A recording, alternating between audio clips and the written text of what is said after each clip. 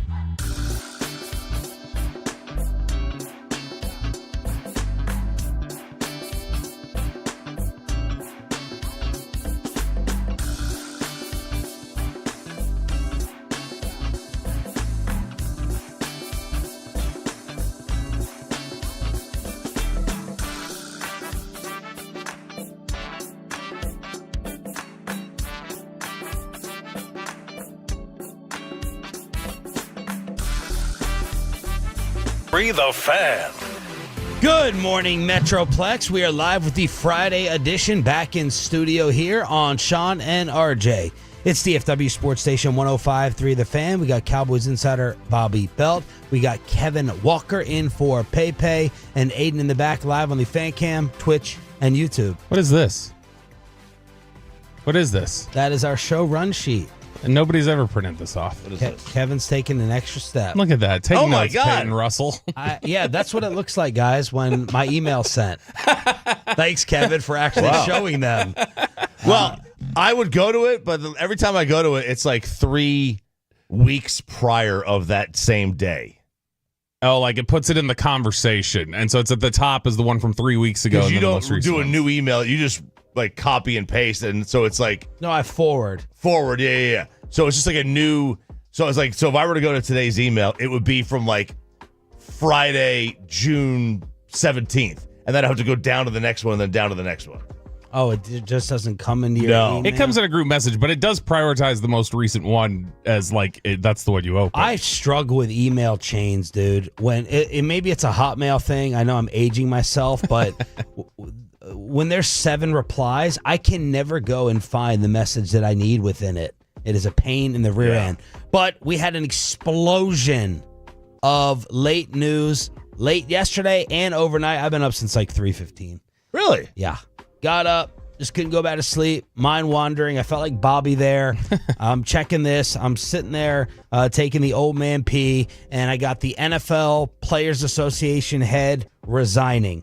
Of course, we already have TJ Watt news. We got Trayvon Diggs news. We got Dame Lillard news. Ezra Raku signed as a second-round pick. Had an explosion of news taking place, but we will start the Friday edition. Thanks for turning it on, leaving it on, with TJ Watt getting his new deal, $41 million per. The guaranteed money is obviously in there at 108. That makes TJ the highest paid non-quarterback in NFL history, and Bobby Belt, along with RJ Choppy, are both here to say it's not going to hurt the Cowboys in dealing with Parsons. Yeah, because it's like the you've already taken the brunt of the injury, of the pain of not signing Micah. Yep. You know, had you signed him a year ago, you probably could have saved yourself, what, $5, $6, $8 million if you signed him a year ago when the moment he was eligible for the 5th, you know, to get his contract extension. But now that the market has jumped already, and then TJ only jumps it by what, $1 million? Yeah. So you're what do you, and who can you get for $1 million? Let's say you save $1 million. Who could you get? You can't get anybody. Which they're not even getting that. They're not even getting $1 million savings. He was never signing for 40. Like that's the thing. He's never signing for 40. It's set up now where it was going to be between. You're saying it was going to be more? It was going to be 41 or 42, somewhere around there. And like TJ getting that, he just said the other day, it doesn't matter to. He's like, those other deals don't matter to what I'm doing. He already knows what he wants. You got to remember, the agent that he's dealing with, Derek Stingley. This past offseason, the top of the corner market was $25 million. He got Derek Stingley 30. This is not somebody who really goes by well, let's go $1 million up over by the. He's already got his number in mind. He knows what he wants, and he's gonna go get it. But but does he? If he has a number in mind, that things can change. I don't think that anything can go up much higher than it already is. Yeah. Can the guaranteed money change? Where are we with, maybe we should stop looking at average per year and look at guaranteed money and how that has been layered in terms of jumping, because now we're at 108. Well, so again, if we're talking about. And the league with all the collusion wanted to stop all the fully guaranteed money because of Watson. 108 is pretty close to 123. 108's high. Close. Dak's guaranteed money was really, really high. No, I think that what you were looking at was probably always going to be around $42 million a year, and whatever his guarantee will be, it'll probably be upwards of 90% of the deal, something like that. And look, again, if they had signed him a year ago, that's a lot of savings. Yeah. At this point, you've already taken a brunt of the saving of the loss, right? The leapfrog. So if they get him at 42 versus 41 or versus 40, okay, it's not really going to kill you. Yeah. You've waited this long. Yep. There's no rush. This is now if Trey Hendrickson comes out here tomorrow and gets 46, which he won't. Yeah. But if for some reason he does, Yep. We can have a different discussion then. Because then that changes a lot of things. I'm actually saying this in reality. This isn't some crazy statement I'm just making up. Micah sat down with The Undertaker and he decided to unleash a little bit. I think this is the most. He's been PR and generic, and I'm a warrior, and I need to train. I need to prove it. I need to fight hard. And the gloves kind of came off a little bit with Taker. I would never understand it. We wanted to do the contract last year. They're just kind of like, we want to do Dak and CD, and then you go out there, perform again, and then, you know, you would think like, all right, we'll get it done early. We know there's some guys that's about to get ready to get repaid, like Miles, you know, Max is gone. So you would think like, hey, let's get ahead of that. You know what I mean? I just never understand, you know, when guys come into the league and they're consistent and they, you know, they perform well, why they got such an urge. But then there's guys that just have one good year or maybe 2 good years, and it's just like they get it right away. And even now, you got TJ and Max and all these other guys that's getting paid, and you can't want us to take less because you just decided to wait, you know. We obviously want to get done early. We want that relief off our backs, but obviously ownership is always going to make it drag out, make it more complicated than it has to be, lack of communication in that standpoint. But, you know, I just always say, God has me this far. He ain't done with me yet. So, you know, I just keep working, keep going. And then when it come, I'm going to be ready. But, you know, it ain't going to be no drop off. So there's some Micah shots fired. First time I've kind of heard that. Communication took a shot. We wanted it done earlier. I don't know why other guys who have done much less end up getting it. Again, all this stuff means nothing. Zeke and Jerry went back and forth. We had our Dak drama in trying to read between the lines. No, I flush all this stuff. Yeah, I mean, DeMarcus Lawrence flat out said, all right, trade me. I mean, you guys can't give me money. Go ahead, trade me. So, like, they have these things happen, but I think that would be the one thing that might annoy them a little bit of those statements was the thing about communication. And we wanted to get this done early in the offseason. Yeah. And Jerry would say, I thought it was done early in the offseason. You told me it was. What do you think changed? I think that the agent went, no, the hell, you're not signing anything where you get in a side. I think Mike was told, we're not doing that. Do not, and don't do that anymore. What aspect do you think of it? So probably what it was there was an agreement in general agreed upon. A lot of these things, when Jerry's gotten somebody off the side, you got the thing done, and then they go in there and they work on the bones of the detail. I don't think David Mulugeta is going to work on the bones of a contract that he didn't agree to. And so he's gonna. I'm not even doing this as a starting point. You guys agreed to that. I'm not going in there to fix the details just because you got the price you wanted. We're not doing that. And so, I mean, look, I think even if this was last year, we talked about. But that's what Micah wants. That's what he would do. What? To fix the details, right? Yeah, I think he just got there, and Jerry was an effective negotiator across from him. But I think that Mulugeta last year would have shot for. If they would have gotten it done last year, he would have gotten Micah 40 then. But like, I don't think it's saving a ton of money because David sees where the market's going and he knows this will be 40. I'm not signing you for 35. What's the difference in total guaranteed versus fully guaranteed? So total guaranteed is the amount of money that is guaranteed over the entire life of the deal. It's kind of funny money. Fully guaranteed is like when you sign the deal, this is all you are guaranteed to get. Total guaranteed is a year from now, your 2029 salary fully guarantees if you're on the roster on that day. So those are the guarantees when you look at the little markers that they hit across the time. Because I'm trying to figure if the guarantee is the holdup here. Miles is making 40 a year. He's getting 123 and a half total guaranteed, 89 million fully guaranteed. Yeah. Then I look at Nick Bosa, he's getting 122 and a half total guaranteed, 88 fully guaranteed. So somebody like Miles, without looking at the deal right now. And with TJ, with this 108, is that total or probably full? Total. All right. So it'll be that last year. So, yeah, what generally happens is, like, if you look at the 89 that Miles has, that means that when Miles signed the deal, he probably has the first couple years guaranteed, like when he signs it. And then probably the third year salary of that contract, when it gets to 123, he probably has 32 million or 34 million, whatever it is. 34 million becomes guaranteed on the 5th day of the league year next year or something like that. Yeah. So there are provisions built into it, but it's kind of a myth to say it's guaranteed. It just seems like the Cowboys, like tonight, you make a nice dinner for your wife, significant other. It's going to be. I wouldn't. Yeah, I know you would. It's going to be you would cereal and milk. I just don't cook. It's going to be surf and turf. Ooh. And you got $100 to spend. The Cowboys don't care about the leftover money to get the seafood and the nice bottle of wine. They're like, we're just going to wait and we're going to spend $80 on the ribeye, $80 on the filet. And instead of having some leftover money saved to get the shrimp or the lobster or the crab cake. What's a bottom feeder fish that you tilapia.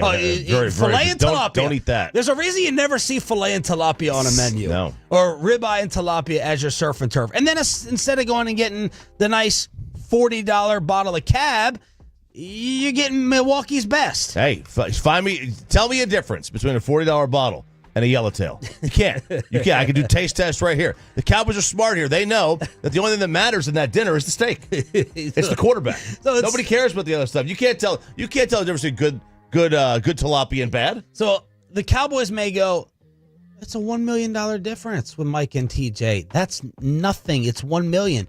Well, you take one, and then you take the other contract you waited on, and then the other contract you waited on in a salary cap league. I have a $100 budget, and I could have saved $7 million and not the one. But I get frustrated with people who isolate the individual deals and go, you only saved $1 million. You can't get a $1 million player. It's the cumulative savings of everything that you have to gather under the cap. So that's what Sam Presti, sorry, Bobby. Sam Presti gets a lot of credit for this in OKC, not necessarily with these recent deals, but getting in to save, getting in to gather up more money and at least trying to negotiate and have savings because they also have a cap with aprons. So they would typically look at it like this. This is I was explaining this to somebody at the firehouse yesterday. They were asking me like, okay, so what's their thought process on waiting on a contract? Let's say they get the deal done in advance last year before the season, okay? He is scheduled right now to make $24 million this year on the fifth-year option. Last year, he made $2 million. So they're looking at it and they're saying, you wanted us to get something done a year early. You wanted us to pay $32 million more a year earlier than we needed to in the name of saving $3 million annually. Why? They look at it as, no, I'm keeping him on that cheap deal until I just absolutely don't have to. The suckers are the ones who will get into a deal and then they kill the last 2 years of the deal and just say, oh, we'll go ahead and pay you even more now. No, if you sign that, you would much rather have him on $2 million last year than $35 million annually. That's how they look at it. I'm not saying it's right, but that's how they look at it. But then are you paying more on the back end with where the market has gone? Slightly, yes, but not what he's saying is, you may be paying even $5 million. Let's say it's even $5 million. The market would have had to. They would have to end up paying Micah $9 million more annually this year than they would have last year in order for that discrepancy to be made up by paying him early. We're starting to get a flurry of second-round picks signing. Of course, the top two were guaranteed. That's screwed a flurry of scabs. That's what you're getting. Oh, they crossed the picket line. Yeah, you're getting a flurry of scabs. This is awful. And they should be ashamed of themselves. Ezeraku is one of the ones. He is ready to go for Oxnard. So you had the first two guys fully guaranteed. It was Carson Schweisinger. Mm-hmm. Schweisinger. And then Jaden Higgins, so Cleveland and Houston. Higgins is the one who really messed it up, or Houston. Yep. And then the Seattle, they signed their first pick, the 35th pick, so the number 3 pick of the second round. He got Nick Amanawari. He got 4 years, 11.6, fully guaranteed. So you have 3 guys fully guaranteed, and then you get the Niners signed their guy. He gets 90%. It's 4 years, 10 million, 9 guaranteed. And then Ezeraku, the very next pick, 4 years, 10.1, 8.1 guaranteed. And yesterday I was saying it. I knew these kids would fold up. On Deadlines make deals, man. That's what it is. You get a training camp deadline. He could have practiced without a contract, but obviously he exposes himself to risk. Yeah. But yeah, this was really, Dallas Morning News wrote about it. Calvin wrote about it, that when Alfred Collins signed, that just then makes everybody else easier. Because Alfred Collins signs with San Francisco, that's 88% guaranteed. Now it makes it easier for a framework for, okay, well, that guy signed. Let's knock these out. That guy, he should be ashamed of himself. Is this the beginning of the end for Trayvon Diggs and what happened with him yesterday? The Rangers making another move that Nico Harrison would puke over and add Damian Lillard to RJ's loser list. That's next. Glad you're waking up with us. Loaded Friday. No reason to go anywhere else. We're going to get you to your weekend as quickly as possible with Sean and RJ.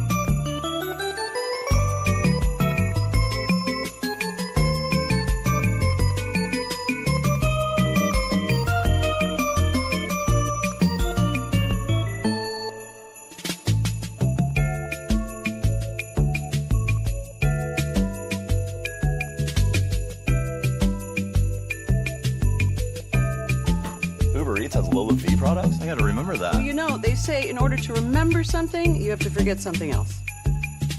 Okay, now that is a very cute haircut. That's like a little shag. I've never seen it before. Well, I mean, of course you have. It's the Rachel. Oh, is that your name? No, I mean, like, your name. No, I'm Jen. My name's Jen. Right, but I just mean, like, this is your haircut. But that's hair on your head. I'm not saying this is your hair. Okay.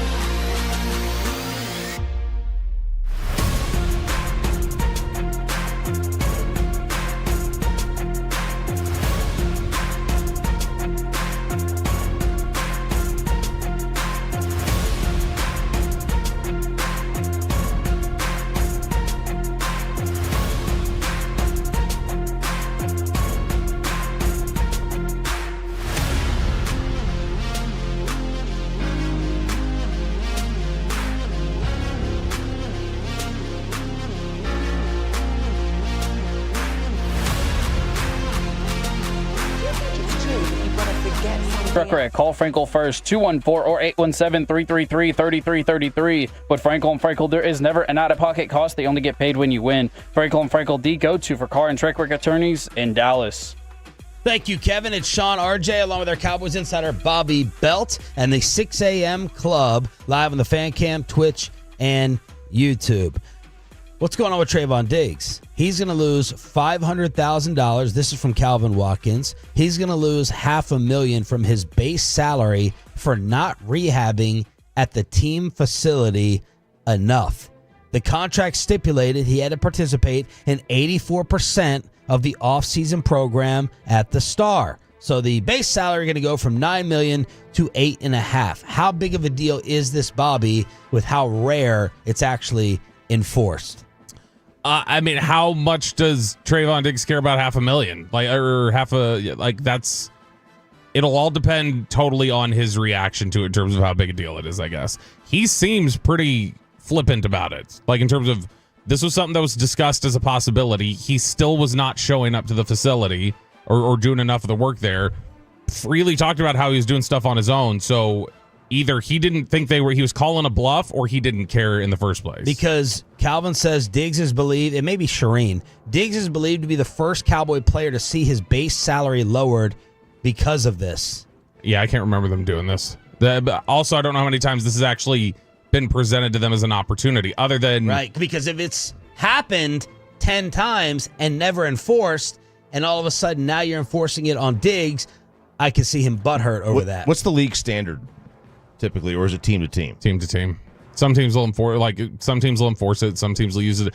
Generally, teams use it as like a form of discipline. Like, really, like, I'm serious. If you don't show up, we're doing this. And Jerry had, it's being called, publicly rebuked Diggs for his previous rehab. Mm-hmm. So this has been a thing in the past. And then again, Shireen saying he could miss most of or all of the 2025 season. She keeps saying that. I'm gonna have to ask her why.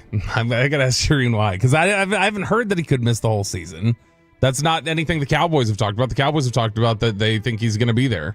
Well, they have there's no benefit and advantage to them to saying that he could miss the whole season.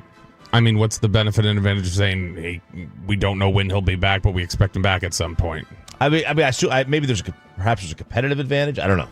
Maybe this far out there's not. Probably, right? Yeah, that's the thing. I wouldn't think this like far week to week there is though. I think they just week don't to week know. To saying, I don't think they've seen him enough. Clearly, because they're fining him. But I think they haven't seen him enough, and so they don't have a good grasp on where he is with his rehab, and they didn't trust it last time. So they're like, I don't know. I mean, he could miss the whole year maybe. Like, this is just I'm surprised that if this was going to be enforced, that Diggs didn't show up more. So either Diggs genuinely doesn't care about the $500,000, yeah, or he didn't think they were going to do this, and it's going to be pretty spicy next week when we're in Oxnard, because he's not somebody who generally censors when he's upset.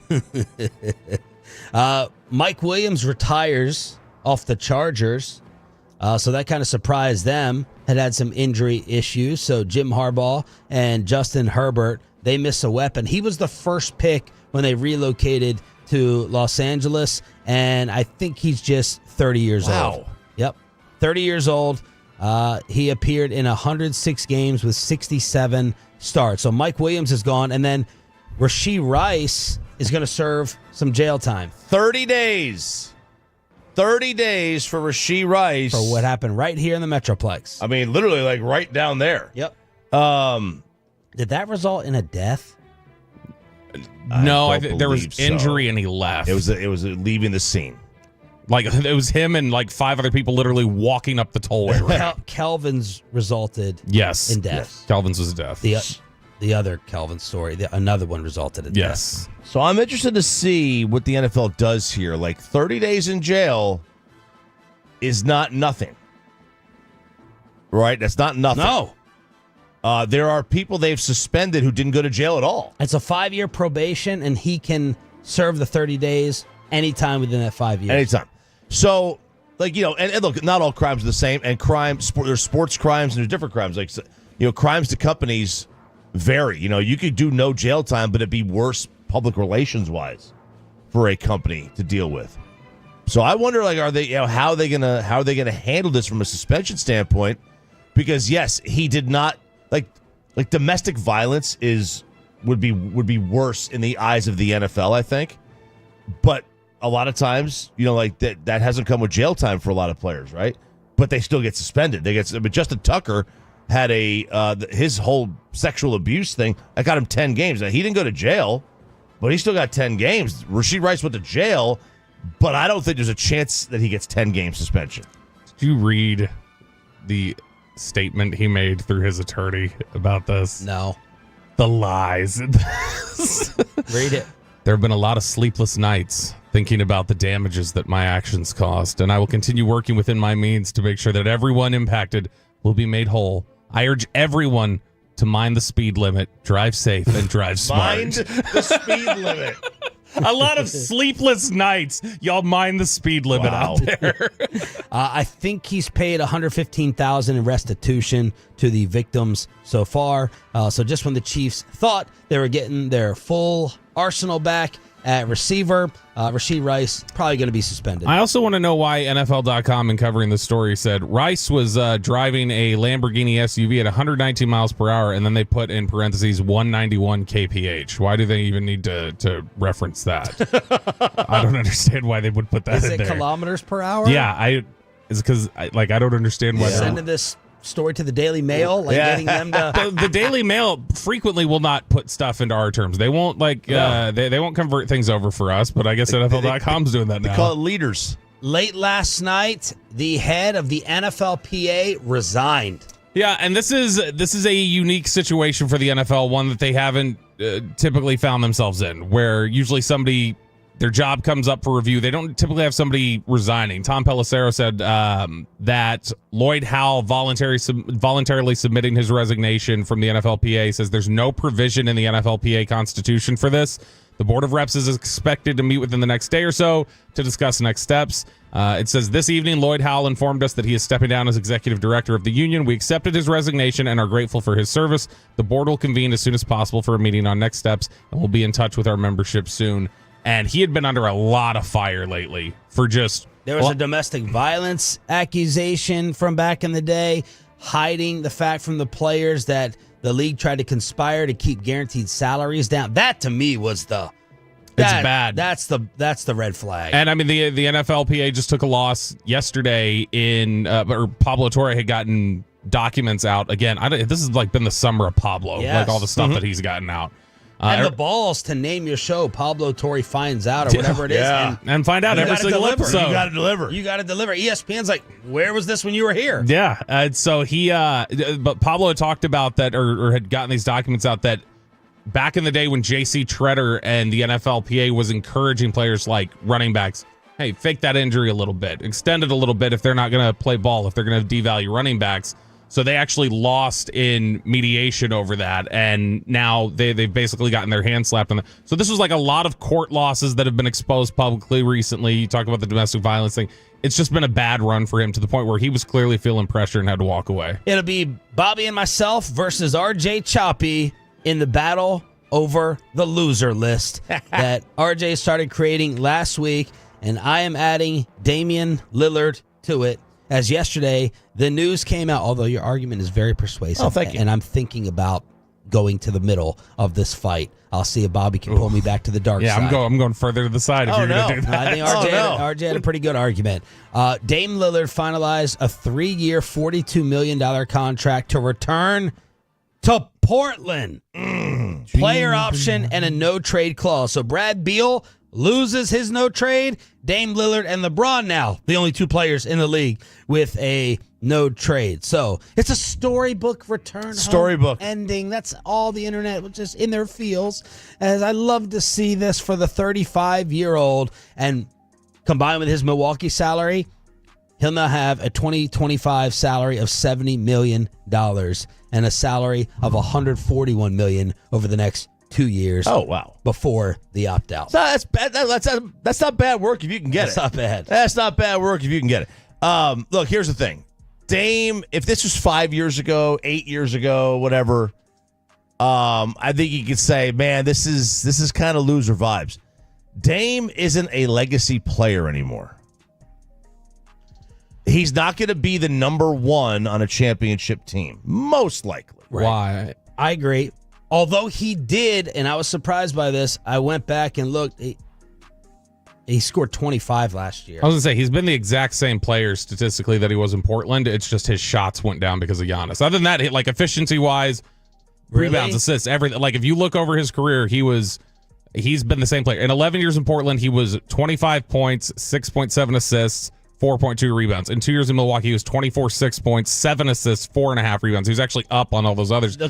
He's still 35 years old. And he's going to have a year off recovering. And he's got a year. Yes, so he'll be 37 by the time this really kind of kicks in. Yeah. So at that point, it's like, all right, and Gilbert Arenas, I think it was either Gilbert or Pat Bev told us, not personally, but on his podcast, that the number one player on the team gets credit for the ring. Everybody else's ring doesn't matter. And I agree with that. So if he won a ring in Milwaukee with Giannis, it'd be Giannis's ring. Well, although Drexler didn't get dinged like that. Who? Drexler didn't get dinged like that. There are layers to it. Like Gary Payton. He would have been Drexler, though, literally coming from Portland mid-30s and winning with another star who had already won before. He got dinged. I dinged him. It's a lot. Well, I mean, you did because for the sake of the argument. But no, he did not. Honestly, nobody thinks of Drexler as like catching on like that. When you said Drexler, I was like, he didn't win. And then I'm like, oh, he won at Houston because he joined the most hideous uniforms in sports history. Oh, which one? The 94 or the 95? With the little animated rocket? Not the animated rocket. Not the like. I hated the animated rocket. No, the animated rocket was beautiful. It's one of the best uniforms in the history of professional sports. Like Looney Tunes. Oh, it's beautiful. Like Space Jam. I love it. They're old school red ones. Oh, yeah, the ones that say Houston or Rocket. Okay, those two suck. No, those suck. No, those suck. Those are trash. The crap ones. This is a segment full of awful takes from you. It just looks like an old 90s. Looks like the 90s threw up. Look, I get that he was miserable in Milwaukee, and he said he was just watching YouTube boxing highlights, and his family was all there and everything. That's fine. It's just like I told Devontae Adams, though, when he went to the Raiders. Just be okay with what happens. Like, you're never going to be in any higher up discussion. I agree with you. Like, he's not going to be an all. He'll always be remembered for being all-time clutch. Dame time is his legacy. Dame time, yeah. But to throw away and pee away any possible shot at a championship, you're going to suffer. You're going to suffer from any hope that you had to move up a little bit. Yeah, he is. If he would have stayed in Portland, he would have been looked at as a loyalist. Now he looks like, oh, you can't step outside your comfort zone. Like, that's how he's going to be looked at. And took money. Which is fine to take the money, but Bradley Beal just signed for nothing in order to go ahead and try to win.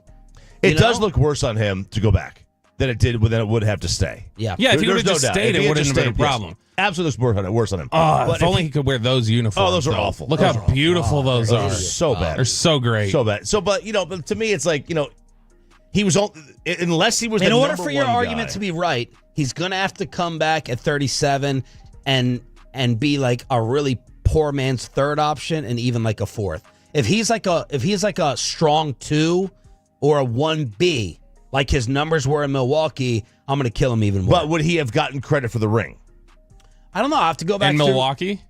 Yeah, because if he was scoring 25 a game, yeah, sure, 25 a game is a lot. That's a lot. That's a lot coming up in Achilles. If he's scoring 16 a game, no. Yeah. I know it's Achilles versus ACL, but we do have to remember also we're talking about this same context with Kyrie, basically. Like Kyrie's going to be coming back the same sort of way. Yeah, he is. And also it's, he is at the if he's not going to be the top dog, just go where you're happy. Nobody would have dinged, and that's it. Like, if Dallas would have beat Houston or Boston 2 years ago, nobody would, I don't think, would have thought of that as not being Kyrie's title. So I know the internet is in love with this. I think RJ's got a strong defense here, but Bobby and I, loserless for someone who I never thought could ever be on it because of the popularity and Q rating, Damian Lillard going back to Portland. And he should have waited this out, unless the money just definitely wouldn't have been there. Yeah, look, he was in no rush. Milwaukee was paying him anyway. He could have waited this out, seen how long he played, see what happens next year. We have no idea what next year's offseason is going to be. He could have gone to Boston. We lost a whole year of Instagram training videos and reports that he's getting closer to signing with a team. What a selfish person. The Texas Rangers make a move, and are we fighting again with the Gbag Nation? We have the audio for you to judge next on Sean and RJ. No, that's absurd. Hey, remember when you used to be what was it? Pepper Lady. Pepper Lady? Wasn't it the Cinnamon Sisters? Hazel Babes. Sapphire Squad? Nutmeg Maidens? Pre-curb? No. Nutmeg Maidens? I just said that. Was it Spice Girls? Doesn't sound right. What was it, Saffron Squad?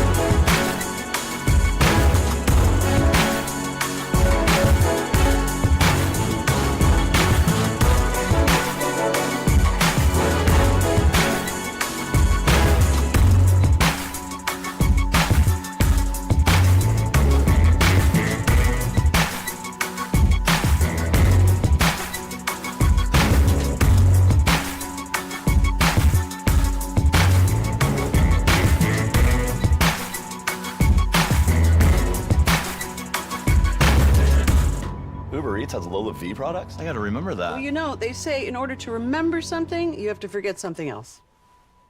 Okay, now that is a very cute haircut. That's like a little shag. I've never seen that before.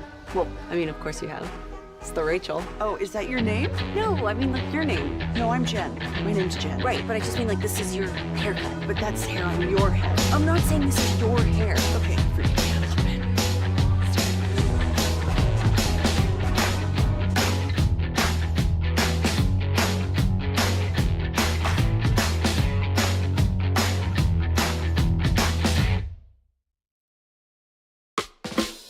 Chevrolet in Grapevine. Back-to-back #1 Chevy dealership in the world. They've got more new Chevys than anyone, and they're all priced to sell. Silverado, Tahoe, Blazers, Malibus, Equinox, and more. Visit ClassicChevrolet.com. This is Texas. This is Classic Chevrolet. Together, let's drive, relax, and enjoy the difference. Based on new Chevy registrations 2023 and 2024.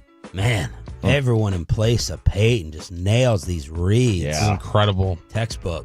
I like is that it was jarring yesterday, like I said, when I realized how like he and Scotty Scheffler are the same age, and Scotty talks like he does. Yeah. Peyton talks like he does. Say the word unprecedented.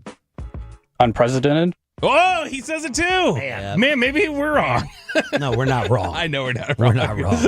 We got one of our final concert ticket giveaways during the 720 commercial-free expressway.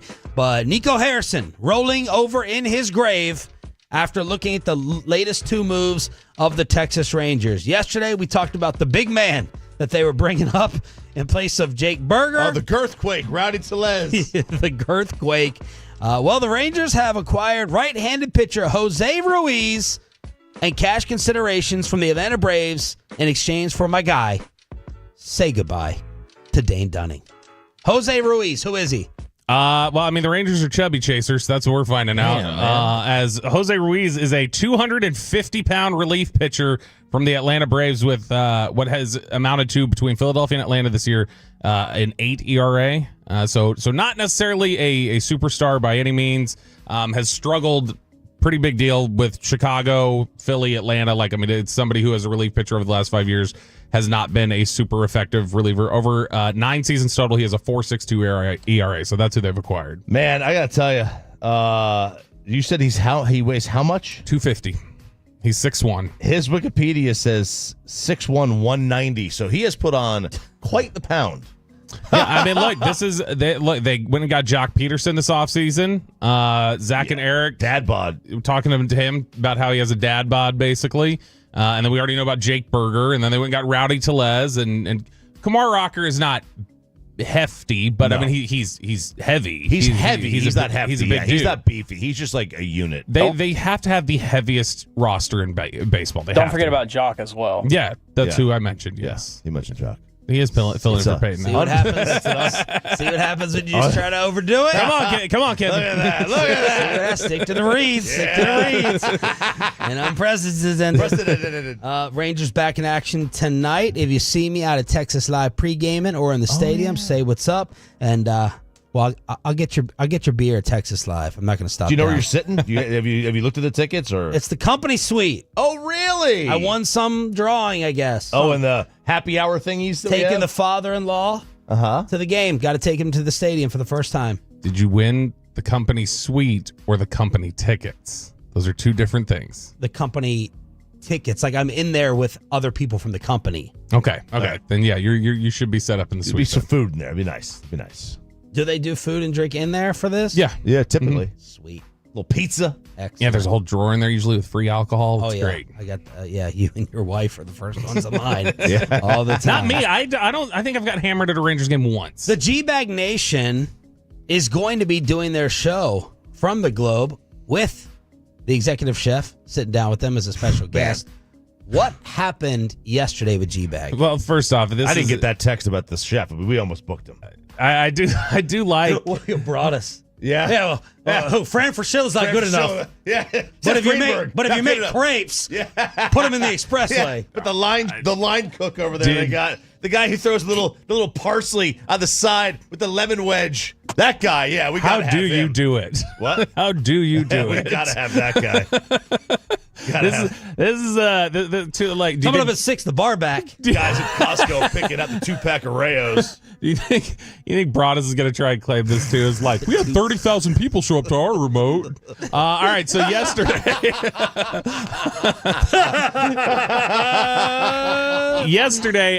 for a second day in a row, Ross being unable to screen calls won Gbag. Does Corey Seager show up at your broadcast? Yeah.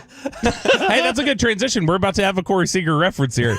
So, 2 days in a row now, Ross has won Gbag of the day for being completely unable to screen calls, instead believing he was a secretary who takes notes and then passes them on to you guys. That was on our show. So after this, after it won a second time, or after they played it the second time and we're leading into it. Reed was dying back there.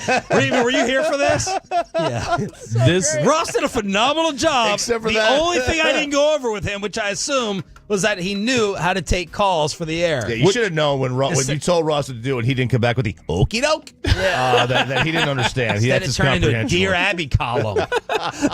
And Dawson talked about this when they played it the first time. He was like, I guess we just take that few calls at the station. Like, we have board ops who have been here for 2 years and just don't even know what it means to, like, pass on a call. Don't they do what you're drinking, what you're thinking? But Ross doesn't cover it as much, I guess. I don't know. But this was after they played it for a second time, and Gavin Dawson and Eric Chiafalo took a couple jabs. In fairness to Ross, I think that second one was the caller not realizing he was on. Yeah. Probably because Ross hit the button at the same exact second Sean said his name, which is actually still Ross's fault. The whole thing is Maybe he didn't pot him up. truly, truly amazing, man. He's like, Ross, who do we have? Dead silence. Ross? Well, you don't want to mess up around those guys, though. Sean and RJ, the best, I think, at making fun of their coworkers in radio history. Just fantastic Top stuff. tier. Yeah, absolutely, man. Pure gold. Was that before or after Choppy tried to trade Seager away from us?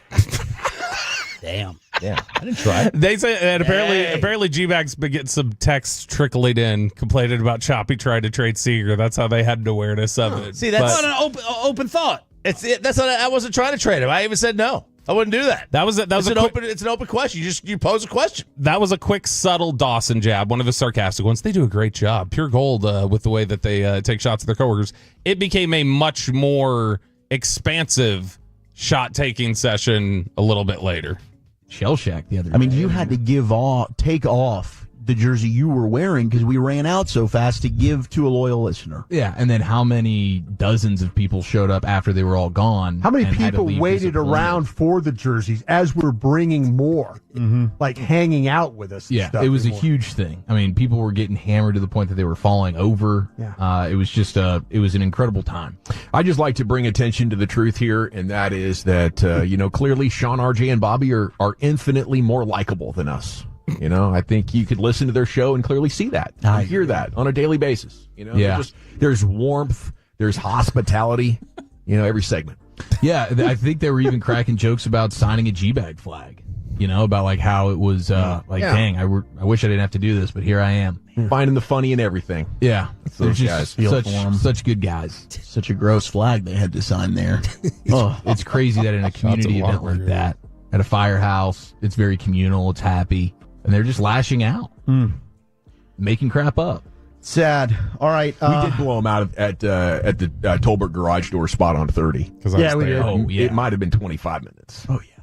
That's true. We were running out of stuff left and right. It was insane. But they don't care about facts. No. Their show never has. No. 15 years running. Kidding me? 15 years running. Doesn't care about facts. Doesn't care about facts. I didn't see the Gbag article come out yesterday. I didn't see that one either. Yeah. I didn't see that one either. I didn't see that. This is just jealousy. I'm not even That's all mad it at is. them. That's all I it is. kind of pity them. And Tolo Chris Navarre always hits us up. He's like, y'all remind me of my siblings. When you bust balls to the degree that we do, it just shows it's a love. How close and tight of a relationship you have. When you don't speak to each other except for when the microphones are on and it's a morgue in the commercial break or the pre-show meeting, like these guys are so dead off the air that the Undertaker's jealous. These guys are so dead. Gavin Spittle doesn't even meet with him. He meets with us. Why? Every single week to have fun. to have a relationship. As soon as he gets to work on a Monday, he starts his whole week on the right foot. There's no ask Gbag when's the last time they ever had a meeting. To be fair, I don't think Gavin wants the contact high of walking into their prep room. That's right. And then, of course, you're going to get some people showing up. When you have 14 people on a show and 3 people in the Metroplex like one of you, 14 times 3. We have 3 people out there and Ruben. But we have less numbers, but we still get as big a turnout. When their show's on, nobody has to get to work. They have already snuck out of work. That's right. Now they're including Dawson. Now people are getting in trouble for their boss, like with their bosses, to come see us. Now they're just avoiding going home. To the wife. Right. That's all they're doing. I really feel bad for Samson. For who? Samson. I mean, Chiafalo. He cut his hair. He lost everything. He had such a great head of hair. He cut it. He's lost all of his superpowers. It's not even that funny anymore. We need to have a bar off. We need to, for a month straight, hype up Friday night, 7 o'clock at a bar down the street from each other. At the same, you can't go to both. Okay? And then we'll see who brings out more people to party. Now you can go to their dry party with your vape pen and have fun over there. NA. Or you can come over to our party, which everyone does for these firehouses. A bar off. That's what we need to have. Get it sold. Bar Scooter, it's on you right now. Raul, whoever's in the building, down the street, 7:15, and we'll see who gets the most people. We'll settle it that way. What do you think? Oh, I like the idea. That's easy. I think Gavin's probably going to put the kibosh on. He's like, I don't want one show just completely embarrassing our afternoon show. Like, I don't want it to be such a blowout that we'll give them K&C too. Yeah, even more drinking. So I don't want it to be such a blowout that, like, 877-881-1053, the Franklin Frankel Injury Attorney text line here on DFW Sports Station. Thanks for being a total that stands for Turn It On, Leave It On. We have a concert ticket giveaway to hook you up with, and we have a live update on the British Open. Round 2 is taking place. And I was so happy to talk about this when Bobby is out. A development happened yesterday that's going to make me miserable talking about it with Bobby back. That's next on Sean and RJ.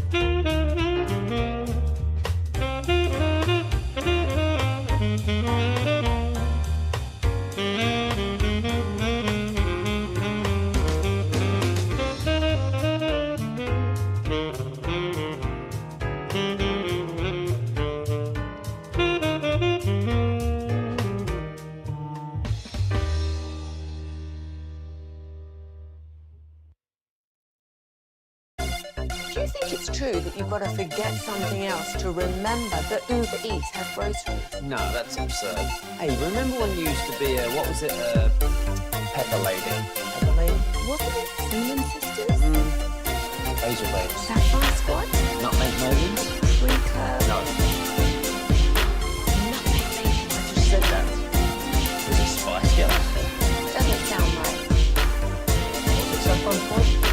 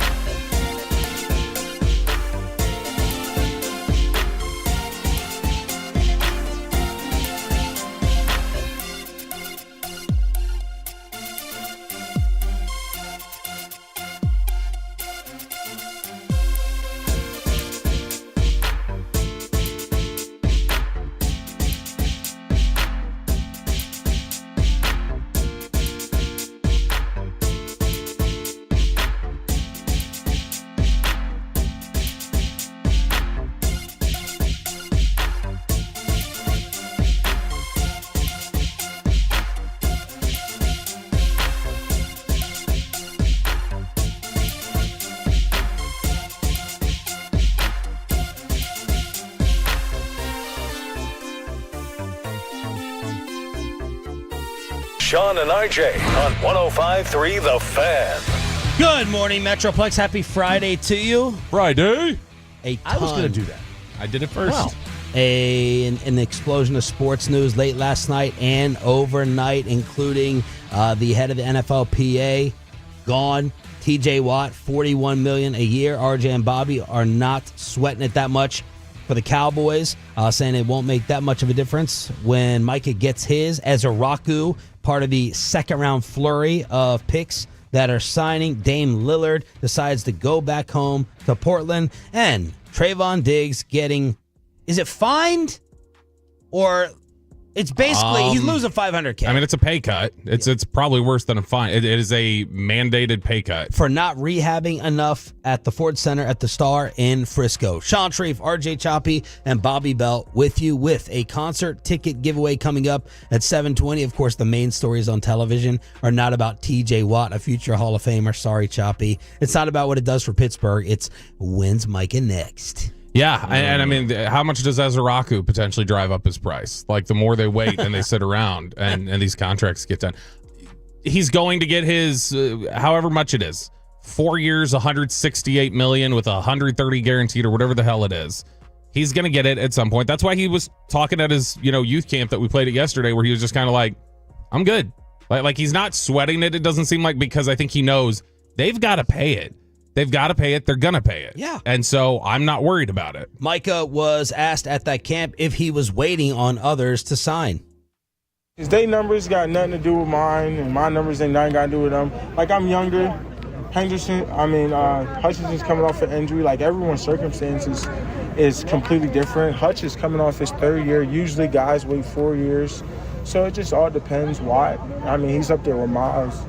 So, it's different. Everyone's circumstance is different. I love the last question of, does Jerry now know the name of your agent? Mm-hmm. I just stay out, let David handle all that, And to be fair, Jerry's a businessman, Let him handle his business. His son and another person usually handle contracts, so, that type of thing wouldn't surprise me too much, to be honest. That was a nice, safe answer. Yeah, it's a safe answer, but it's kind of the reality. It's interesting to hear him say so directly, like, it wouldn't surprise me if he doesn't know his name. Right. Like Micah's just like, yeah, that doesn't surprise me. Like, he doesn't do a lot of that. He's got some other stuff on his plate. I'm not stunned he doesn't know. Surely. Surely that's not the case. He knew his name. Surely he knew has to know. Jerry knew his name at the time. That's a Jerry power play. RJ Choppy is back in heaven because round 2 of the British Open is live in front of us. I'm in heaven until I am in hell, which is what I will be if Brian Harman hangs on. I don't want to see him win a second major. Brian Harman is your leader at 6 under par. He won the British Open 2 years ago. Of course. Yeah, he won it 2 years ago. Oh, we remember. He's a lefty, little guy. You know, he doesn't hit it very far, but hits it straight. It's a perfect setup for him, but he is in the lead. He is 4 under today. Listen to the list of guys that are going to miss the cut. Bryson, Brooks, Morikawa, Patrick Reed, Wyndham Clark. They're all going to miss the cut. Wyndham Clark, he got banned from the U.S. Open. He did. At where? At Oakmont. Okay. So he got banned from Oakmont. Harris English, who's ironically enough an American, not an Englishman, but he is second place with Terrell Hatton, and Hatton's fun. So you got some fun guys at the top. Justin Rose up there. Scotty Scheffler 3 under par, so he's 3 back. Scheffler tees off about 2 hours from now. Fleetwood, Oberg, Westwood, Fowler, Neiman, and Rory all within striking distance. Shane Lowry, John Rahm also 1 under par. And what happened yesterday? We had some slow play. We need the banger out there. Bang! Yeah, we do. We had some slow play, okay? JJ Spawn. Listen, pick it up, dude. All right? Just because you won the U.S. Open does not mean that you get to hold up everyone. He was given a, quote, bad time report. If he gets another one of those, it's a 1-stroke penalty. It took him 50 seconds to hit a shot. He's just standing over the ball the entire time. It should not take that long. Get the club you want, hit it, find your yardage, go. Your caddy should be doing that all pre-shot anyway. It's, we got no time. We got no time for slow play. And listen, I don't have all day either. All right, watching this thing. It took Rory McIlroy's group 4 hours. 4 hours. Not to play the round, Sean, to play 11 holes. Whoa. 11 holes. Wow. Was he doing a lot of media in between or something? Yeah, he was. Well done. 4 hours. It took him 3 hours to play 8. So they actually sped up between 9 and 11. All right, they kind of flew through 9. It took them 3 holes to play an hour. That's just not right. 4 hours to play 11 holes. That's not right. That's not right. Fix your conditions. Get better weather up there. Why are these things? Right, cloud seed a little bit, right? Everybody's talking about cloud seeding or something like that. Get better weather up there in Northern Ireland. Stop with this rain and wind crap so we can get around in a couple hours. I want to like golf. Like I want to follow it. I don't just want to be great at it. Yeah, like I want to follow it. But like it seems like every week there's a story of like, oh, he got a penalty for standing over his shot too long. He got a bad time report. Oh, he didn't sign his card, so his score doesn't count. Like there's so many of these dumb, just like logistical things they throw at you where it's like, all right, you kill any chance that I'll find this sport fun. So here, you know what? I'll have this as fun for you. Kevin, we have this, right? We have this? I said this to you? What is this? Yeah, I got it.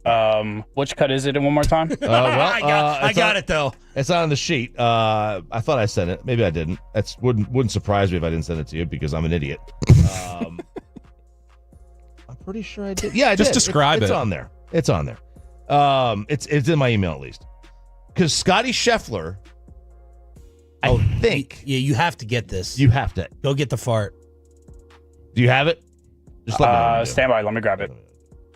So this is what, to me, this is the most. This is great timing right after we made fun of Gbag too. Phenomenal timing. That's phenomenal.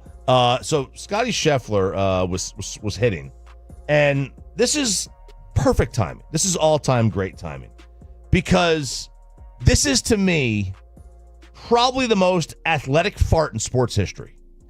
Or one of the most athletic farts in sports history. You've now named 2 new things this week. You gave Mike Francesa awake apnea. And now this is an athletic fart. An athletic fart. Because we saw Jimmy Butler try to do this when he was here, and he had to change his pants. Okay, Scotty Scheffler, you let me know. Did Scotty Scheffler hit this shot and then toot? This is a great view of it here because so far above the green, downwind you can get onto this green, but Scheffler.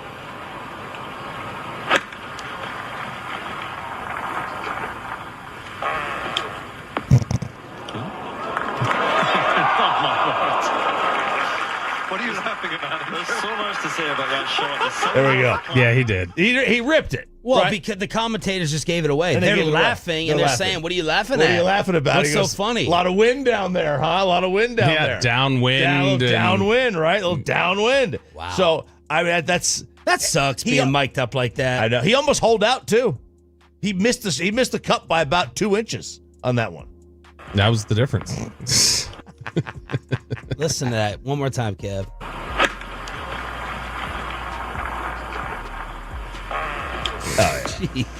Did he? I'm not watching the video. Was it on him watching his shot, or was it following the ball? It was following the ball at the time. So you can't see if he raised up on a leg or something. Yeah, because if you're, I envy the people who could just not break stride and do that. I always know when you've done it. Yeah, I can. You're the most transparent tutor. Oh yeah, that's what you'll just do. Like you will just roll up on one butt cheek. Yeah. Now sometimes if I think it's gonna be an odorific.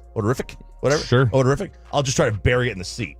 That's what I do on an airplane. On an airplane, I don't lift. I just bury it in the seat and I blame it on some old person. I was very excited for this. I was happy Bobby was not here while we were discussing it, and now we have to discuss it with Bobby here. It's going to suck. Hell yeah.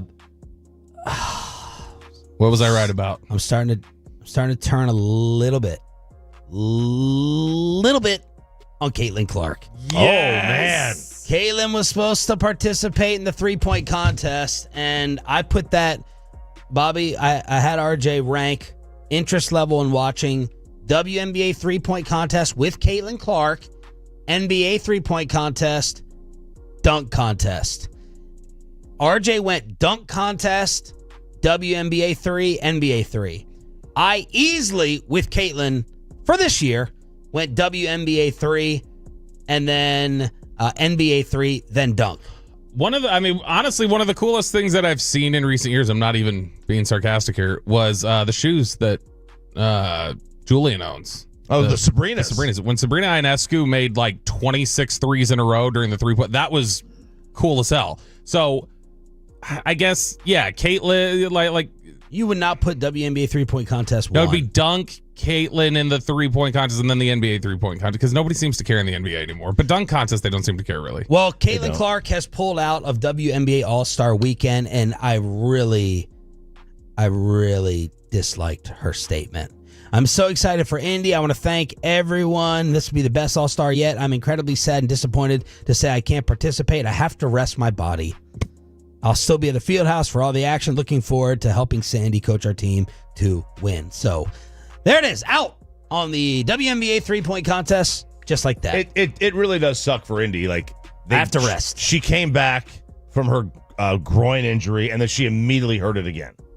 And she was crying 2 days ago. So is she back missing games now? Yeah. Okay. Yeah. All so right. All right. I take back my dislike. I thought she was still playing, and she was just resting. Would she make a shot, though, if she was there? I don't know. The way she's 7 for her last 50 from 3. Yeah, ever since she got the first groin injury. Don't. Well, no. Don't. Because she was at 40%. Don't do that. And then she goes 1 for 23 in those 3 games. And then she goes on that a week or 10-day injury hiatus. Then she comes back and she still can't hit anything. Bobby, I want you to do a future study on this. I know that you were half trolling and half real when Paige got drafted here. Mm-hmm. Can you make a legitimate case that Paige Beckers is better? No, there's no troll. She is a better player. This year, that is 100% true. She is these are Caitlin Clark's numbers right now. She's shooting 36% from the field for the season. She's 27% from 3. She's averaging 16 points and 5 turnovers a game. That's her numbers right now. If you were to go back pre-injury, her numbers look a lot better. Paige is still having a better It's year. not that much better. And she turns the ball over all the time. Paige, as a rookie right now, is shooting 45%, 33 from 3. She's averaging 18 points, 5 assists, 4 rebounds, and almost 2 steals per game, and she's only turning the ball over 2 times a game. Did you guys see the Joel Embiid story? He got hurt? Yeah, his feelings are hurt. Oh. He came out and said, I will not participate in any more Philadelphia 76er team meetings. Oh, no. They're done for me. It's not happening. Because last year, they had a team meeting, and it immediately got leaked that Tyrese Maxey called Embiid to the carpet saying, you don't even show up to the arena. You're late. You don't do the little things. That got leaked. Well, in a recent interview, Embiid said, I know who leaked it. That person may or may not still be on the team. So team meetings for me are done and over with. And I'm like, how is this going to move forward? How is this going to, how are you just going to say, the lack of trust is clearly there. You're not going to participate in team meetings. At least you're saying that. I don't know how you can deal him because it seems like he's broken damaged goods. Oh, Nico will take him, man. This thing is a mess. Put him on the loser list. Look, Embiid, which is so funny because Embiid early on, like it looked like he was like, oh man, this is Mr. Trust the process. This is the guy who has fought to get back on the court and is like everything like, hey, I'll stand the losing here and feel like he One of the almost most likable he had a Giannis personalities. reputation early on. Yes. And now it's like he is viewed as like, not only this, he is consistently viewed as like, you're scared of Jokic. You duck him in all the meetings in Denver. Like he's consistently viewed as a guy who just, he's not going to show up in big moments. He's any little sort of injury. He's going to duck on, like his reputation has flipped almost more than any other player in the NBA over the last 5 years. Says James Harden doesn't speak to him, doesn't like being a superstar because when you get these big blockbuster deals, the other guy is going to assume that you were in on it or had a say, put you in the middle of those situations. So Harden doesn't talk to him. He knows who the rat was, who leaked the details in the meeting, and he's not going to participate in them anymore. Is he bluffing?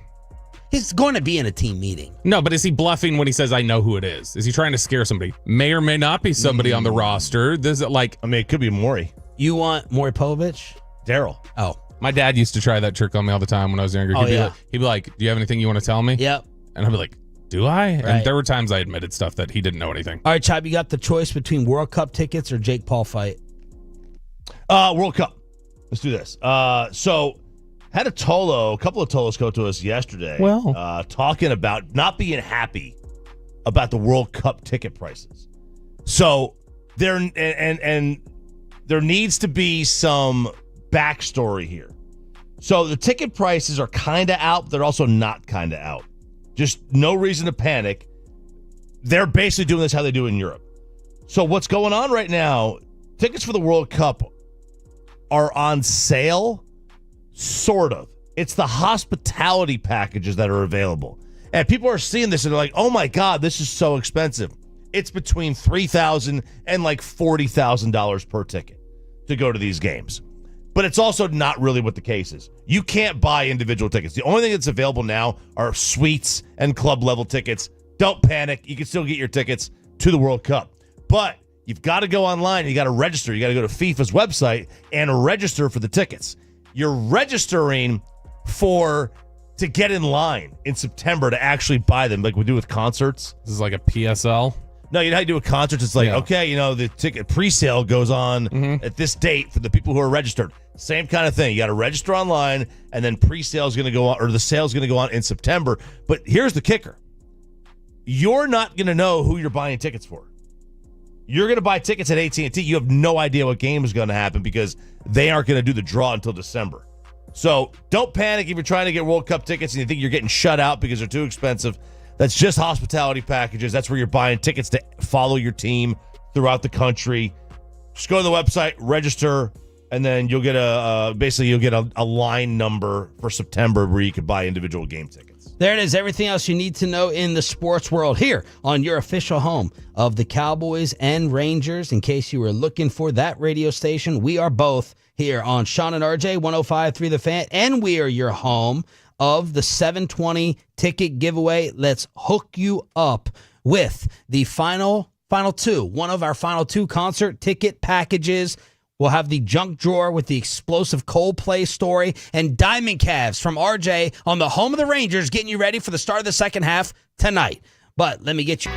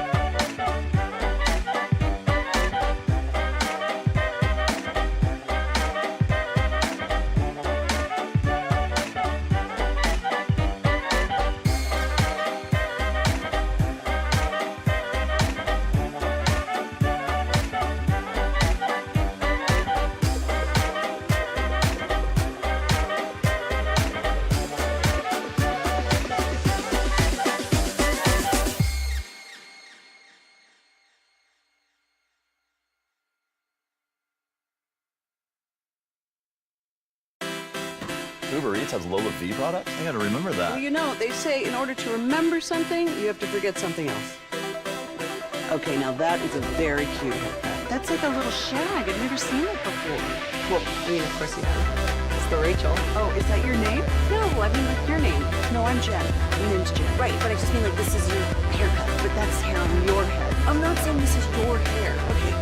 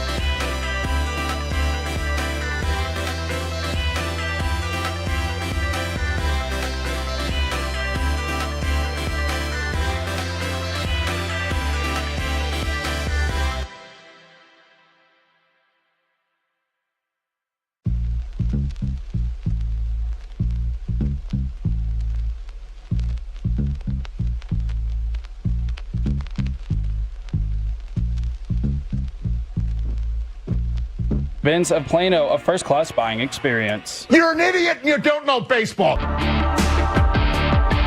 fans, you are not dreaming.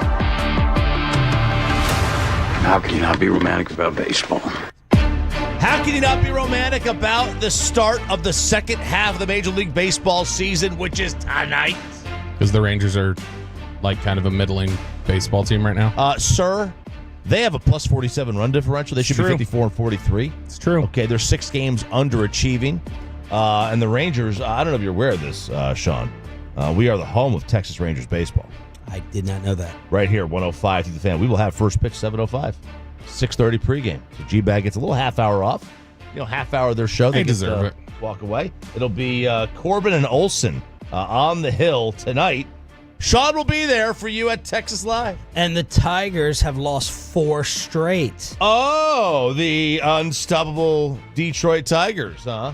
The Tigers are supposed to be the best team in the world. The only team in baseball. Oh my gosh. The negative run differentials are actually like really, really low in the entire sport. But they're playing in the Gbag division. Yeah.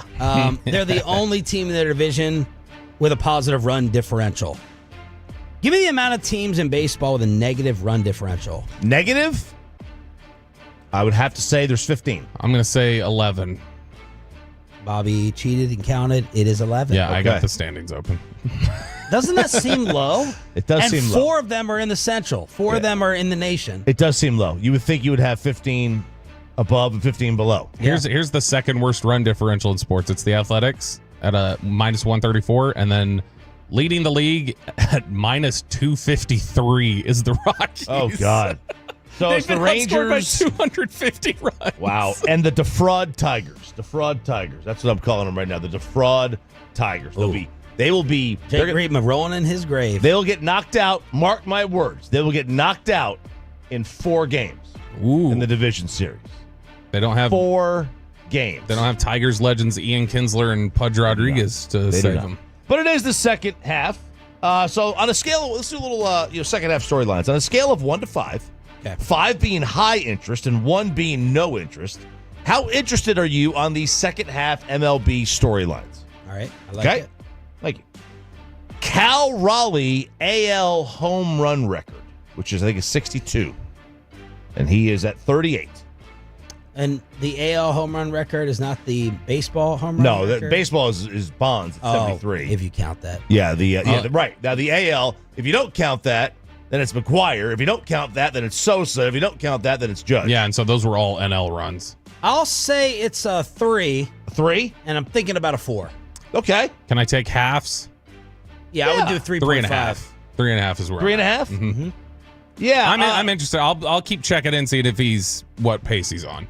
I'm interested from the standpoint of because he's hitting like 118 in July. You know, only July is only a handful of days because they had the All-Star break. But so he's in a bit of a slump, but he's still hitting the ball out of the park. When he is getting hits, they are still going out of the park.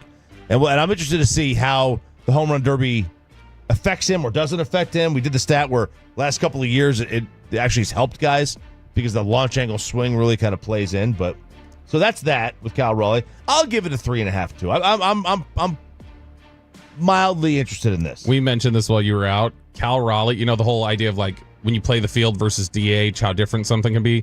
Everybody's like, wow, he's catching and he's hitting these home runs. When he's catching versus a DH, his OPS is 250 points higher when he's catching. He's hitting 212 when he's been DH. Wow. And didn't he get a nice, sweet NIL Yes, deal? he did. He got a endorsement because he is the big dumper. So he got an endorsement with a porta potty company. That's not the only. He also got recently. He got some like craft beer named after him out there called like the Dumpy or something. Dumpy. And this is one of the best name endorsements. Dakotas Crawford, the player for Nebraska, football player, he got an AC HVAC company, Dakotas. Okay.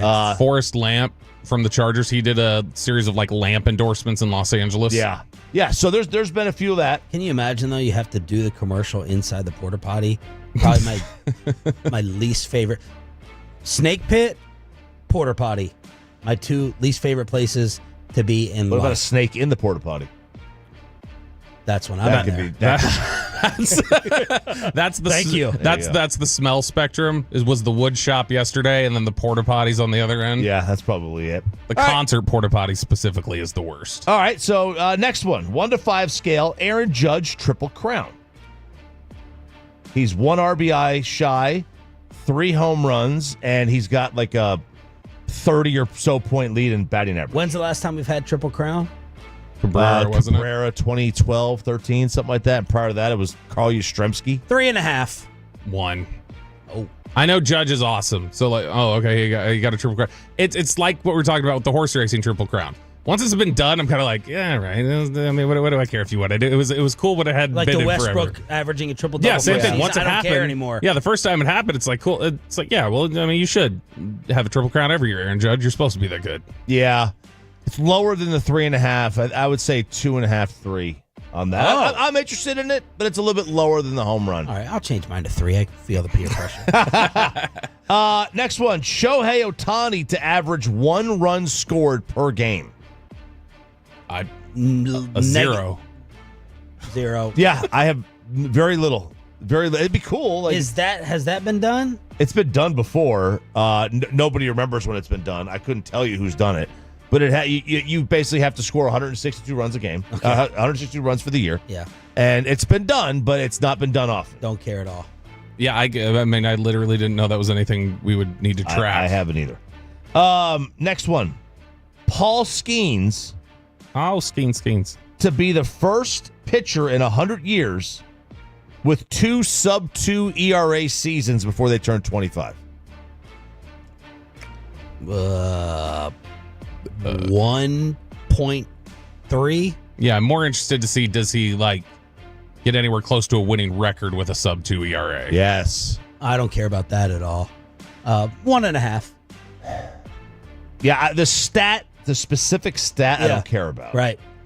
I just want to see him win. I want to see him be awesome. Yeah. I just want to see him be awesome. Man, is there anyone? Is he the new Randy Johnson? The way he looks miserable. He looks miserable, man. He looks like he is not. Baseball totally screwed with their faces of the sport in Mike Trout past and Skeens on the mound present. Yeah, they have no personality. And then they got the Miz stuck in Milwaukee. Miz is stuck in Milwaukee. But Skeens is miserable. Right. Judge doesn't say anything. He doesn't really talk. Yeah. Shohei doesn't really say anything. Yeah, well. He he doesn't have his translator. Yeah. He says, "Hit me." Like Bryce Harper is like the guy that's got personality in the sport. And I felt like I haven't heard from Bryce in months. Yeah. I mean, Jazz has personality, but he's hit singles in the home run derby. MLB tells him to knock it off. Yeah. Did they? Oh, like there's been definitely like a push over the last 5 years for Jazz Chisholm to like chill out a little bit. Like people around the sport don't love him. Second half baseball storylines you might have interest in. 1 to 5 scale, 1 being no interest, 5 being high interest. The Skubal, DeGrom, Eovaldi, Cy Young battle. 4 or above. And I'm dying to see Eovaldi versus DeGrom for the arguments on this show because of what's already happened. Skubal, DeGrom, 4.5. Yeah, 4. Seeing watching to see if they're contention for the Cy Young, that'd be cool. Because I mean, Texas still hasn't won one, have they? Texas has never had a Cy Young winner. One. No, I don't think they have. Here the problem is Cliff that never won it. Cliff was only here for that half a year, and he was just a half a year. Yeah, he was here for that half a year, and it was like he had a 4 ERA during that regular season. I think the closest would have been Darvish when he finished second. I think. Right. Never had one. Yep. There you go. My concern here with this is that they have given Skubal such a perception, and he's earned it. It's not a perception; he's earned it. But such a lead as clearly the best pitcher, it would have to be some fatigue. Kind of like Judge might have this with MVP. There's some fatigue. Yeah. Do you really want to vote for him again? And would Eovaldi and DeGrom split votes? That's the whole thing, right? How many voters do we have in DFW? Let's say we have 10 Cy Young voters in DFW, right? 5 vote for DeGrom, 5 vote for Eovaldi, and they lose by 2. Well, I mean, and Skubal's been better is the other thing. But I would say that and it's going to be Skubal Sunday night against Eovaldi. Woo! Sunday night baseball? Are you kidding me? Wait. It's going to be You got to great. trade your tickets, try and get there Sunday. That is Sunday night baseball. It's going to be great to watch Eovaldi shut them down, and Skubal gave up 4 runs in 3 innings. Man, you're really talking big. Reitman's going to come in here Monday. Here's the thing, though, is that when you talk about fatigue potentially with them, I feel like baseball out of all the sports cares about that the least. They almost like getting 3 straight Cy Youngs or 3 straight MVP. Like, it almost seems like the voters like the legacy of let's really prop this guy Didn't up. Maddox win 4 in a row? I mean, he deserved them. Yeah. Next one. Pete Crow Armstrong, PCA, 40 home runs, 50 stolen bases. How many times has that been done? Well, Shohei had 50-50 last year. 1. A 0. Yeah, I genuinely don't care a lot, other than just the fact that he doesn't look like anybody who should play professional Exactly. sports. I'm only saying 1 because I saw him in the All-Star game. Yeah. Mic'd up. Yeah, and he seems very likable. I don't have a great bunch of interest in that. Same for the Corbin Carroll, 40 homers, 20 triples, 20 steals. That just seems very, very random. It's a very impressive stat. It's a very impressive stat. Very impressive. I just it doesn't mean anything to me. Home runs means something to me. The when you start adding triples, doubles into it. So there's that one. But the last one, hints that Bruce Bochy might retire. Hints that Bochy may retire. I will say a 3. It's only right there in the middle because in my mind I feel like it's done. You feel like he's already made the decision? I feel like he's already made the decision. He will step away. Yeah, I'm a 2 for that reason. I think this is it. Because I do think if he was wanted to continue to manage, he'd have already been given an extension. They would have given him one already. Yeah, I don't think this is a leverage play from them. If he wanted to stay, they'd make it work. They'd give him a lifetime contract. He's like Phil Jackson, where it's just it pains me to watch him It walk. looks like he's in pain. Yeah, it really does. And he's a big walker. He is a huge walker. So The Athletic has a story series up called Peak, where they look at different things, aspects of leadership and personal development and things like that. And they covered Bruce Bochy the other day because Bruce Bochy is a big fan of walking. He's sort of an enigma because he's Mr. Old School gut manager. He also keeps his toe in the day of modern analytics. And it's led to a lot of success, but we now know the real reason for his success, guys. It is a brisk walk every day. The Athletic talked to him about his daily hour-long walks, which he uses to problem solve, keep himself healthy, and decompress. He started the tradition with the Padres when he had to walk his dog every day. Then he did it in San Francisco because he lived close to the park. So he walked to and from the park every day, and it's become such a routine of his that he ended up, I didn't even know this, he wrote a book 10 years ago about the power of walking as a problem solver. I had no idea he was an author at all, much less about walking. But even with the hip and knee problems, he still uses his walking as the time to balance himself and work through big decisions. So if he has lineup concerns or anything else, Bochy says he will go walking around his neighborhood or walking around, and he will just, that's how he'll process things. That's my next old man exercise move. I'm like, maybe I need to get a dog just to inspire, the 45-minute, hour-long walk. I don't know how long they say you need to go ahead and walk until my kids start playing sports and I'm outside with them with the hoop or throwing them pitches. That'll be the next old man move is the walk. It's such a, especially in Texas where it's so hot, it's like, I don't want to do this. Yeah. Every time I finish, if I go for like a really long walk, I'm always glad I did. Like it does help me clear my head and work through things. And I had to take a shower yesterday after the firehouse. Oh, yeah. And there was a decent breeze. Because of the wind inside. Yep. I'll tell you, the walk, and there is nothing like the outdoor walk. Like, you can walk on a treadmill and not get the same thing. It just doesn't to me, it doesn't clear your head. Like, whenever we go to, like, New York, or I'm trying to think of another place where we're walking a ton, I know I'm like, I can eat and drink basically what I want, and it's all evening out. Right. You burn a lot. Oh, yeah. I'm walking everywhere. Right, everywhere. That's I think that everybody says, like, when we were in Italy, like they'll say like, you walking lose up and weight. down the Coliseum. Yeah, when I wasn't allowed to the Coliseum, you're going to lose weight being in Italy, and they're like, the food is so much cleaner. Yeah, I'm like, yeah, you also walk 8 miles a day. Yeah, like that's also part of. Was there Uber? There was or regular like taxi. That we had regular both. We had both. I didn't take an Uber over there. I don't think we took an Uber. It was Uber. We did a taxi in Florence to get to the train station. Diamond Cavs on your home of the Rangers. If you see me pre-gaming with the fam at Texas Live, shout me out, hook you up with your beer, and then 7 o'clock first pitch on this radio station. So you're saying would be if you see me, I'll beer you. You're not demanding people beer you when they see you. You're not just like, see me beer me. You're going to give them their beer. Like That's Gavin kind Dawson once selfishly did. Yeah, you're actually going to give out those beers, not just ask people to give them to you when they see you. Exactly. Good job, Man of the Bobby. people. And let's also give out some tickets. All right, Tolos. Right now, 877-881-1053. Caller 10 wins 2 tickets to see the Thuggish Ruggish Mafia Tour courtesy of Live Nation at Dos Equis Pavilion on Thursday, September 25th. That's caller number 10 at 877-881-1053. Thank you, Kevin Walker. We got Aiden in the back. My bad. That was probably a good job by you. Just going into the junk drawer intro. Let's do it. Franklin invented the junk drawer? Junkin! All right, let's clean up everything. We have a lot to get to give you some laughs on your Friday. Heading into the weekend here on Sean and RJ, it is the junk drawer every week at this time as we stay commercial-free. The viral Coldplay story. We have to get to this. So, Coldplay doing a concert, and that kiss cam, it's got another victim. Yes, it does. The astronomer CEO. What is that astronomer? I don't know. I thought when I saw that, I thought, oh wow, this guy's an astronaut. Let's look up what this is. I've never heard of astronomer. So astronomer is it's like a data ops platform is what it says, built on Apache Airflow, empowers your team to build, run, and observe data pipelines. See if you can find the net worth of the company.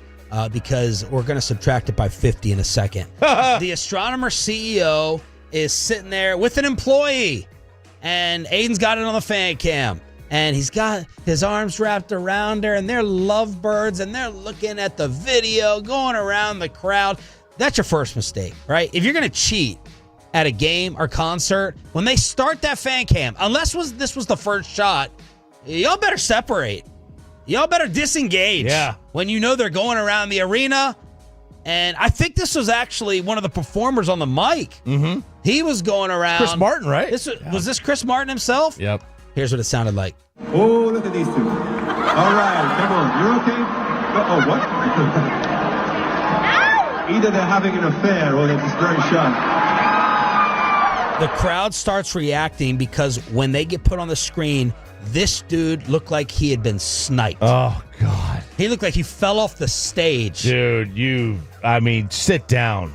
When this thing is going around, you can't be like that. You got to sit down. He looked like he went, what was the Super Mario game when you jump in the green tunnel? That's what he did.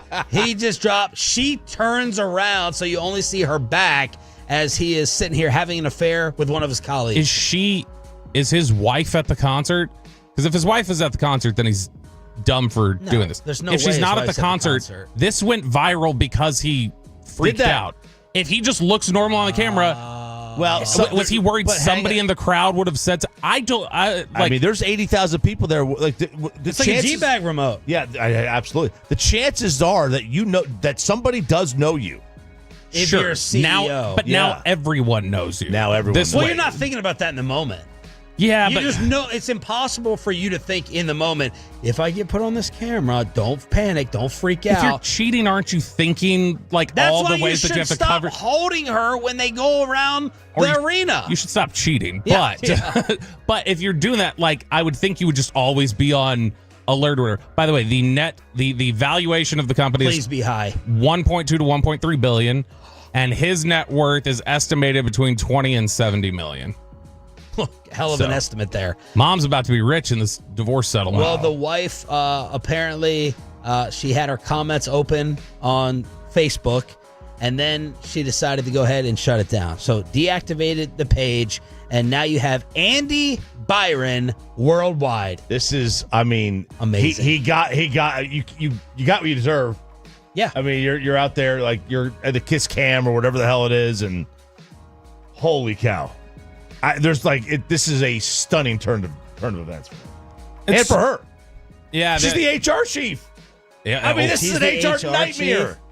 Nightmare. Ooh, that's even tougher to rebound from. That's pretty bad there. All right, let's get to Choppy's favorite story of the day. All right, so we have another airplane meltdown. I find airplane stories left and right. Airplane and Gen Z. Airplane and Gen Z. This, I got to say, I missed bigly on this one. I thought for sure this was a flight out of Vegas. For sure. The way this passenger was just hammered. But no, turns out it was a Charlotte to Denver flight on American. And for about 12 minutes, this dude just goes on kind of a ranting to everybody himself. The crux of the story is they were sitting on the tarmac for a while. Like the plane was just delayed. They weren't letting him off the plane. And his phone died. Okay. And he needs a charger. All right. So that's the crux of the story. Sitting there, delayed, drunk, needs a charger. Dude's got nobody next to him. It's a strange seat. There's no seat next to him. So he's right there in the front. But here we go. This is the guy, the crazy nut job on this airplane. Yeah, you're literally off your customer. Shut the up. Take those glasses off. You don't even deserve the seat. You. Bro, I'm done with bro. You're disrespecting all your clients at this point. Bro, call the police. I'll them up. You guys mess with the wrong one. You guys with the realest person on the East Coast. Like, I'm really doing a feature with Kodak Black. I'll on all of you guys. I'm taking off in 5 minutes so everybody's getting off this plane. And I'm giving money for everybody. I'll you all up. Like, go ahead and call the police. Like, just release them off worries. You think I give a shit? Call them. Oh, it's in here. I packed it. It's in my suitcase. Can you get that shit from under the plane? If someone grab, you guys gotta make it up to me. If you just grab from under the plane real quick, I'll shut the up. I'm just trying to go to sleep at this point and charge my phone. Like, if I get a text and I miss it, I'm up. Like, dude, you should be helping me by now, dude. I'm all up, dude. I'll do this all night, bro. I'm not shutting up till I get a cord, bro. I'm not shutting up till I get a cord. I'm the realest person on the East Coast. He said I'm the realest person. What a douchebag. Do we have this guy's name, this douchebag? I have not. Is the unidentified flyer. So this is the plain version of the golfer from last week. The slow player. Yes. So he's freaking out. He needs a cord. Got to get a cord. I'm not shutting up till I get a cord, unless maybe you give him some alcohol. That's your cue, Kevin. Like my boss expects me to reply. I was just texting my boss when I hung up. And we make over $1 million a year, and you're me off over $200, bro. I did all the way talk, dude, please, bro. I'll sit down, dude, thank you. Like, dude, just pay me your price, bro. Dude, I'll sit down, bro. All right, I'll shut the up. Like, I need a shot right now, because I'm pissed. I need some Don Julio. If you don't got that shit, I'm not drinking it. I don't touch the I don't even like to drink. Like, if you bring out some shit, I'm not even going to take it. Like, I'm picky, like, if you're going to pay for it. My company was going to pay for it. It's a company experience. Like, you, bro. You don't know who the you're talking to. I'll talk all day to defend my people. You. What? I'll talk to the police. I'll talk to whoever the you want me to talk to. I'll talk to your supervisor. And we'll make a deal. Because at this point, I'm just trying to make a deal. And someone handed me a charger. Like, if you with me, like, just with the team, like, I'll pull up with 100 people right now. And they'll surround this plane and we will not take off. What? I can do that right now. So, like, just please shut the up. All right, you have to pick one. You have to either be Tiffany Gomez or this guy. Tiffany. Oh, Tiffany. Oh, I'd rather be this guy. This dude. Not even close. This dude is either. He's just drunk. People think and thought Tiffany was crazy. That's fair. That's fair. Yeah, but I mean, Tiffany, like, kind of got something out of it. Oh, in the yeah. end. Yeah. He's not getting anything out of this. No. He comes off like a jackass. She came off as like, oh, this is so funny. Look, she thinks. No, it did not come across as this is so funny. No, this is you belong in a psych ward. Right. But in general, most people are just like, this is hilarious. Like, it became memed. Everything's like, this guy's just a jackass. Yeah. Now, the only thing here is. He reminds me of who's the finance guy that we played? Oh, yeah. Choose Rich. The Choose Rich guy. happened to him. Pied-à-terre. My pied-à-terre. I love that dude. He is.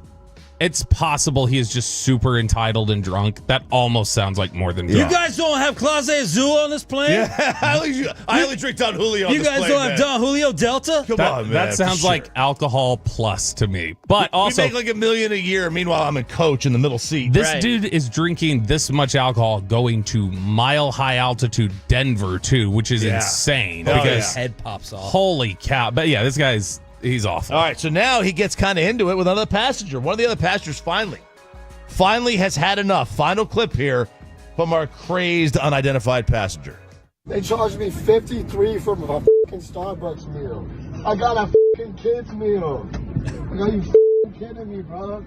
You can't even help us out. Get everybody a refund. It's been an hour. Like, what the I'm about to get off. I don't have time for this. Like, peace out, bro. You guys. I'm about to light up a blunt on this plane. Like, you don't know who the I am, bro. SOS, bro. You the wrong one. Like, bro, walk up there and tell them what the do, because I'm bro.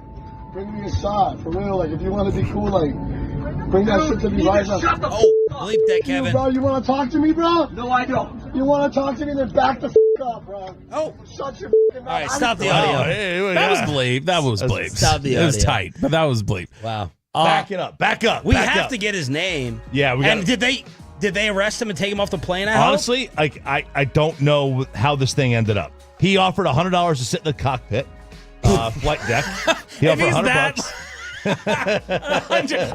I tip $100 at open bars, and he thinks that's getting him into a cockpit. He eventually. I don't know what they did with the plane. He eventually was taken away. Good, right? And the flight continued on. I don't know if he's been arrested or what happened. Hopefully he's fired. I think he deserves to lose his job. I think we're gonna end up hearing that he's fired. When you lose $1 million a year job, that's big. That's big loss. That's getting you a middle seat here. It's the junk drawer right here on 105.3 The Fan. Where would you like to take this? I didn't have anything up here. What did you want me to take? I didn't know you wanted me to go with anything here. Don't look at me like I'm crazy. We don't do this every Friday. I know, but I did your selection of lifestyle. It's your choice. I know. None of my stuff was there, Choppy. so I didn't know. Choppy, go again.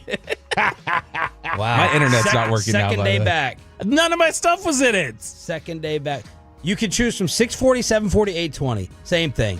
You want to do the Epstein list? Let me check the handy cut or run sheet. Yeah, Since Kevin printed this out for you. Since my internet's not even working and right now. Kevin printed this out for you.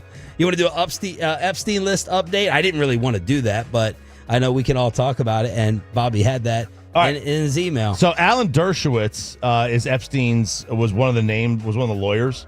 He says that he knows the names of the people on this list and says that documents are being suppressed. This was on Sean Spicer's podcast. Spicer was like chief of staff or he was the press secretary. Press secretary. And Dershowitz said that documents are being suppressed to protect individuals. I know the names. I know why they're being suppressed, and I know who's suppressing them.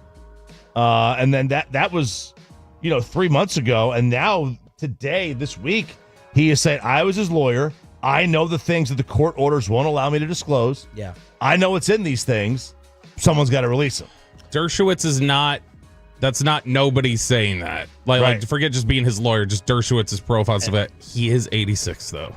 And then also, meaning what? He's got dementia. You're not trusting what he's saying. I'm just saying 86 is old. I'm just saying so. Meaning what? I'm just saying it's easier probably to say to poke holes in that right now for them. Just like Dershowitz doesn't know what he's talking about. Like he's 86. He's out. He's basically not even doing trial law. There's another guy who used to work with Trump who was like, Trump's on there. If it was that bad, Biden would have released it. The reason Biden and Trump have not released it is because there's names of very powerful people on both sides, and no president wants to deal with that blowback. That was his justification. That makes sense. That makes the most sense to me. Look, whether people can be on the list that weren't necessarily dealing in child, whatever molestation, pedophilia. Right. That doesn't mean that they weren't dealing with prostitutes, right? From Epstein, right? So there's people that are probably on this, but yes, I assume that that there are enough prominent people, maybe even presidents, who knows, on either side, that's why this wouldn't be out, because clearly it's been, if Trump has it today, I'm sure Biden had it last year. The choice that Trump has to make is, do I continue to get beat up publicly over this? Will it go away? And I think he's surprised it hasn't gone away. Or do I out some very important, powerful people that could help? That's what I'm boiling this down to right now. Yeah, it's unusual to see him turn it around so much towards even people who are supporting him, like he did the other day, like when he went on Truth Social or whatever. And Where my boys at? He's like, this is BS, and he said, I don't want their support anymore if they're that worked up about it. I don't want it anymore. And so he feels the lean on this one. You can tell he feels a little bit of that. All right, so I have a story for the junk drawer, Sean.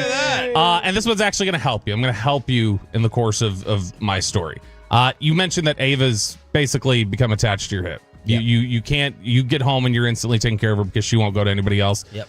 Well, now you've got an argument to make to show Amanda, it doesn't matter what Ava wants. This is just best for her upbringing, which is new research shows that infants show lower stress when carried by their mothers, particularly in the cases of versus a stroller. So don't put your kid in a stroller. Basically, Amanda needs to walk around and carry Ava everywhere. There's nowhere she can push a stroller. Like that wife yesterday with the two kids and the baby in the sling. Oh my gosh. That still is insane. It was almost 2 and 2 months that she was walking around and carrying. But the study from infants in the Netherlands found that after, when you take the infants out of the carrier versus when mom's holding them, other people are holding them, they're getting pushed in the stroller, the lowest stress they show on average is when mother is carrying them, walking around with them. So, well, duh. As much resistance as Ava's showing, that's just an external, presentation, basically.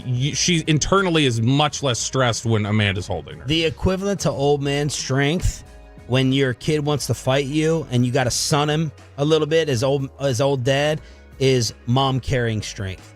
Oh, yeah. And particularly for me, grandparent carrying strength. My father-in-law, he emasculates me when he carries these kids around. And I'm like, your arm's not getting ready to fall off? Same thing with grandma.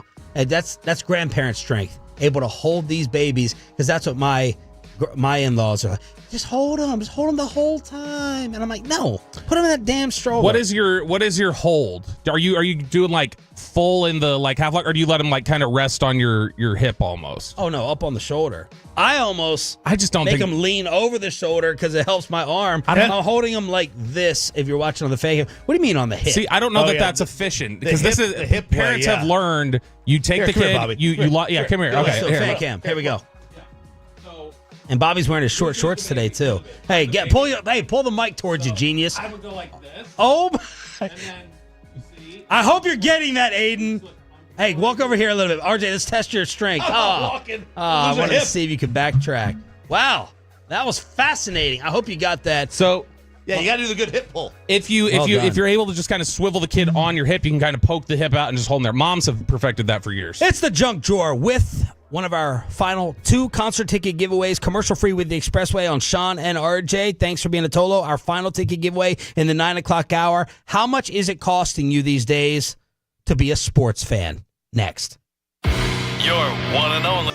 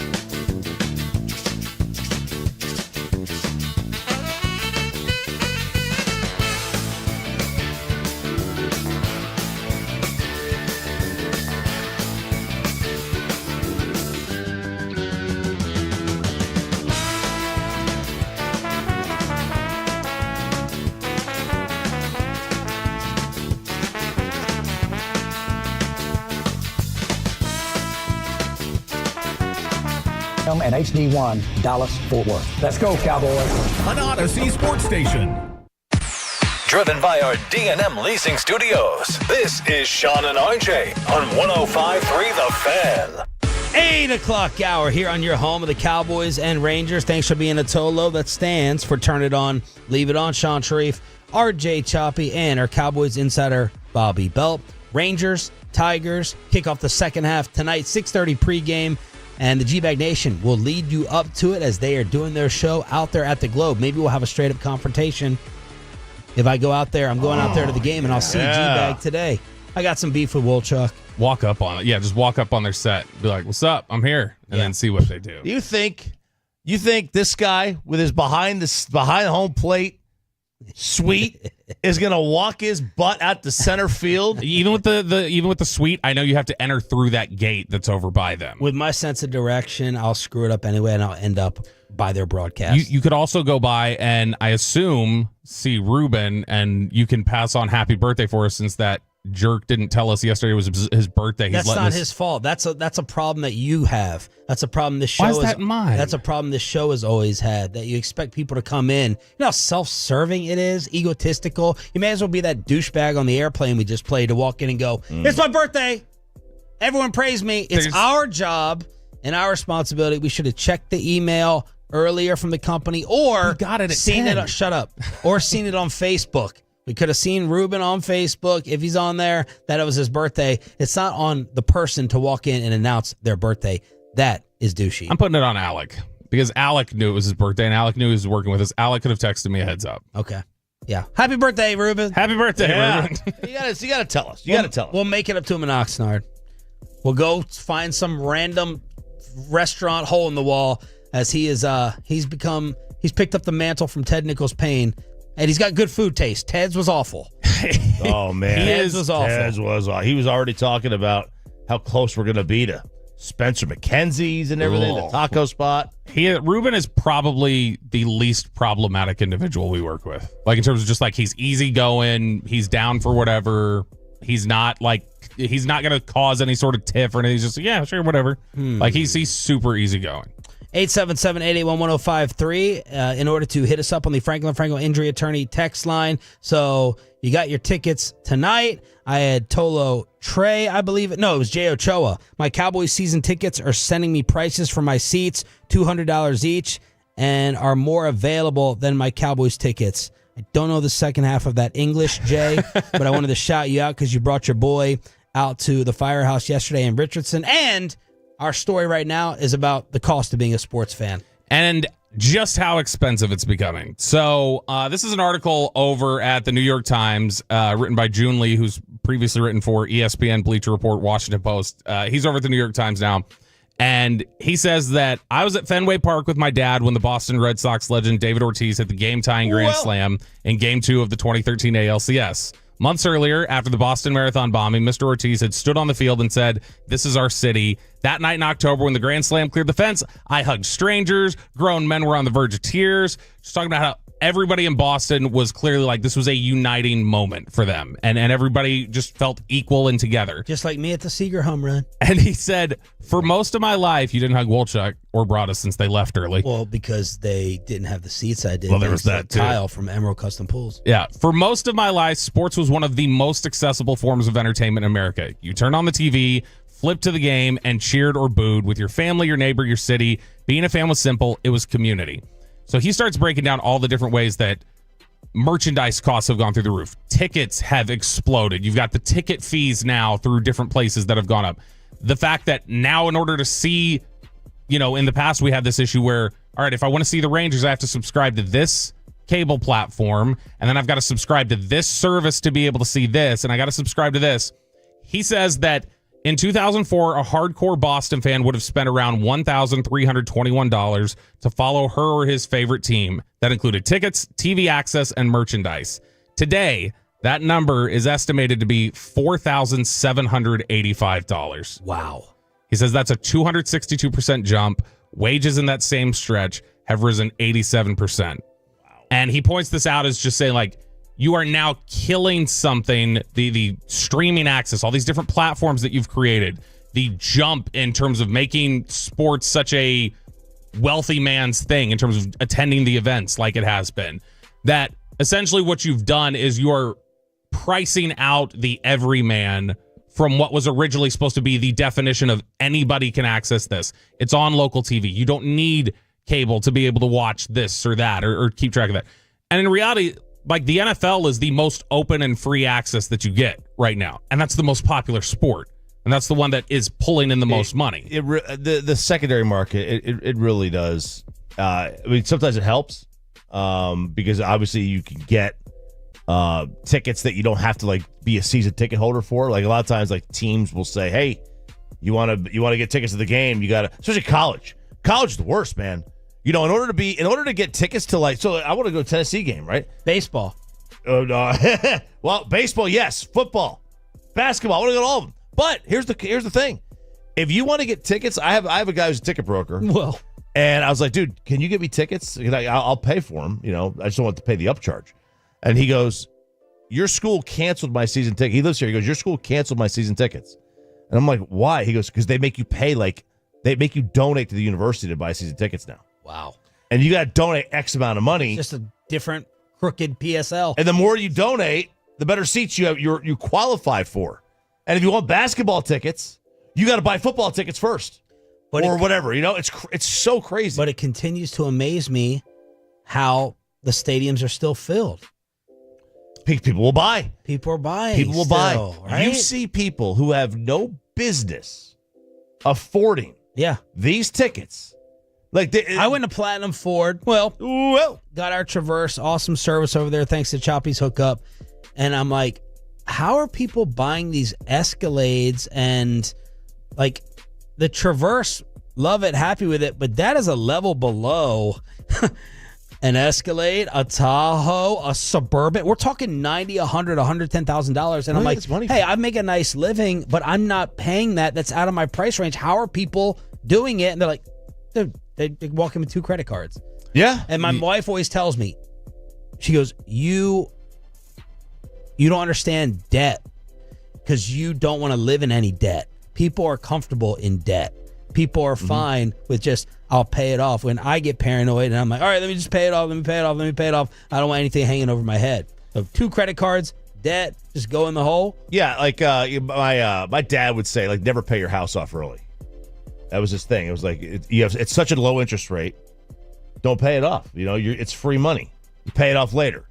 Pay off your credit cards. Your credit card, dude, the amount of, there's like 20% interest rates on a lot of these credit cards. Yeah.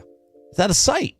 So back in the day, back 2010, the first Rangers World Series run, I was 21 years old. I was making $25,000 a year, I think at the time.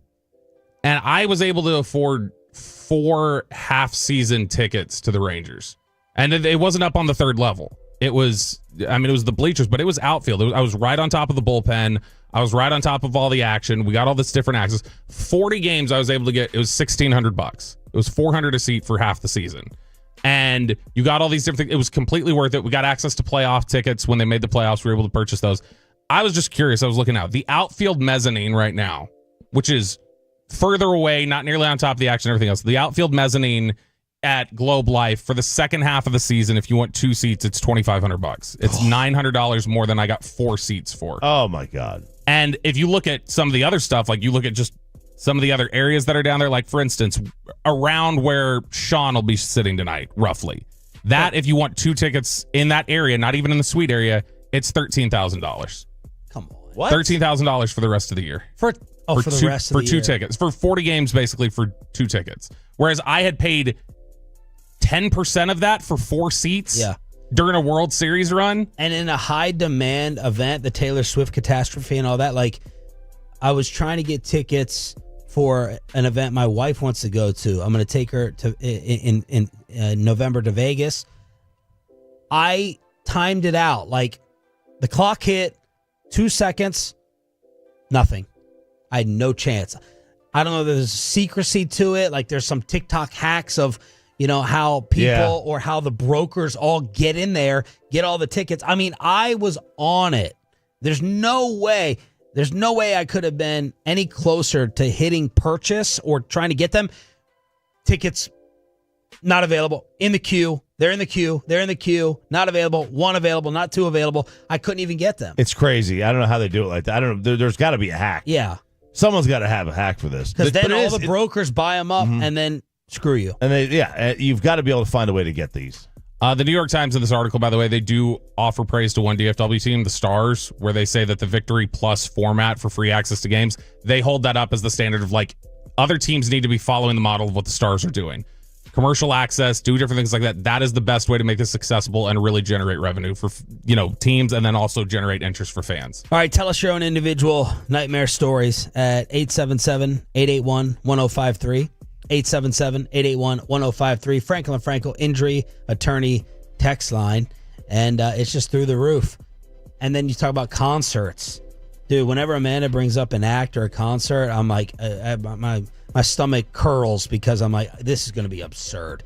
This is going to be insane to attend a concert. Yeah, it is insane. It's But these World Cup tickets, they're going to be gone. They're going to go. So here's the thing. Cocaine heartbeat. They will be gone. So again, FIFA website, register. You're going to get in the queue in September. You'll be able to get tickets.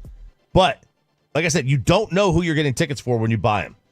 People don't care though, because if you go to an AT&T Stadium game, you might get two countries that have no chance of winning that you don't even care about, but you also might get Argentina against Germany. Right? Yeah. You just don't know. I don't know. Some of the stuff on the fan text, by the way. It's like a Hotel Tonight app. It really is. I don't know where I'm staying. You're going to randomly give me my game? Yeah. You don't know what you're getting because you'll buy the Saturday, June 24th, 2 p.m. game at AT&T, and you have no idea what game it's going to be. 817 paid $2,400 for 2 World Series tickets for the Rangers, and $600 of it was ticketing fees. That's the ridiculous thing that they've been trying to work on. Yeah. Is because it's like buying an extra ticket when you get up to those levels and some of the prices that they put in there. Some warning and advice if you're eating out this weekend. That and below the belt with the latest on Micah versus TJ Watt. Trayvon Diggs losing $500,000 and everything else with the Friday edition of Sean and RJ continuing right here on The Fan.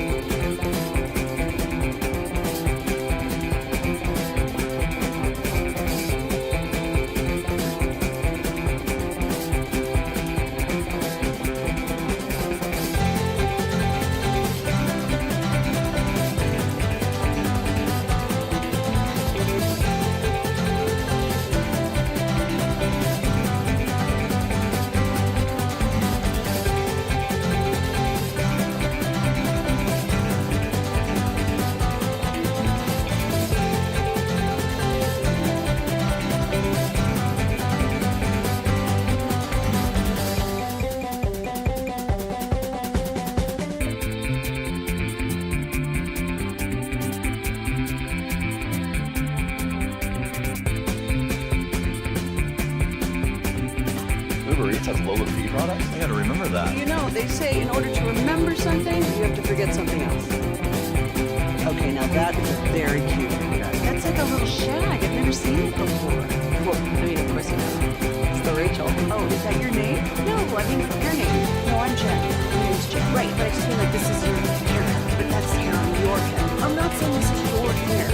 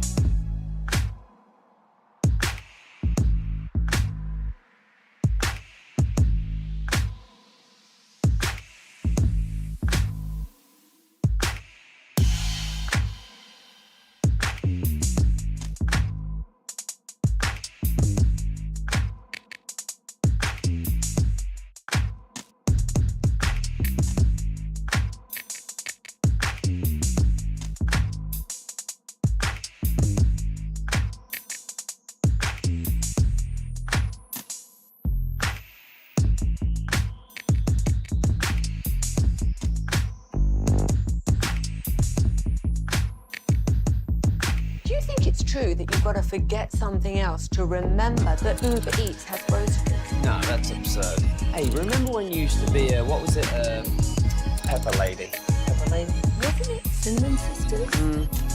Basil Babes. Saffron Squad? Nutmeg Maidens? Paprika? No. Nutmeg Maidens? I just said that. Was it Spice Girls? Doesn't sound right. Was it Saffron Squad?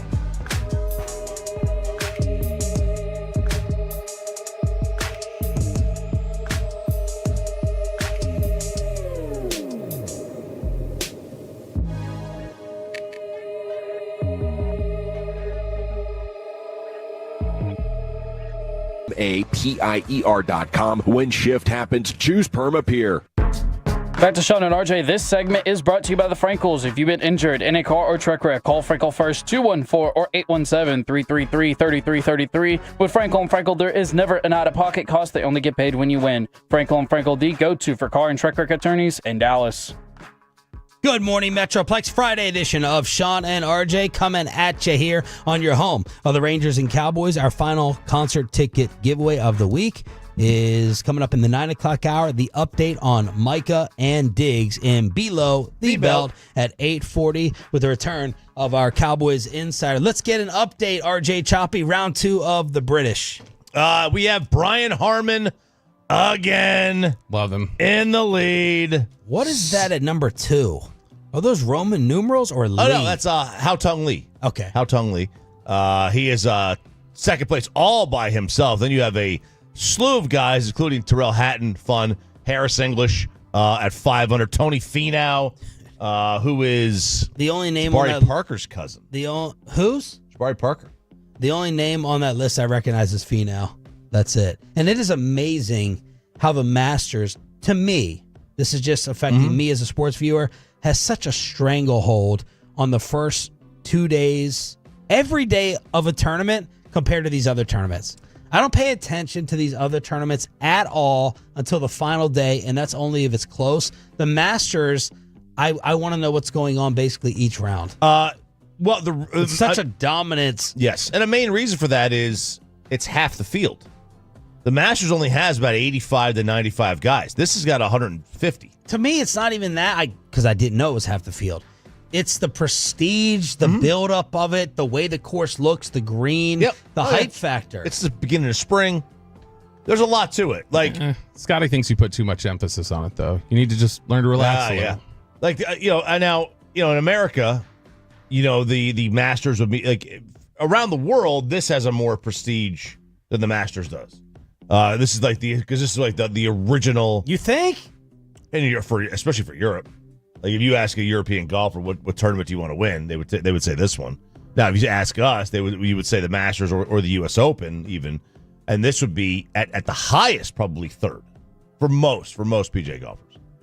I wouldn't want to win it. It's the British.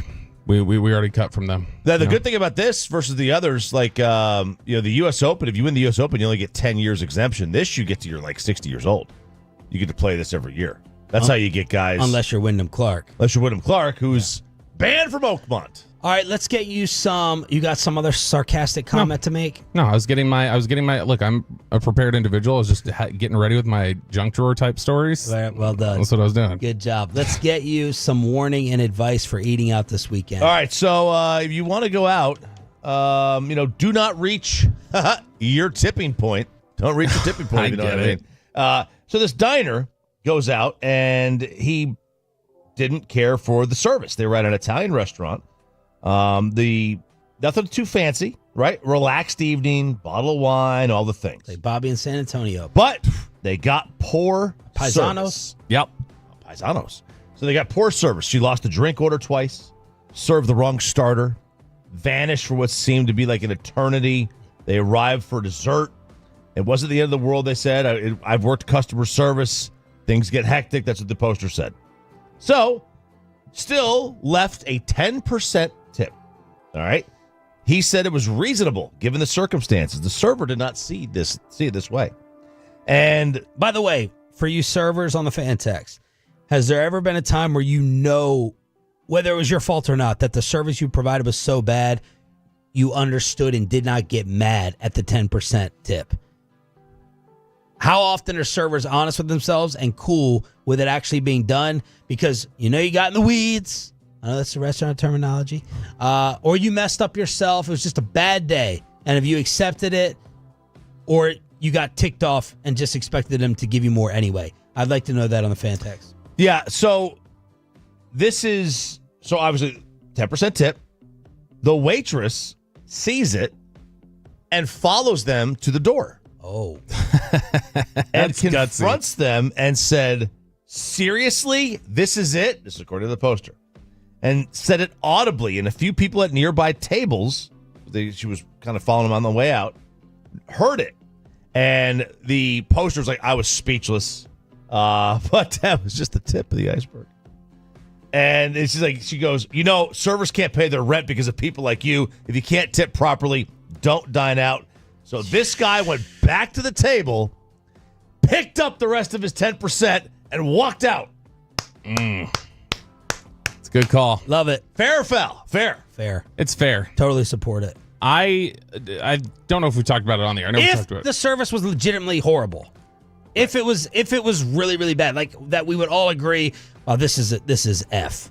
This is a D. This is D to F service. Yeah, I've generally, everybody knows I overtip. That's what I do. It'll be 40% sometimes. I won't splurge for your daughter's birthday. Or house. I mean, like, what do they need any of that for? I'm trying to give other people houses. Okay, I'm Oprah. But to me, there have been 2 times I know of where I didn't tip anything. One time it was somebody refused, the server refused to, like, we all got the siblings together to do Mother's Day for my grandmother, and she asked him to take a picture, and he said no. And I was like, okay, you're getting nothing. Like, they can all tip if they want. I'm not giving you anything. And then that's the only time I've ever called back to the manager and said, that dude's a problem, and you should do something about him.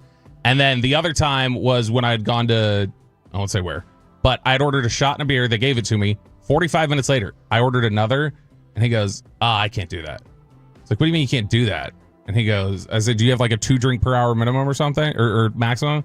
He goes, it's server's discretion. I was like, oh, I haven't even had I was like, I haven't even had anything to drink coming in here. I was like, get me the bill. He knew you were a lightweight. And I zeroed that out, and I wrote up on the top of it, next time, bring me my effing drinks. Yeah, I support this. Yeah. If it was bad service.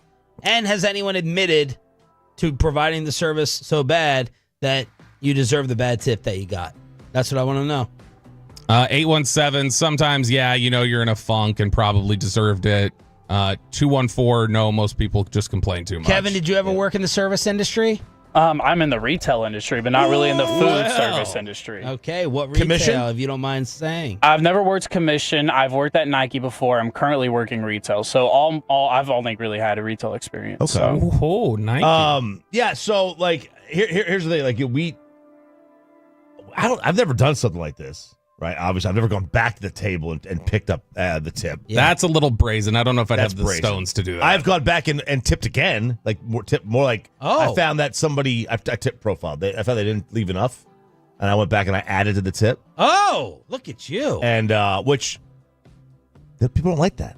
I got scolded. I got accosted. Who didn't like it? The person that I was with. Oh yeah, that person. person. Well, I you can make them understand look cheap. Yeah, I walked back. I did a walk back. I forgot something, and I just left a couple extra dollars. Yeah. I remember when I was a kid, we were with my whole family, parents, grandparents, aunt, and uncles, and my Aunt Germaine, who was the cheapest person we knew.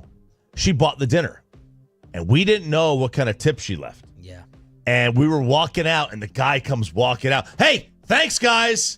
And as we left, and my dad was like, man, my mom was like, oh, he was so nice to come out and walk out. And my dad was like, I think my aunt left like a really crappy tip. What do you think the percent was? Because my dad is 88 years old. He's still in that 15% era, but I don't think he does it anymore. But for a while, it took a lot of convincing and discussing with him to let him know, no, 15% is insulting now. Yeah. She was, God, she'd probably be 110 years old right now. So this was like, I bet it was 15, 12%, some crap tip, right?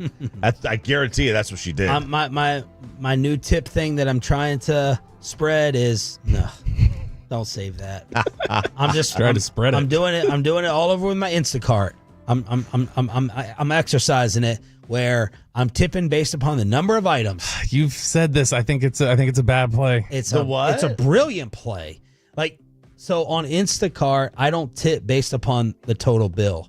I do it based on Instacart. I want my groceries delivered. Okay. I'm doing it based upon how much work I'm having you do.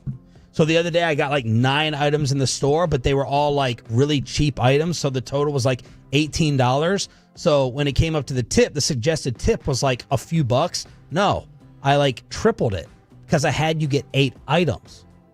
Versus I order a lobster and a ribeye. I'm not tipping you 25% off 2 items that you had to go and They're get. guarding precious cargo, though. Which would you be more upset if it was not delivered? Which would you be more upset if there was something wrong when it was brought to your house? That's a good question. Obviously, the more expensive items, I'm not giving you that much credit for throwing it in your cooler.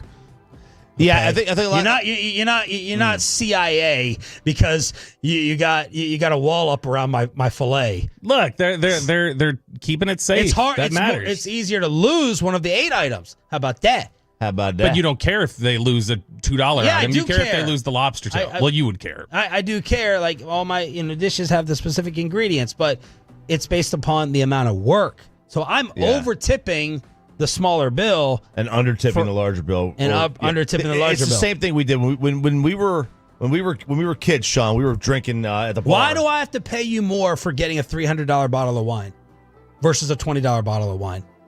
Why? It makes 0 sense. Well, it does make 0 sense. It's the same amount of work walking to the wine room and asking Will Chambers. I would say you're right. He was a sommelier. It does make 0 sense, but I would say because I don't do that. I don't do that, by the way, in the rrestaurant. Yeah. I tip the 20%. See, I was going to say society has determined what the tip is. It's a societal pressure. Yeah. In the restaurant, if I do a bunch of appetizers, they're bringing me a lot more smaller things than if I just say a steak and wine. Yeah. But then I've got a tip based on that. I mean, in the restaurant, I'm tipping 20% either way, unless you suck. I don't like the 20% at a bar, though. Oh, me neither. To me, it's $1 per drink. I know. That's what we grew up with. But now you got these craft cocktails, a lot of work. Well, see. What if you light an orange on fire for my old fashioned? Yeah, they put the smoke around it. You know what I mean? I wind up having to tip the 20% because that's what society dictates. But when we were kids, society didn't dictate that. $1. Society dictated $1 per drink. Yep. Quickly, who is the smartest person at the station? Book smart or just like he was about to. I didn't think he was about to say it, but I think he was about to say me. Probably. I was about to say you. I guess I'll say Hageland. Oh, damn it. Who is it? Hagee's the most book smart. You're right there. Although we don't know. You probably didn't have any books in your homeschool. Well, I mean, no, we had the books of the Bible is what we had. Well, it turns out follows a genius. Whoever's the smartest person here is also the most evil, it turns out. Oh, that's you. New research shows that people with higher cognitive ability have weaker moral foundations. So it's a little wormy the way that they do it or the way that they define this. So the way that they talk about this, they say that what they found is that people who are intelligent tend to not have hard lines about moral questions. So the suggestion here is like, don't take away from this that they're not as moral or that they're somehow immoral. They just don't view that as much of a dividing line. It's like, well, if it's a moral question and they don't think it's an issue or they don't think it's that hard of a dividing line, that still sounds like they're going to be less moral. But what this basically shows, to me anyway, is that Kevin Hageland is the most likely to do immoral things at this station based on this research. That's the question to ask is who has the most and least morals in the building? Chop, I'd put you in the low category. Low morals? Low morals. I'm an enigma. I think you might be secretly moral. Look, I'm Catholic. I have the guilt. I have the Catholic guilt. I don't really will qualify you as Catholic. I also say I am not your moral compass. That's true. I am. So I will have lots of moral standards, but then like I also am me still. So like I'm kind of like Dexter, right? Like there's morality behind it, but I'm still killing people. I will not kill somebody. Do you think Kevin has the highest morals? No. I think he has the highest moral standard. Like this is a dividing line. That's Eric, for sure. 100%. That's Eric. That is 100% Eric. You disagree? He's kind of by the book, RJ. If you know what I'm saying. There's a lot of 66 people of them, a lot actually. of people who are by the book, who are not by the book when nobody's watching. Okay. Is Eric is the most. I view Eric as having the most integrity at the station. I think Eric is who he is everywhere. What about me?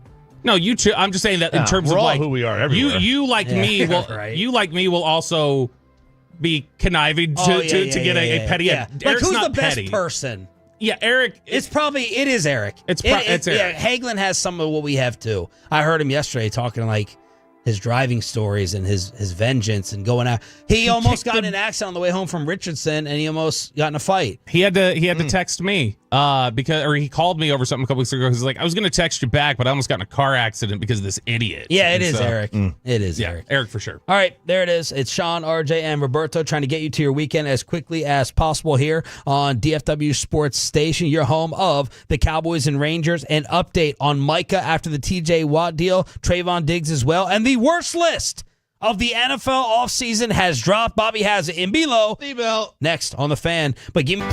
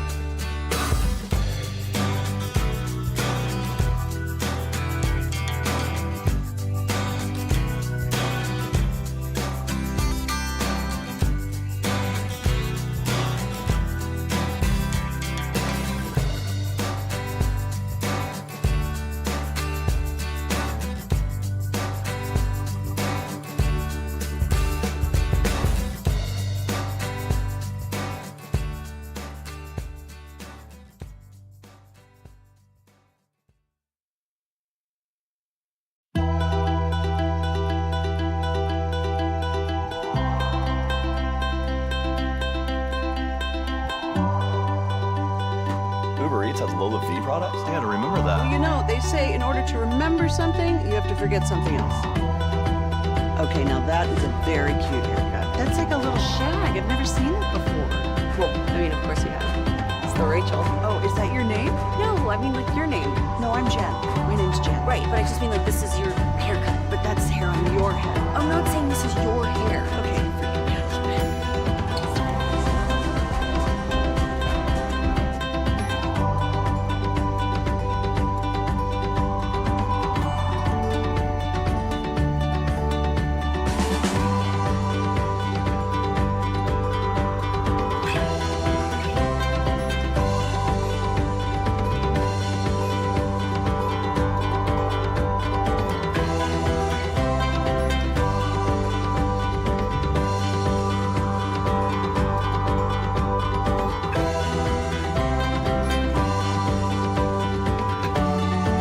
Through the Fan, this segment is brought to you by Classic Chevrolet. If you're in the market to upgrade your vehicle, get to Classic Chevrolet in Grapevine. Back-to-back #1 Chevy dealership in the world. They've got more new Chevys than anyone, and they're all priced to sell. Silverado, Tahoe, Blazers, Mavs, Equinox, and more. Visit ClassicChevrolet.com. This is Texas. This is Classic Chevrolet. Together, let's drive, relax, and enjoy the difference based on new Chevy registrations 2023 and 2024. The great Bobby Belt. Bobby Belt is an idiot. Don't make me take off my belt. Don't make me No, take out no, my belt. we're not. Over to you, Bobby. The absolute worst list of this offseason, or maybe of all time, No. has dropped at Pro Football Network. CBS worst take one? This is worse. No. Have This you cannot seen be it? worse. I have not, but it cannot be worse than a list that does not include Tim Tebow in the top 25 of college football players for the last 25 years. What about the other one, the CBS one? Was that Mahomes 7th or something? Worse. This is worse. It's I think definitively worse. Okay. It's really bad. And who's it from? It's from Pro Football Network.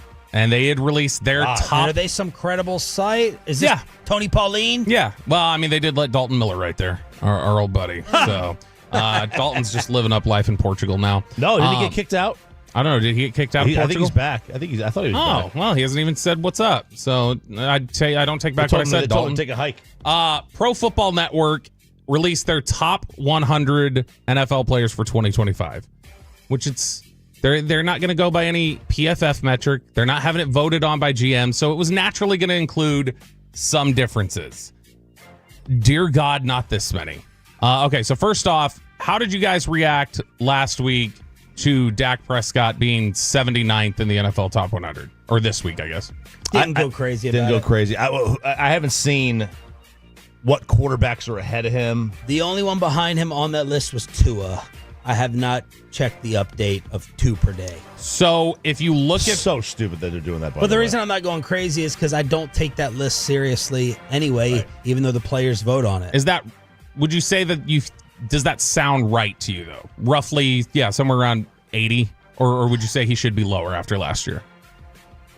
There's no case for him being higher right now. Yeah, based upon injury. Right. Right. Yeah, and based upon who, again, without knowing who's ahead of him. Yeah. Or who's behind him. You know, we don't know who didn't make the list. Pro Football Network has their list, and it includes 3 Cowboys, and one of them on this list is Dak Prescott. He comes in 98, just barely makes the cut. He's right behind Laramie Tunsil. He's right ahead of Alex Highsmith, the edge rusher from the Pittsburgh Steelers. There are two other Dallas Cowboys that make this list. No Tyler Smith. Tyler Smith did not make the cut. You did get, what was?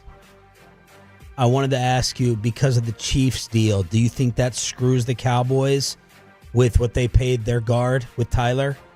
Oh, the Trey Smith deal? Yeah. How much is it? It might. Let me see what the exact number was. 25-ish a year. It might, but... Because both of you are saying that TJ Watt getting 41 a year. I know the universal same reaction yesterday was, way to go, Jerry. Another leaf fell. You cost yourself more money. Both of you guys downplayed that and said it doesn't actually screw them. And Trayvon Diggs loses $500K of his salary for not rehabbing enough in Frisco. Those are your Cowboy headlines. That is a much bigger story to me. The fact that the Cowboys actually imposed that on Diggs than them waiting for Watt to go. I anticipated Watt was going to get done before camp, and I didn't think Micah necessarily would. And so, yeah, to me, the price has always been the price. for other people who say it's driving it up now, Watt got $41 million. Yesterday morning, what did you think Micah was going to get? For those people that are upset about it, what did you think Micah was going to get yesterday morning, and what do you think it is now? Do you think this is 41 to 42? Or if he was always going to get 42, he's getting 42 or 43 or whatever it is. Like, I don't see how this one, if anything, Watt didn't push it up that much higher. Like, it's right around where Miles is, and you were always going to have to be right around where Miles is. I would understand this if it's like Watt signed for 46. But the Cowboys may look at it as though, oh, we've established a baseline. He can't go much higher than this. This is where people are.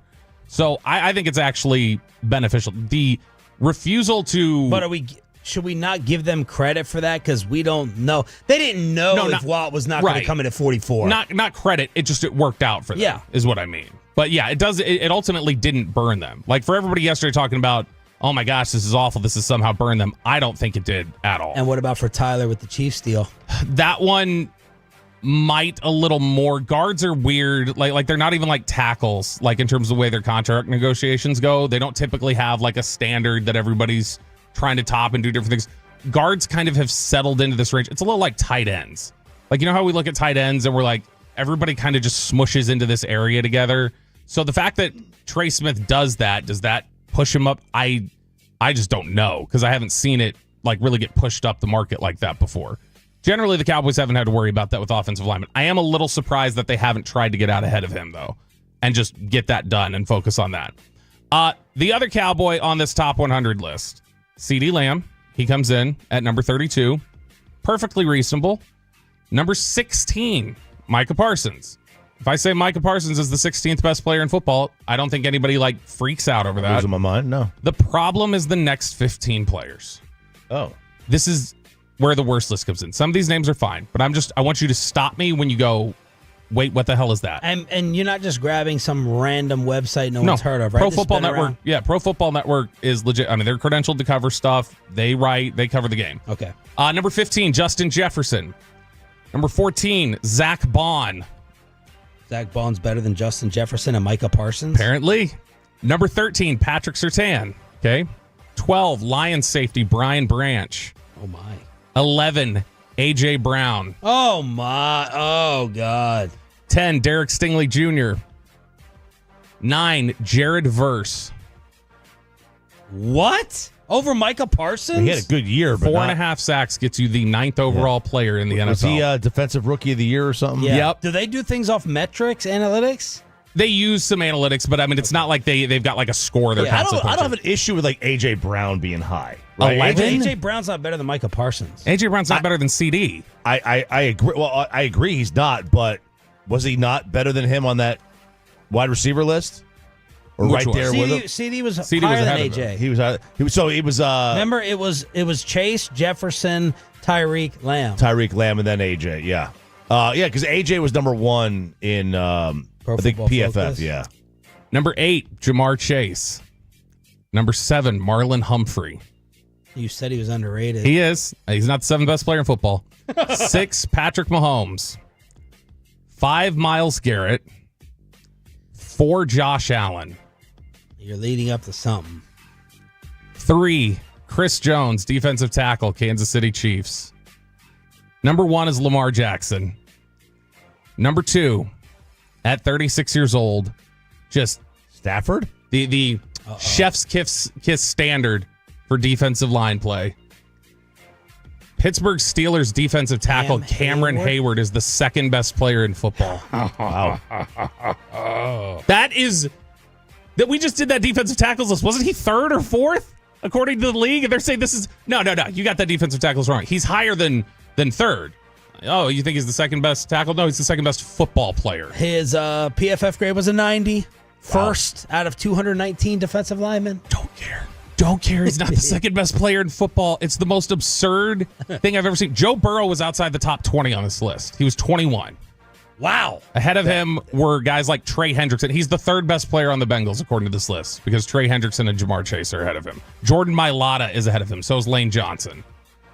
By the That's way, still not worse than the Tim Tebow list. Dude, Cameron Hayward, number 2, is worse than any list that you could possibly put forward. I don't think it's worse than the CBS NFL list we did either.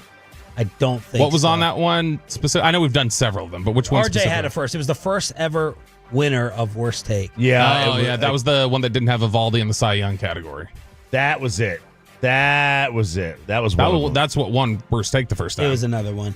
Anyway. But either way, this is a brutal... Tyler Smith, that's what I thought the list was going to be about when I first opened it. I was like, Tyler Smith, he should be on this list. And then as I got through it, I was like, I guess I should just look and see what the top 10 is. Dexter Jackson isn't better than Cam Hayward? Yeah, Dexter Jackson is 96th on this list, just ahead of Dak.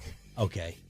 Maybe it is. This one's pretty brutal here. Jalen Hurts is 30th on this list. Amon-Ra St. Brown, 28. Zach Allen, the Broncos defensive tackle, is 26. So awful list there from Pro Football Network. Now, when we're coming back in from break, we had the announcement from the announcer man that we will be out in Oxnard, California, starting next Monday.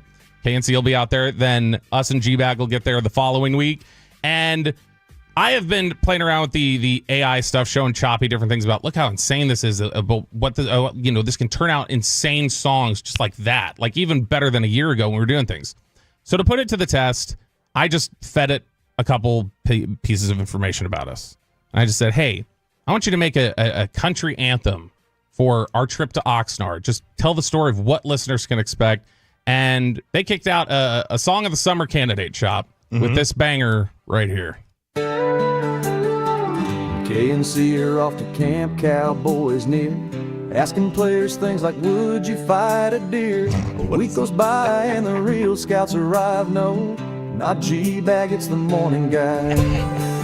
Here come Sean and RJ, answering the call, still fighting about who watches more ball. Bobby's in a corner with a pen and a goal, trying to rhyme QB1 with you complete my soul. Hayden's back home throwing shade on air. Maddie got left, says it isn't fair, but Ruben's too sharp and that's the deal. We don't throw him bones just to help Peyton heal. Broadus got that scowl and his practice ass. If you talk, he'll surely call you jackass. We rolling loud, full of bits and laughs. He just wants tape in his practice graphs. Whoa, Chuck's buzz for the wheels, even less time on his show, more time in the sand. Dawson might not even leave his den if there's soccer. He'll send a hologram. Eric's begging out with a Bible in hand. Says Cali's the fall of the western land. Calls it the hell that the preachers preach. Would rather hang with chill than touch that beach. They cover the boys like a station should. Shotties in town and interviews will be good. Trying to keep Choppy quiet till the sun breaks through, so we don't get bounced off the courts like we always do. Oxnard skies and a breeze from the sea. Cowboys ball and the crew from 105.3. Coverage this bold you can't ignore. 100,000 watts of Oxnard to your door. That's good. Wow. That's well done. And I crushed it. Well done. It's beautiful. Did you write the lyrics? No. You just put in a couple traits, keywords. keywords. I described some stuff about us, and then it just spat that out. I love it. Really, really solid. Absolutely love it. Well done, AI. Yeah, not me. Sean, RJ, and Bobby below the belt on the home of the Cowboys. I'm giving away the concert tickets in the next segment. Not making you wait through the 9 o'clock hour, 9:30, 9:40. Next segment, our final concert ticket giveaway of the week. Worst take candidates, and getting you ready for the second half of the baseball season on the home of the Rangers next.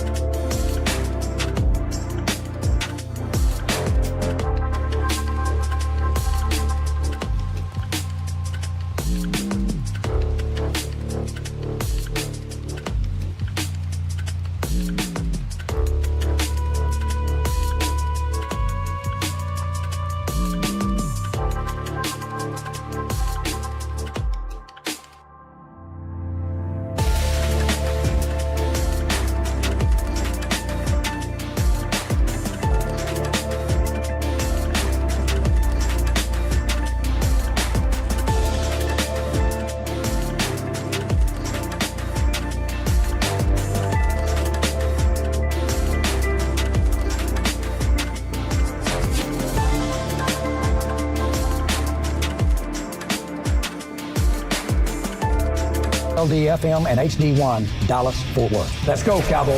An Odyssey sports station.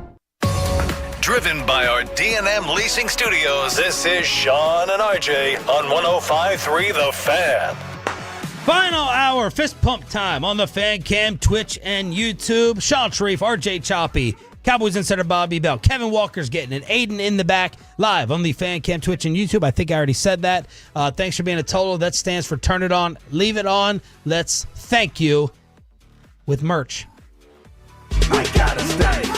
All right, Tolos. Right now, 877-881-1053. Caller 10 wins 2 tickets to see the Thuggish Ruggish Mafia Tour, courtesy of Live Nation at Dos Equis Pavilion on Thursday, September 25th. That's caller number 10, 877-881-1053. The Fan. Ever met someone who is so extremely dumb that they don't know how stupid they actually are? There's been a whole lot of stupid said this week. You are made of stupid. You know, I was worried there wasn't going to be enough stupid out there this week. But you weren't here. And it was stunningly easy to find stupid things that people have said. Because they say stupid things all the time. Kevin Hagelin nominated on this list for the 07 Patriots? He should be. Let's write him down right now. I'm going to put him down right there. 07 Patriots. Yep. And so we're going to look at this. There are a lot of baseball-centric ones this week. And the first one comes to us, RJ Choppy. This is something you had seen. Greg Amsinger, which I did some research, and I found out this is a shared title. This is not just Greg Amsinger. You might be wanting to give it to Harold Reynolds now. Oh, really? Give him the title, I mean. Okay, so I heard this around the home run derby, right? I was watching some of their home run derby coverage, All-Star game coverage, and it floored me. Who is this? So Greg Amsinger is their host of MLB Network. He's like the studio host in the evening. It's usually him, Harold, Dan Plesac is on that show. Plesac's so great on there. Yeah, he's very, very good. Al Leiter will do this show quite a bit. So Amsinger was talking about Cal Raleigh. And Cal's having a great year. And Cal is right now running second in the MVP voting. But Greg Amsinger said that if Cal were to win the home run derby, which he wound up doing, that this would be the greatest first half in Major League Baseball history. No. The answer is no, it would not. No, it would not. It's not even the greatest first half this season. I don't think it's the greatest first half in the AL West. Like, Griffey had an insane 96 or 97, whatever it was. Juan Gonzalez, through the first half, 87 games in 1998 when he won MVP the second time. He had 101 RBIs at the All-Star break. Like, there are plenty of these. Here's why it might be shared with Harold Reynolds. I found this article over at the Seattle Times. Apparently when Amsinger said this, which we're looking for the audio clip, we couldn't find it. But apparently when Amsinger said this, Harold Reynolds said, I don't even think he needs to win the Derby. This may be the greatest first catch we've ever seen because he's first half we've ever seen because he's a catcher. Aaron Judge's numbers will always speak, so will Griffey's, but the difference is he's catching. So he was saying, Harold Reynolds took it a step further and said he doesn't even need the Derby, like you're saying, Amsinger. I'm saying we've already got this here. So greatest first half in the history of baseball, apparently. Vegas sent me some Cal Raleigh lines. Will he break the single season home run record? Yes or no? No. No is minus 700. Yes is plus 1,200. So a 12% likelihood that he does it. 73 from Bonds. Cal Raleigh is on pace for 64. He's only one behind what Bonds had at the break in 01. Will Cal break Mantle's switch hitter single season home run record? That's 54? Yep. Oh, yeah. Yeah, probably. She's only 16 away. Yes is right? minus 500. No is plus 300. So 83% likelihood he does it. Yeah, could you imagine if he doesn't? I mean, he needs like 16 home runs to break it. It'd be a pretty terrible collapse. Will Aaron Judge win the Triple Crown? He's one RBI away. He's first in batting average, second in home runs. He trails Cal by 3, and second in runs batted in, trails Raleigh by 1. Slight no. Slight no. It is slight no. Well done, fellas. Minus 180. Yes, plus 140. How many hitters will have more than 50 home runs this year? Currently 5 are on pace to hit 50 plus. Cal, Judge, Shohei, Suarez, Schwarber. 3. The over-under is 3. So you have to pick. It would be those 3. It would be Cal, Judge, and Shohei. The over-under is 3. It's 3. Over or under. But your initial guess was good. Over. I should have set it up.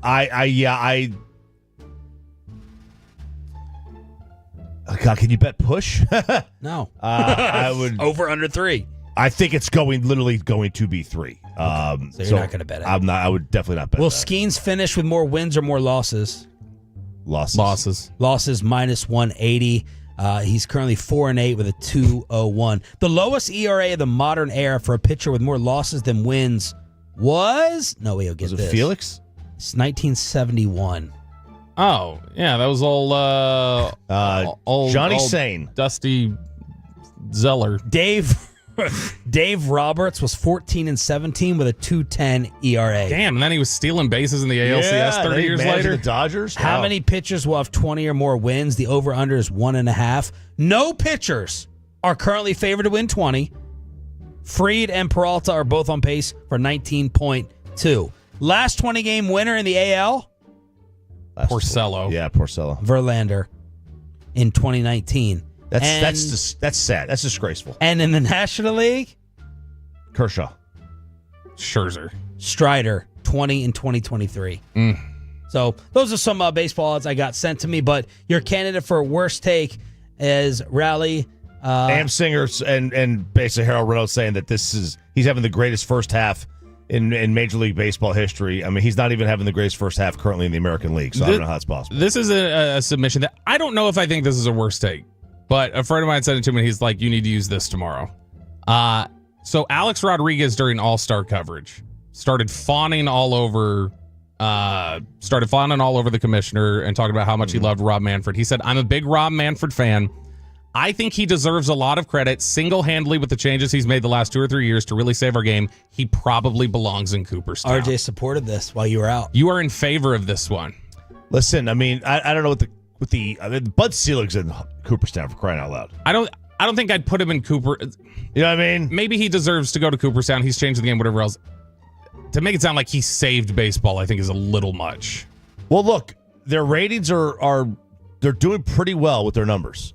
They're doing pretty well with their numbers. Yeah, but saving baseball is McGuire and Sosa. That saved baseball. That's fair. Like this is like but baseball Selig allowed the cheating. And it's one of those things where like it's like the conflict you get in a movie of like, well, should this cop have done something off the books? Mm-hmm. Should he have planted evidence to get his prosecution? It's like I think Rob's done a really nice job. You're calling it a necessary evil. I think Rob's done a really nice job as commissioner. Rank the commissioners, Bobby. You're the king of commissioner love and hate. Current commissioners? Yeah. Number 1 would be probably Goodell. It's Goodell or Manfred, and then Silver's way behind. What about Bettman? Bettman's done a nice job. He was university member, despised. Like a pariah. So I didn't realize he was Stearns like second in command for a while. I would say, well, Gary Bettman? Yeah, that's why David Stearns? He was going to take over for Stern if he stayed at the NBA, but he got the NBA NHL thing. It's the same thing as like with baseball, where people were like, he doesn't even like hockey. He got accused of that. So I guess I'll put. I don't know what Bettman's done specifically. I guess I'll put him near the top just for the fact that I do remember 04-05. People were saying Gary Bettman might be killing, like hockey may die because of him. Yeah. So I mean, the fact that he's sustained is fine. But last place easily is Silver, always and forever, because he sucks and he's an idiot. He cost me a cupcake to the face. All right, next one here on worst take. We're going to go, this could fall under a large umbrella of a number of people, but we're going to give it specifically to Sarah Spain. Sarah Spain is representative of the blowback that we got for Shane Gillis. And in an era where it's not hard to find an echo chamber audience that you have, and so ratioing doesn't really happen anymore on social media, it happened to Sarah Spain. This was her tweet the other night during the ESPYs. In a year of crazy growth for women's sports, choosing an ESPYs host who doesn't even try to make clever jokes about women athletes, he at least attempted for the men, he goes with hacky, no one knows the WNBA bits. Pino is a bad time and repeatedly insults black women, all caps, cool. And she got crushed for this take. Look at I never understood like really ratioing on Twitter. Go look at the likes and the comments and the retweets and everything. Like she got destroyed, as she should. Yeah. Justifiably crushed. Yeah. Look, this is a perfect microcosm of politics. It really is. This is Democrat versus Republican. You know, this is, and Kevin Hagelin is slowly shaking his head in the other room. For years, okay, this, I'll just be real. I usually don't like to get in trouble on a Friday. I don't think it'll get me in trouble. This is the way we talked and joked growing up, and this is the way we talk and joke behind the scenes.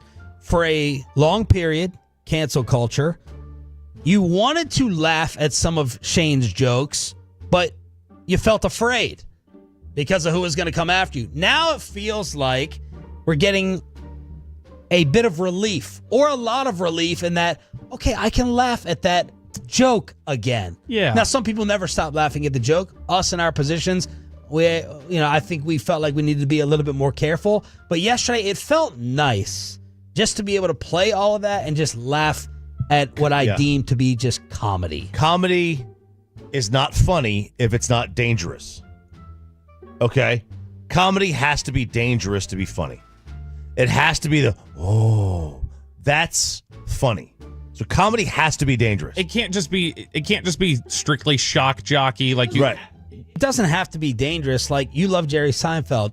I don't think Jerry's that great at stand-up. He's not dangerous. Jerry's different. Yeah. Jerry He's a comedian. Jerry is like a unicorn in the industry, right? Jerry's dangerous around high schools. He doesn't he never curses ever. Like, he never even goes close to it. Yeah. So like Jerry's just a different comic. You danger, the funny, the shock, but not shocky. Oh my God, is on this purpose. true? I know. Can we read that? I was wondering. Well, look it up first. Don't just read things. Google it. Well, I would just say it was Reetba. Oh, you just throw Jake under the bus? It was him. He said it. He's talking about where Sarah Spain launched her career. This would be very interesting if we confirm this. I knew her from ESPN Chicago. Well, that is Chicago that he's saying. You legit knew her? Yeah, so when I was at ESPN, we would, at the Super Bowls, all the ESPN stations were in a group, like right next to each other. Yeah. And it was, her and I were the only two update anchors that were there. So Yeah. like we were always like in the same kind of meetings and stuff. Well, what was she like? Did she come across as real uptight, serious? I found her as a little standoffish. Okay. She's my winner for loser. She's my worst take. It's not even close. I don't care how factually incorrect the Cal Raleigh stuff is. I love the Shane Gillis stuff, and I'm voting her as my loser. 877-881-1053, Franklin Franco injury attorney text line to vote. Did you confirm it? Well, the only thing I'm finding is her doing an ice bucket challenge. That's the only type That's close to a wet t-shirt contest. Yeah, it is. We'll have Reetma say it on the weekends. Reetma said she got discovered or got a lot of attention because of a type of contest that she won. The winner here, but it'd be too easy. The winner here would be Pro Football Network putting Cameron Hayward number 2. But like I want to make it a little interesting. So instead I'm going to go with Kevin Hagelin's awful take that in the Patriots for some reason are like not the greatest team ever because they lost to the Giants in a random game. I felt like he backtracked a little bit yesterday at the Firehouse in Richardson. Yeah, because he was having to go like, Buster Douglas is the greatest fighter of all time. He's doing a good job with our unfair analogies and comparisons sitting in the prep room right now. All right, who's your vote? Raleigh? That looked for me. That is. I mean, that's. Just the amount of people who are trying to make the MVP vote even interesting right now. I never remembered getting this type of extra boost as it is right now. Well, especially because they've never made the catcher position more useless. Like they're how? How's it useful? Well, it's going to be completely useless after they do the automated strike zone. We're not framing. Right, because the pitch framing. But now it's just like, hey, can you hit? Oh, you can hit? Then you can catch in the major leagues. Cal Raleigh has a negative defensive WAR. Negative this year. Now, normally he's pretty good, but this year it's negative. Who's winning? 817 Sarah Spain, 214. I'm voting for Sarah Spain to win the first award of her career. No, second award. 469. If Reed was right. 469 Sarah Spain. It's Sarah Spain. She's winning. There it is. 877-881-1053. Thanks for turning it on, leave it on, and congrats to our final concert ticket winner of the week. The Red Zone, your football fix, is going to college because Texas has officially taken over. Little college kegger in the Red Zone after this. If it's happening in DFW sports,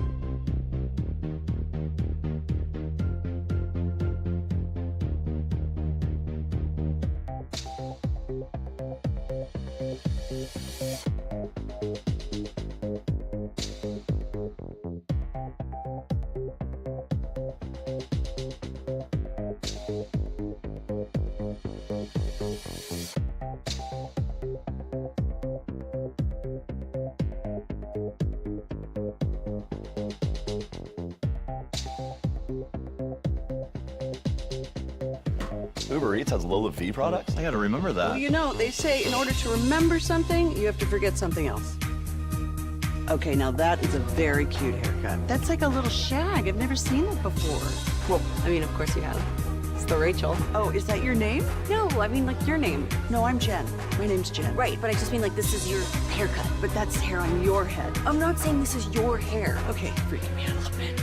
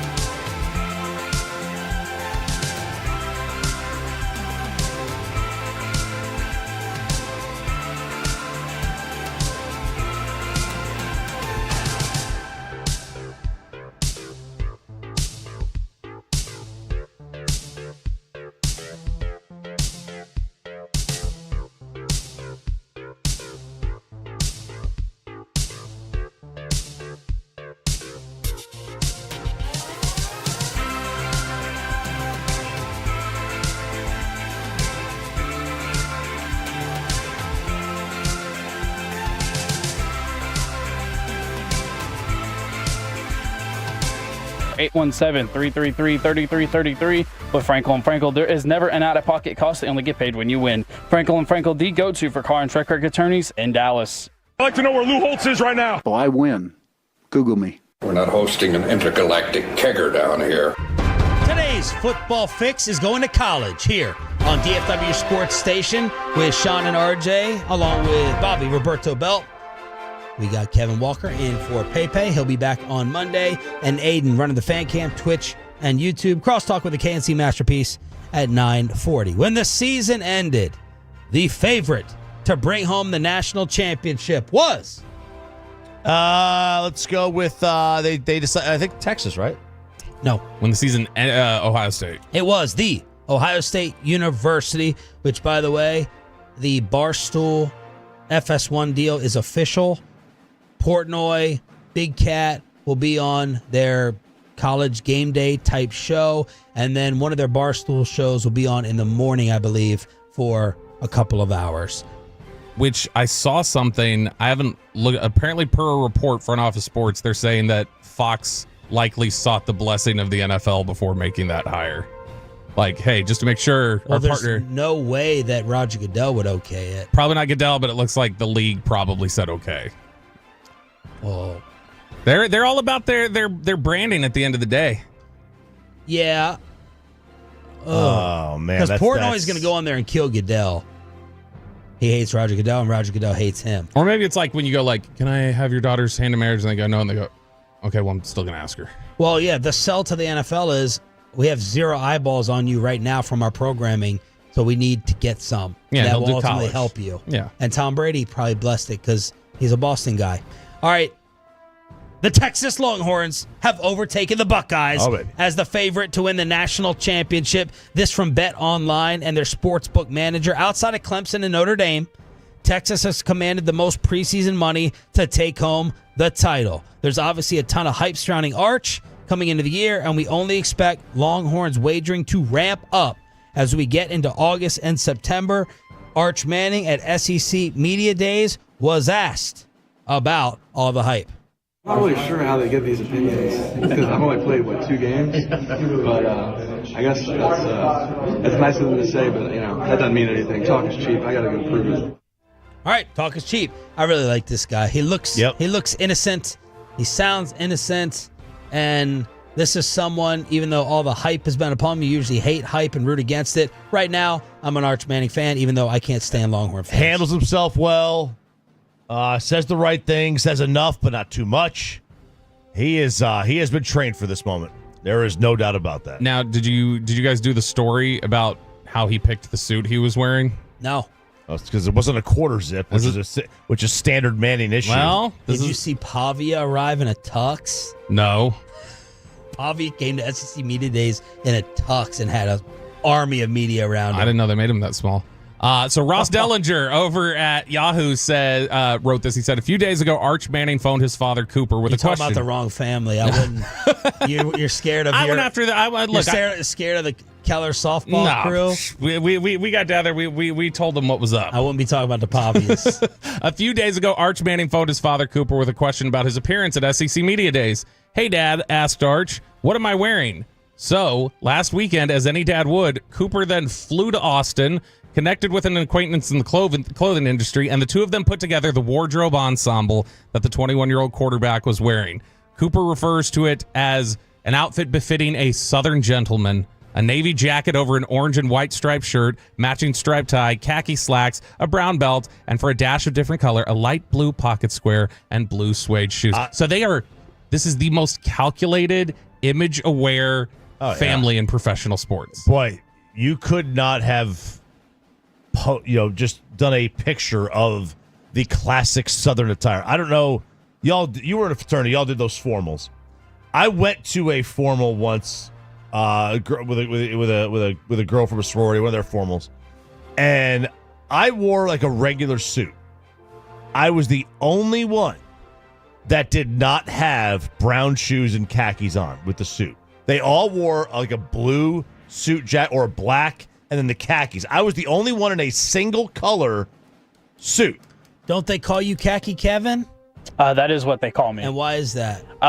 Really just because of Fred Davis. He called me khaki because I was wearing brown-colored clothing one day, and it just kind of stuck. Were they cargo khakis? No. It was I had like a khaki hat and a brown shirt, and that was pretty much it. Oh, so it had nothing to do with actual khaki pants. No. I wasn't like dressed up in like khaki pants or nothing like that. That's his Southern gentleman look there. Absolute to a T. And to a T. And of course, Grandpa set the tone, and this is Arch talking about all the text messages every day from Archie. I mean, he texts all the grandkids every morning a Bible verse and a motivational text, so I hear a lot from him. Is that like one group text, or are those separate texts he's sending to everyone? It's a little bit of both. Okay. Yeah, it's kind of different, and he signs off his name. I'm like, I know it's you. Hey, that's just an older person thing. That is an old man thing. My dad would do this. He died, though, so he doesn't do it anymore. But he would always text with RJ, comma, and then start like he's writing a letter. I got a Canadian buddy who does the same thing. He's our age. He's like, hey, RJ, comma. My mom died before she could even text me. Wasn't a thing back then. Wow. Jeez. Well, look. She could write you on the Ouija board. Yep. Even though they're the favorites to win the championship. I talk to Miss Cleo now.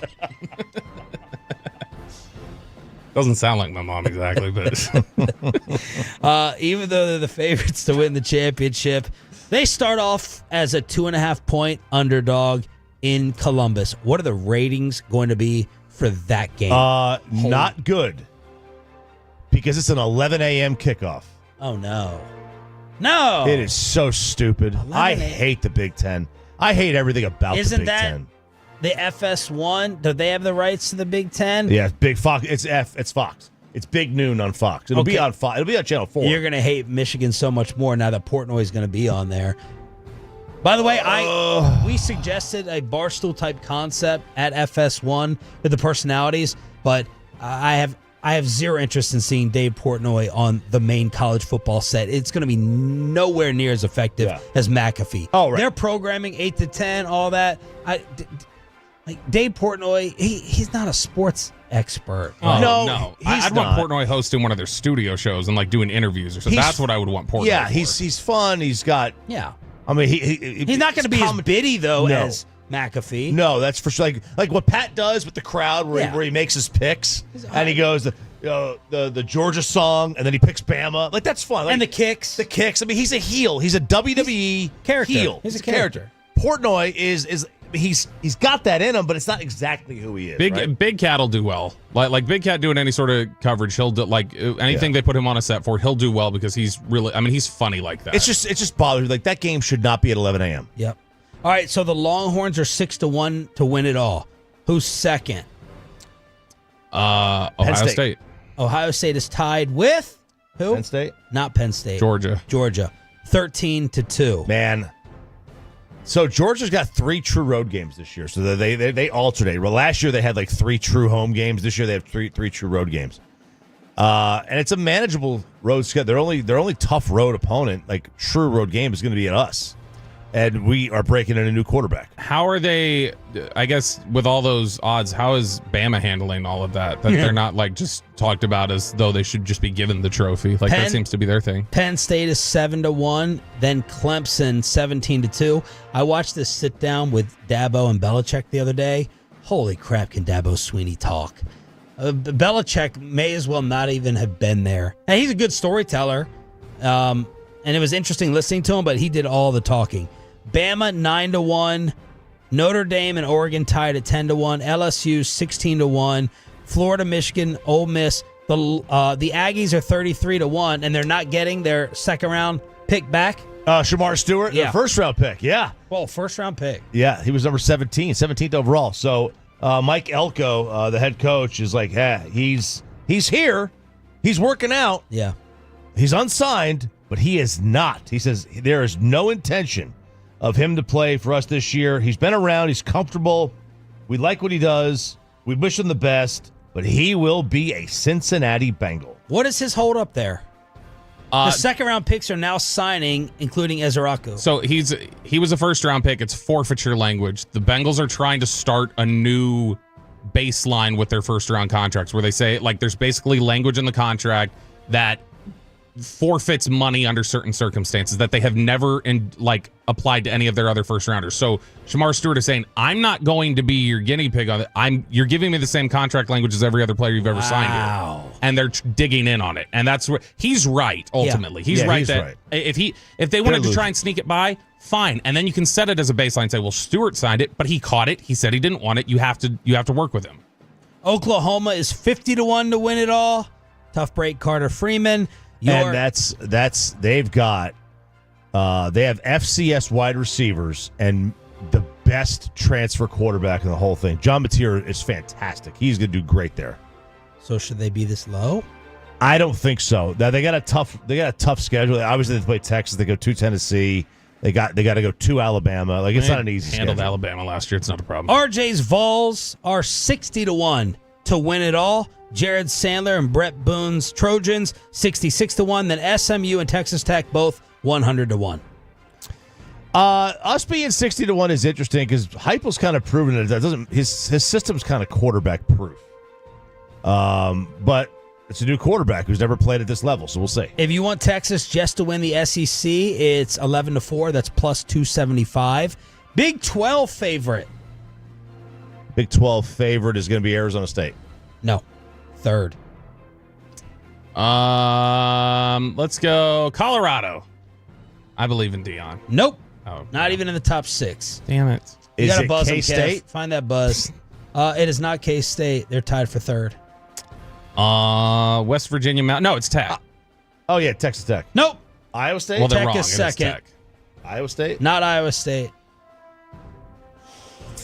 Utah? Utah is the favorite at 5-1. Tech's better than Utah. Half the battle in picking these is trying to figure out who the hell is in these conferences. Exactly. And then I just wanted to check in on Belichick with the ACC. If they're lower than fourth, that's a major disappointment. What, Bobby? Slug bug, no tag back. They are lower than fourth. Miami and Clemson. Clemson is almost even money. Miami's 15-4. NC State. No. Not above. Georgia Tech. Georgia Tech is 5th at 12-1. Syracuse. SMU is 4th. Oh, God. At 9-1. No Syracuse on the list. Forgot about SMU. You're missing third. Cal.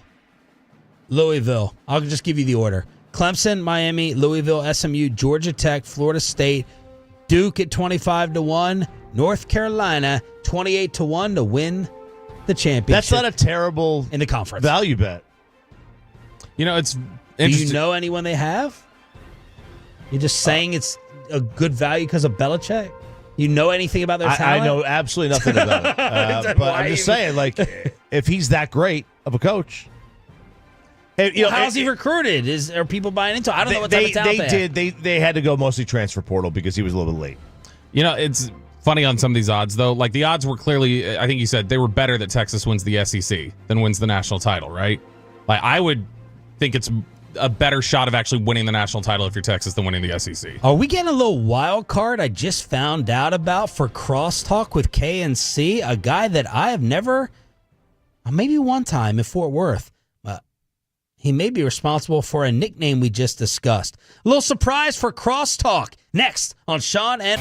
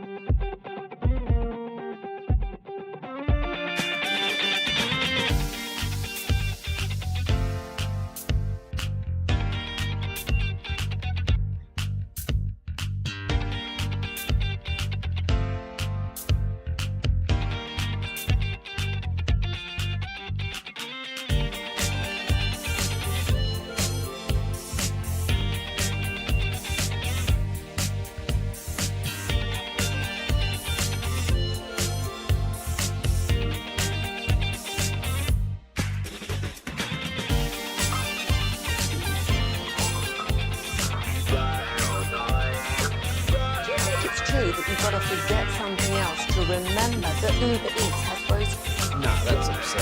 Hey, remember when you used to be what was it, Pepper Lady? Pepper Lady? Wasn't it Cinnamon Sisters?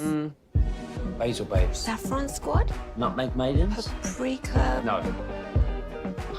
Nutmeg Maidens. I just said that. Was it Spice Girls? Doesn't sound right. Was it Saffron Squad?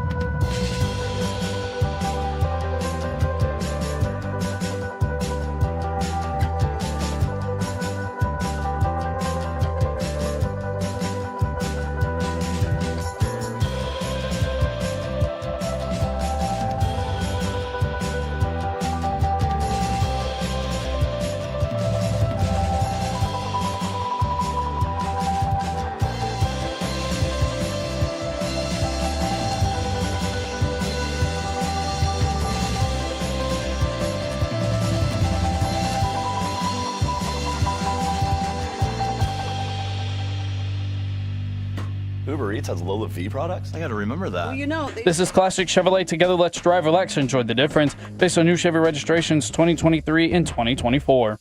A nice surprise for Crosstalk with the man who I think easily, it is kind of in Corey's face. This guy makes everyone else the most nervous in the building.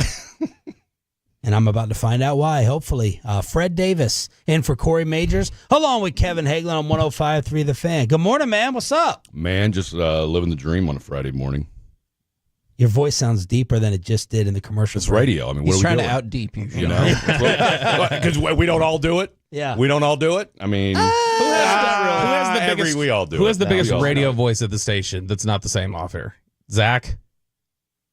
No. What's Zach off air different? Is it different? Zach is just going to still be. sounds like a Muppet off Zach air. is Zach is going to be generally. my gosh, dude. They were going to go right over that. Zach what is, the hell? Zach is going to be very generally chill. I feel like when he's on the air, it's definitely all right, here we go. That's It's it. not a different tone, but it's a different it's all said with his chest. I don't hear it. I just see his much more. text. Tim Brando was the one that he said, and listening back in the day on Sporting News Radio, he said, your radio voice is not the same as your everyday talking. See, that's why. But yours is definitely deeper than it was 2 minutes ago right now. I mean, what are we doing here? What are we doing? You think, does Post Malone sound the same on stage as he does bebopping around? No, but I think everyone else pretty much is the same. Yeah. That's the benefit of having 3 or 4 people in. That's also if the you're benefit- by yeah. yourself or just maybe one other person. Like if you're by yourself, I definitely think it changes. Yeah, okay, so you can speak more clearly, but that doesn't mean your voice changes. Like you got deeper. Yeah, go back to You your went from one testicle to two. Just by turning the microphone on. just real quick. That's all we gotta Just do. go back to commercial break voice just for a second. Okay, this is commercial voice. That was closer. Yeah, that was closer to commercial voice. You're also hearing it now through a microphone instead of through here, so it's getting some of the processing.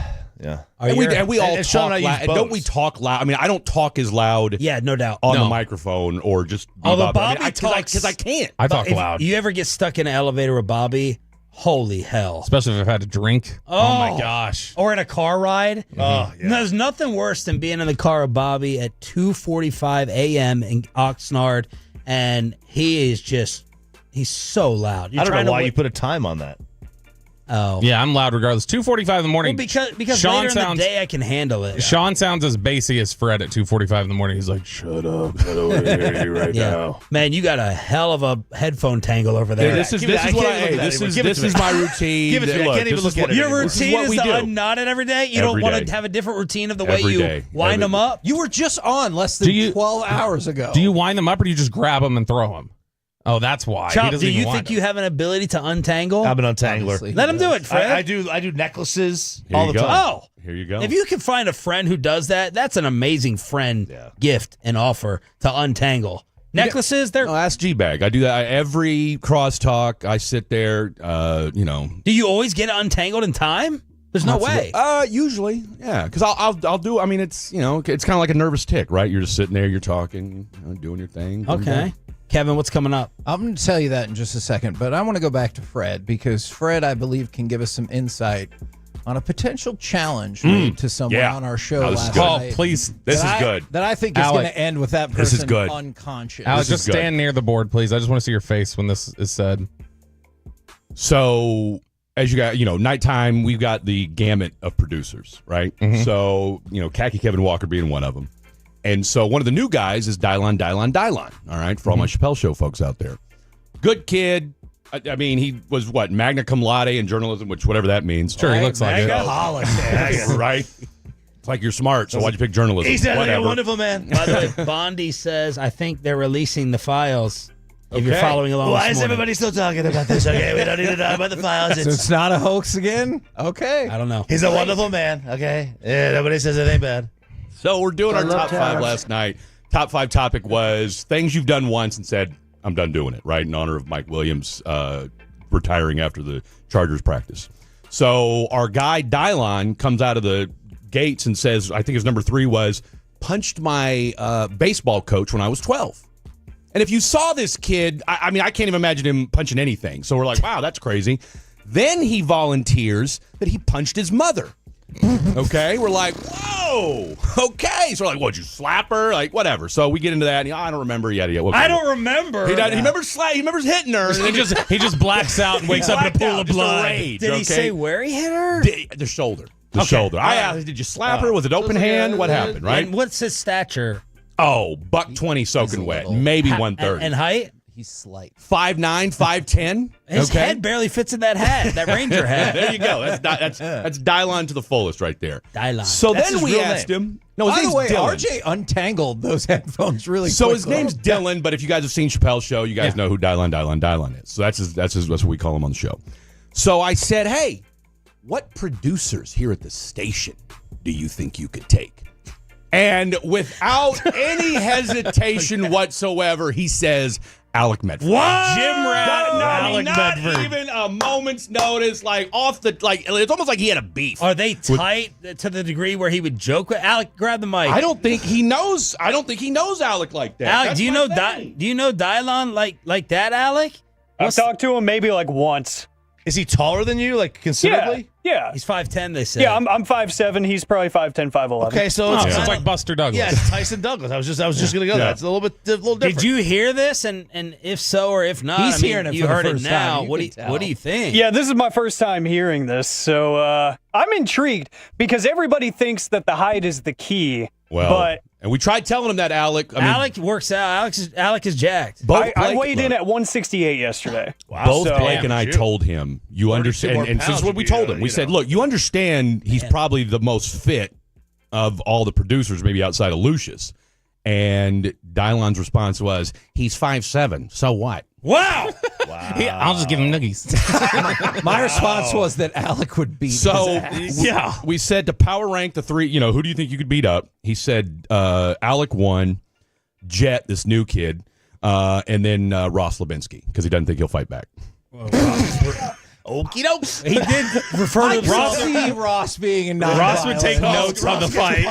He referred to himself as Rossi the other day. Rossi. But how about the Ross is respect? coming back at you. How about the respect for Kevin, though? Yeah. He didn't name Kevin on that list. No, and we tried to throw it because Blake even said, he goes, you don't think you could take Kevin? He said no. And he didn't think he could take new guy Jake Kevin, either. how tall are you, Kevin? Alec.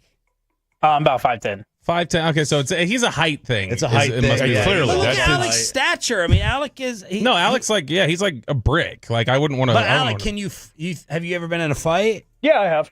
Ooh. Not only that, he's a former drug mule.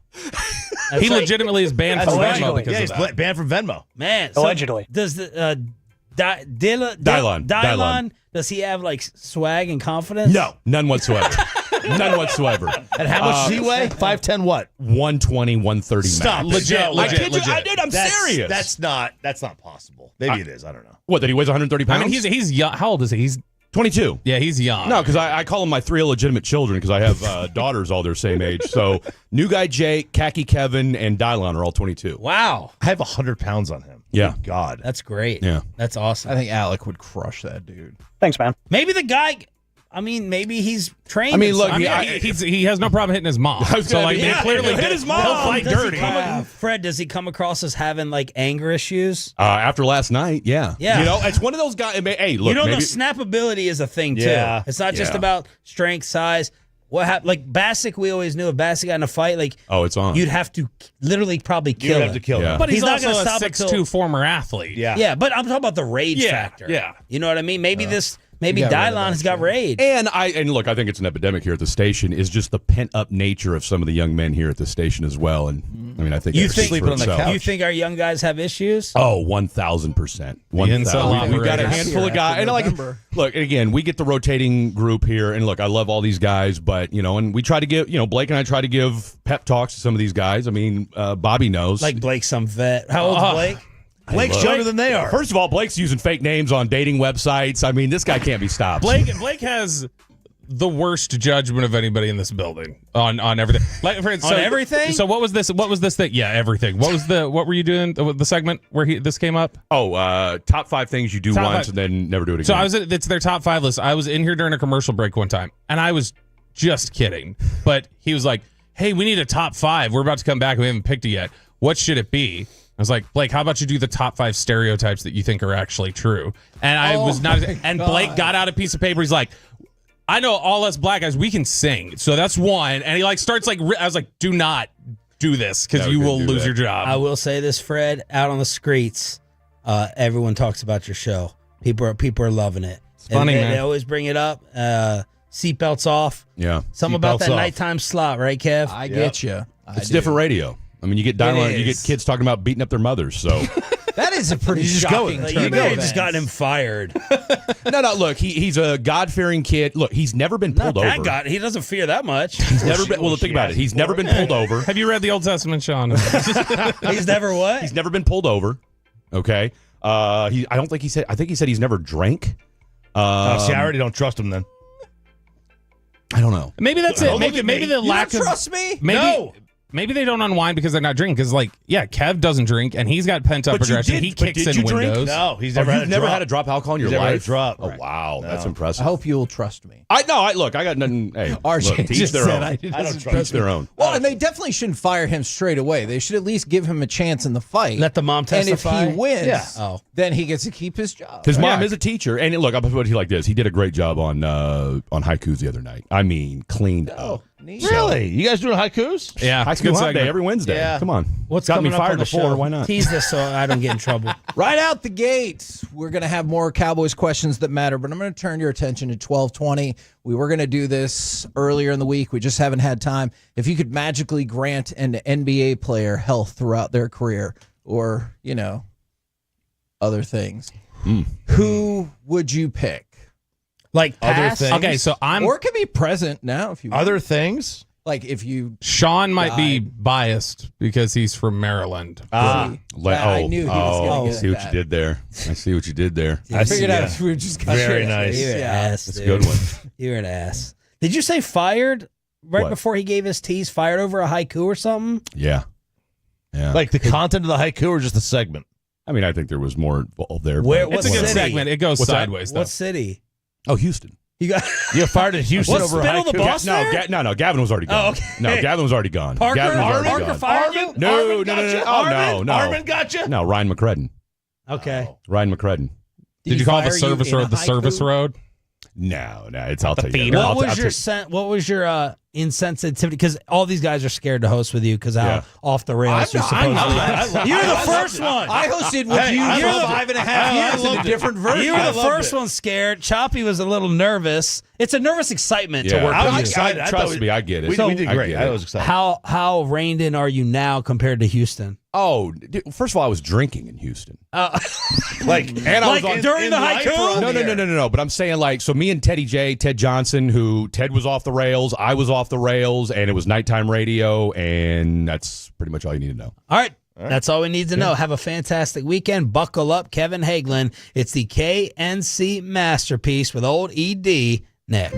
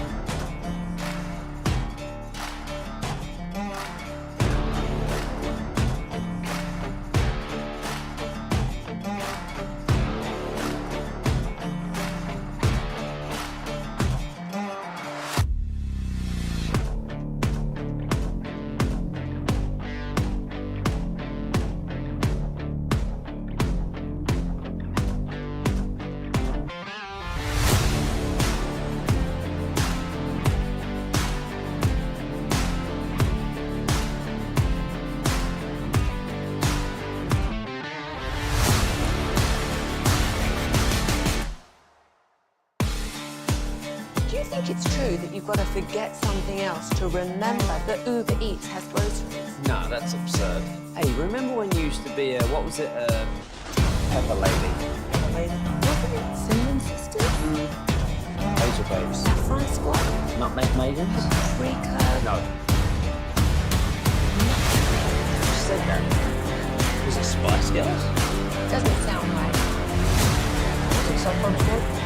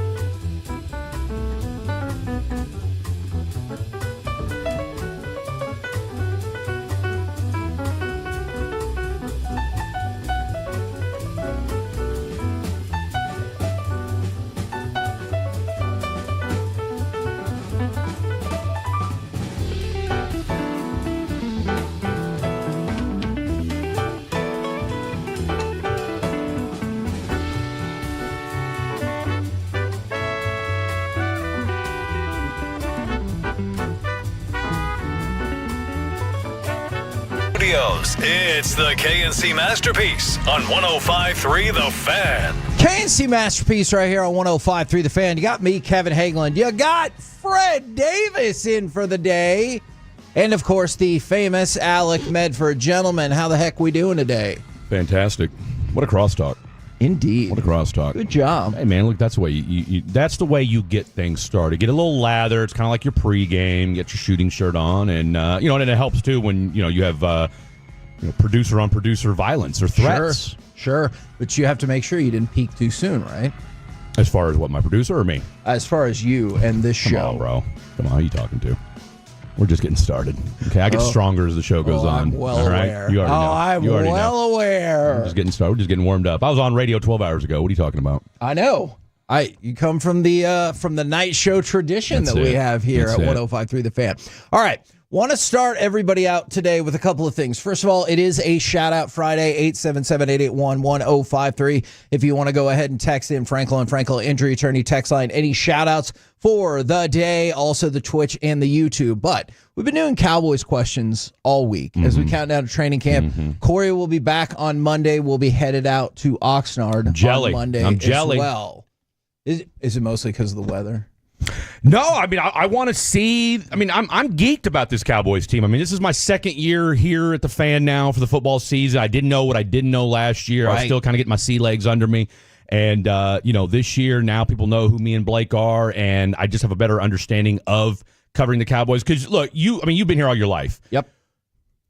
Watching the Cowboys from outside of DFW. I am really fascinated by that experience. Okay, and then being here in Dallas and covering the Cowboys and being on, the flagship of the Dallas Cowboys, it's just a different deal. It's a different beast, right? Yeah. And so, seeing it all last year, kind of getting used to it, and then now this year, it's like, and plus the fact that, Brian Schottenheimer's the new head coach, I have this kind of weird, connection because, look, I was a Chiefs fan back when Marty Schottenheimer was the Chiefs coach, and so I feel like some of the things that we're seeing out of Brian Schottenheimer are reminiscent of what his dad did, but because our younger crew don't really know. I mean, I guarantee there's probably a handful of folks that have, younger generation Cowboy fans who have no idea who the hell Marty Schottenheimer even is. I can almost guarantee that. Exactly. So yes, it's been fun to watch, and I'm excited. But like I said, now I don't feel as bad reaching out to you or Corey and saying, "Hey, would you guys jump on the show and talk to us for a segment about what you're seeing?" Versus last year, I was like, I don't know if these guys will even know who the hell I am. Yeah, no, or big time me like Choppy did when he saw me at the fan event last year. But I had to give him a hard time about it last Friday. See, because he doesn't know that nighttime life. He doesn't know that nighttime life. He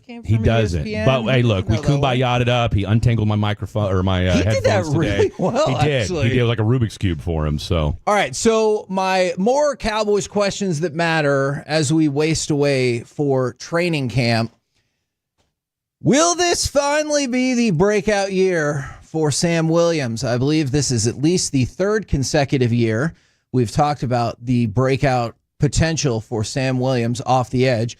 Fun side Sam Williams story about training camp. We got in trouble at training camp a couple of years ago, per one Brad Sham, for having too much fun and laughing too much in an interview while they were doing a press conference. So they'll do the press conference on the tennis courts, and we're like literally right next to it. Yeah. And we shut the tent and everything, but we were having a blast, and some people got upset. what did he laugh the most about, if you remember?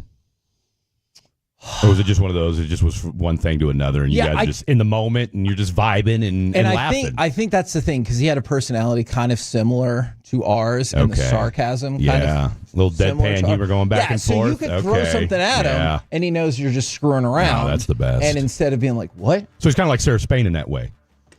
Does she have a sense of humor? It feels like maybe she doesn't. By the way, that was the winner of Worst Take of the Week on Sean and RJ. That's it. All right, Alec, if you want to start.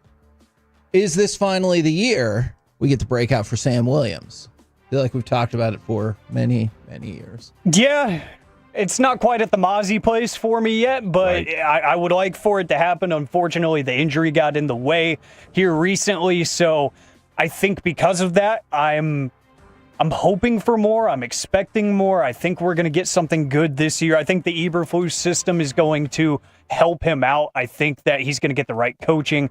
I think that the football IQ is going to improve because, he's the big splash play, but then 2 drives later, you get the 15-yard penalty that you're like, dude, what are we doing? Yeah. So I think that we're going to get a little bit more of a veteran mindset going into this season. Like, hey, I've got a lot to prove. We got a contract coming up. So coming off an injury, nothing is owed at this point to Sam Williams. I think we're going to see something good from him this year. I'm going to say yes. Ooh, I think he'll I think he'll get off to a rocky start. I mean, look, the guy's coming off an ACL injury. Yep. Right? And I get it. ACL surgeries are different today than they were 20 years ago. But there's still something to be said for the getting back into the habit of playing football or whatever sport it is you're coming back from. We talk about, and, Kyrie, we're going to have to see that in 9 months. That said, the other aspect of it, too, look at the depth that you've got at that defensive end position right now. Yep. Okay, I mean, Ezaraku, obviously, as you guys, broken last night on Fan After Dark, signs his deal last night. You know what you're getting with Dante Fowler. Mike is going to play, contract or no contract. Marshawn Nealon's a guy who, started to, dare I say flash, but show some moments there at the end of last year. So he's got all the motivation in the world. And I think, and Blake and I talked about this pass rush, I think, will be one of the great equalizers of this defense because we have questions, and I know we'll talk about it. Secondary, we've got plenty of questions. Yes. The defensive tackles, we've got plenty of questions. But I think if from a position group strength, your defensive end group is the strongest depth piece and best depth piece on this defense. And I hope this makes sense. One of the things I was thinking about this when I put this question out there was it's too late. And what I mean by that is one of the great things about young players in the NFL is you get to take advantage of a disproportionately low salary. This is the last year of Sam Williams' rookie contract. So let's say he flashes. He lives up to all your hopes and dreams. And well, then what do you do with him? Like, I would kind of assume they might franchise tag him. But, like, is it... Oh, no, you're not going to franchise tag him, though. If he had an amazing... Like, if he had a double-digit sack season... Oh, well, if he does that, sure. But, like... You didn't get... Look, if Sam Williams has got if Sam Williams has a double-digit sack season, this defense is going to be sick. Agreed. It's too late for me because you didn't get that value. Yeah. Like, hopefully you'll get that value this year, but then what do you do with him? You just let him go on down the road, which is probably what they would do, where instead if he could have flashed 2 years ago, you could have been like, all right, we got something here. They do love one-year prove-it deals. Yeah, they do love a good 1-year prove-it deal. Especially if they can wait till the last minute to get it done. All right. How did the Cowboys stack up against the NFC East? I mean, theoretically, you'd like to say that they stack up well against the NFC East. I mean, look, I was doing a little research this morning on Matt Eberflus defenses. Okay, and that I think we all agree that we've got two large questions going into this season. Is the depth of this defense going to be enough? And what are we going to see on the offensive side of the football? Because you got pieces for days on the offensive side of the football. You feel good about this offensive line. For everybody not named Tyler Guyton, I know some people might be saying, well, I don't know about Terrence Steele. Me and Terrence Steele's cousin might be the only two people in the Terrence Steele fan club, but hey, I'm on it. By the way, the offensive line coaching changes, I think, will benefit Terrence Steele quite a bit. Well, I mean, look what happened after. And again, I'm not trying to besmirch anybody here, but when Nick Martin got swapped out for Brock Hoffman, did we have any Terrence Steele issues after that? Not really. Okay, so my point is we feel good about Booker at right guard. My biggest question is the left tackle. That said, I think if this team, and again, the if of when it comes to health, I mean, that's everybody. I think this team can be sneaky competitive this year. I don't think a 10-7 season is out of the realm of possibility. Do you think they're very clearly defined as the third team in this division? No, I think you can, look, you split with the Commanders last year. Okay, you can beat the Commanders. All right, and guess what? You're not sneaking up. The Commanders aren't sneaking up on anybody this year. All right, I mean, I get it. Sweet Willie C, aka Will Chambers, is puffing his chest because he called the Commanders last year, and my man had it dead to rights. But I feel like with what you're seeing out of Brian Schottenheimer, there's just something about them that this thing's either going to go surprisingly well or off the rails early. Alec, how do you feel like the Cowboys stack up at the NFC East? I'm still curious to see what the Commanders do consistently within the division because, the first year of Jane Daniels and everything, it was amazing. It was beautiful. It was great for the division. I hope it lights a fire underneath the team to say, hey, we do need to step up because they're not like the Giants anymore. They're not bottom of the pack. They're not somebody that you can kind of just gloss over. So I know for sure you're better than one team. I don't know if you're better than the other two. So I'd say right about average. I'd say you're a little bit below par, but I do think you have the chance to split with both of the teams that I think are better than you in the division, which I'll take as a win, and I think that leads to a playoff spot. So I think you stack up all right. I think Philadelphia is the obvious issue that you're going to run into because their run game is so strong, and I still don't know what to expect from the run defense here in Dallas. That's my main concern. And quiet as it's kept, Washington can run the football decently enough to where against, let's just say, last year's Cowboys defense, their run game could look really good. So I do think that you're still going to struggle to stop the run against the NFC East, but I think that you could end up splitting against the top two teams, and then you could find yourself in the wild card hunt. From the 817, does Fred know, Kevin, that you got a bottle smashed over your head at training camp?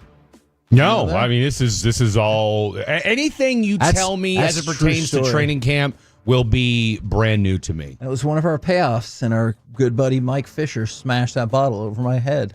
It did not feel great. Like a glass bomb? It was a beer bottle. Like on purpose? Yeah. And you did you start bleeding or what? Yeah. So that's what we used to do. Look, you said the night show is a different realm. Yeah, I'm with you on that. Yeah. You're right. And so we did the Wheel of Misfortune. That is why that wheel is still back there. And that was what, unfortunately, my time was up, and I got the bottle smashed over my head. So there you go. He just smashed a beer bottle. Yeah. And you were, I knew it was going to happen. Either way, but it's not like it made it feel any better. Did you have hair at the time or no? No. So bald head. I've been follically challenged for a very long time. Smash it over your dome. Yeah. And you're bleeding everywhere. Yeah. Not everywhere, but it wasn't great.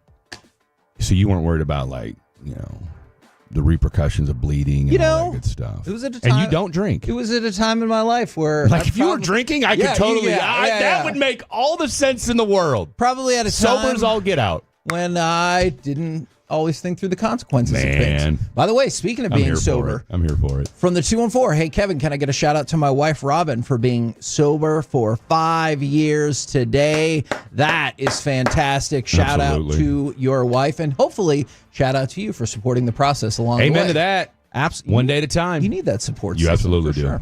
All right, now I know we've talked about this off and on, but I want to just get right to it here. Mm-hmm. Which position, and we'll start with you, Fred, which position is the most pressing need on this team for you?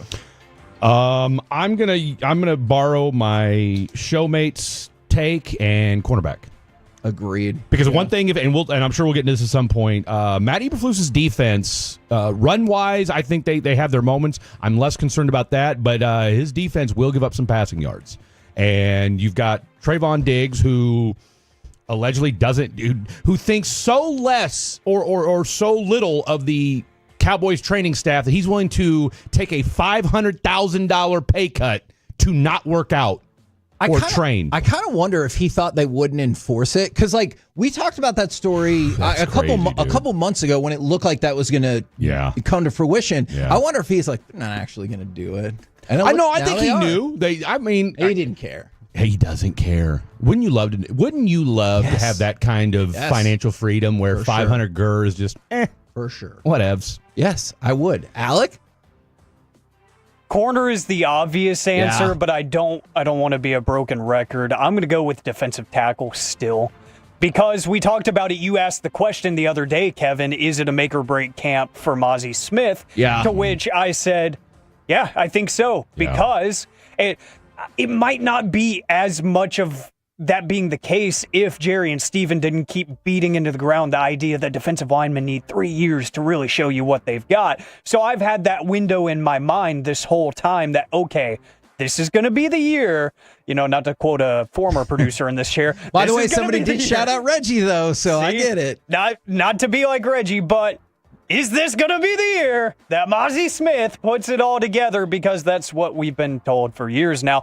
And again, like Fred said, there are some weaknesses in this Matt Eberflus defense. If the run defense can be sound, they don't have to be great. No. If they can be sound, I can live with the other mistakes because, again, the NFC East is a solid running division. So, and some of the AFC teams that you're going to go against have good running games. So if they can just be sound, then I think I'm okay, but I'm still concerned. Now, it is a shout-out Friday from the 903. Shout out to my wife, Keely. We just got married last month. She's the GOAT. You'll love to hear it. And then... So many married listeners on this show. Does that kind of bum you out a little bit? No, I'm just saying, you've had 2 more married listeners I think we've had all week. From the 817, shout out to my wife. She's 18 weeks pregnant, and the baby is doing great. Also, shout out to all the fatties. Yeah. They know what time it is. Shout out all the fatties out there. You got representing, I'll tell you what. I like it. Coming up next, the Chicago Sky defective paragliders and the Dallas Cowboys. Do any of these entities deserve Forgiveness Friday? Do you? 877-881-1053. We'll do it next right here on The Fan. In this boys guy's opinion, my boys KNC are better. Roll with us all day at 105.3 The...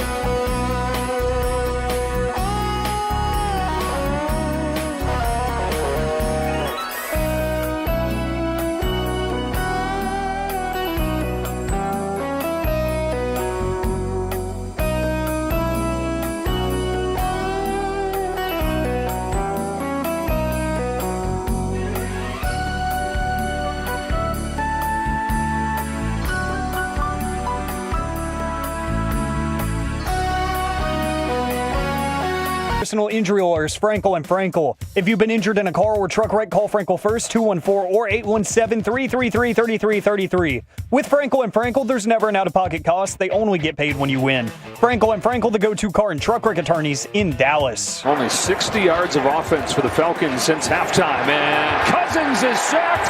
Guess who? T.J. Watt putting an exclamation on this one. KNC Masterpiece right here on 105.3 The Fan. Want to remind you, the Gbag Nation will be broadcasting from Globe Life Field today. Go see the boys. They'll be in the second deck out in center field as we get ready to start. Backyard. That's right. As we get ready to start the second half of the season, Rangers against the best team in baseball, the Tigers, right here on 105.3 The Fan. I'm geek, dude. I Yeah? am geek. 38-26. Let's go. Ooh. I'm throwing it out there right now. All right. I like it. 38-26. Let's go. I like it. Now, right now, it's time for a little Forgiveness Friday. 877-881-1053. Do you need to ask anybody for forgiveness? Do they perhaps need to ask you for forgiveness? And let me ask you this, because I haven't played this card up very much. Okay. Is it good and I'm doing a good job as a husband, or am I missing an opportunity? Look, I got 2 kids by 2 women and a spotty dating record, so. I have 2 kids by 2 women as well.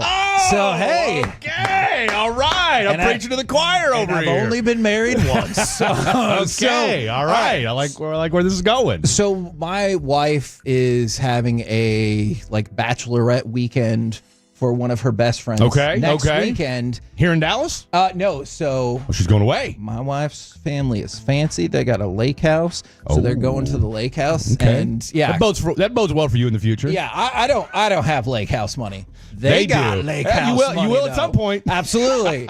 And so she's been telling me all these things, and then when just earlier this week she goes, and I just realized you might have no idea what I'm talking about because I never actually told you when the bachelorette party was, and it's not on the calendar or anything like that. And she feels really bad. And Corey tells me that the key to a long-lasting relationship and marriage, and that he's been married for 19 years almost, is having the advantage in your relationship. Do I need to play that up more? That you don't know what she's doing? No, that she didn't tell me, and I felt so left out, and I have to take care of the kid, and what are we gonna do? I mean, I think, and I'm just gonna go off my experience with women, which is great. I think as long as you just ask questions without being pointed, right? That's that's all they just want to think you care. Yeah. All right.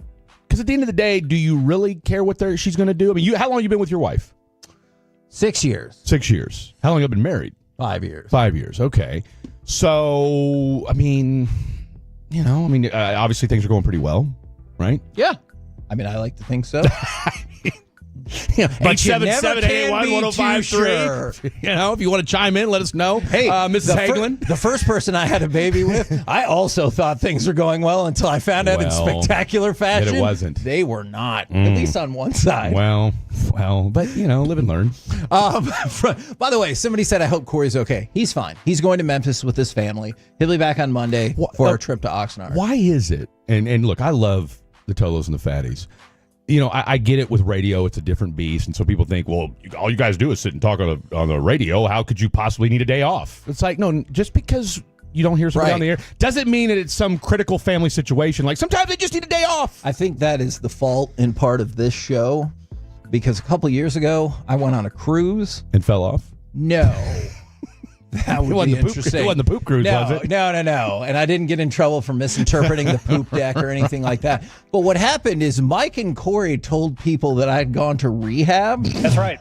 And Alec, they sold it. Dude, that's cold-blooded. For real. So that's much to the point that when we would get to one of the destinations, and you get half a day or whatever, and everything like that, my phone would be blowing up and it would be like, hey brother, I just want to let you know I had a drug problem for 26 years. And I was like, what the hell is happening? Do you need me to pick you up and take you to a meeting? Yeah. I mean, Thursday, 3:00 at my church. We'd love to fellowship with you. Yeah. And so I just told him, I was like, you might want to cool it just a little bit. It didn't bother me. Like maybe like an appendix burst. Yeah. Okay, that's funny. Haha. But like people were insinuating you might have a drug problem. Legitimately worried about me. And I was like, hey, and I responded to those people that they were just having fun. But I appreciated this. But then you might get somebody that's mad, be like, oh, so now it's a joke. Yeah. You know, so and I wanted my disease is a joke to you. I wanted to make sure they knew I wasn't making fun of it. I can't speak to what you're going through, but I'm okay. Yeah, we were in Alaska. I had no idea this was happening. From the 214, I need to ask for forgiveness. I ate my wife's leftover Chinese food on Monday,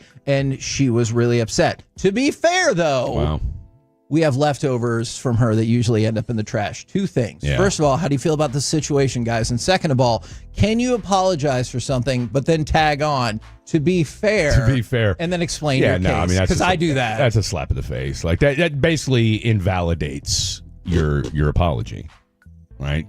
Hey, I'm sorry, but to be fair, this is why I did it. So, take it how you want to. Again, I think it goes back to it's a quick text message in today's day and age. Yeah. All right? If your wifey's food is sitting there and she genuinely doesn't eat it, maybe you start off the text by saying, hey, can I go ahead and knock this out, or are you going to go ahead and let it rot in the fridge? Okay, that feels an aggressive ask. Okay, well, I mean, your wife, you know how to talk to your wife. That's true. Okay, so she might debate that. Eddie, I mean, look, they know what Eddie. You know what you're going to get with Fred. Okay. Okay. Yes, and I don't turn this off. By the way, I know. By the way, for people that are asking, yes, I would say that Brandon's mom probably enjoyed plenty of Coldplay concerts. Wow. If you want me to kind of, I update it for the story that I learned about. Did you catch her? Yeah. Yes. We might tell that story off air, but the answer is yes. All right. You know how women are. Yes, PJ Washington. I know how that one woman words was. have never been spoken, PJ. All right. Do the Dallas Cowboys need to ask for forgiveness? Because to the surprise of no one, and actually, I'm guessing this probably got broke on Gbag, and I'm sure you guys had a chance to talk about it yesterday. The TJ Watt extension. Yes, that did get broken on Gbag. So 3 years, $123 million. I don't think anyone's particularly surprised that happened, but now it's up to 41 per year. Yeah. And obviously, Micah has been I think carefully choosing his words. Actually, Although, he said yes. You saw what he said with the Undertaker. They don't all. He made it pretty clear. Like they dragged us out and make it more difficult than it needs to be. So, do you think that the Cowboys need to ask for forgiveness for dragging out this process? Because that's what they do. Even though we all know they'll pay the top dollar and we'll be done with it. I'll ask this to you. I'll answer your question with a question. In the way that they typically negotiate against themselves, yes. Do you forgive against yourself? If you get what I'm trying to say. Usually there. I don't, honestly. Right. Usually I mean, don't. No, they don't need to ask for forgiveness because they're going to sign him. They are. And here's the thing. And Blake brought this point up last night, and I'm going to run it by you. Do we think Jerry? Because at the end of the day, it's going to end up costing him probably what, $5 or $6 more million than it possibly could have. Are you saying total or per year? Just per year. Per year, right? But does Jerry even care in the sense that, guess what? We're still talking about Jerry would rather drag out a contract negotiation because then the Cowboys remain top of mind and say, you know what? That is the cost of doing business for him. That's where I very much disagree with that. People talk about the Cowboys no matter what. I get it. I don't think they need to artificially create that. And does the thought ever cross their mind that if the people talk about the Cowboys so much now when they don't win jack S when it comes to things that matter, how much would they talk about them if they were in the Super Bowl? It feels like society would stop if the Cowboys were in the Super Bowl, especially if it was against the Chiefs. It feels like all sports would shut down and everything would have to be some way about the Cowboys. And so it frustrates me, and we talked about this before. I think the Cowboys do a terrible job with the salary cap. I have straight up told Stephen Jones I don't that. disagree. And so you take that $5 to $6 million, you take the same thing that you could have done with CD, with Dak, with the Gallup contract before that, and that adds up to 2 to 3 usable starters that you could be adding, whether it's for depth or whether they actually start. Right. No, look, I don't disagree with you one bit. Could you look? I guarantee, and I couldn't guarantee you, but I would think that the Cowboys would push back with, was one or two players going to change the difference against Green Bay?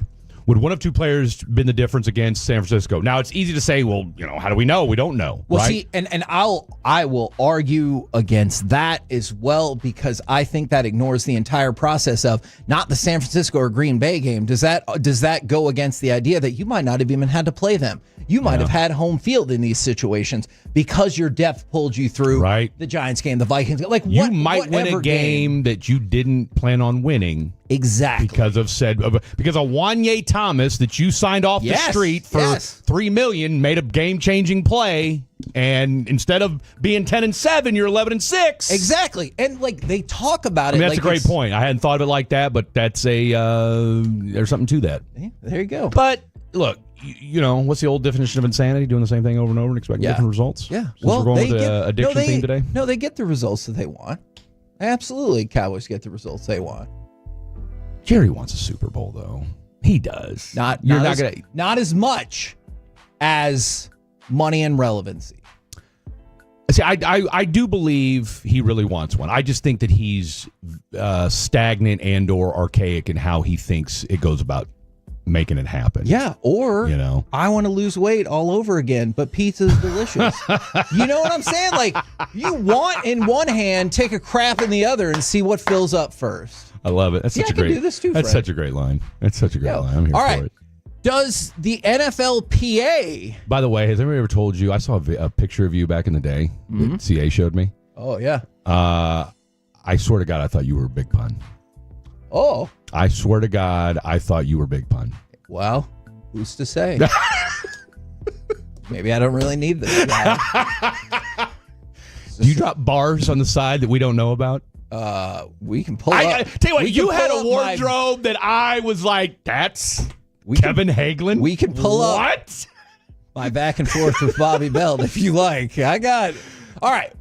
Does the NFLPA need to ask for forgiveness? Because just a few days ago, they were like, we are outraged. I tell you, outraged at any suggestion that there's any problems with us and Lloyd Howell, and it's that's preposterous. But now he's stepped away. No, they do absolutely. I mean, you hoodwinked your players, and then it's kind of like, all right, so who's and again, we all know baseball has the best union in sports.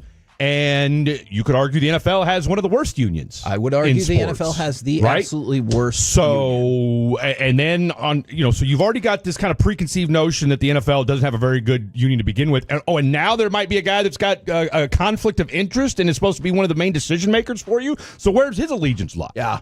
Oh, I'd be hot if I was the NFLPA, but because we love the NFL and because the owners, have this kind of Jedi mind trick over them. Now, this one I'm really curious y'all's thoughts about. Does Shedeur Sanders need to ask for forgiveness? He is very young. Yeah. And he could just be trolling us. Uh-oh. But he was asked his Mount Rushmore of quarterback wide receiver duos. Okay. First one he said, Tom Brady and Gronk. Of course, Gronk is not a wide receiver, but he did acknowledge that. Next, Aaron Rodgers and Devontae Adams. Third, Derek Carr and Chris Olave. And fourth, DK Metcalf and whoever the Pittsburgh Steelers starting quarterback is going to be. Do you think he's doing a bit? Oh, he's got, first of all, who in there, what football anybody has Derek Carr and Chris Olave on their Mount Rushmore of anything? You can't. That's not a serious list. That's a complete. Either that's a troll job, or if he really feels that way, maybe there is a reason why he dropped to fifth. What do you think his interview sounded like? If you told me if as a quarterback, wait a minute, you Derek Carr and Chris Olave, what? No, look, I think he's going to be a decent quarterback in the National Football League. I think he's going to be better than people think. But who in their right mind thinks Derek Carr didn't even believe that? I can see that. Okay. David might. But Derek, David, whoever.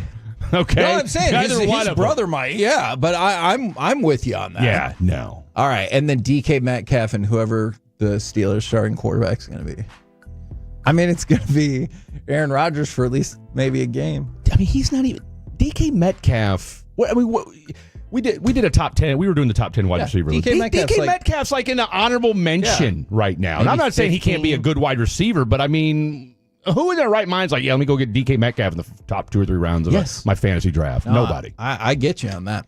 We're the KNC Masterpiece right here on 105.3 The Fan. Coming up next, it's time for baseball nuggets. Are you invested in these storylines as the second half of the season begins? Plus, we'll continue Shout Out Friday next on The Fan. Coming up in the next Gbag Nation, we're live.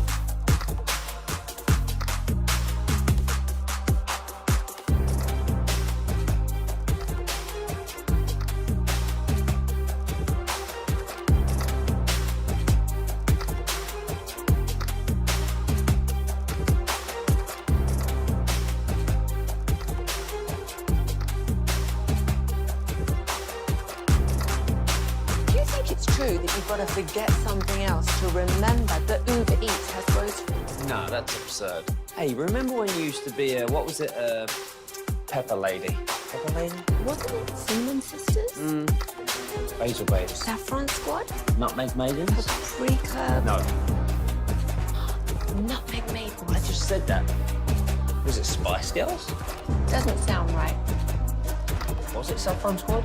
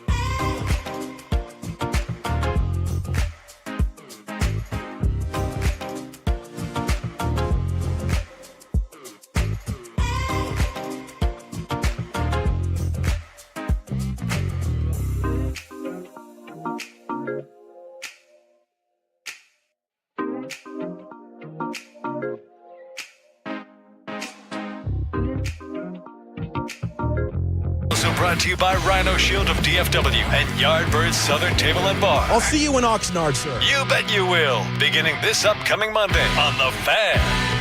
This segment is brought to you by Classic Chevrolet. If you're in the market to upgrade your vehicle, get to Classic Chevrolet in Grapevine. Back-to-back #1 Chevy dealership in the world. They've got more new Chevys than anyone, all priced to sell. Visit ClassicChevrolet.com. This is Texas. This is Classic Chevrolet. Together, let's drive. Based on new Chevy registrations 2023 and 2024. High fly ball right field. Tucker back on the track. See ya! His 350th career home run, the fastest to 350 any man in baseball history. A 2-run shot. KNC Masterpiece right here on 105.3 The Fan. It is a shout-out Friday. Wanted to shout out Twolo Tasha. I know she is listening. And then from the 817, I really appreciate that they threw this out there. We were talking about mental health, and they said, did you know if a person develops depression in their 40s, it could be a precursor to Parkinson's or Alzheimer's? So just another level of awareness for people out there. I've had several conversations with people like kind of around our age about going to what I like to dub a talking doctor, and I don't think that's a bad thing to work on yourself whatsoever. You got to find one that fits you, though. For sure. That's the key. Agreed. And that can be difficult, but once you find that person. No, absolutely. Hang on. I mean, I usually give it a 2 or 3 sessions, and after that, if it's clicking, great. If it's not, 86, I'm out. I'm sorry, were you talking about your dating life? Oh, you're that talking too. doctors. Gotcha. That too. Gotcha. Either one. Oh, I'm sorry, one. Alec. Too far? That's relatable. Either one. Hey, Alec knows. Alec knows. Man, I would love a YouTube video series of you two going out. But, hey, Blake actually suggested it on air this past week. Really? He did this weekend, saying that maybe Alec needs a little wingman help. So I would like to see that for sure. Oh, God. Yeah, let me know when you're going to do that. I just want to tag along. I won't interfere in the situation. And I told... we got to get to our sponsors. Well, I'm just saying, I told him I got no problem driving. So okay. There you go. Good. Well, see, I could be your DD. I guess... Well, that's what I'm going to do. I know, but you're going to be there looking for ladies. No. You're all set. I got you. Right now, brought to you by Reliant Air Conditioning, giving free AC repair and replacement. Also, the sponsor of putting Fred on the spot. It's time for baseball nuggets. All right, so I want to start with this. These are a few storylines going into the second half of the season. I want to know if you guys are invested, not invested. Will the Rockies have the worst modern MLB record of all time? They have picked up the pace, but they are still on pace to go 37 and 125, which would be 4 games worse than last season's White Sox, who have the worst modern record. I'll box score watch, but that's it. I mean, I'm not going to waste any. I mean, look, we got enough to worry about here in the DFW. We got the Rangers that are in a heated battle for the AL wild card, and we've got Dallas Cowboys. We're just a few months away from Mavericks training camp. College football is right around the corner. I could give 2 you-know-whats about the moribund Colorado Rockies. Good use of that word. You're welcome. All right. The epic. So clearly I've tipped my hand here. American League MVP race. Now, I know not all of our shows agree that this is a race, but Aaron Judge is on pace for an 11.8 WAR, which would be one of the greatest offensive seasons in the history of baseball. And then Cal Raleigh is on pace for an AL record 64 home runs, which would also be by far the most in the history of being a catcher. Right. I mean, look, if I was listening to somebody on radio talk about this the other day. If he gets 55 to 60 home runs and he's batting like 260, and he's probably going to be over 130, 140 RBI. Yep. I don't see how you can. I mean, it would be one of the greatest statistical, if not the greatest statistical season by a catcher of all time. Even if the OPS is 75, 100 points lower than Aaron Judge. I'm with you on that. I'm just curious your thoughts. And I think, too, we get a little voter fatigue. I mean, we see it in every sport. Aaron Judge has done it. Cal Raleigh. You just don't see catchers do it. I mean, it's just that simple. He's on pace for 64 home runs, 138 RBIs, and an OPS of 1.011. Yeah. So, I mean, I also think it would get it done. And they're a wild card team right now. Yes. Let's hope that does not stick. If he does that exact same thing, but he misses the playoffs. If they go down to the wire and it's one of the situations where they lose it at the very end and the Rangers sneak by him, I don't think you're going to lose any votes for that. Okay. Alec, are you invested in this AL MVP race in general, or do you think it is a manufactured race? I think it's kind of manufactured, but kind of what John Morosi was saying with the morning show earlier this week.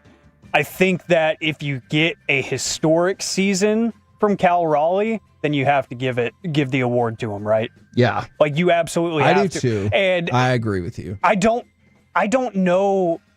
I'm trying to think back in recent history about voter fatigue within MLB's confines, but I know we certainly got it with the football writers here this past season. So I hope, just because I hate the Yankees, I hope that's a thing, and I hope it comes up this year, because I think watching Cal Raleigh is not something I had on my bingo card this season. Aaron Judge is appointment television. Yeah. Like, it seems like in any big moment, he is appointment television. I'm used to him living up to the moment. I'm used to him being a freak athlete. Cal Raleigh, I knew was a good player. I knew he got that monster extension for a reason. I didn't expect him to have a historic season this year. So I am invested, but I do think that it's going to end up looking manufactured in the end. Ladies and gentlemen, if you haven't heard this by now, the Dane Dunning run. I was going to say era. That felt too grandiose. The Dane Dunning run. Experience, I like that. In Arlington is over. He was the Rangers pitcher of the year in 2021 and 2023. He was traded to the Braves last night for Jose Ruiz and cash. This is strictly a salary move. Yeah. I was crunching the numbers last night while lying in bed because I know how to party. I was just going to say. And I believe the move will save the Rangers about $575,000 off of their cap. Huh. You may. Did you ask about the Bachelorette weekend before or after you started crunching numbers? That was definitely before. Okay. You gotta you gotta do it right in the lead up. Making sure. Now, doing math is what I like after, after the fact. Whatever turns you on, man. I mean, look, I'm here for it. But yeah, so seriously, like Jose Ruiz has had a really tough go. So for people who are wondering about this, I think it's strictly to save them the almost $600,000 at a time when I think they have about $2 to $4 million to spend to stay under every the dollar next counts. threshold. And so now 2.6 to 4.6 if you're looking to get another reliever or more specifically a closer and you don't want to trade Adolis. Yeah, no, I agree. But also you might have to still trade somebody to make that money work. I suggested kicking the tires and just making a phone call. It doesn't mean you're going to do it, or it doesn't mean it's going to work out, but at the very least, doing your due diligence, calling the Dodgers up and saying, hey, that Kirby Yates fella. Oh, for sure. What do you say? Yeah, absolutely. Just, why not? I mean, hey, again, they could slam the phone down on you and say thanks, but no thanks. But I think you need that. And I said this on Gbag. Your team goes 7-3 on that 10-game road trip last week if you've got a bona fide closer. I agree. Because you don't lose against Houston and you don't lose that Angels game in the middle of the week. I'm telling you right now, you sweep the Astros 7-3. You're feeling a lot different about things. You need a closer. Okay, so I decided to crunch the numbers real quick on that. His remaining contract is about $5 million. Who, Kirby? Yes. Yeah. And so I know people might be like, see, we're close enough. The Rangers will not go one penny above that next threshold. But the good news is that's not a lot of money to clear out. No, you can fix something. You could conceivably do it. If they want to trade him, Ezekiel Duran has been real. Oh, yeah. I definitely think that has run its course. I mean, the Ephus pitch can only go so far. That's a good point. Although he does have 0 ERA. All right. For the Tigers currently have the best record in Major League Baseball. Yeah. We start with them today. You can go see Gbag Nation at Globe Life Field. Do you care about the two things? The Tigers race to have the best record in Major League Baseball, or the fact that no team in baseball is on pace to win 100 games? I mean, baseball and the guys talked about it this morning on the show about Rob Manfred.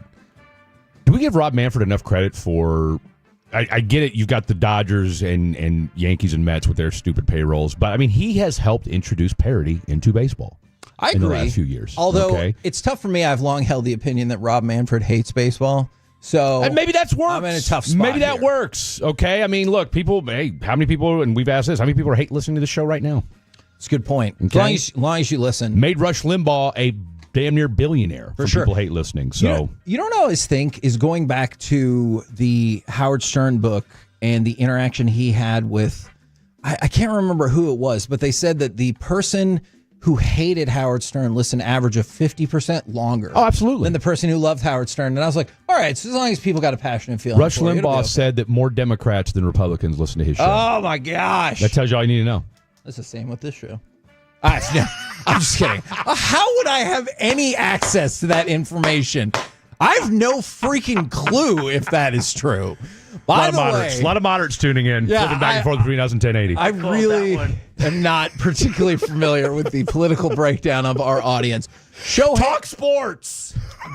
That'll answer that for me. Shohei Ohtani is publishing a children's book. Decoy saves the day about his dog Decoy.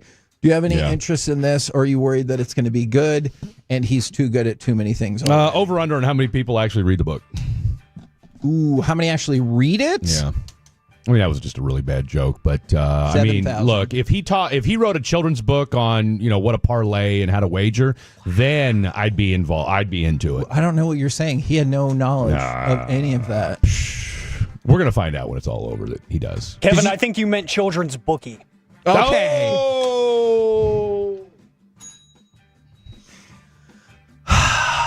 I'll be here until teach him young.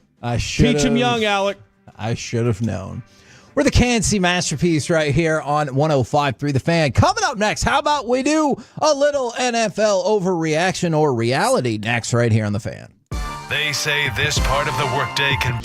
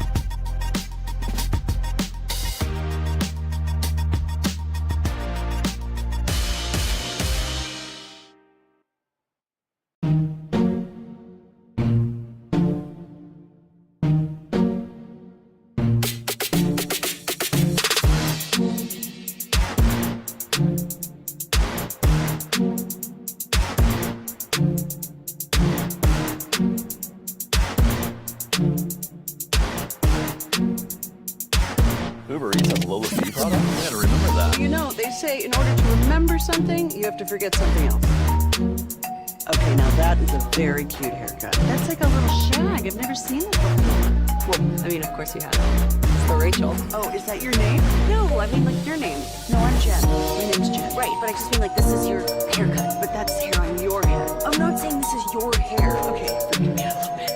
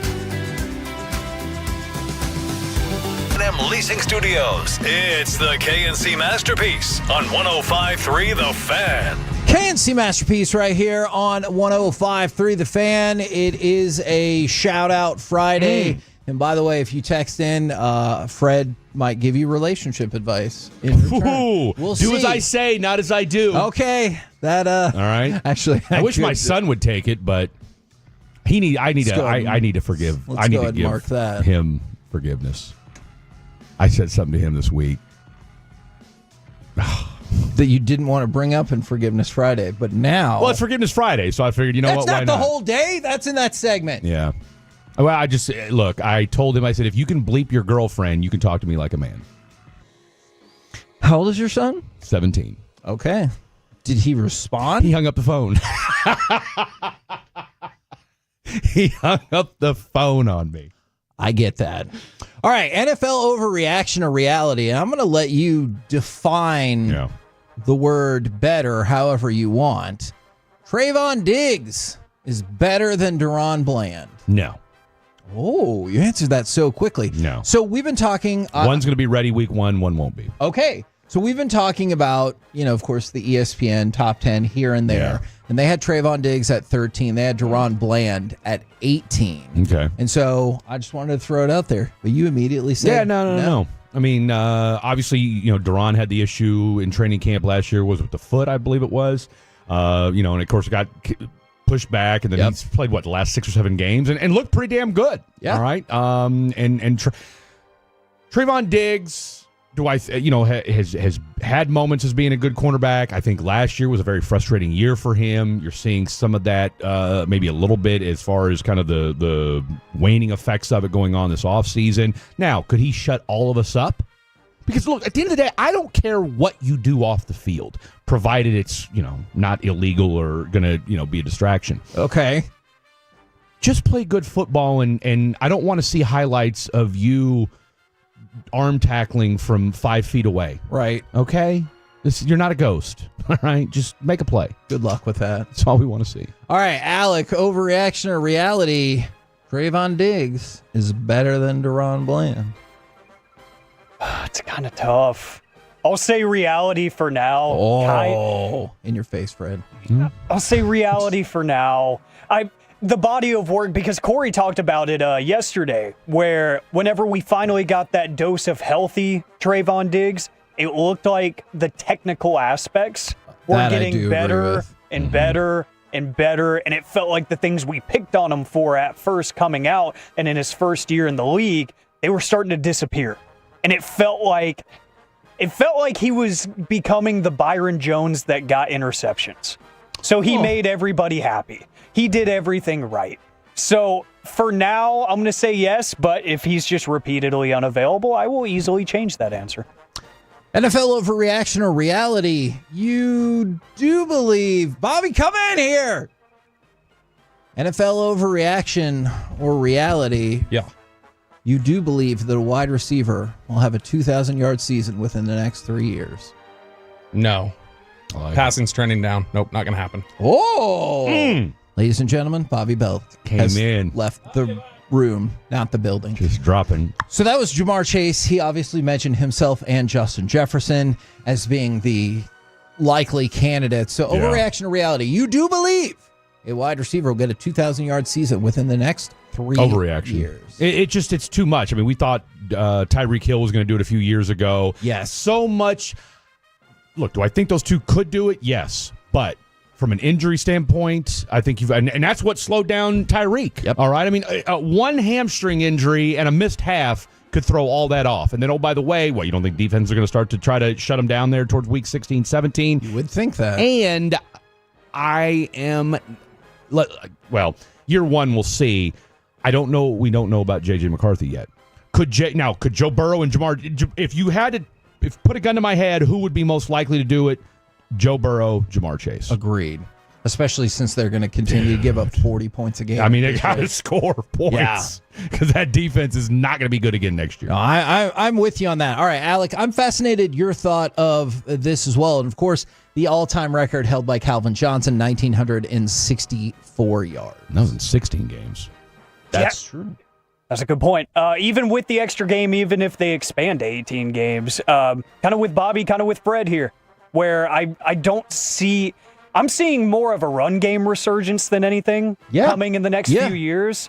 I know I've talked highly about that. It's partially because I don't know why, but the running back position is always the most fascinating to me. And the way that Derrick Henry and Saquon Barkley are setting things up for future backs, I think Ashton Genty is going to help that conversation as well. I think an Omari and Hampton in that Harbaugh system is going to be able to help that conversation to where we are going to trend back to a more balanced spread offense. So I don't think so. I think the league is just going to trend back to a more neutral place offensively where we're just not going to allow that to happen. NFL overreaction or reality. This kind of goes with the other thing we were just talking about. The Bengals will pull their heads out of their asses and get deals done with both Trey Hendrickson and Shamar Stewart. Would no, I don't. I mean, they will eventually. I think before the season starts. Yeah, because those are the two guys. Did you see? Is it true that Shamar Stewart put something to go back to Texas A&M? No. So, okay, I can actually give you the breakdown on that. He's working out with the Texas A&M folks, but even Mike Elko, the head coach with A&M, said he's not coming back here. Yeah. He's just comfortable in this program. And here's the issue. There's no incentive for him to go back to A&M because if he goes back and plays for A&M, his draft rights still belong to the Bengals. The only way he would be free and clear of them is if he did not play football for a year. Now, he could still get NIL money, though, could he not? That's true. And I as an A&M fan, I would, of course, take him back. And you guys got those deep I mean, look, you know damn good and well Mike Elko could call a oil donor right now and scribble a $10 million check for Shamar Stewart. Absolutely. And I do believe Elko said, like, it is not his inclination or it's something like it was. He didn't flat out say there's no way in hell, but he worded it very nicely that led me to believe it's not going to happen, but it technically could. He would have to put up a challenge. We wouldn't be mad if it did. As well. Oh, I would not be mad if it did. Yeah. I got no love for the Bengals. We need him on that team. No. But I don't think it's going to happen. You know, for as much crap as Jerry Jones gets, how miserable and just poverty-stricken are the Bengals? They're the worst. I mean, they operate 10 times worse than the Cowboys ever do. You can look at it right now. They are literally trying to put something in this contract that no other first-round pick has, and the Bengals have not done since the new post-Sam Bradford era of slotting for draft picks, and they're doing it now. I'm with you. In the words of Logan Roy, they are not serious people. Okay. Alec, overreaction or reality? They will get both of these deals done, and neither player will miss any regular season time. I'll go reality. Ooh. And I don't think it's not to give them any applause. It's not because they're going to do anything right. I think they're going to cave to the players' demands and the agents' demands. I think they're absolutely going to see this. They're going to have their backs pinned against the wall, and they're going to be like, man, we need them to get at least some practice reps out here. We need to see how they work with some of the new additions to the team, which they don't have very many because they don't spend money like we're talking about now. But still, we need things to flesh out a little bit here. So I do think that they're going to give up. I think that they're going to put their guard down and say, okay, this is a tired bit of us being the broke-ass ownership that we are. It's a tired bit. It only goes so far. We got to try to win football games when we got one of the best quarterbacks on planet Earth. I like broke that. Ass. Now, I'm going to ask you two this. NFL overreaction or reality, you get pumped for the start of NFL training camp.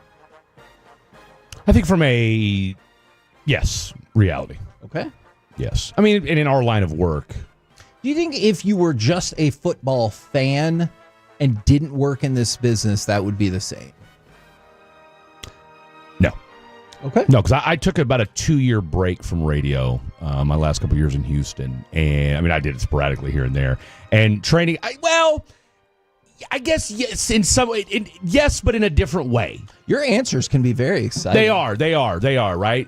Because, in my ADD brain, I'm not even sure the way I feel sometimes. Give me 5 minutes and I could change my mind. But no, Yes, because for us, it gives us more content, so it gives us more dive into, more points to debate, whereas when it's just from a sporting standpoint, it's like, okay, I can only watch so much baseball. Right. Now I'm going to veg out on, who Right. the fourth-string right tackle is going to be for the Chiefs. Hell yeah. So there's no way they have 4 viable right tackles in Kansas City. No, but that left tackle is going to be good, though. I get Alec, NFL overreaction to reality. Maybe in and out of the business, you get excited for the start of training camp. Yeah, and I'm guilty of it even away from the business because I vividly remember pulling up this station to listen to the Welcome to Training Camp pressers when I was in high school, sitting in my car after class. So, yes, I was a dork for this stuff just because I need something of substance to talk about, not these awful Mount Rushmore conversations that the national networks put out there, and the lists, like the terrible one that Pro Football Network put out, that Bobby Belt brought to the table this morning. Yeah, I'm tired of it. I want to talk about stuff of substance. Yeah, I just want to throw this out there. One of my favorite moments at training camp, the Cowboys were having a joint practice with the Raiders, and I did wireless with Raiders fans, and my first question to all of them was, how long have you been on probation? The second person I asked that, he laughed and he goes, all right, you got me, about 6 months. Okay. I was like, oh, wow. But he had a great sense of humor. The stereotype is true. Yeah, a little bit. NFL overreaction or reality. The New England Patriots are going to make the playoffs this season. Ooh. I'm going to say reality. But it sounds like you're by a thread, right there. Well, it is by a thread because I've also got them going over your show notes, your show outline, and you said, you had, and just to give a tease, team, and maybe it's we're doing this segment, 3 teams that could go from worst to first? Yes. I had them as a sleeper pick. Ooh. Yeah. Oh, I like that. There you go. All right, Alec, overreaction or reality. The Patriots will make the playoffs this year. I'm going to go no. I think that, I don't think they're wrong. I think they're just early. Okay. I don't disagree. I think the first year of Mike Vrabel, I think it's going to look good. I think you're going to see all of the signs, but the AFC is just so top heavy right now that they can afford to not press. What does that look like? I'm not saying roll over and die and give up games, but I don't think they need to stress themselves out that, hey, this is the year that we've got to prove everybody wrong. We got to prove ownership right, this, that, and the other. I think they have the right idea. I just think they're a little bit early and they need a little bit more. NFL overreaction or reality. Tyreek Hill will not be on the Dolphins at the start of the regular season. Oh, that's an overreaction. You think they figured it out? Or just people don't want to dive into that? What, Tyreek Hill? Yeah. Yeah, I mean, he'll be there for the first week. Why wouldn't he be? Because he doesn't want to be there. Look, he's got 17 children, okay? Them child support payments don't stop. Well, he could go to another team and still get paid. If you're Miami, let him play a few games unless somebody gets hurt in the training camp. But I think you go ahead and keep him for a few games, let him get his mind right, see how it plays out, and at the very least, all right, boom, let's move him because you might get a little bit better haul come trade deadline than you would during the training camp. All right, and maybe you sit down and tell Drew Rosenhaus that too. He seems like a quasi reasonable guy in that sense. Do you think? How often do you think those discussions take place? I know your client's not happy, but strategically, it just makes more sense for us to wait those extra 8 weeks or whatever. Oh, I think it happens probably a lot more than we realize.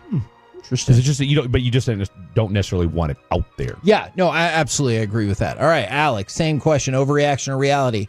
Tyreek Hill will not be on the Dolphins at the start of the regular season. Overreaction. I get the sense from Greer, the GM out there in Miami, and leadership out there that they're kind of tough guy, and they're going to be like, huh, that's cute. Show up. We're still writing you checks. You're going to show up. You're going to play. We don't care. And Tyreek Hill, he's kind of fair weather with this stuff. Oh, I can see that. He's very vocal for 2 or 3 weeks, and then he's like, yeah, cool. I'm making millions. I run fast. I catch footballs. I do the thing. So I think he's going to show up, and he's not going to complain about it after a while. I got one for you. Yeah. Overreaction reality. Mike McDaniel will be the head coach of the Miami Dolphins when the season ends. I think that is a reality for 24 hours after that. Exactly. No, he's done. So I'm with you on you get that. what I'm saying. No, yeah. Mike McDaniel is 24 hours after their season is over, then I say no. I could see them firing him. I could see him getting axed. Oh, yeah. Week 13, 14, whoever the offensive coordinator, D coordinator, the special teams guy will probably. I'm going to go ahead and call my shot now. Week 14, McDaniel gets fired. Special teams coach gets interim label. Mike McDaniel, who I think, look, God bless him, great offensive mind. I think he's phony baloney. And, do you? Oh, 100%. I'm going to tell you why. When they did that in-season Hard Knocks, which does anybody even watch? Not that I watched it for about 5 minutes, and I saw all I needed to see. He goes down to the podium and does his little introductory hello to the team, and it was the most disingenuous, try hard, like, I'm cool, guys, I'm trying to relate to you guys. It's just be you, okay? Just be you. I'm tired of the capri pants. I'm tired of the cool Miami Vice sunglasses. Like, I'm here to play football and win, not be Mr. Cool and do all this little neato stuff on the sideline. Win me games. I like it. I'll double check in the betting odds, but I'm pretty sure he's got to be leading the clubhouse. I think he's behind Dable. Yeah, I can see that. Yeah, but I think he's second after that. We're the KNC Masterpiece right here on 105.3 The Fan. Kind of look like Dable. Yeah. Thanks a lot. I see your point. Hopefully not for too much longer. We'll see how that goes. Coming up next, how about we do some AM on the FM? We got the question of the day. Plus, is this the ultimate sign of disrespect by the NCAA and college football? We'll do that next year on the Fan. 30 straight minutes without interruption. It's our on-time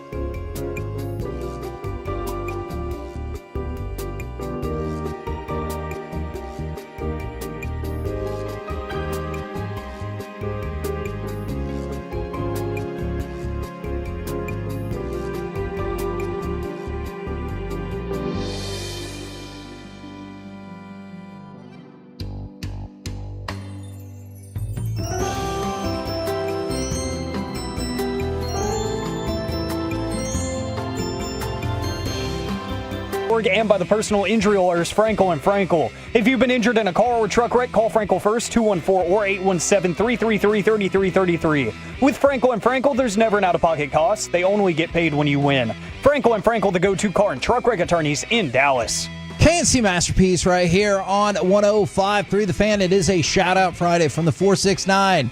Happy birthday and shout-out to my wife, Alfrica. She turns 41 tomorrow. You stop it. I do not want to hear what you're about to say. I mean, I've never heard that name before. Okay. Do we cue the Toto up? I saw the rains down in America. It could have been worse, Alec. Absolutely could have been worse. Expecting a lot worse. No, come on, guys. Come on. I'm not a total degenerate. I heard about your haikus. Total. Right now. Next level. It's hey, you want to be a part of it one day? Hey, I'll throw Kevin Hagelin in the mix. Wolchuk was our first 105 through the fan guy. Chiafalo next. Hagee third. Redheaded Batty fourth. Okay?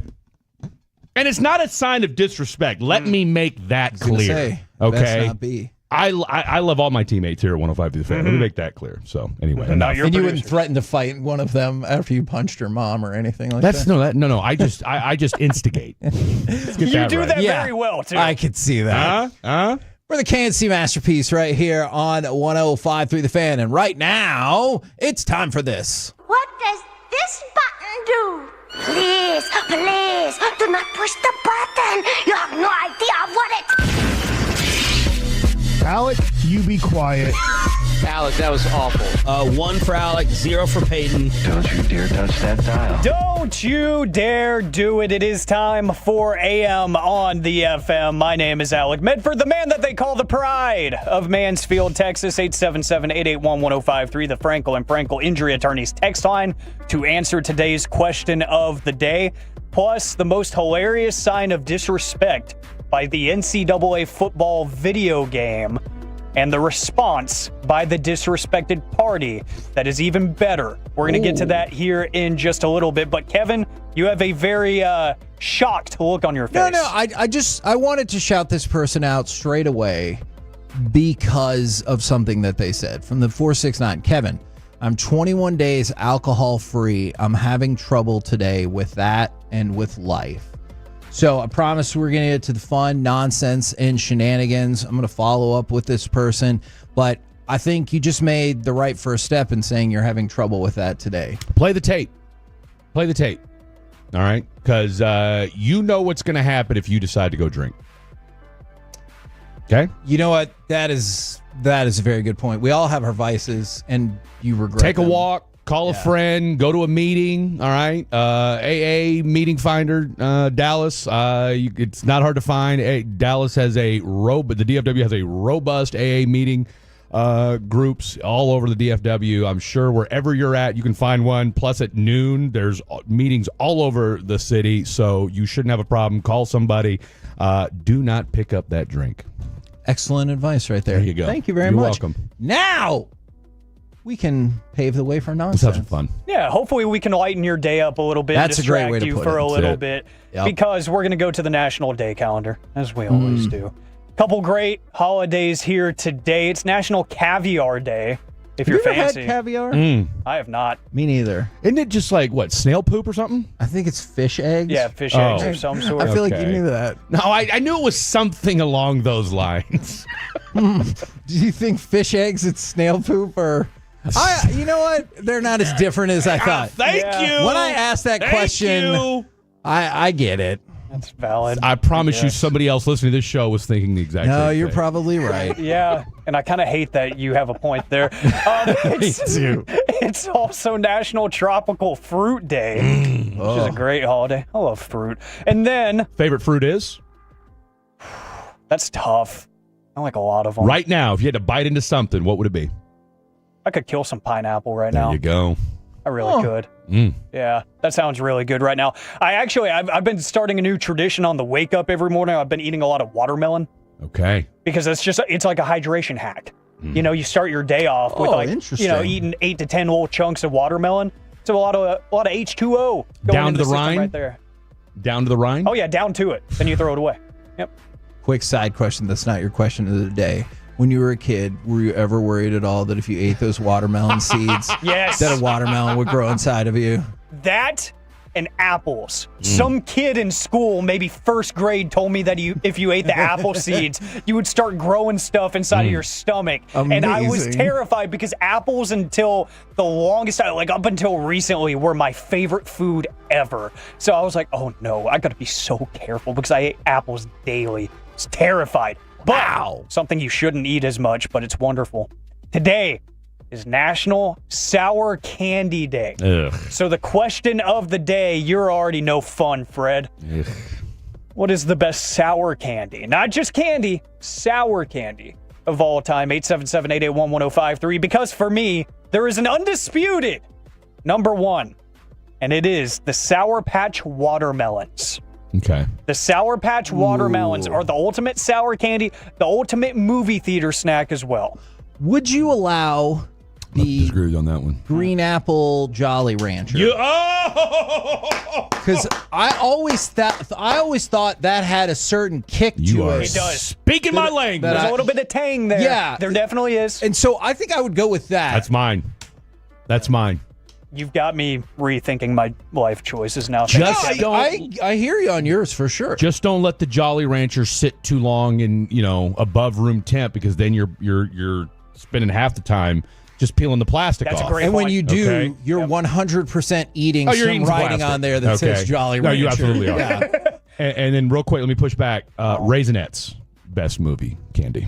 I do love Raisinets. That's the most middle-aged thing I've heard today. That is a really fair point that you make. We are dating ourselves a little bit with Yeah, that. you definitely are. So keep those coming in, 877-881-1053. National Sour Candy Day. The best sour candy from the 682 Warheads. I had bad experiences with those in like middle school. What does that mean? Just where people would tell you, oh, yeah, it's just like a regular candy or whatever, and it's Warheads, and you're like, oh, my God, suddenly my face is making expressions that I cannot control. So, yeah, I think it was kind of like the same thing, Kevin. We talked about things that got ruined for us, like foods that got ruined for us, and tea is one of those for me. So my dad would always swap my Coke or my Pepsi as a kid with his gross. tea and not tell me. So that's why I hate tea. Not because I think it tastes bad or anything. It's just because that memory of being scarred as a kid, that warm tea instead of my Pepsi or whatever. Yeah, it's one of those things where Warheads, I'd probably still, if somebody drops them off right now, I'd probably have a few, but like, I'm scarred. I'm definitely scarred. Sour Skittles is a great choice from the 469. Those have grown on me here recently. I think it was a friend that might have brought those to a movie one time. And I was like, I didn't know these existed. Had a few, and I was like, okay, well, I've been cutting back on the sugar the past few years, but this might get me to go back. And I'm sad about it. From the 330, that's an interesting code. Cherry Sours. I have made so many runs to Buc-ee's to get their specific cherry sours. In the bag, yeah. Yes, because my dad is addicted to those. So every year for his birthday, I have to get him a bag of those, even though the closest Buc-ee's is like 45 minutes from my house. It's a good excuse to go and get myself some snacks and whatnot, but I have to get him some every year because he never goes to Buc-ee's, but he always talks about him. The only time we ever go is when my sister comes to visit from out of state.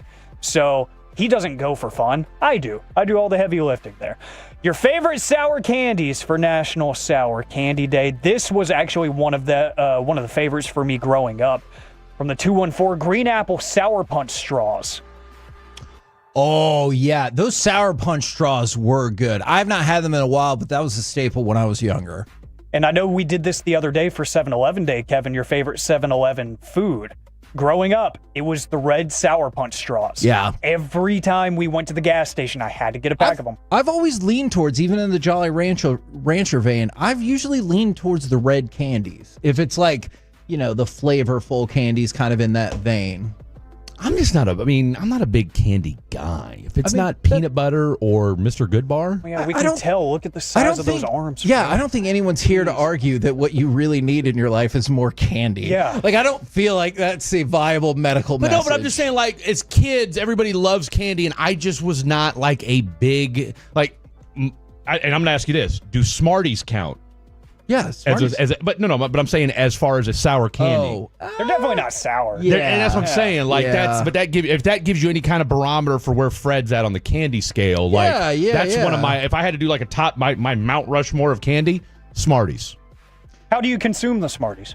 You strike me as a guy that does them a different way. Okay. Okay, you know what? You know what? I You take know what? offense to Well, that. That's actually why I stopped drinking. Thank you very much. I take offense to that because we did that on the show. That was another one of our punishments. You snorted some Smarties? Oh, I snorted a whole pack of Smarties, and I did not care for that. And that is exactly why I it made probably that wasn't joke. the whole pack, but there was several of them. Yeah. It's concerning. Yeah, I kind of miss nighttime KNC because I would be coming back from like Ranger games, driving back from the house, listening to this stuff going down.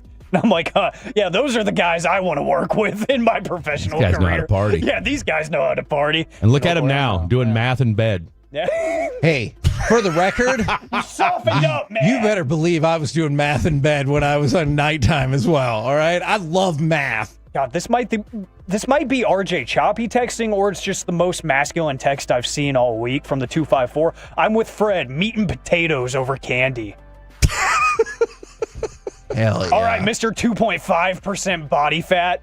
Hell yeah. Arnold texting in or something. Prime Arnold. Jeez. I'm here I for respect it. it, though. I respect Absolutely. it, though. From the 972, this will count.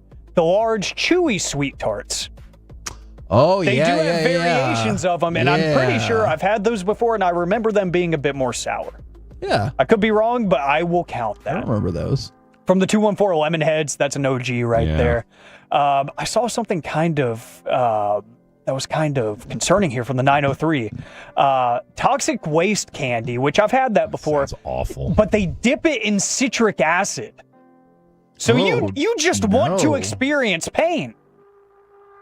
Oh, no. That's going above and beyond. I respect the extra effort, but that's kind of concerning to me.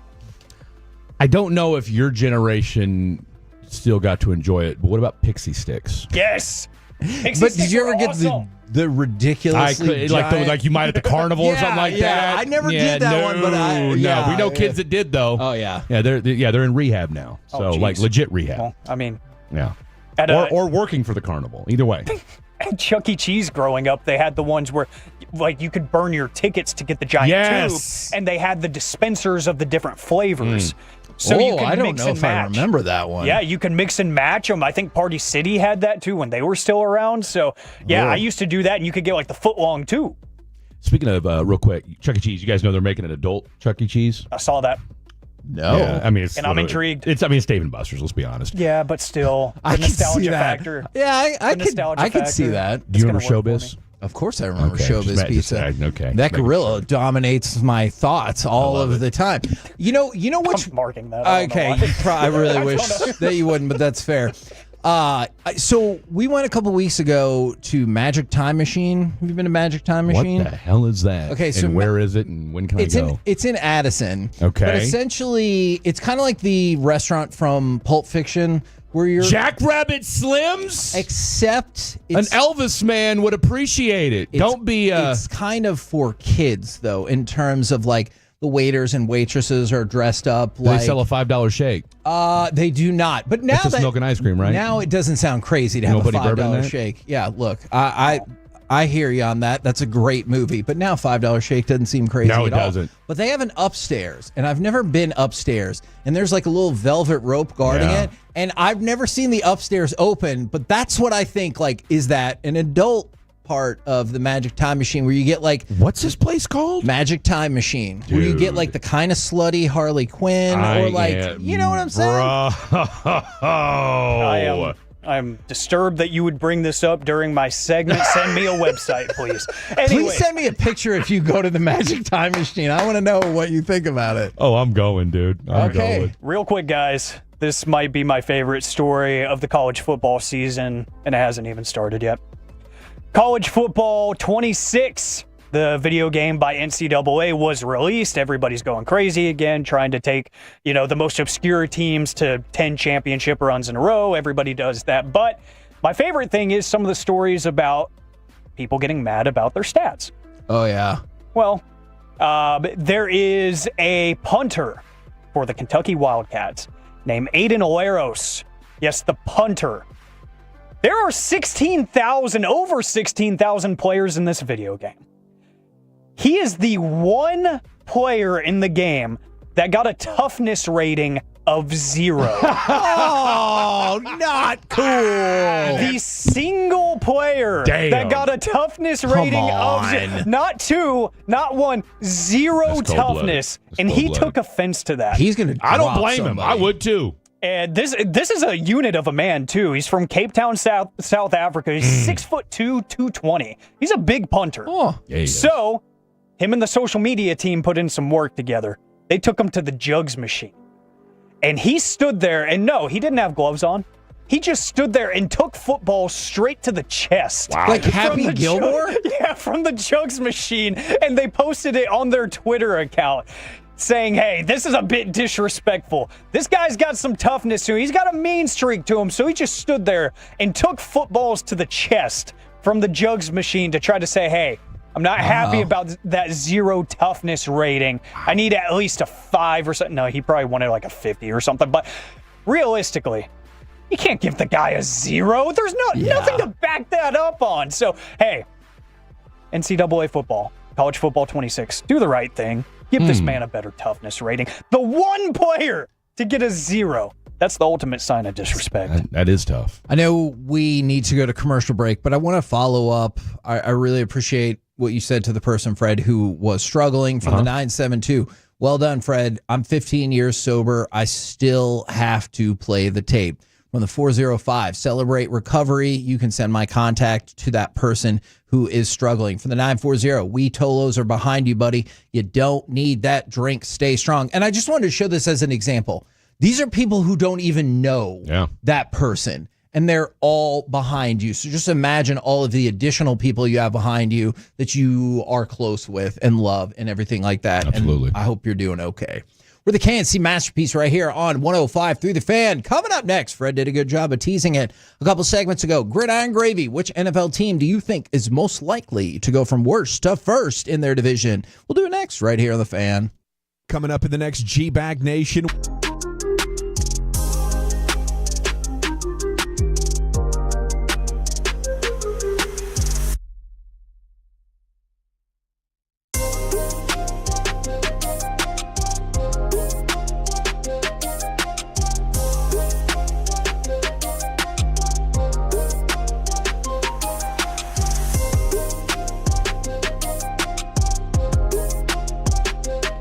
Uber Eats has low fee products? I gotta remember that. Well, you know, they say in order to remember something, you have to forget something else. Okay, now that is a very cute haircut. That's like a little shag. I've never seen it before.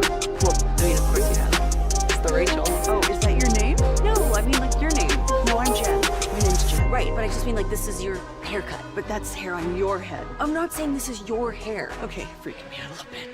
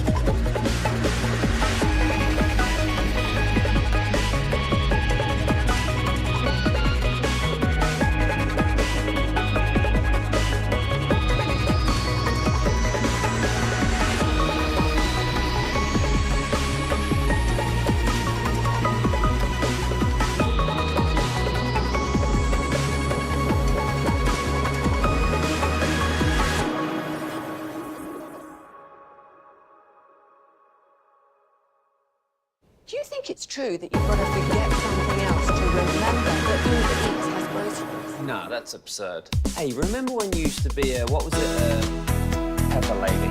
Pepper Lady? Wasn't it Cinnamon Sisters? Hazel Babes. Saffron Squad? Nutmeg Maidens? Pre-curb? No. Nutmeg Maidens? I just said that. Was it Spice Girls? Doesn't sound right. Was it Saffron Squad?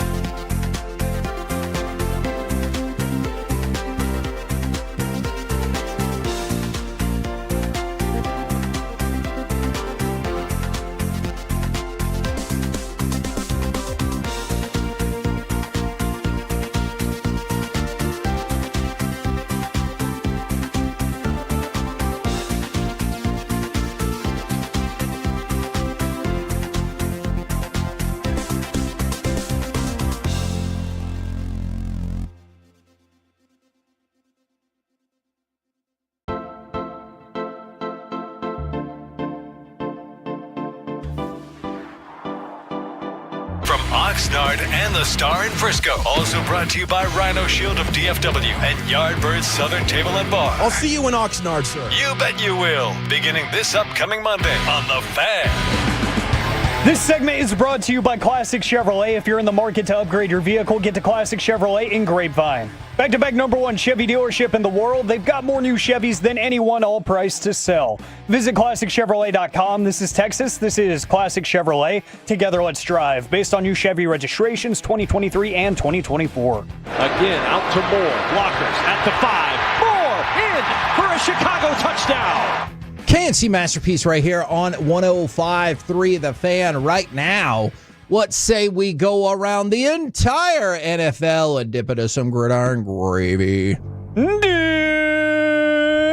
I wanted to give you a quick update. We've been talking about the NFL Top 100 little by little as they continue to update it throughout the day. And there's one name in particular that has popped up, and obviously it has piqued my interest. Kirby Joseph is 71. But Sam Darnold is 72. Yeah. And the reason why I think that is fascinating to no end, of course, is that Dak Prescott is 79. So...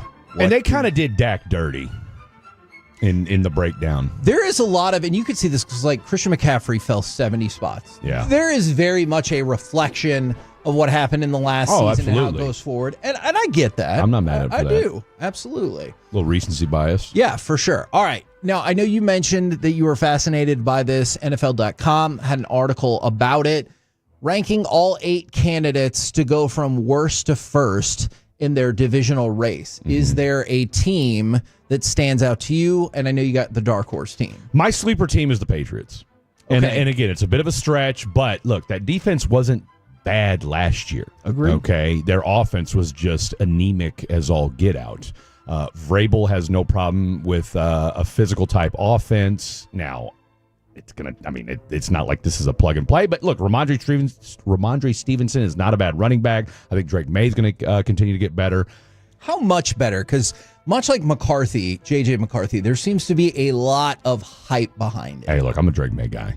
Yeah? I'm a Drake May guy, 100%. I'm going to tell you why. Very Pat Mahomes-ish in the sense that he's been with his girl since 7th grade. Huh. Okay? Hey, that is one less distraction you have to worry about. Look how it's played out for our boy Patty Mahomes. He's doing quite well. Okay? Just saying. You put Stephon Diggs in there. Hopefully there'll be no BBLs bebopping around the locker room. That said, a little extra funk that nobody needs. Mm-hmm. Who does need that funk, by the way? Have we figured out if that's true? 877-881-1053. If you or somebody you know has a BBL, does it stink? Okay. Well, maybe. Patriots, possibly worst to first. That's my sleeper team. Okay. I think 1A would be the Bears, 1B would be the 49ers, and no other team, I think, has a snowball's chance in hell. Okay, and so the top three is broken down into different order, but those are the top three. NFL.com has the 49ers first. They have the Patriots second. Yeah. They have the team I think I would pick. The Bears. Is the Bears. The Bears. At third. Are you believe in Ben Johnson?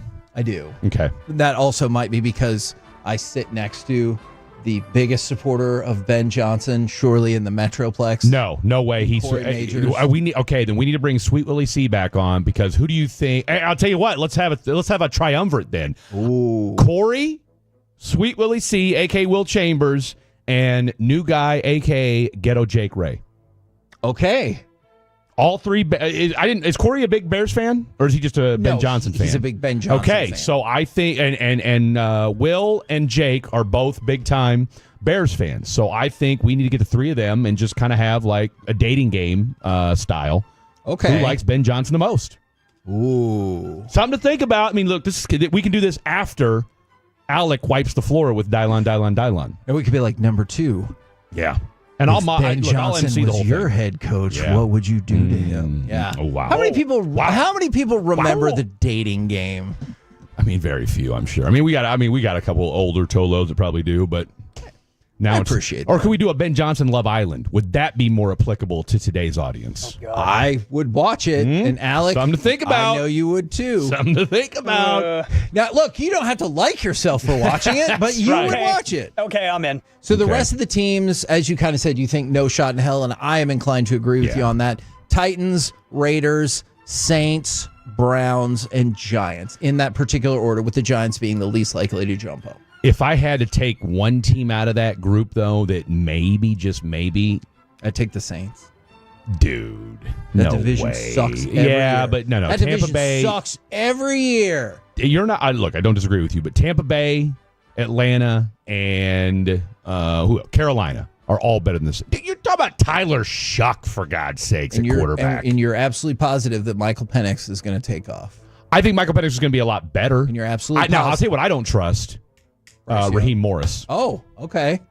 I don't trust Raheem Morris. I love me some Dave Canales, though. Yeah, see, but in this instance, I'll take the worst division and take my chances with that. Okay.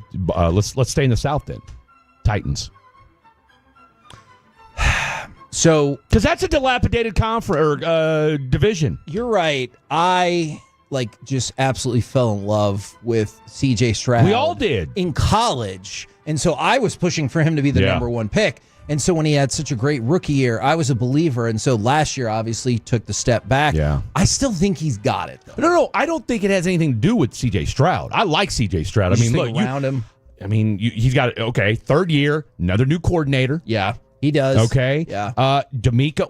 We still, as an NFL fan base, there's still something about a defensive head coach that we have questions about. Now, I say that after just saying literally 10 minutes ago that I thought Mike Vrabel could help bring the Patriots back. But he's got pelts on the wall. Okay. He's got some pelts on the wall, right? And as a head coach, right? So we've seen that a little bit before. D'Amico, we're still trying to find out exactly, because look, Bobby Slowick has one bad year, you're gone. Yeah. Now, maybe that's his decisiveness, and we like that as a head coach, and I know they love him down in Houston. He says all the right things, former player, so we shall see. But I don't trust any team that allows one of their former employees to embezzle $22 million. You know what? We really tend to overlook that about the Jacksonville Jaguars. We talked about that in great detail, and I think I'm kind of with you on that. All right, you talked about it last night. The Cowboys getting the deal done, or at least in principle. I don't know if it's officially signed yet with Ezraku. But one of the reasons that happened is you can look down the list and kind of see how this is all going to play out. So you've got the fully guaranteed deals for the first pick in the second round, the second pick in the second round, third.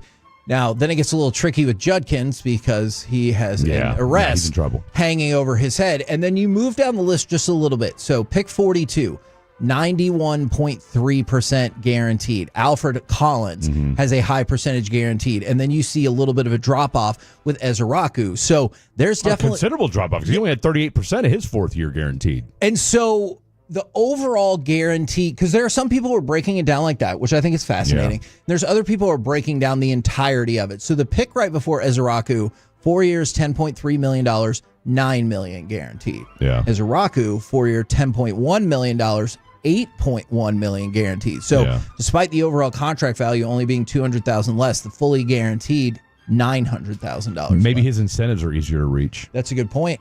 No, absolutely. But I think it's interesting that agents and teams seem to agree, hey, you ain't getting fully guaranteed all the way through the second round. So let's draw a line and let's go kind of proportionately from there. Well, and I think if you're, was it athletes first or whatever it was, that's his, and I could be wrong about that. But if you're Ezraku and you're his agent, you're saying to yourself, look, we don't know if Mike is going to start the season off. Okay. Yeah. And, I was listening to KNC Masterpiece with Kevin Hagelin and Fred and Alec Medford on Friday. We're not sold on Sam Williams. Yes. He's coming back from injury. Oh, by the way, it's not like Marshawn Nealon lit the world on fire. And last I checked, Dante Fowler's 31. And you got rid of DeMarcus Lawrence.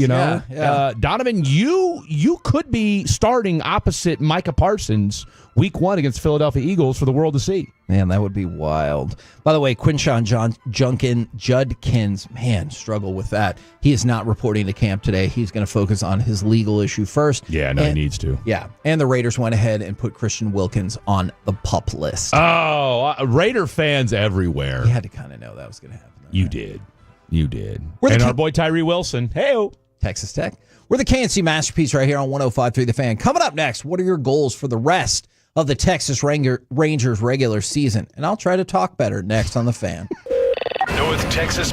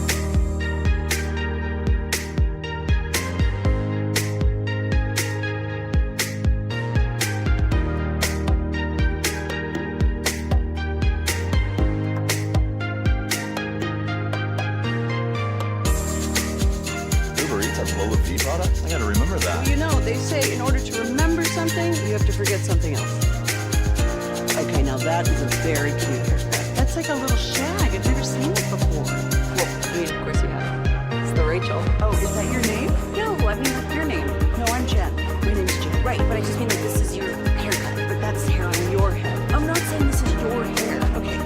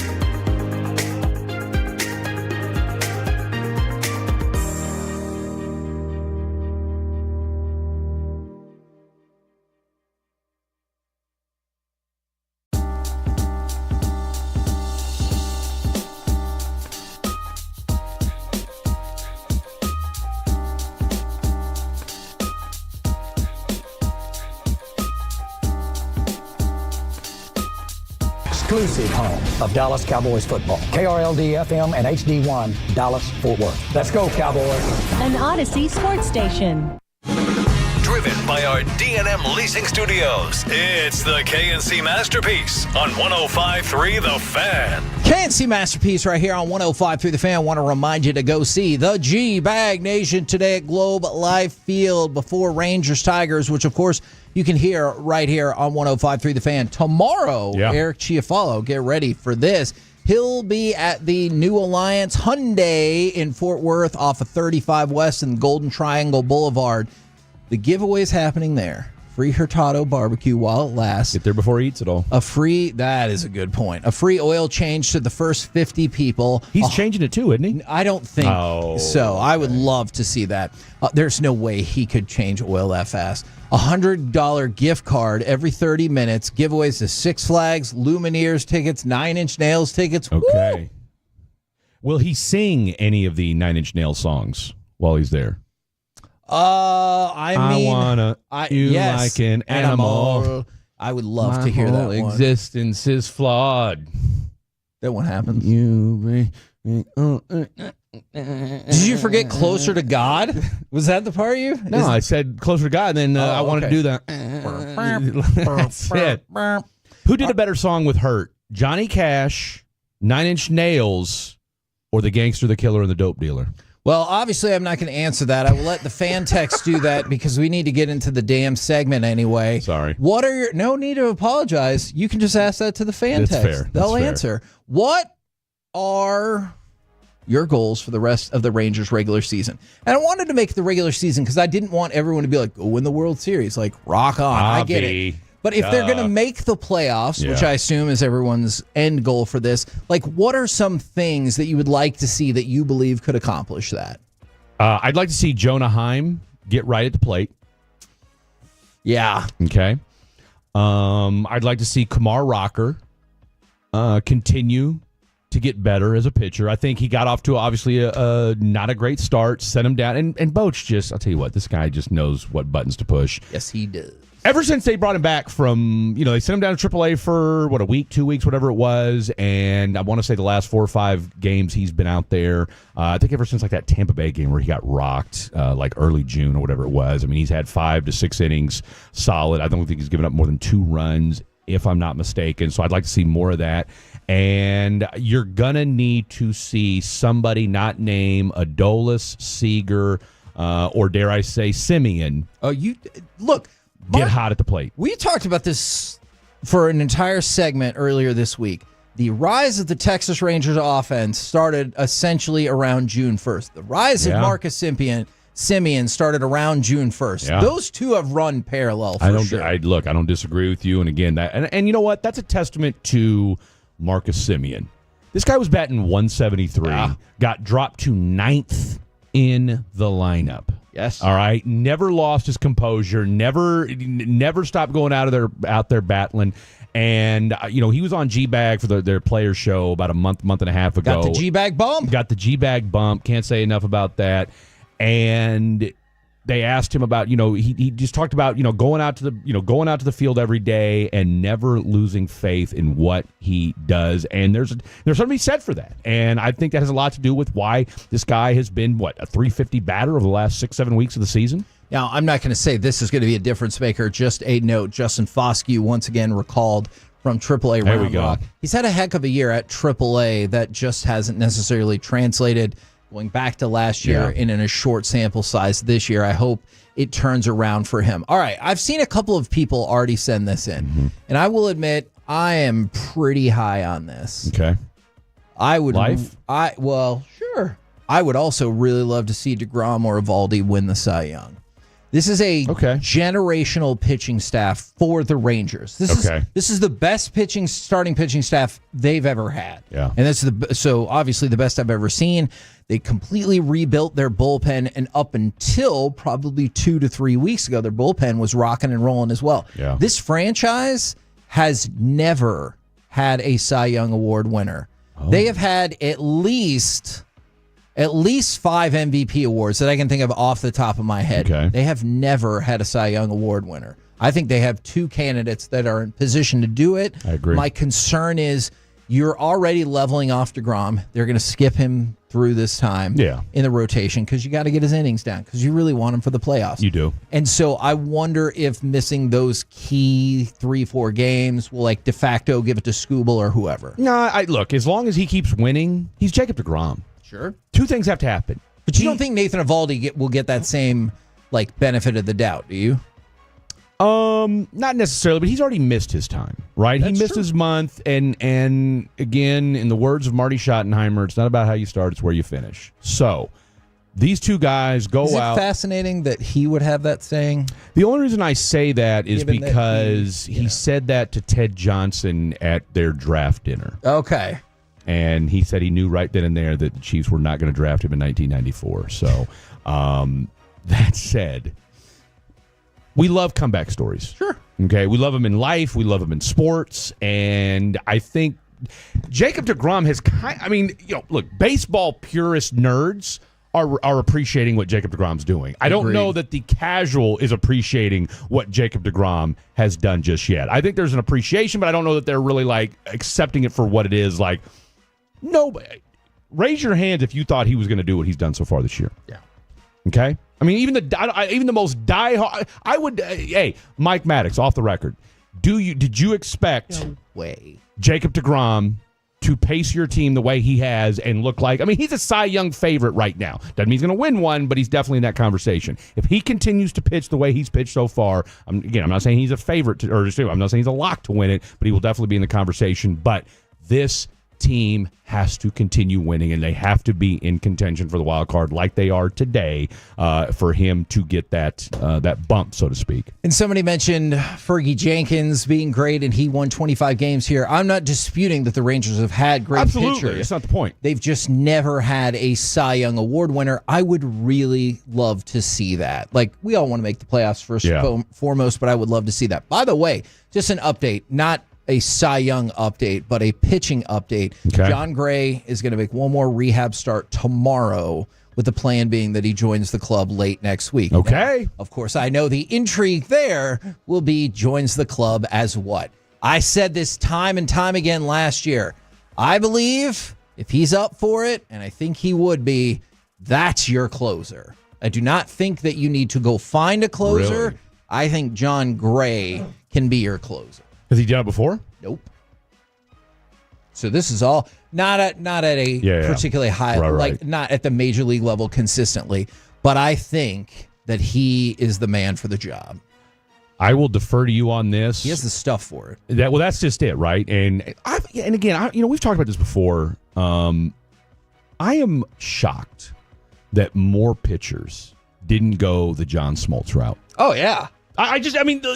You can tell me that you could add another 4 to 5 years on your career, and maybe if you're a fringe Hall of Famer or fringe whatever, and put 4 or 5 years of just solid closing under your belt for one inning? You couldn't do that?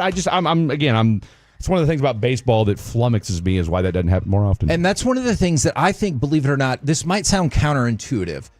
John Gray is really tough on himself. Yeah. So I think when he has a bad start, the fact that has to sit with him for 5 days is tough. So I know. Oh, okay. So you're saying short memory, just go out, get right tomorrow. Exactly. And I think the idea that he could fix it the next day as opposed to 5 days from then, might be onto something. I think could be a good deal. Although I understand, we talked to him spring training this year, and he said nobody had talked to him about that, and we had all kind of had that discussion, but he said they haven't had that discussion. I wonder now if that discussion has happened, and when you see him come back, let's see what happens in the ninth inning. You need a closer. This musical chairs thing. Sure. I like Robert Garcia as much as Mrs. Garcia does. However, I don't want him as my closer. He's good for 1 inning. You bring him out for 2, we got problems. Now, I think this is another fair one. We were talking about offense. We'll set a reasonable goal. Yeah. For the offense to be at least league average the rest of the season. And I actually think the potential is there for them to be better than that. Now you need to be a tick above. Yeah, okay. How far above? Are we talking like fringy top 10? Look, if you tell me that this is a top 12 offense, top 12, top 13 offense, because you need, again, you got 64 games left. All right, you're 3.5 games out of the wild card spot. I'm not. Look, would it be great if you were able to catch the Astros? And maybe you could. Sure. Look, they lost 5 out of 6. Yeah, it should have been 6 out of 6. Should have been 6 out of 6. You're damn right it should have been. Your offense is getting better. Your offense was not the reason, for the most part, why you lost why you went 5-5. Okay, again, as you and I talked about, you should have went 7-3 in that 10-game stretch on the road. So you're feeling good about things. That offense is starting to get better. You don't need your pitching staff to fall off a cliff. I think this All-Star break, you got to take 2 out of 3 from Detroit. Agreed. All right, and I don't think that's out of the realm of possibility. Hell, you already took 2 out of 3 from them once before. So you can do it again. Yeah, I'm with you. Go 12th or 13th best offense. Stay where you're at pitching wise. Maybe a slight drop, okay, because that's going to happen. You're going to regress a little bit because it's a long season. But you do that, this team goes 38-26. You're making the playoffs. By the way, to your original question about the songs, far and away, I think just about every vote I saw was for Johnny Cash. So okay. From the 817, obviously I agree with this person. Would love to see DeGrom or Evaldi win the Rangers' first Cy Young. And from the 817, I just hope the All-Star break didn't actually come at a bad time, as it seemed like we were just getting in an offensive groove. And then we might circle back around to this one. I really want to get Alex's thoughts on this. Would love to see Wyatt Langford make a push to get the 30-30 season, since he's at 15-15 right now. We'll talk about that maybe in just a second, because you're not really at the halfway point of the season. You got 6 more games left, man. All right. This is not the halfway point. But I do want to talk about him in a second. Alec, what is your hope for the second half of the regular season? I really like the Cy Young conversation because I don't really know. I know that's the worst thing to say in this industry. I don't know if they're going to make the playoffs or not right now, because like you said, I think we might have had the All-Star break at the wrong time. So if they can come back and the bats are looking the same, then I think they really do have a chance to make a playoff push. But if we're just going to say that's up in the air right now, sentimental value, I would love to say that I got to watch a Cy Young season happen for this team, get to watch the first one happen. But something a little bit more specific I would like to see, because I think that he's going to be important to what you're trying to do offensively, is I want to see Jake Berger stay healthy. 100%. That would be really nice to see him consistently in the lineup, because kind of like we're hoping with Josh Young, I really think his reassignment down to AAA did something. It felt like he was starting to hit the fastball a little bit better. His calling card was looking a little bit more true, at least to my eyes. The numbers might not be beautiful for Jake Berger, but it seemed like defensively, you were getting sound defense. You're not getting Gold Glove defense. I'm not asking for anything crazy there. You're getting sound defense. It looked like he was getting his timing back and everything. If he could just stay healthy, I think everything else would work itself out. So how tough is that then he starts the second half on the IL. It's extremely irritating. Yeah. And, the Rowdy Tellez experience is going to be fun just because he's one of the most physically, intimidating I first can see baseman that you're going to put out there on the field. Yeah. Really for the next decade. He's just fun to watch. And then Justin Foscue platooning there with him. Hopefully he finds some success early on. That would be nice. But it's really irritating that you're coming out with the proverbial, second half. You're starting it off with the guy that I think is going to be an important cog to this machine. He's going to be out for a couple weeks. So I would like to see him find some consistency in his health. I want him getting every day at bats, but right now he's his own worst enemy. I want to go back to the Wyatt Langford thing for just 1 second, because it is true that they only have 63, 64 games left, but I guess I didn't totally factor in that Wyatt Langford missed a good chunk of time in the first half. He only played 76 games, and I still think he could step it up. So I would love to see a healthy Wyatt Langford step up in the back half of the season and kind of end 65. Okay, there you go. And end up with a finished product season that looks discernibly better than last year. Because right now, his batting average is down 11 points. His on-base percentage is down 3 points. His OPS is up 16 points. So some improvements, some declines, not totally different across the way. I would love to see a finished product where the WAR looks closer to 5.5 or 6, and the OPS looks closer to 790 and things like that. And I think he could still construct that in the back half of the year. Tell you what, if Wyatt Langford is putting up those kind of numbers in the last 65 games of the season, which, by the way, Brett Boone said on this very station last week on Sean and RJ that this guy, once he gets it together, is going to be a perennial MVP candidate, and called him Baby Bo Jackson. Oh, okay. Hey, hopefully he can play for more than 5 seconds. I mean, that is damn near sounds sacrilege for those of us old enough to remember Bo Jackson. Mm-hmm. But hey, if you get just in the ballpark, pun intended, I'll take it. If you had to put together your list of most overrated athletes based on what it's definitely not going to have Bo Jackson based on on what they actually did in their career. If you're trying to besmirch Bo Jackson right now, this could get ugly. Bo at just first? Would you put him at first, Bo Jackson second, and third? Was a freak of nature. Really? Look, no one's going to get confused. Tell me his accomplishments in the professional level. I don't know, being an all-star and Pro Bowler in 2 sports at the same time. Hey, he did make 1 Pro Bowl and 1 All-Star game. You're right. And how many other players do you know of outside of Deion Sanders and maybe Brian Jordan that did it in the same sport, in different sports in the same season? Yeah. That is impressive. I could tell you a lot of players who made 1 All-Star game, though. And I can tell you a lot of players and then went on to be the best at their position in another sport. I mean, you're talking about this guy was the best running back and the best outfielder. Really? You don't think Bo Jackson NFL during that year? Are you serious? You don't think Bo Jackson during his short, again, it's the proverbial what if. And I know we're doing NBA, but if we did NFL, give me Bo Jackson all day, every day.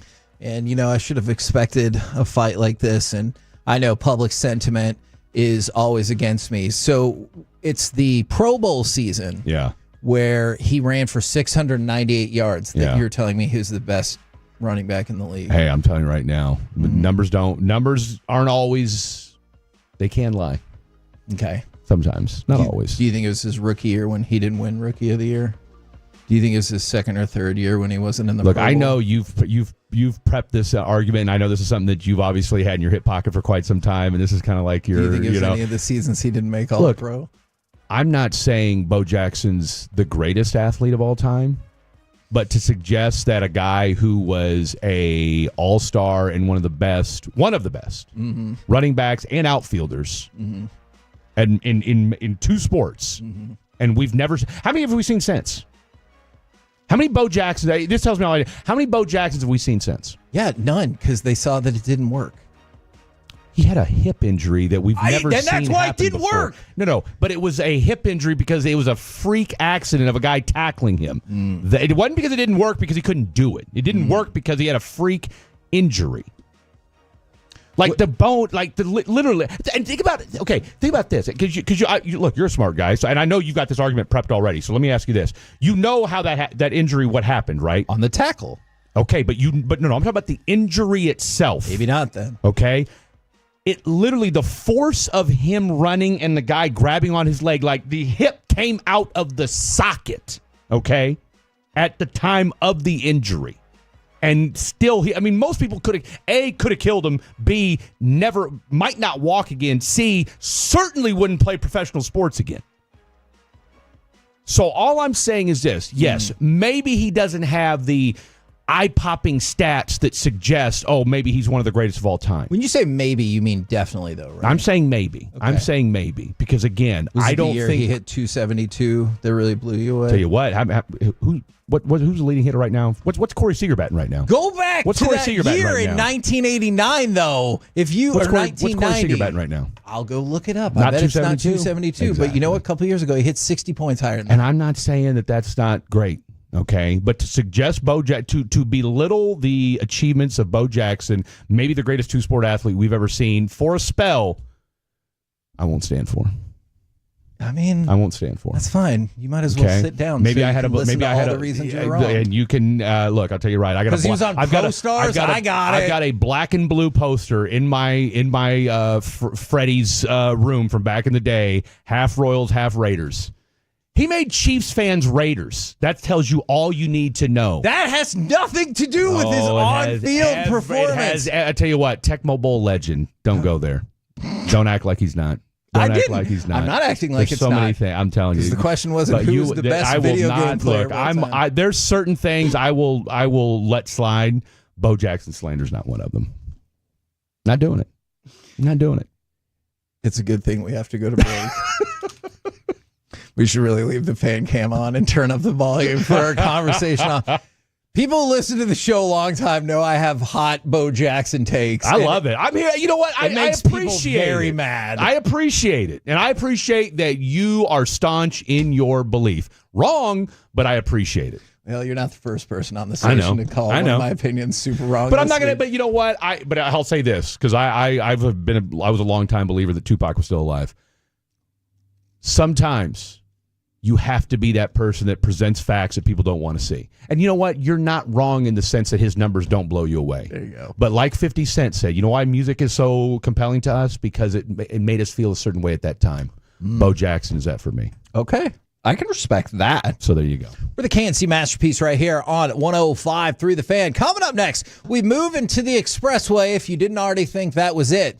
If you could have magically granted an NBA player, past or present, health throughout their career, who would you pick and why? 877-881-1053. And I swear to God, don't say Bo Jackson. We'll do it next right here on The Fan. Miss anything on The Fan? Ever wish you could go back in time? You can. I got it all on record. Go back and listen to your favorite segments with our Odyssey app Rewind feature. Now we Rewind feature, presented by Comerica on The Fan. Hey there, folks. I want to tell you about our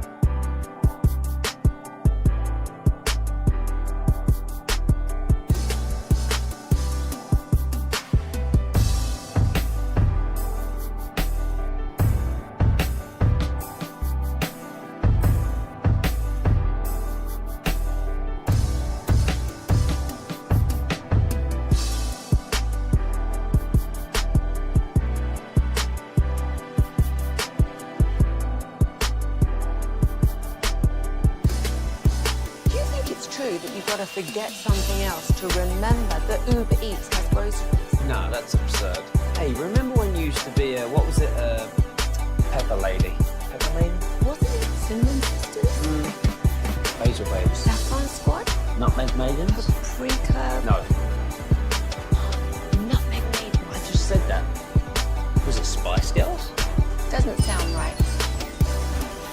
halftime squad?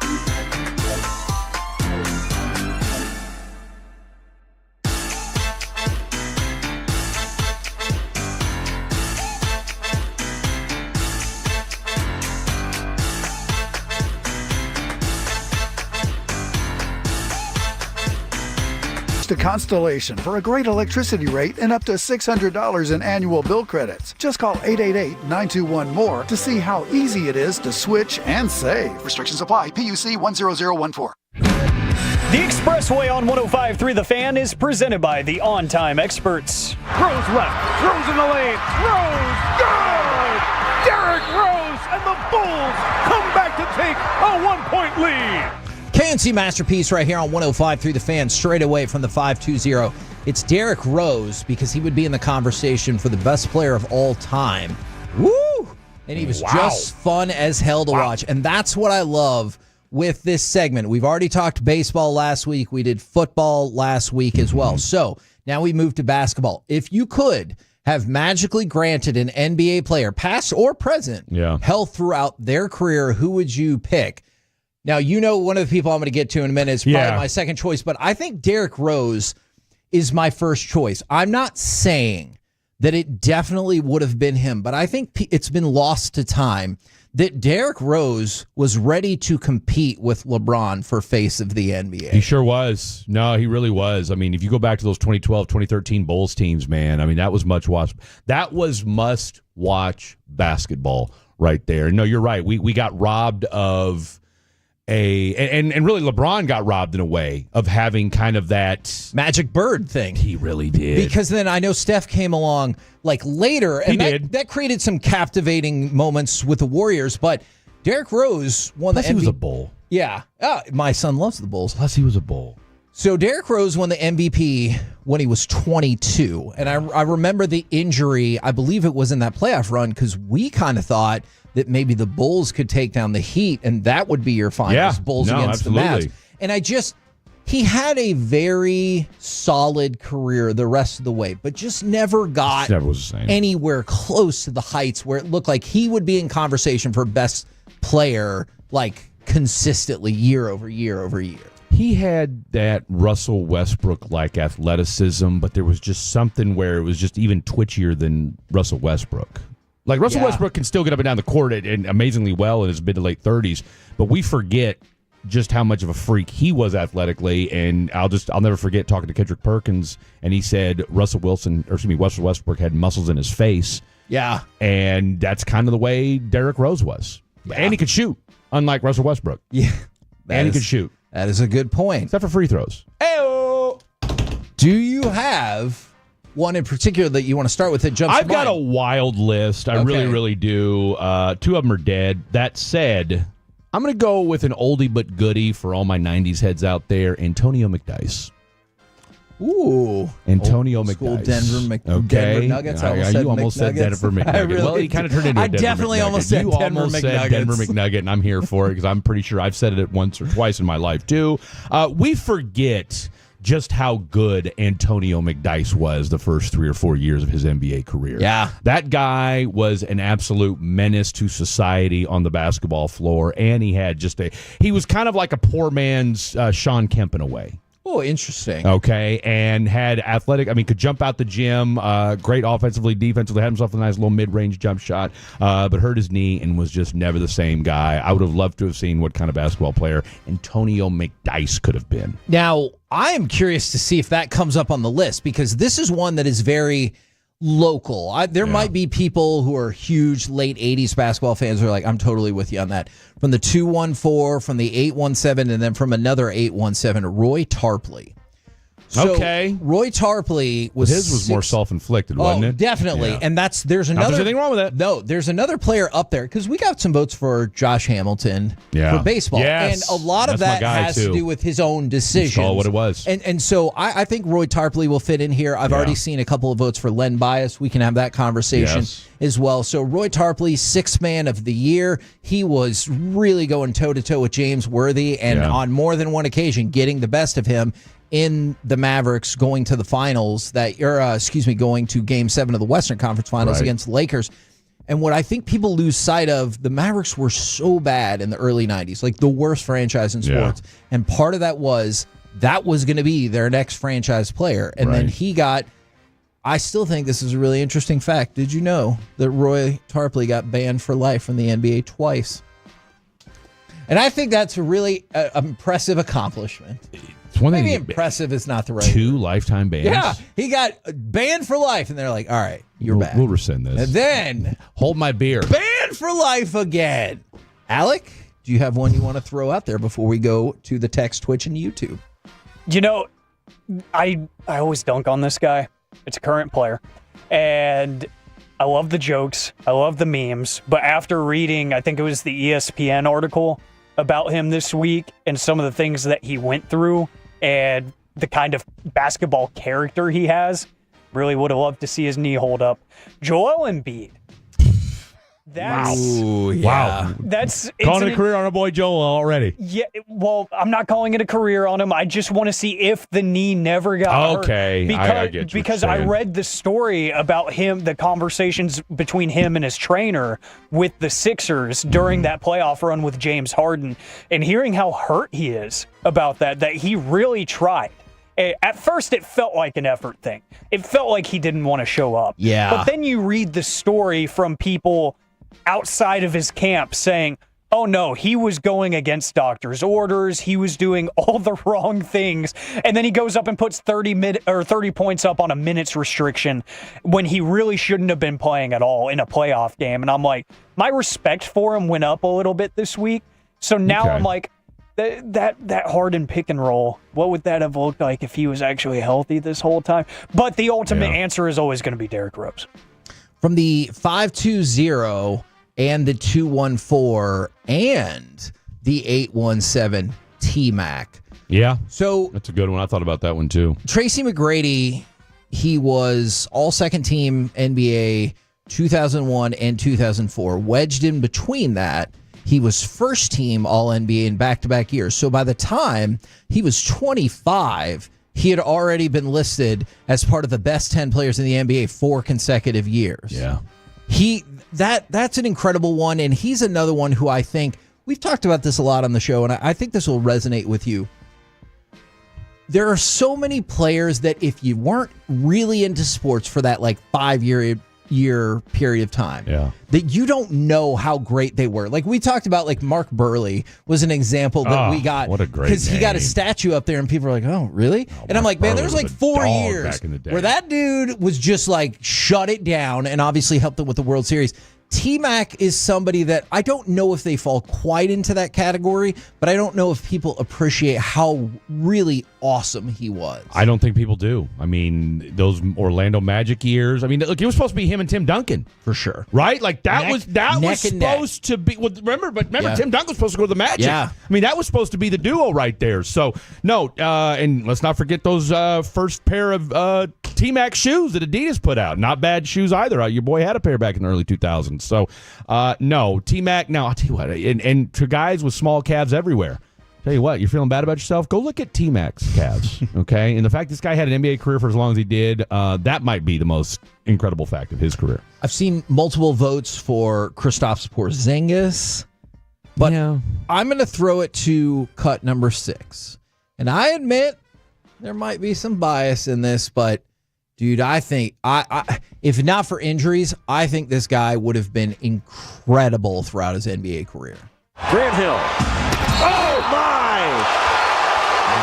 Bragging rights at the moment belong to Hill in the Heat's house. And the dynamite dunk right down the pipe at Morning. Now, Grant Hill is another one that I'm going to go right back to. He was co-rookie of the year with Jason Kidd. He made second team All-NBA 4 times out of 5 years, and the one he didn't, he was first team All-NBA. So you're looking at 5 straight seasons, and that finished up with him only being 28, where he was consistently top 5 or top 10 in the NBA. And I think he would have just stacked and stacked those numbers on there. And when you talk about positionless basketball, I'm not saying he's the first player who fit that bill, but man, if he wasn't one of them, that felt like he accelerated the move to positionless basketball. Tell you what, he was a more advanced offensive Scottie Pippen. Now, maybe not as good defensively as Scottie was, because I think we do forget just what a freak show Scottie was defensively. Yes. But offensively, I mean, and look, one of his highlights is him just actually putting Scottie in a blender on the wing and then just dunking all over everybody. And to all my sneakerheads out there, had a incredible debut shoe from Fila.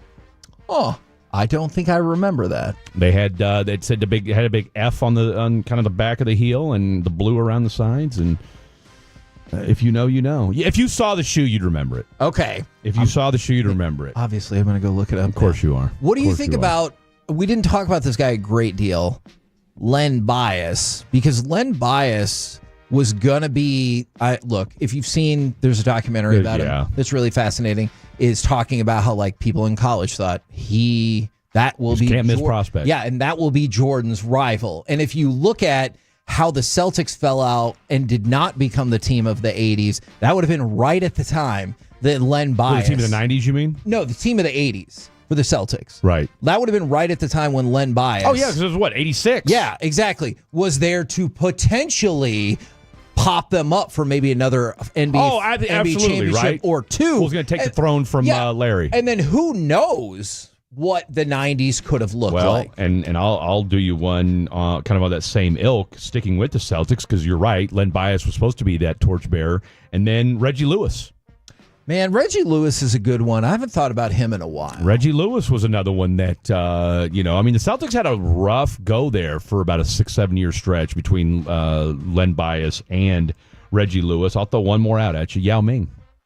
Man, so I still remember to this day the first Yao Ming and Shaq matchup. Yeah. And how, like, freaking pumped I was for that. Like, having no personal no dog in that interest. hunt. Exactly. I was just so excited to see that. And when like Yao would throw up those blocks, I was like, oh my God, he's going to be so good forever. And like he showed those slashes straight away. Hey, Yao for a fiver. Like again, I tell you what, you may want to do a segment on that. Guys who had 4 to 5 year just dominant runs, okay? But they don't get remembered. And look, I get Yao's in the Hall of Fame, and a lot of that has as much to do with the fact that he literally introduced the NBA to China, all right? And half of China's, look, they love red anyway. Why not be Rockets fans? Wow. Okay? Why not be Rockets fans? Wow. Okay? Geopolitical talk right here on the fan. I thought we were in 1080. Seamless transition. Don't think I didn't understand that. I knew you did. And I knew you did. That's what I get worried about with Wemby. I know what took Wemby out this past year was his blood clot as opposed to foot issues. But there's just something about human beings that big that I just it's not normal. I fundamentally worry about their bodies. I'm with, and Gbag talked about this after the Flag debut, right? Yeah. Now, I think you and I are 1A, 1B when it comes to Cooper Flag. I love Cooper. All right, I am a Cooper Flag stan. All right, I'm here to say it. Can I shout out Triple Play in Rowlett? Definitely made a sizable amount of basketball card purchases there. For Cooper Flag? Yes. Look, I'm going to tell you right now, I tried to go get me a Cooper Flag jersey. I had to get an Anthony Davis one instead, but because it said Davis 3, and I'm Davis 3, so it just kind of made sense. Oh, yeah. But plus, and I spent time in Maine. My daughter was born in Maine. He's got the same birthday as my son, so cool. 6 degrees of Fred and Cooper Flag. And I'm sure you've heard this stat, first white boy from America drafted number 1 since Andrew Bogut. No, white boy from America. Why? Remember, Andrew Bogut was Australian. I know. That's why I was ruling him out. I am honestly not sure. I have heard Kent heard Benson, this stat. 1977. Okay. I don't think enough people really truly comprehended that. Like for a sport as big as basketball, all right, we have not had an American-born white boy that we can get excited about since Larry Bird. Man, I have not heard that stat. That is fascinating. I like the 817, another 817, Grant Hill, 903-504, Grant Hill. Yeah. I'm going to take another person from that general time frame, pretty close, though not exactly the same, just a couple years off from the 682. There is one answer, and only one answer here. Go ahead and give me cut number 8, if you will. They say this is the only answer. You'll have to trust me on that. Here's Hardaway against Curry.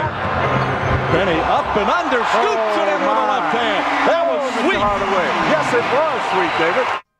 Again, we go back to the 30 for 30. And I know that's like, there is way more about it, but that magic moment and talking about the finals appearance and how that was going to be your tandem. Now, I know it fell apart for 2 different reasons with the 2 different players, but Penny's injuries, man, that dude at... What, 6'7", 6'8"? At 24 and 25, back-to-back first-team All-NBA appearances. No. And so I know it doesn't exactly work out like this because there could be mitigating factors each year. But in back-to-back years, he was considered one of the best 5 players in the NBA. Yeah. And he's playing along with somebody who, obviously, we had this discussion, multiple times, top 10 player in the history of the NBA. Or fringy if you Somewhere, don't believe. Yeah, exactly.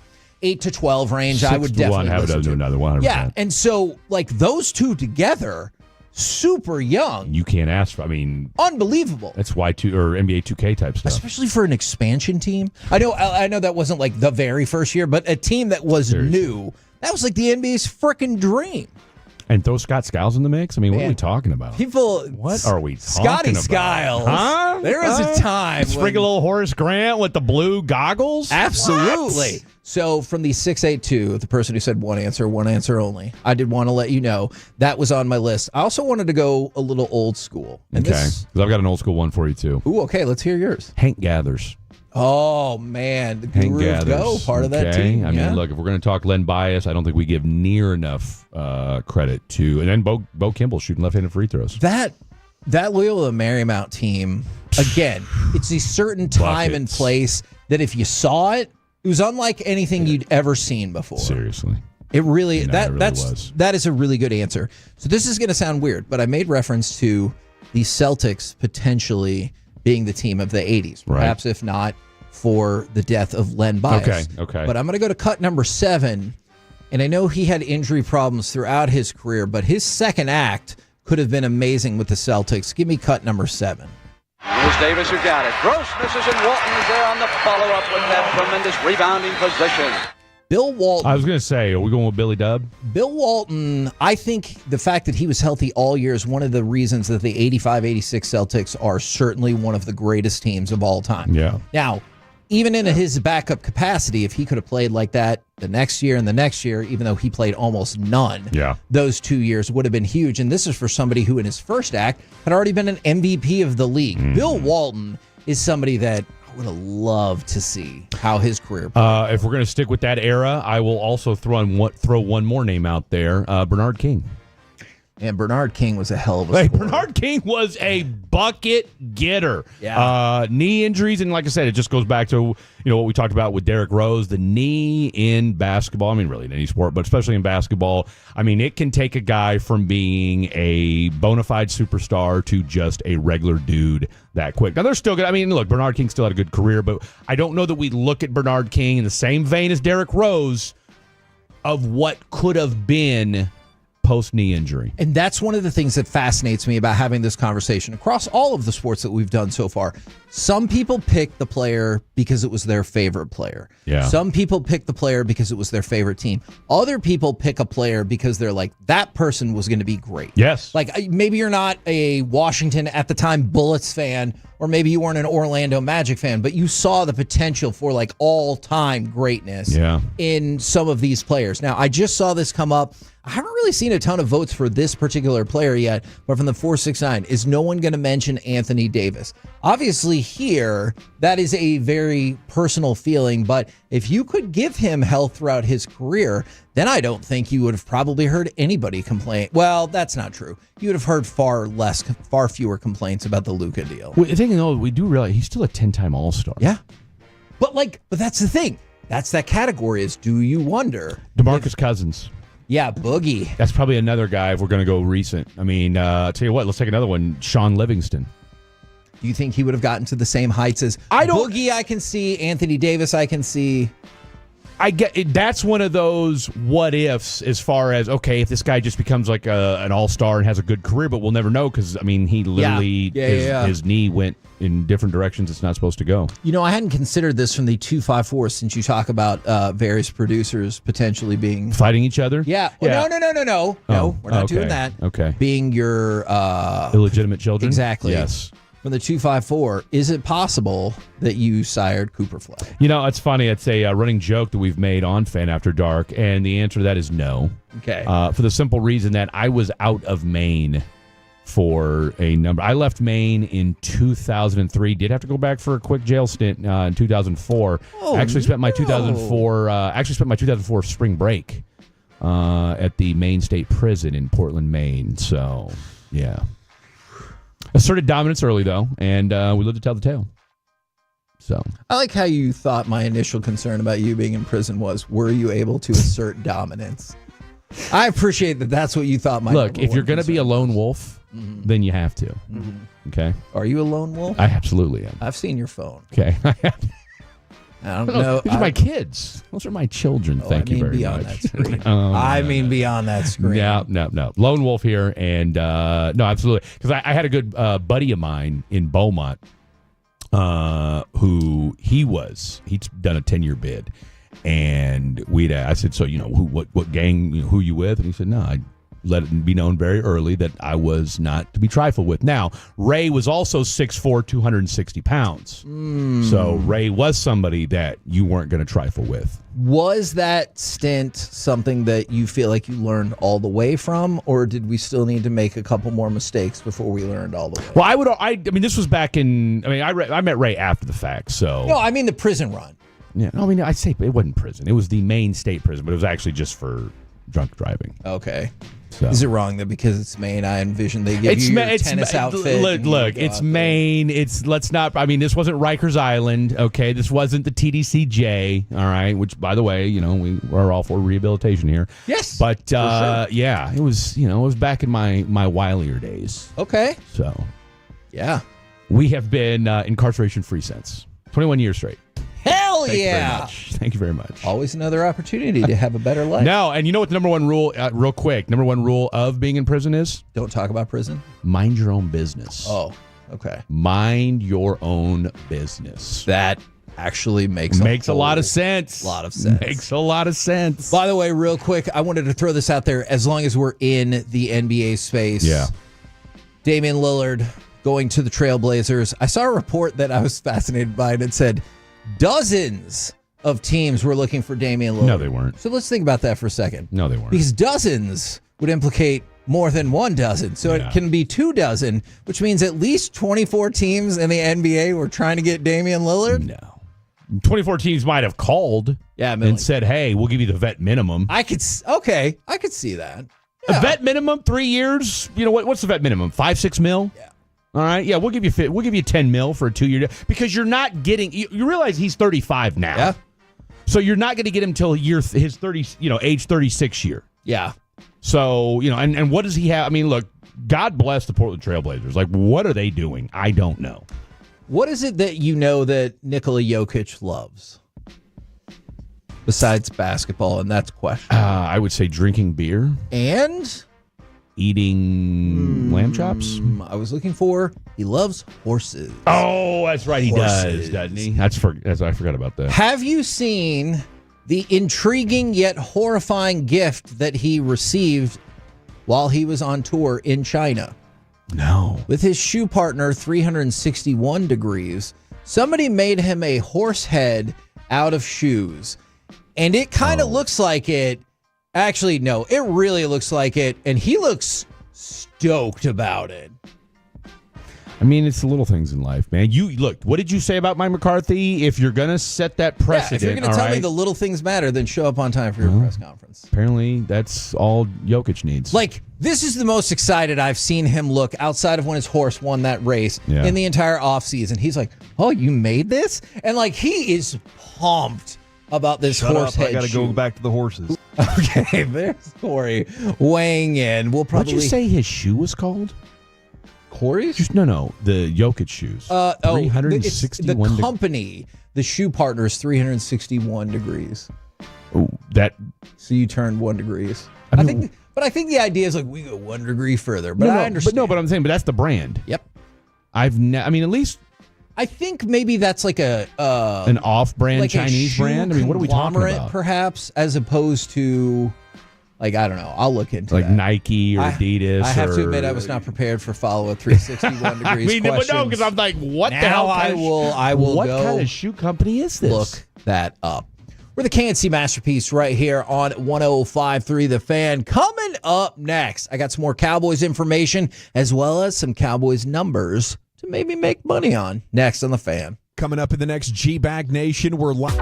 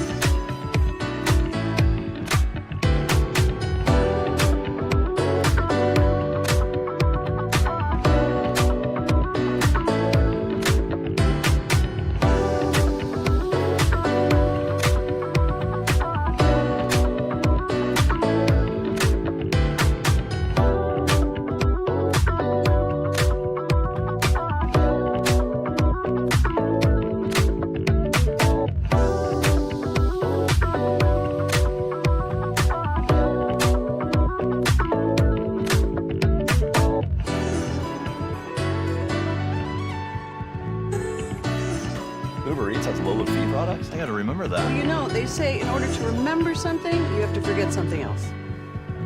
Okay, now that is a very cute haircut. That's like a little shag. I've never seen it before.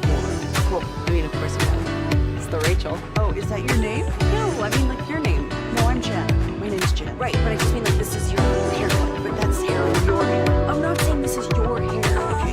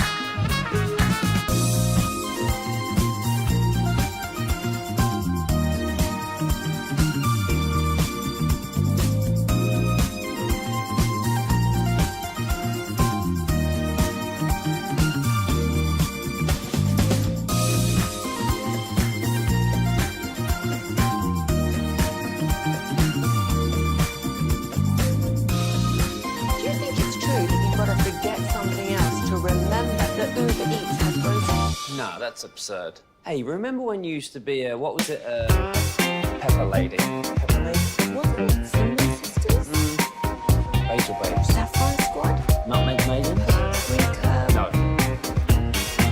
Nutmeg Maiden. I just said that. Was it Spice Girls? Doesn't sound right. Was it Saffron Squad?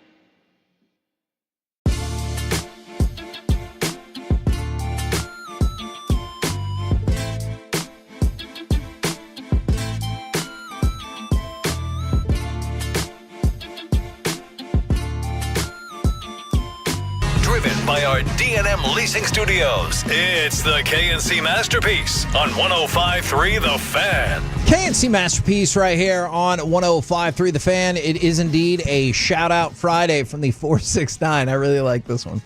Shout out to my mom. It is her birthday today, and she is a Tolo. Her name is Cindy, and she is turning none of your damn business. Yeah. But shout out to Tolo Cindy for your birthday. I hope it is a great one. From the 940, shout out to my beautiful wife. She won't hear this because she's a teacher and is on summer break. Well, then she should definitely be listening. Why is she not Toloing then? But I want everyone else to know how much I love her. That's from Tim. Aww. That's nice. Was that Cindy with an I or a Y? It was with a Y. Okay. Because you think the eyes are trouble? Man. No, they are. We've really dropped the ball here, and this should have been a Fred segment. And you know what? We might turn it into a Fred segment. Before we go any further, do you have any other romance tips or name tips? That I don't. Look, I don't just volunteer them. I tip it unless you ask me for them, or if somebody like throws something out, and then like last night, for instance, we as part of our so the top 5 last night was in honor of Mike Williams, who did one practice for the Chargers this week and said, you know what, I'm done, I'm good. Yeah. Okay, I'm calling it a career. He's made $83 million over the course of his NFL career. Good living, good money if you can make it. Neat. All right. So the topic for our top 5 last night was top 5 things you've done once or would do once and call it a day. Huh. Okay. That's where our guy Dylon decided to, incite violence against the rest of the production staff. Now, in fairness to him, I did instigate it. Now, that said... And Blake couldn't have say the S word on air because he did that twice. Oh, And in fairness to Blake, he didn't know.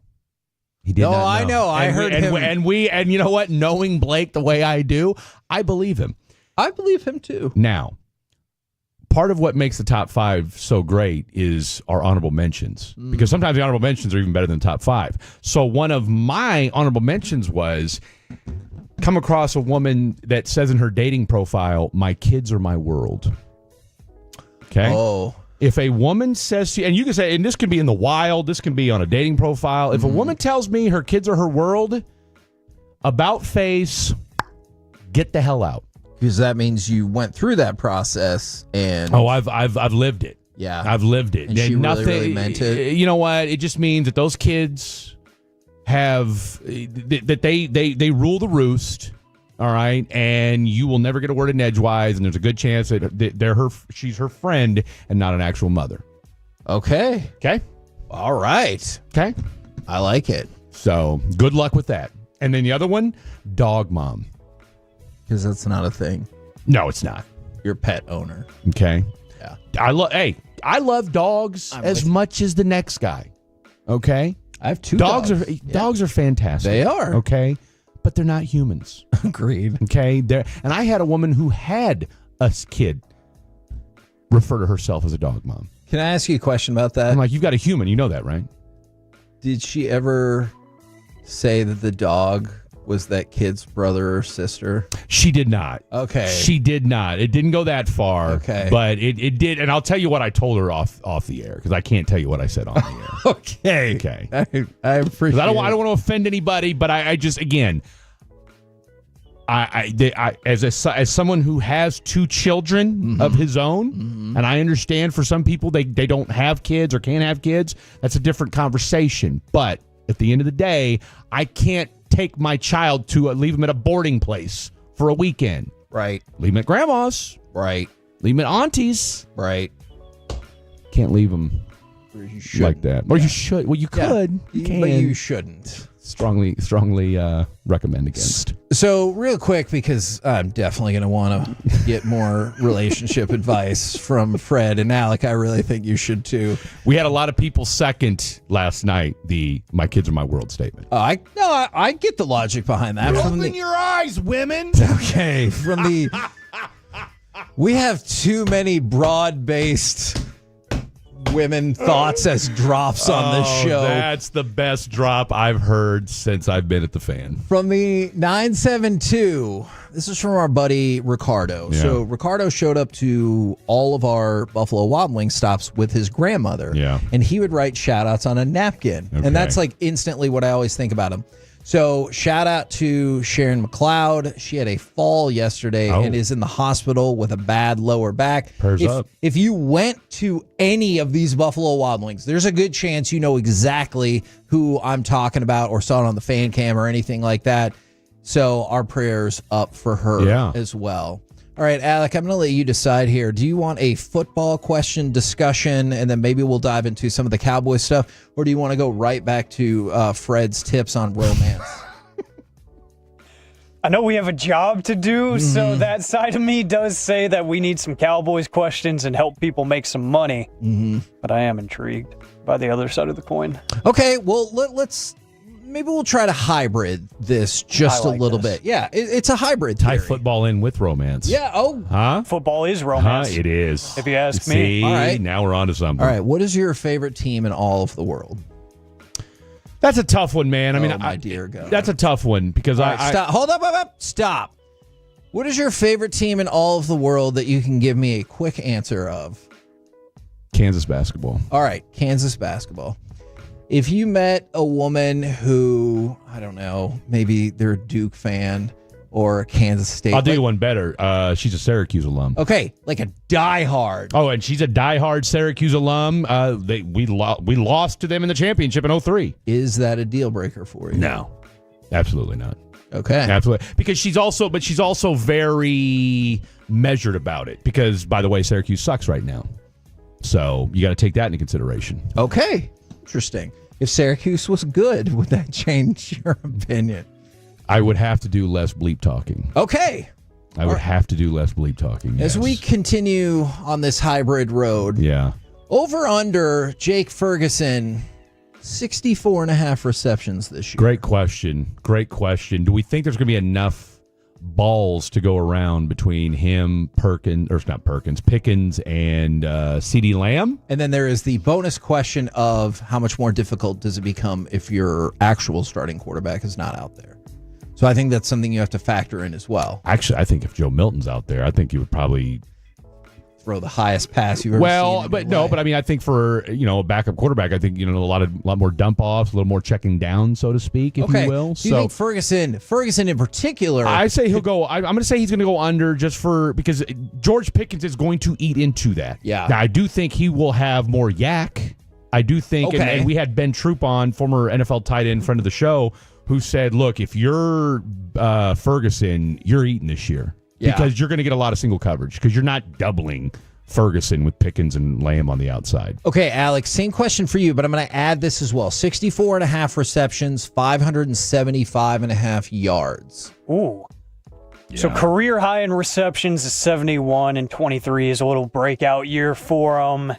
And then immediately slid back. And then if you average his last two seasons, it's right at 65 receptions. I'm going to say over, because I do have a little bit more confidence in the offense this year to kind of know what they want to do and actually establish that. And I still think that one of the prettiest passes in all of the NFL right now belongs to Dak Prescott on that seam route.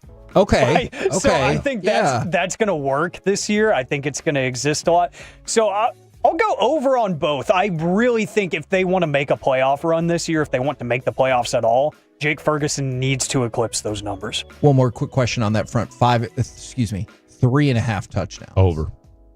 Man, you were very definitive with over. That. Okay. Alec, agree? I'd say over. Okay. He's hungry this year. He's got to be. He better be. He's got to be. And didn't his wife just get new boobs? What? Huh? Yeah. Oh, is he married to one of the Cavenders? One of the Cavender twins, yeah. Okay. So, I don't know about you guys, but make me play better. I bet it would, Fred. No. Because I'm alone in this? I'm alone in this. You know what, Fred? That's perfect for this hybrid segment. It's what's on the inside, guys. Yeah, you. So... God. What? Tell me why that's not okay. Does real or fake make a difference to you? Gee. Yes. Okay, please explain. Yes. Ted Johnson and I almost came to a fisticuffs over this. Man, it really seems like that's maybe your MO. Well, I'll put it like this. 2 times me and Ted Johnson. And if you know Ted Johnson, former middle linebacker for the New England Patriots, was part of their first 3 Super Bowls. 3 things that made Ted almost want to beat me up. And Ted's every bit of 6'4", 250. Yeah. All right? Ted's a big dude. 1, I called his coverage skills into question. Okay. We had a guy, Matt Murphy. Gavin knows exactly what I'm talking about. Salt of the earth dude, by the way. Matt Murphy, his son's going to play, I think, at OU. Stud pitcher. Big dude. Yeah. But he'll joke around with you that I was such a good tight end that by the end of my career, they moved me to the Buffalo Bills tried to move me to tackle. Okay. So I made a joke one day on air because Ted was sitting next to me and Murph was sitting across, and I said, if we lined you guys up at a empty field, Ted, could you cover Matt? And you'd have thought, Ted just didn't appreciate it. Okay? Yeah. Murph thought it was hilarious. Ted did not. I also one time pissed him off when I said, hey, I think Nick Saban's going to be the next head coach of the Houston Texans back when the Bill O'Brien thing was going on. Yeah. Did not like that. I wouldn't back down from it. The other time, good call, non-sports related, we got into an argument about fake versus real. Yeah. And he talked about how he had bought his ex-wife at the time $10,000 boobs. Oh, man. And he said it's all about the To be fair, price. I have no idea how much they are supposed to cost. Well, it's like anything else, okay? You get what you pay for. Okay. You spend 10 G's, shouldn't notice a difference. Shouldn't be able to tell. Yeah. Okay, like I said, I'm more of an all-natural guy myself. Mm-hmm. I've got a firm grip. I'll leave it at that. All right.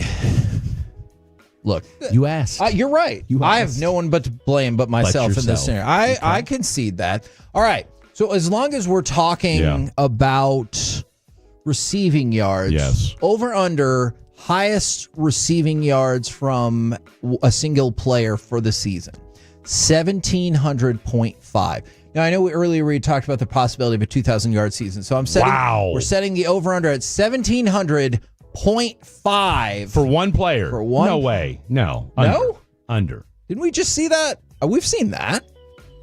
Yeah, but you got CeeDee Lamb, you got George Pickens, you got Jake Ferguson. We're talking about the NFL. This is cross the NFL. Oh, as I was. My bad. I thought we were talking about the Cowboys. Oh, cross I got the NFL.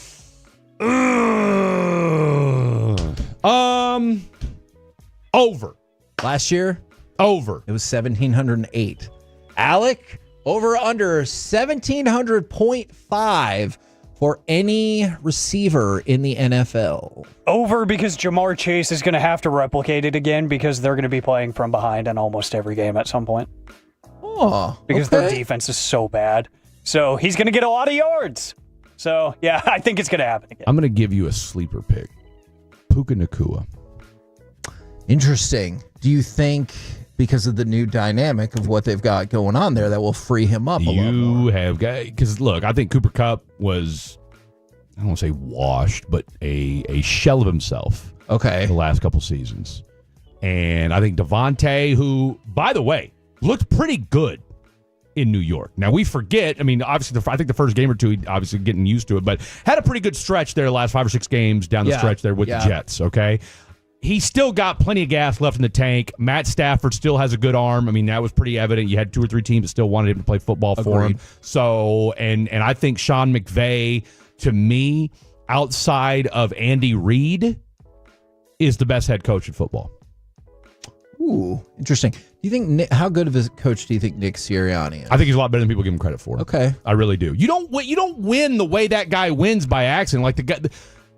Do I like some of the antics with screaming at fans as you're walking out? No, I don't. But that team could have. I mean, he had a rough year 2 years ago when they started out 10-1 and everything kind of fell to the wayside the last whatever month. And I think they got beat in the first round of the playoffs. They beat the brakes off Kansas City in the Super Bowl. Okay, yes, like Nick Sirianni. Nick Sirianni. Look at his record in the last 3 seasons. So one more quick side question, because Zach Ertz said something about this. How much does it help a player if they're not only super talented, but they have the desire to be great? Because one of the things that Zach Ertz said about Jaden Daniels is he wants to be so great that it really resonates with the guys. How much does that add to your potential when you I want to be great? I mean, I think that's everything. I mean, talent can only get you so far. Yeah. right? I mean, what do we always hear? Talent plus preparation equals greatness, or whatever it is. I mean, why do we think Tom Brady won as much as he did? Sure. No, Not just because he was only the most naturally talented. And he wasn't even that talented. Yeah. All right? I mean, he was a 6th-round pick for a reason. All right? But the guy worked his ass off. Why do we think Pat Mahomes is so great? Okay? I mean, look, Jamarcus Russell is, I mean, let's juxtapose it, okay? No, I mean, hear what you you're know what I'm saying? So, no, I think when you put those things together, and again, I think Jaden Daniels is going to be a hellacious NFL football player, and we've already seen it in year 1, and I don't think he's going to have the regression in year 2 that we saw with C.J. Stroud. I think that's an easy thing to look at, and I know a lot of people are saying that, but I'm sorry, but Cliff Kingsbury, who I wouldn't want as my head coach, Cliff can coach some offense. All right, Bobby Slug, we didn't know from a hole in the wall. Yeah. And I'm sorry, but Cliff Kingsbury's got pelts on the wall when it comes to coaching up an offense. This is very nice from the 903, but I'll also concede to the person who said our show is pretty racy today. Agreed. I'll let you figure out why that is. I wonder. From the 903, shout out to y'all. I typically cope with, they said, some of the anxiety issues and other stuff that they've had well enough and keep my follow-up appointments with my psychiatrist, etc. So it's not too extreme, but I'm dealing with some depression and anxiety symptoms today, given some things dear friends and close family are going through. Yeah. The anxiety is really trying to creep in. Y'all's mic woman drop and y'all's reaction to that literally made me laugh out loud. What a lovely spark of joy. Thanks, gentlemen. That is super nice. It's fantastic. We're the KNC Masterpiece right here on 105.3 The Fan. Coming up next, MLB players who are halfway, okay, maybe a bit more than halfway to history, plus Masterpiece of the Week next right here on The Fan. Heck yeah, these guys are the North Texas Baseball Show of Record. Are you kidding me?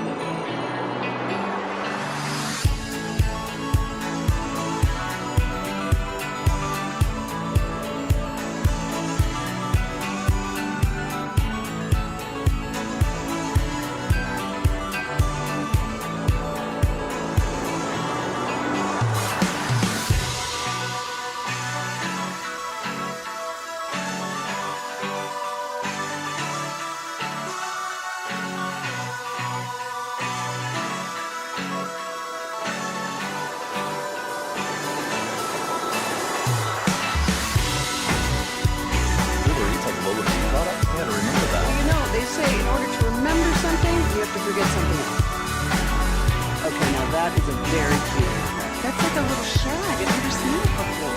Well, I mean, of course it is. So Rachel. Oh, is that your name? No, I mean, like your name. No, I'm Jen. My name's Jen. Right, but I just mean like this is your haircut. But that's hair on your head. I'm not saying this is your hair. Okay,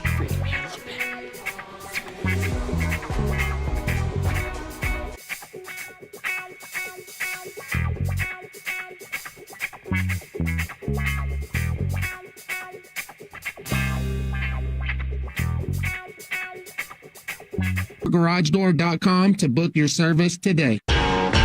This segment of the KNC Masterpiece is brought to you by Cars for Kids. Donate today at carsforkids.org and by the personal injury lawyers Frankel and Frankel. If you've been injured in a car or truck wreck, call Frankel first, 214 or 817-333-3333. With Frankel and Frankel, there's never an out-of-pocket cost. They only get paid when you win. Frankel and Frankel, the go-to car and truck wreck attorneys in Dallas. Raleigh with a fly ball, left field, sending Green back. That ball is gone! He's done it again!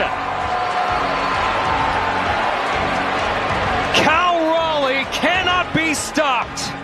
KNC Masterpiece right here on 105.3 The Fan. I know Fred is already looking forward to this experience from the 214. Can we have a KNC radio event at the Magic Time Machine?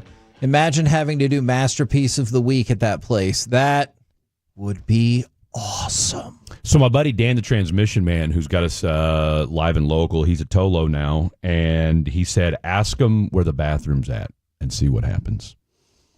And then he just said, LOL. So I don't know if it's because he's been there. At the Magic Time Machine? I don't know if I've ever used the restroom at the Magic Time Machine. Maybe therein lies the rub. Okay, I'm not going to lie now. I'm super intrigued by that concept. As we're going to have Masterpiece of the Week in just a few minutes, but I wanted to throw this out there because some of the trends for the first half of the season are freaking incredible, and I wanted to go through a few of these players. We talked about this guy earlier. The most home runs ever in a season by a switch hitter, Mickey Mantle, with 54. Okay. The most home runs ever by a primary catcher is Salvador Perez with a 48. The highest WAR, if we want to really nerd out, B WAR, Mike Piazza at 8.7, Buster Posey with a 9.8 F WAR. Cal Raleigh is on pace to break every single one of those records, as well as the all-time AL home run record, which he is on pace for 64. I don't think he's going to get that, though. Okay, and I get that. And I understand the intrigue we have with the Mariners because of the divisional part of it. But do you have extra intrigue in specifically watching Cal Raleigh to see, or even box score watching Cal Raleigh to see? I will definitely, because I have been box score watching Cal Raleigh. Okay. I absolutely have. And I was at the Mariners game series, whatever it was, a couple weeks ago with my buddy Mike, and we got some really great tickets too, by the way. And that was where they I think 2 of the 3 games went into extra innings or whatever it was. Yes. And so it was a hell of a series. It was just good, just not from just a Ranger standpoint, but I mean, obviously baseball, it sucked the last 2-3, but just from a baseball perspective. So no, anytime you get a chance to watch history, because I feel like nowadays. And the morning show talked about it. I mean, think about the last time they said Verlander was the last time we saw a 20-game winner in the AL, and Strider was the last time you saw a 20-game winner in the NL, which I think was 2021. Yeah. So we're starting. You think with all the performance enhancements of better training and time off and that we're not seeing as many records broken. And with baseball, you certainly don't see it as much anymore. So yes, I will absolutely be tuned in. Plus, I'm a Salvador Perez guy anyway, so yes, I will pay attention to that. Now, big counterpoint for Aaron Judge's AL MVP run. He's on pace to have 435 total bases this season. That's a lot. Do you know how long it's been since a player has gotten to 435? Bo Jackson in 88. I didn't say 45. I said 435. Bo Jackson 89. No! Okay. Well, and that's later. If I said it wasn't 88, why wouldn't you go 87? I don't know. Okay. It's Jimmy Fox in 1932. Remember it like it was yesterday. Of course. It has been 93 years since a player has got that many bases, and the all-time record is Babe Ruth, 457 in 1921. So if you accomplish something that has never been done in 93 years to counter the best catcher season ever, that's a tough impressive. one. Did you say Jimmy Fox or Jamie Fox? Jimmy Fox. Okay, wasn't sure. Shout out to Terrell, Texas. What's your favorite Jamie Foxx movie? And why is it Collateral? I don't hate it. That's a great poll. I can see how that might not be the answer for most people. Although I think that might be Tom Cruise's best movie. I can see that. And the white shirt with the gray sport coat look, I'll rock that all day, every day. Okay. I call that my Collateral look. Ray. That makes a lot of sense. I'm with you on He that. was phenomenal in that movie. Yes, you are right. Tarek Skubal is currently striking out 9.56 batters for every one he walks. Only 4 qualifying pitchers ever have done better. That's sick. Including Kurt Schilling, Cliff Lee, Brett Saberhagen, and you might not have guessed this, Phil Hughes. Those are the only ones. I didn't have Phil Hughes on my radar. Absolutely Shout not. out to Brett Saberhagen, though. Absolutely. Loved He was Brett a dog Saberhagen. back in the day. Yes. And Shohei Ohtani.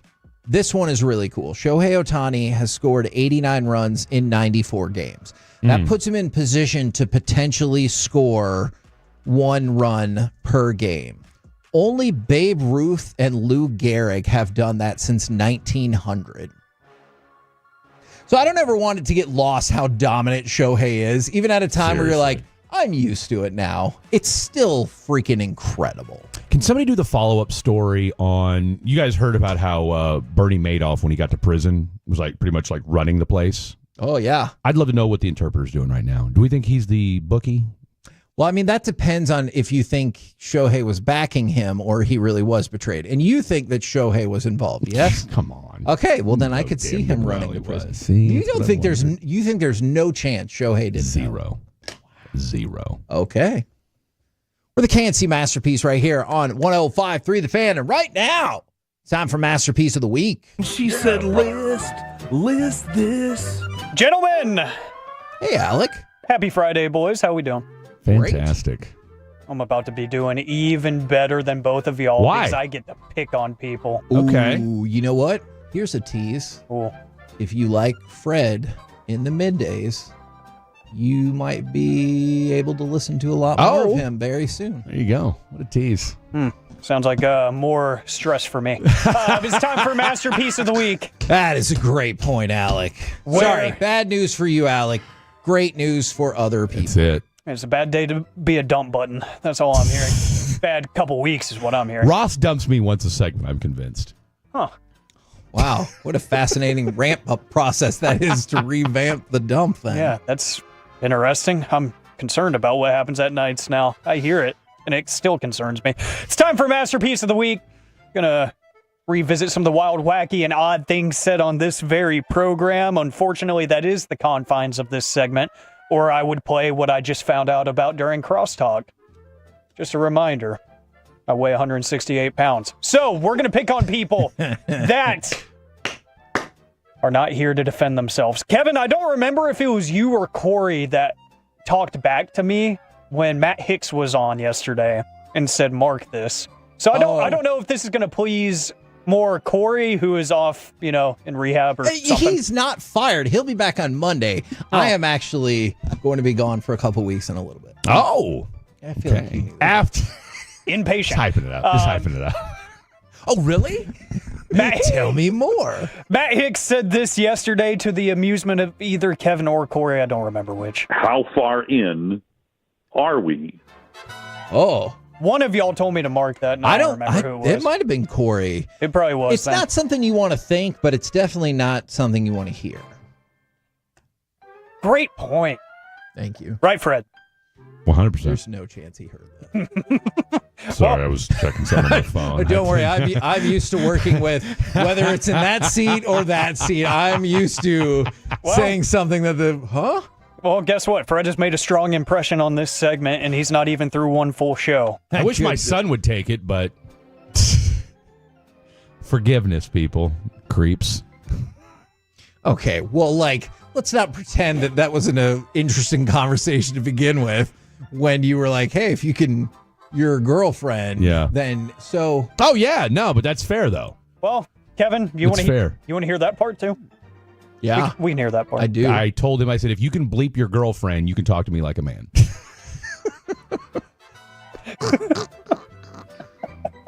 And then hung up on me right after that. Yes, as he should have. Should he have, though? Yeah, what's the counterpoint? Did you want him to tell you that he was doing that with his girlfriend? I already knew that. That was my point. If you can go to her place and do that, you can talk to me man to man and stop mumbling and. Okay, did you also say that in the conversation? Because that I had led up to that. Oh, trust me, this conversation ramped up quick. Okay, ramped up quick. As I'm sure. I mean, I'm sure that takes a lot of you by surprise, but this is the least surprising thing. Very much like his mother. Yeah. Oh, I would like to meet her. PJ Washington would have a word for that. Yes. Hey, PJ knows where I'm coming from with this. I would like to meet her. Well, if I'm 100% on that. If I'm doing simple math, guys, this was a great week for content. I have about 16 other options to pick from. Okay. So I'm having a tough time picking. So we're gonna go with Hagee saying this. I enjoyed it for 20 minutes. That's impressive. That feels doubtful. That's impressive. That's so demeaning. That feels doubtful. Yeah, 20 minutes. Was he talking about math in bed? You're never going to live that down. I will forever associate Kevin Hagelin with math in bed. Absolutely. Do math in bed. Well, I feel like this could go hand in hand with those 20 minutes. Covered, forward, backward, sideways, and every other way. Now, the reason why I don't like that is because that was to hype up our training camp coverage. I bet it was. That came from a good place. I bet it was. But y'all have corrupted it now. No, the intent was there, but the execution. Road to hell's paved with good intentions. It's a great point. That is very true. Well, it doesn't get any more tame. Corey said this. 35% of the time they're hitting on him. Where's this at? You know, Obama did say you need more gay friends. What? Yeah. True story. When was that? This week. He said that this week? Obama said this week men need more gay friends. Former president saying that. Hey, don't shoot the messenger. I'm just telling you. You're a former newsman. You get where I'm coming from on that. Was that just with the idea of so you have a better understanding? I don't know what the context was. Like, to express your feelings and get a range or perspective that maybe your straight heterosexual friend won't be able to give you. Interesting. Something to think about. Thank you. It's time for Masterpiece of the Week. Thanks, Obama. Thanks, Obama. Revisiting some of the wild and wacky things said on this program. And no, what you just heard was not a clip that I played. That was live. That is a great point. This segment gets confusing, I know. We're going to pick on Corey a little bit more since he's not here to defend himself. It doesn't get any less weird. He said this. They went to the car. And that's what they did it in the car, and we saw that too. Now, okay. Peeping Toms, huh? See, and I want to point something out. Yeah, I bet you do. No, I do. Look at that. Never mind. All right. So I didn't the say windows anything. tinted? So keep this in mind. Some of those cuts are taken out of context. Oh. And it makes it feel different. Yeah. That Really? cut is 100% in context. Okay. He was talking about these people getting freaky in the streets and then like going to the car. Wow. And like that's what he meant. Yeah, and you could see it. Apparently so. Have you ever seen anybody have sex in a car? Like, see That'll it? get played next week. Thank you. I don't. I can't say that. Alec, have you? I have. Yeah. Really? Against my will, but yeah, at a park. I was just trying to go for a run. Did you run in a circle? So like every time like you were forced to look while you were running? No, so there was the only. I can't take my eyes off of this as I run around this circle. Lots. There's two parking lots. There's one right up by the main entrance, and then there's one off by the street. The only parking available was in the back by the street. There was one single car back there in the very furthest spot underneath a tree. So I drove by to go find a parking spot over there, and the windows were a bit foggy and the car was shaking. Anyways, what did you think the single lone car in the corner of the parking lot was doing? You're doing one of two things. I thought they were smoking. That was my guess. and that's where I was gonna go with it. They're either doing something sexual or they're doing something illegal. Yeah, I thought they were smoking. Although, can you have sex in a car? Is that illegal? 877-881-1053. Yeah, I don't know. My cousin's a cop. Let me find out. I don't know the rules. Okay. Let me find out. I don't know the rules. Sounds Don't like vote. You got a fun weekend planned. Don't vote for this. I just wanted Kevin's point to be made here. The Eagles are the best. Okay. Got that out of the way. Got that out of the way. Kevin has another point to make, actually. Clearly, Justin Herbert is the greatest quarterback that's ever lived. Okay. I very much disagree with that. But like for somebody who never has to deal with the consequences of not winning. Well, this is actually the complete opposite of Kevin's 20 minutes. Does that feel like the longest 90 seconds in the world? Wow. Well, look, you can't. It can't be the same every time. Okay, so I respect that. I respect that. That's a good point. And like this person said, it's only illegal if you get caught. Boom. Okay, sure. It's indecent exposure. Okay. It's indecent exposure, and that's coming from a Dallas police officer. So There you go. Just saying. Nice. All right. Kevin said this. I got tainted meat from the hypermart. It was actually from the Food Lion, and we were on last Friday. Yeah. It was from the Food Lion. So I'm just glad you said hypermart. Yeah, because we had a hypermart back in my hometown. Did you really? There was only like 8 of them. Walmart. Remember, Walmart had like it was their whatever. Hypermart had some good ideas. Remember, did y'all have the little the ball pit? Yes, we did. Okay, you know why they stopped putting ball pits in hypermarts? Your boy. Your boy, 100%. What did you? Never mind. No, you want to know? No, I I'll tell you. don't. No, it's not. It's not bad. No, it's not bad. In fact, I want to blame my. Hold on. It's not your definition of bad or my definition. No, it's of bad? not anybody's definition. Okay. I promise you. No. I'm the reason why Hypermart took the ball pits out of Hypermarts. You know why? Tell me. Because we were jumping around in the ball pits as one is wont to do in the late 80s, early 90s, and guess what? There was a bolt exposed. Guess what? Little Fred jumping around. Boop, boop, boop. Bam! Smacks the back of his head on this bolt. Blood. Shut it down. Guess This what? explains a lot. Guess what, grandparents who could have sued for who knows Did how they much? not? No! Man, Hypermart would have been named after you. It'd have been Fred Mart, thank you very much. you seen H Mart, you would have had Fred Mart. I could definitely see running a business called F Mart. Yeah. I definitely. Yeah. I Now we're definitely talking. could. Now we're talking. I would sponsor this segment too. I got to appreciate that. You're welcome. I've got 2 more that we got to get in. Kevin, I think I just Go ahead and mark that too while you're at it. No, I run this segment. That's not happening. Kevin, you said this. If you don't agree to it ahead of time, I'm shooting at you. I don't know why I love that so much, but I do. Oh! I love that. I know exactly the context. That Yeah, was I bet the it duel was. when they were like, you should fire in the air. There's no way if the other person doesn't go, I'm firing in the air. That sounds bad. I don't know why I love that so much, but I do. And then Corey, oh, sweet Corey Majors. You have a ditty chest. Sure. Oh. Go say that one more time. You have a ditty chest. Sure. Why were you so reassuring there, Kevin? Because that's what I do. I support Corey. Oh, I appreciate that. By the way, I should not have. This is from my cousin, the DPD cop. Mm-hmm. You have to get caught because there has to be a complaint. Otherwise, you can't have a crime without a complaint. So, point being, if Alec would have been like, "Oh my God, my virgin eyes can't take this. Hey, there's people freaky deakying, in this Toyota Tercel here in the corner. Please do something about it." Then that's when there could be trouble. Huh. So, as long as nobody complains about it, you're more than welcome to freaky deaky in your ride. I'm not a rat. I know you're not. I didn't say you were. I was using that as an example. Hey, you gave I know me radio you content. I know if you anything, wouldn't. I'm grateful. You're welcome. Well, because this has been the talking point throughout, I will vote for Corey talking about sex in a car. Oh, man. Where is that? It's right here. They went to the car, and that's what they did it in the car, and we saw that too. Yeah, I'm with that. Let's go ahead. Let's go for it. Double up? They went to the car, and that's what they did it in the car, and we saw that too. I want to give it the sweet, but I'm sorry, Kevin. You did great work here. If you don't agree to it ahead of time, I'm shooting at you. Yeah. Yeah. That's after the math in bed. Yeah, that's what gets me going. Kevin's weekend plans. We're the Canty Masterpiece. I'm pretty sure my wife's in the car right now.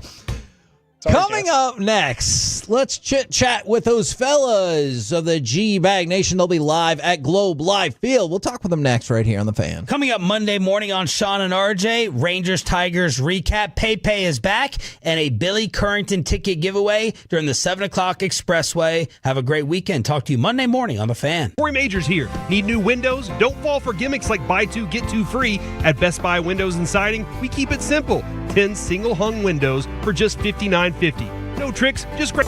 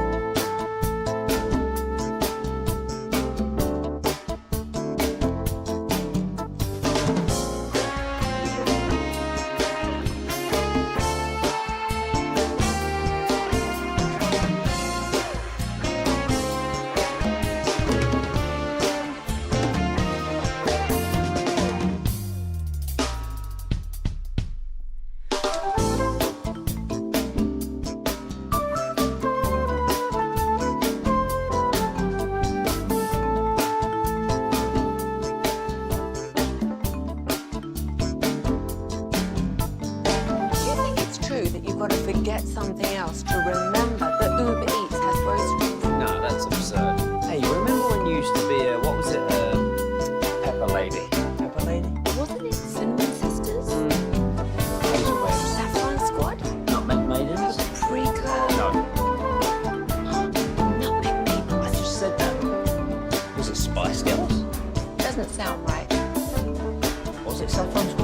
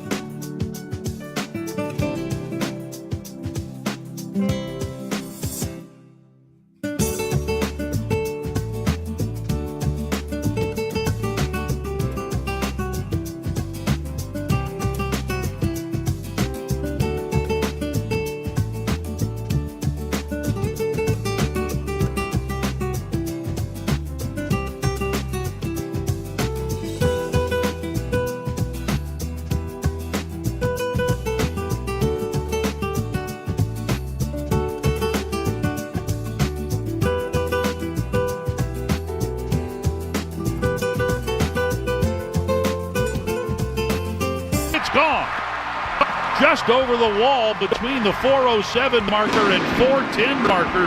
Home run number 11 for Corey Seager. KNC Masterpiece right here on 105 through the Fan, and we take you out to Globe Life Field, courtesy of D&M Leasing, for our chit-chat with those fellas from the Gbag Nation. Gentlemen, how is you today? Amazing, Heggy. Happy Friday. How the heck are you? I am doing great, and I was curious, especially since y'all are out here, they're playing the best team in baseball thus far to start the second half off. Fangraphs has the Rangers as only a 17% chance of making the playoffs. What is y'all's thought right now? Do the Rangers make the playoffs? You know, I'm going to go with yes. I think they're significantly better, and, you know, no disrespect to Fangraphs, but I think what we saw over the last week, what we've seen over the last month, what we've seen since June 1st, it's all heading in a great direction. Corey Seager's finally back to being himself, and, you know, you have this pitching staff and a pretty good bullpen, even though you don't have a closer. So, you know, I do have a lot of respect for the way that Numbers looks at stuff and can sort of, you know, tell the future on things, but I just think the Rangers have been massively underperforming, and now we have a lot of evidence that they're turning it around. I think this is a top 10 offense and a top 5 pitching staff here for the final 65 games. I'm with you. I'm going to go, I think they can catch Seattle and Tampa. I think Tampa will end up fading. I think Seattle usually kind of has this in their history where they will find a way to stub their toe. I also do think Houston's going to have a little bit of a comeback down to earth at some point, but I'm still going to go with the Astros to win the division.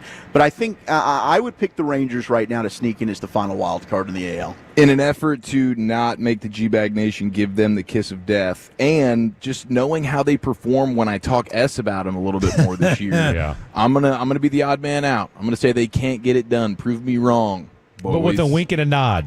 That's right. That's right. Maybe a little fist bump. Maybe a little attaboy butt slap. Go get them. Here's my question for you guys: Is the closer that's going to help get this thing across the finish line? Because we're all in agreement here, even though Chief Chiafalo's doing his thing.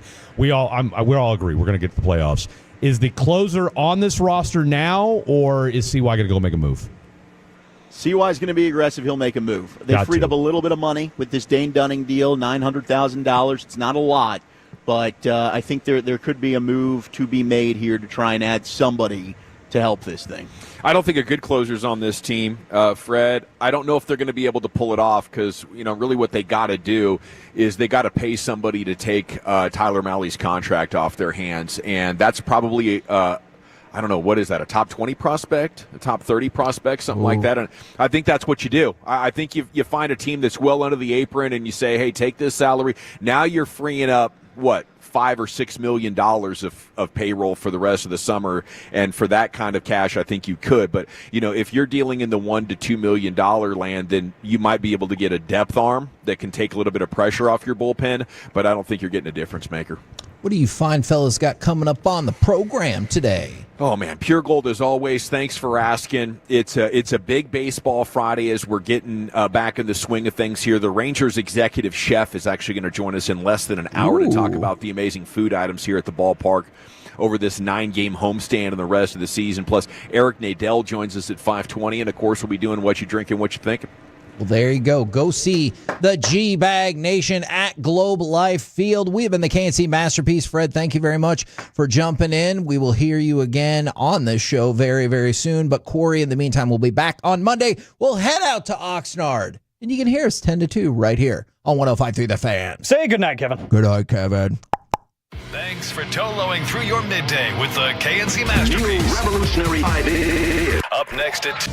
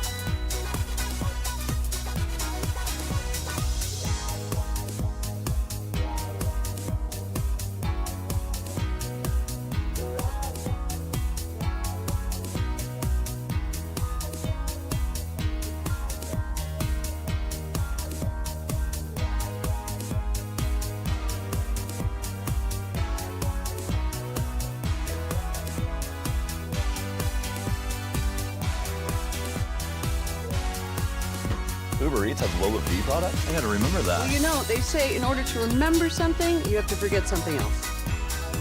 Okay, now that is a very cute haircut. That's like a little shag. I've never seen it before. Well, I mean, of course we have. It's the Rachel. Oh, is that your name? No, I mean like your name. No, I'm Jen. My name's Jen. Right, but I just mean like this is your haircut. But that's hair on your head. I'm not saying this is your hair. Okay, freaking me out a little bit.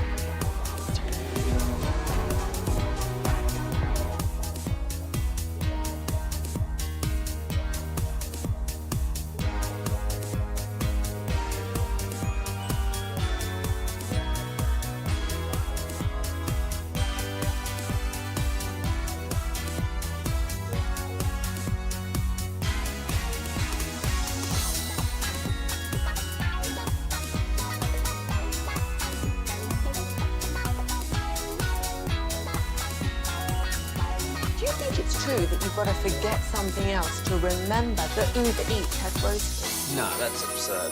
Hey, remember when you used to be a, what was it, pepper lady? Pepper lady? Wasn't it cinnamon? Basil babes. Saffron squad? Nutmeg maidens? Pre-club? No. Nutmeg maidens. I just said that. Was it Spice Girls? Doesn't sound right. Was it Saffron squad?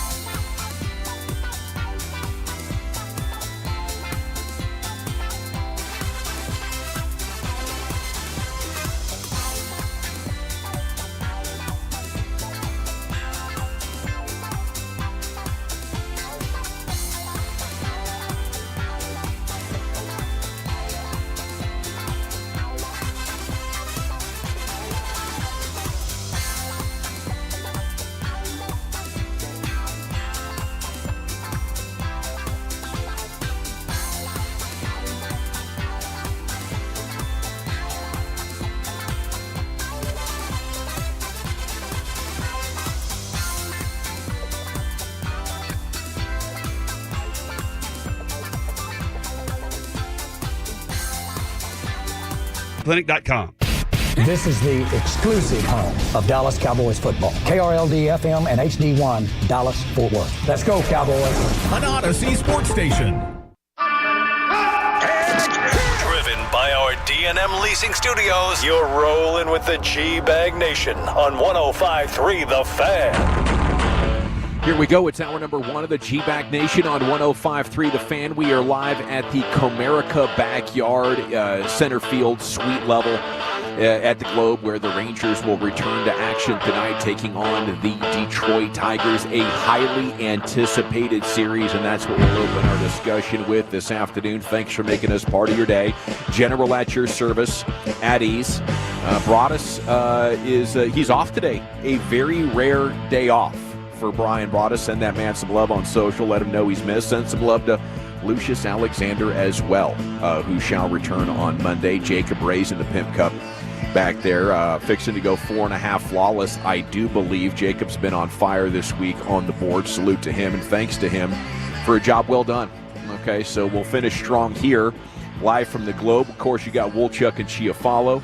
You have Ruben Portillo, remote engineering here, about to set off to Oxnard himself here in just a couple of days to engineer our coverage of training camp, which will begin next week out there in Oxnard with the KNC Masterpiece. And Brian Broaddus is going to be out there as well next week, and then we will join him. The rest of the Gbag Nation will join him the following week. So exciting times in sports. How the heck you guys doing?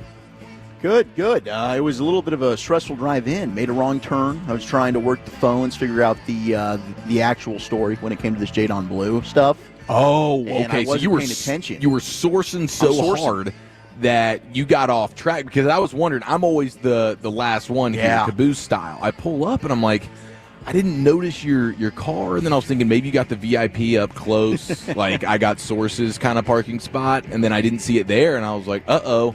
Pretty sure Wolchuk knows. I mean, who's most likely to be here when we're not supposed to be or not be here when we are supposed to be? I think that would probably be on 3, 1, 2, 3, Dawson. So I didn't pin you for that, you know?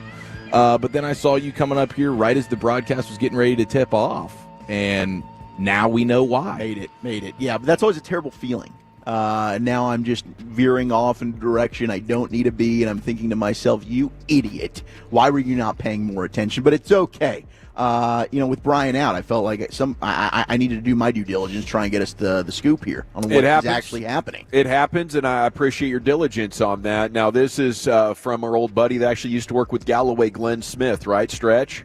He was talking on a podcast. Was it Locked On Cowboys or something? Locked On Cowboys with Wolchuk's guy, Marcus Mosher. Right on. So I know, that's a topic that's out there, Wolchuk, but I don't know what you found out while you were in your car today. Yeah, the words... What's up, Charlie? Behind... maybe struggling to learn the playbook. I think both rookies are behind right now, and that's kind of what I had heard coming out of OTAs and minicamp. Blue and Maffa. Yeah, Blue and Maffa. I was even talking to some of the people that I trust at Texas, like going back, was this an issue in college? The answer was no. Work ethic has never been a problem.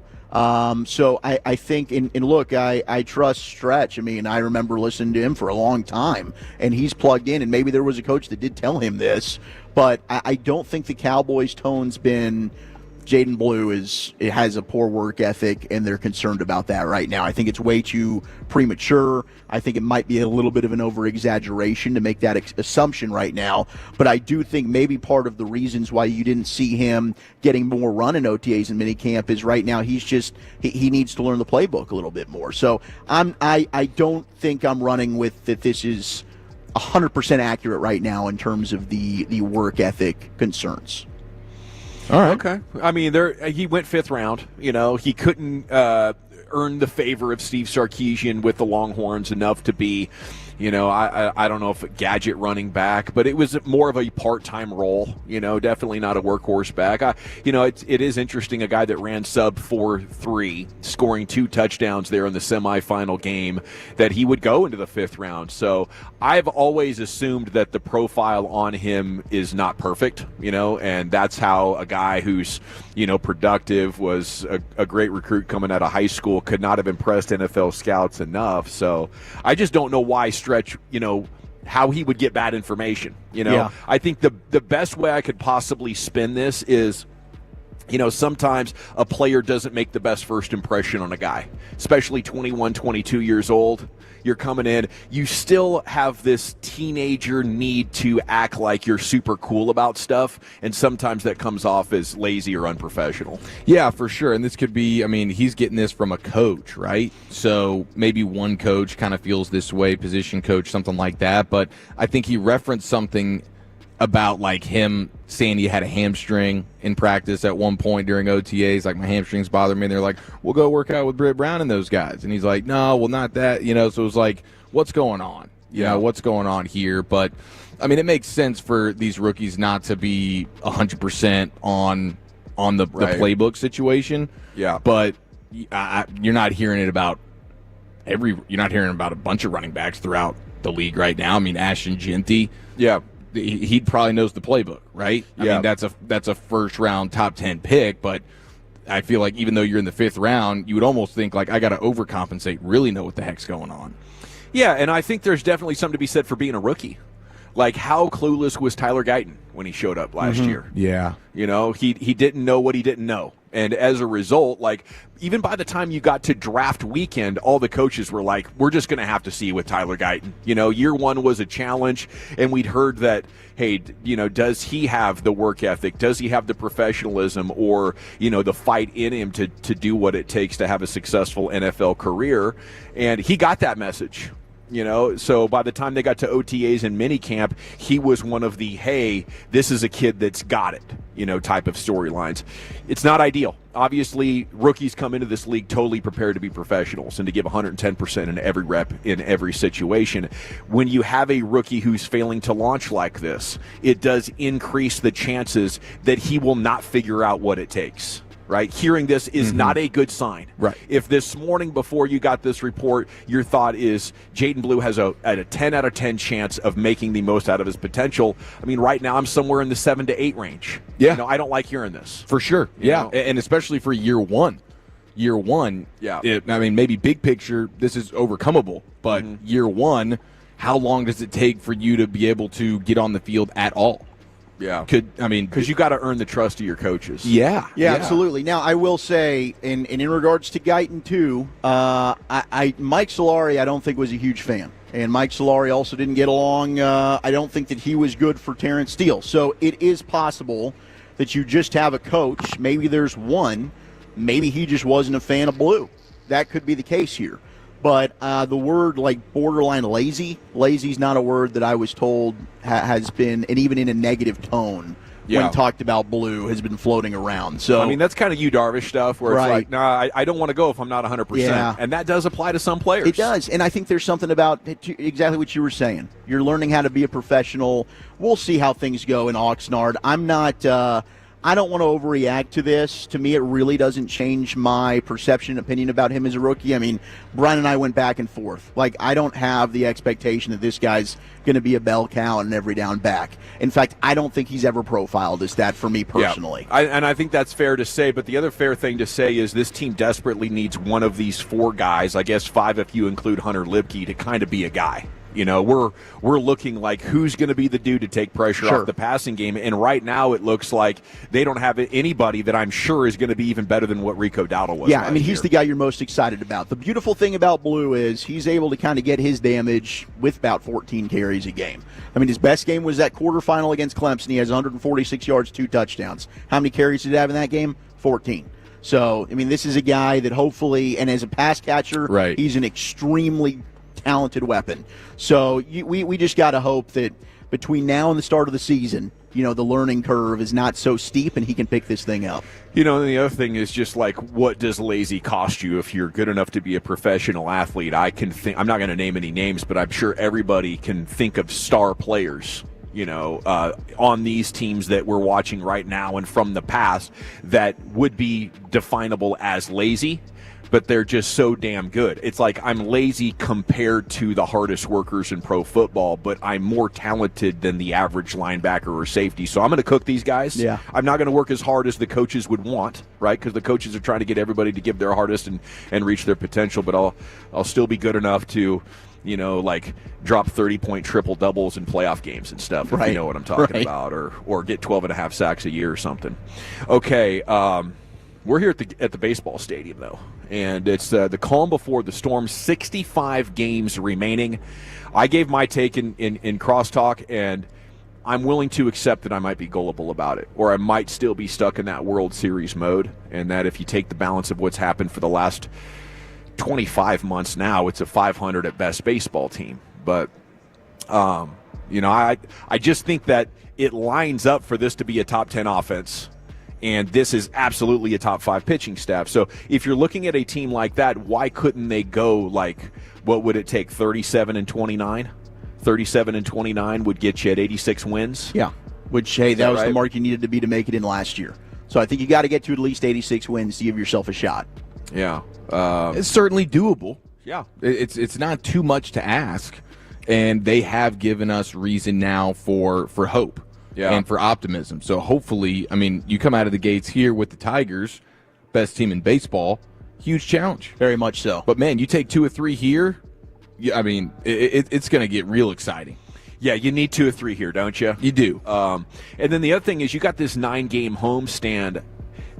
How's the front office going to be looking at this? These games are just absolutely crucial, and you hate to say any one series or make or break, but I think these next 3 in total, if you would drop 6 of the 9, You're 3-6 over this homestand. How could that not severely impact the conversation that CY is having with the ownership about how committed they should be?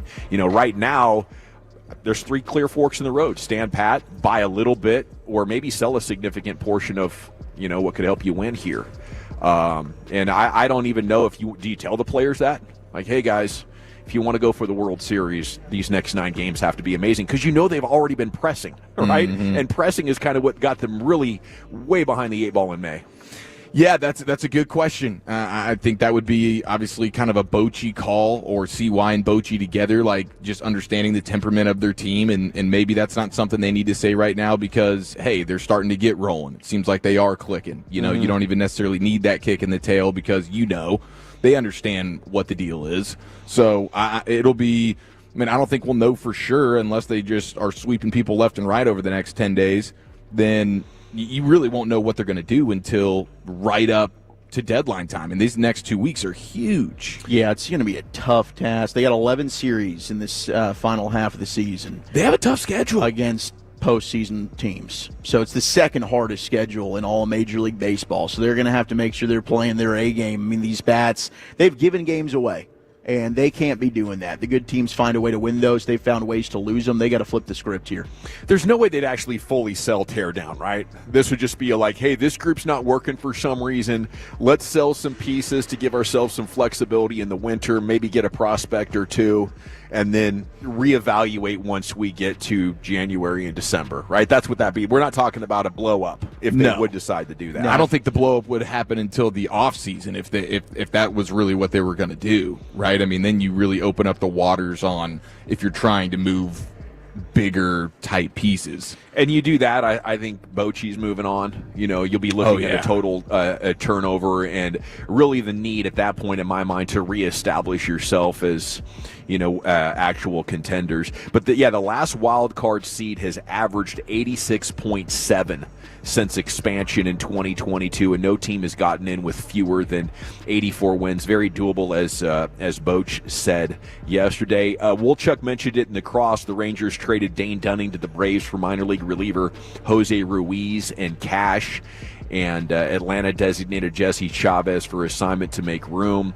Ruiz was not on Atlanta's 40-man roster after being outrighted last month, clearing a spot there on the Texas roster. As Broadus predicted yesterday, as Iraku got the deal done last night. Mm-hmm.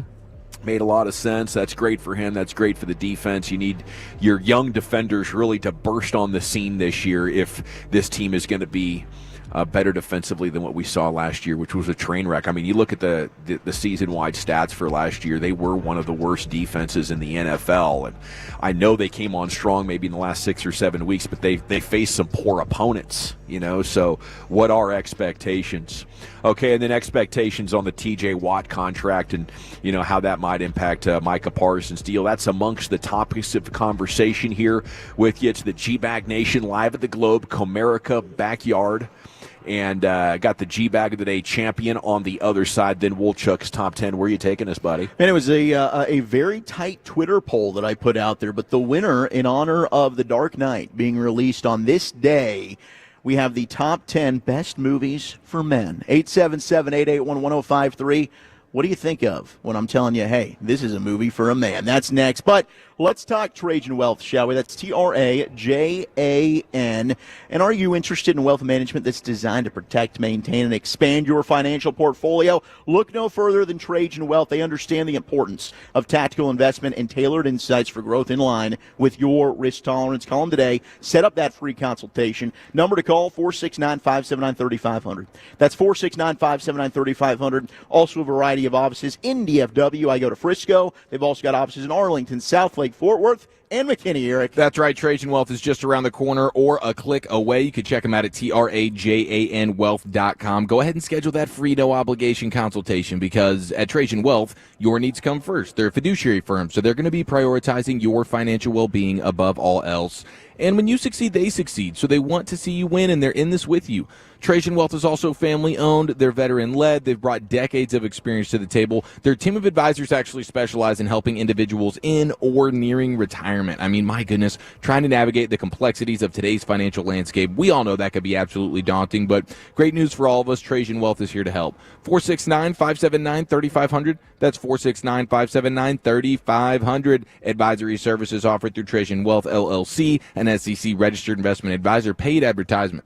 Miss anything on the Fan? Ever wish you could go back in time? You can. I got it all on record. Go back and listen to your favorite segments with our Odyssey app Rewind feature. Now we Rewind feature presented by Comerica on the Fan. Hi, Zoe Saldana. Welcome.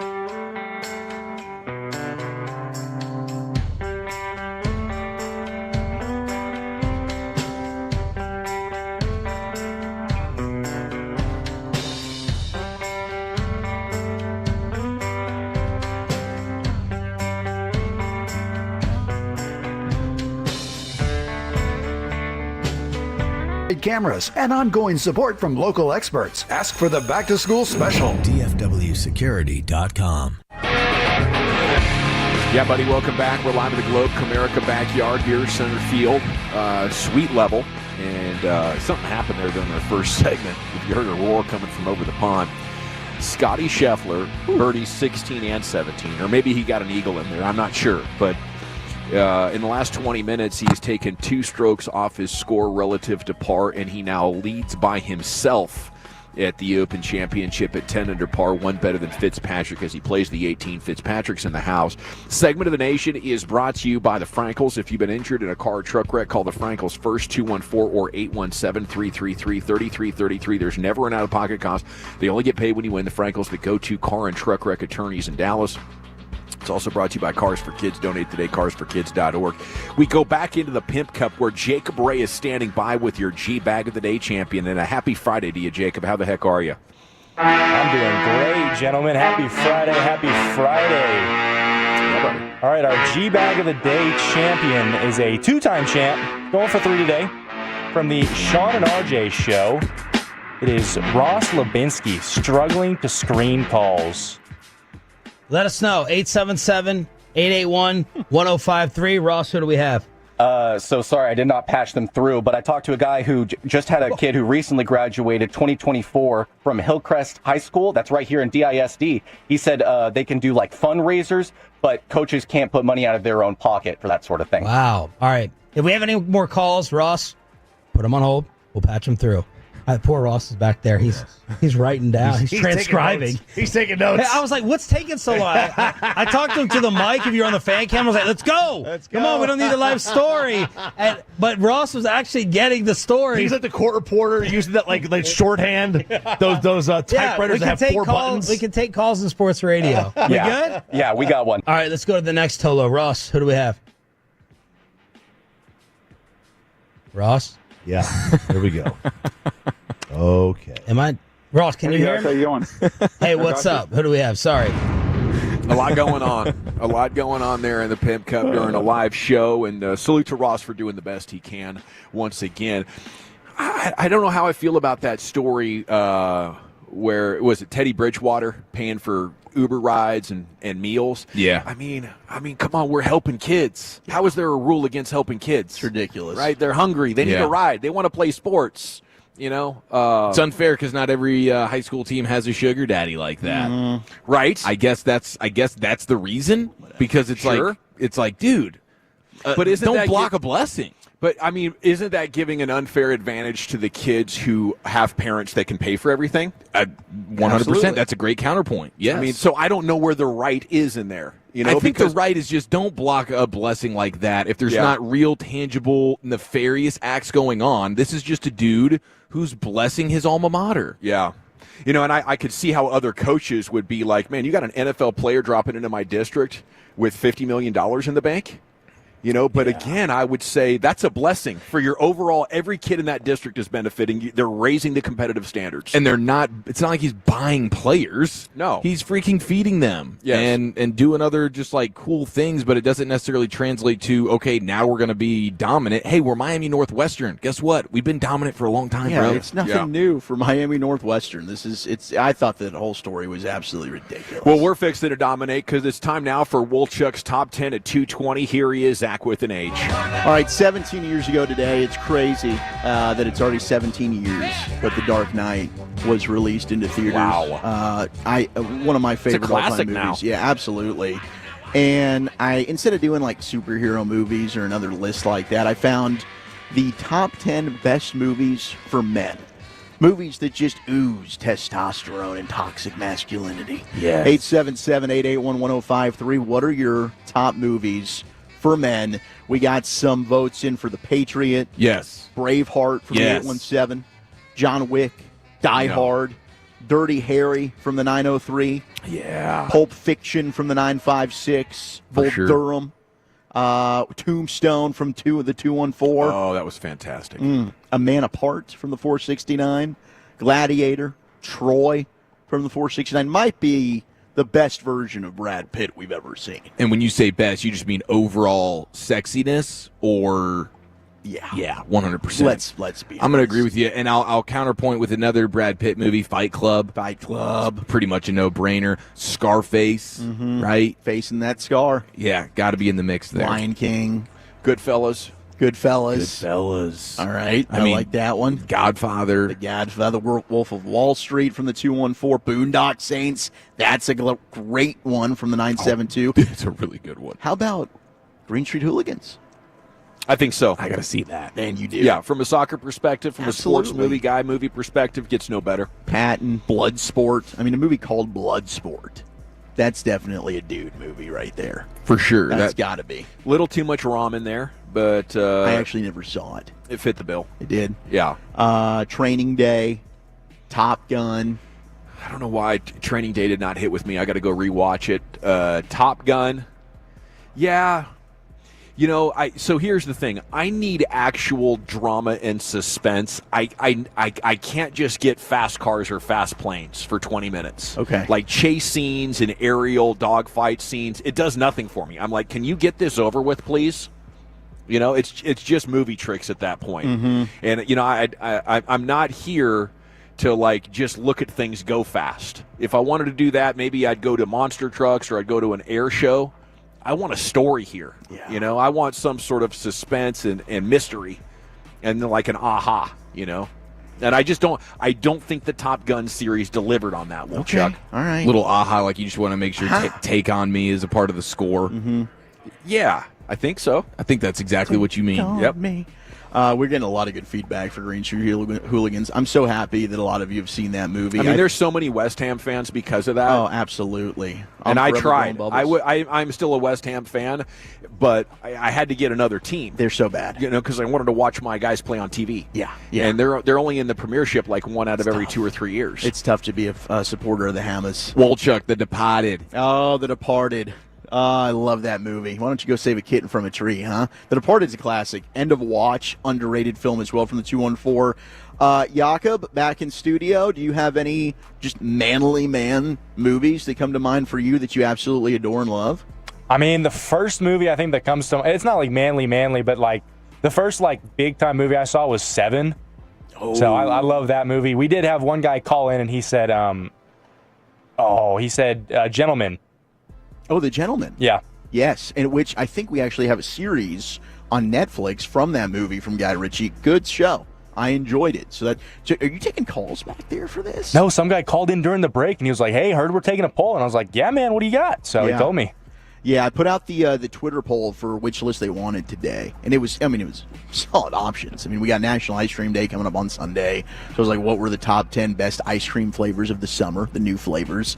Then this list, and then maybe it might have been a sports-related. I tried and throw a sports-related one. The people don't really want sports-related stuff for the top 10. We might need to throw in that new flavor summer ice cream, maybe on a Monday. Okay. Yeah, we can circle back. We can circle back. Yeah, we get might some ice cream flavors. Give that another shot. We can give it another shot. All right, here's your top 10.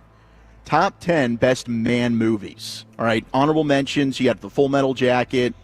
Yes, and I was going to say that one. I mean, the first half of it is total rock and roll and like the test of manhood through boot camp and, you know, can you overcome all this stuff and be part of the team? That's just that one is one of my favorite movies of all time. It's like two movies in one. It really is. And the second half almost takes on like All Quiet on the Western Front, where this is art about the downside of war. Here's the fun, here's the funny with the boot instructor, here's the man overcoming stuff, and then here's what's real. It's insane. Yeah. Scarface did make the honorable mention. The Fugitive, the Lord of the Rings trilogy. What about 300? 300 is on here. The Matrix, Predator, the Terminator movies, all on mentions. I'm more T2 than the original T2's Terminator. better. I mean, you make Arnold a good guy, you know, and now we got the full deal. Number 10, we've got The Dark Knight on the anniversary 17 years ago. The Dark Knight coming in at number 10, best man movie of all time. Fight Club at number 9. Okay, all right. Damn good. Number 8, I wonder if you like this as much as Tombstone. The Good, the Bad, and the Ugly coming in at number 8. That's a little bit before my time. Okay. That'd be Brian's generation. Die Hard at 7. Yeah. You guys in on the Die Hard's a Christmas movie? Sure. Yeah. Yeah, I'll go with it. It's on Christmas Eve, isn't it? So I don't know what it was about that movie that didn't get me as much as some of the other action movies. We have Saving Private Ryan at number 6. Yeah, there you go. I mean, a lot of those. Black Hawk Down, Platoon. I mean, Man on Fire, which is a favorite of ours. Man on That is Fire. such an epic film. Yeah. The Jackass movies. I think the Jackass movies definitely are. Like, that's a movie for men. Yeah. Bros just busting each other's balls, pranking each other. I'd say more boys than men. But okay, yes, yeah. I think there's a cutoff. Dudes. I think the cutoff might be around 45, 50, somewhere in there. Where you're like, if that happened to me, I'd be in the hospital. Yeah, just or in just, general. you know what? I have better stuff to do than watch these guys almost hurt themselves for 2 hours. It's crazy because like it's one of those that I will always stop on. Like you tell me, I'm still in that mode where I just find it to be 10 out of 10 entertaining. Top 5 movies for men. Shawshank coming in at 5. The Shawshank Redemption. Shawshank's got to be in there, bro. Phenomenal. Killer. Goodfellas at 4. Any prison thing is good. Usually it's hard to mess up a prison movie. What's number 4? Goodfellas. Yeah. That's another one that's 2 and 1. It might be the final third that's depressing. But I was like, what happened to my movie? Mm-hmm. This was so good. And who's this wife of his who's just like the biggest pain in the ass? I'm going to be honest with you, too. I didn't really like the way that it segued in that. Like, I loved the first half of that movie. He's all paranoid, and, it's the 80s now, and he's just like a pathetic loser. No power. No, it's just, whoa, this took a weird turn. Rocky at number 3. Rocky. Yeah. All of them? Just the first one. I mean, you could probably go with whichever one's your favorite. Few of them, yeah. But we start with the first one. Ooh, Jarhead. Did you already mention Jarhead? Oh, Jarhead's a good one. Getting some Hurt Locker in the mix here. Yeah. Wolchuk, Mad Max. Open Range. Open Range is really good. We got Django being texted in. Jaws being texted in. Warrior, underrated film, 512. It really is. Your top 2, though, The Godfather coming in at number 2. I'm going to make you an offer you cannot refuse. It's fantastic. But number 1, best movie for men, Gladiator. Yes. Dude, and I'll tell you, have you seen the second one? Anybody seen the second one? Yeah. What were we? Pretty good. I didn't actually get to see that one. It wasn't not as good. There's no way. I mean, but I liked it's impossible to be as good. It's one of the greatest movies of all time. Yeah, but I still enjoyed it. Did you see Buddy Hield? His quote this week about that? No. Buddy Hield of the Golden State Warriors was devastated to learn that the character Maximus Decimus Meridius from The Gladiator wasn't a real historical figure during his visit to the Roman Colosseum. Wait, what the hell? He wasn't real? His quote, yeah. Are you serious? It was not a biopic. Don't be, what? I thought this was based, I thought this was like Braveheart. He says, quote, "So I'm going into the Colosseum screaming, Maximus. And then my tour guide said, yeah, he's not real. And so he didn't even enjoy his stay at the Coliseum, checking it out, because he thought that was 100% real." Rambo from the 785 being texted in. Yeah, Rambo's definitely one of those, 100%. Dude, where's my car? Braveheart and Rambo, I think, definitely should have been given more love on this list. What about freaking Any Given Sunday, dude? Got to claw with your fingernails. What about the the replacements? The replacements, yeah. I guess, hey, I don't know. Maybe they thought Any Given Sunday was really just for the gals as well. Yeah. Oh, good pull. 972 Heat. Yeah. Shaft. Ooh, any movie called Shaft is for men. Yeah. Yeah, and the ladies. I think. I take that back. Equal opportunity. That was a stupid statement. It's all right, dude. Yeah, that was silly. Yeah. You know, and dump that. Jake dumped it. It's a good time to move on, though, because we do have the Rangers executive chef coming up here in about 15 minutes or so. He's going to tell us about all the yummy delights that are waiting for you here at the Globe. Let's go. Over the final 65 games. What's that? And we got a Biggest L, Biggest Dub coming up next, Chief. Yeah, that's right. 877-881-1053. Where have you taken some L's this week? More importantly, where have you gotten those personal victories? That's next right here on The Fan. If you're looking for a victory on top of that dome of yours, maybe you've been losing your hair for a while, I got a big dub for you. AdvancedHair.com, Advanced Hair Restoration. Summer's a time to feel and look your best, bros. But I'm not talking about your abs, or I'm not even talking about your tan. I'm talking about your hair. You have an opportunity right now to restore that bald spot, reverse your receding hairline, or perhaps just add some volume to thinning during Advanced Hair's yearly summer savings event. Advanced Hair's simple one-day treatment begins to regrow your own natural hair the very next day, and they guarantee your new hair will grow for life. There's absolutely no one in hair restoration I trust more than Advanced Hair. This is honestly unprecedented stuff here. Take advantage of your flexible summer calendar. Get the most hair for your dollar. Advanced Hair Summer Sales Event. It's on for a limited time, so get the details. Schedule your free consultation today. 469-599-HAIR. One-day treatment, life-changing results. With Advanced Hair, your new hair is guaranteed to grow. Check out the incredible before and afters as well.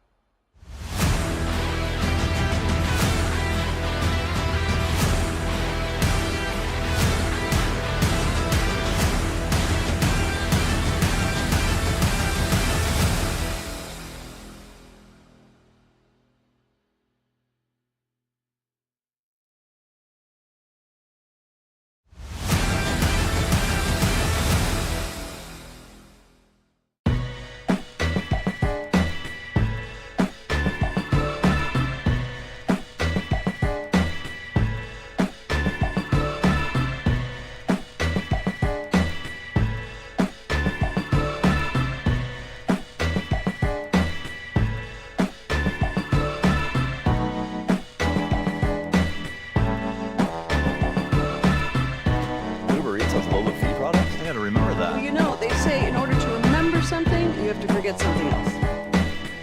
Okay, now that is a very cute haircut. That's like a little shag. I've never seen that before.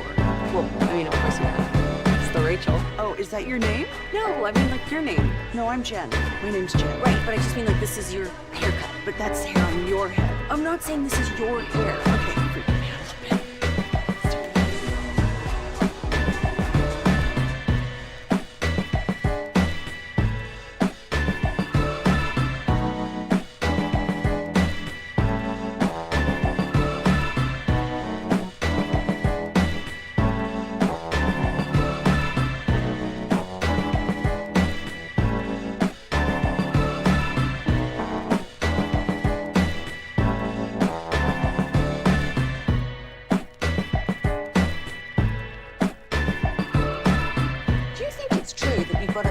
Something else to remember that Uber Eats has groceries. Nah, that's absurd. Hey, remember when you used to be what was it, Pepper Lady? Pepper Lady?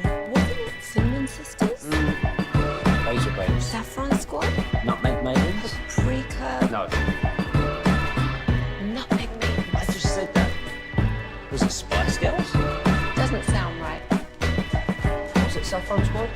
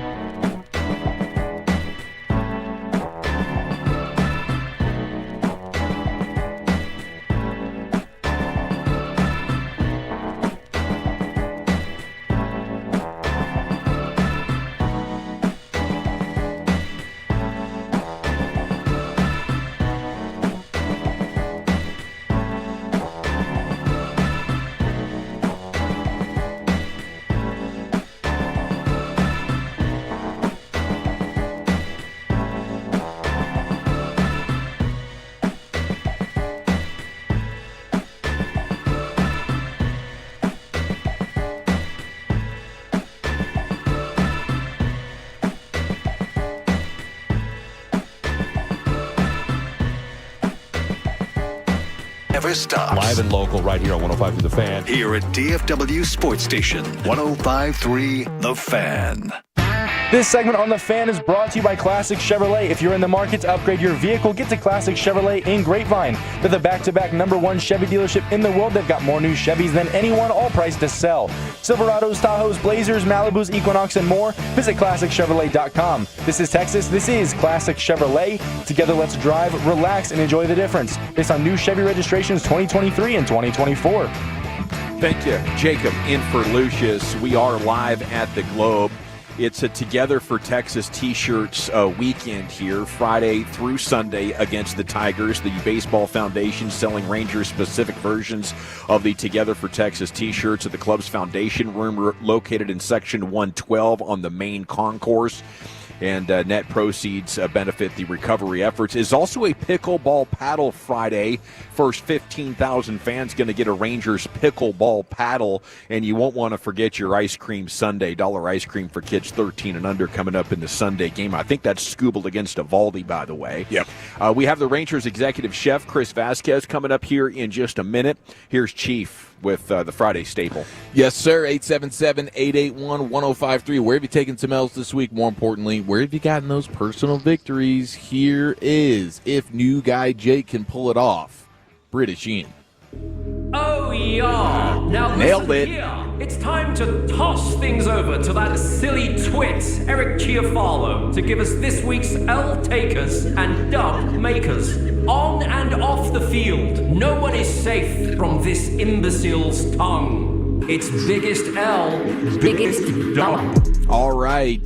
People are calling it maybe the gayest thing ever said on radio. Wolchuk taking an L just a couple of minutes ago with that random out of left field shaft comment. Yeah, I was thinking we all have a shaft. Most men do. And then I realized, men. well, I mean, now we're in 2025. So, you can never be too sure. I think people out there in the dating scene, at the bar world, maybe they've had a rough time where you go home and next thing you know, wow, that's not what I thought. See, that type of false advertisement right there should qualify as a felony. Yeah. That should put you behind bars.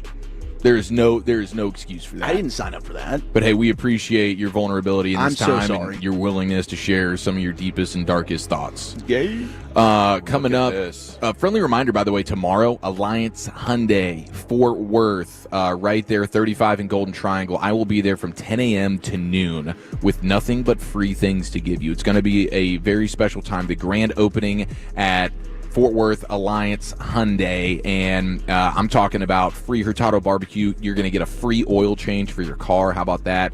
And then free $100 gift cards every 30 minutes. I'll be handing them out. We got the Amazon speakers, portable phone charging banks, portable car battery jump starters, concert tickets, Six Flags tickets. Tomorrow, grand opening, 10 a.m. to noon at Alliance Hyundai in Fort Worth, 35 in Golden Triangle. I cannot wait to see you there.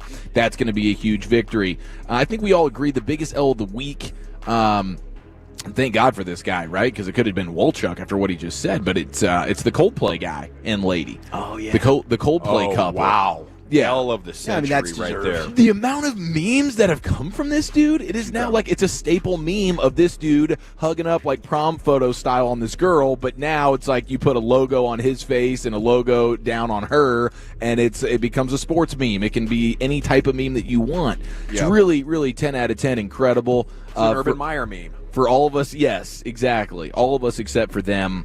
That is maybe the funniest and certainly the biggest L of the week. Looks like Shannon Sharp has come to an agreement with the lady that was suing him. Ooh, the and now 20-year-old OnlyFans girl? Yeah, with the real big bum? That nobody, yes, that has a lot of different, man, if Lucius would hear, if he was here, he would have the name of the guy whose face she looked like.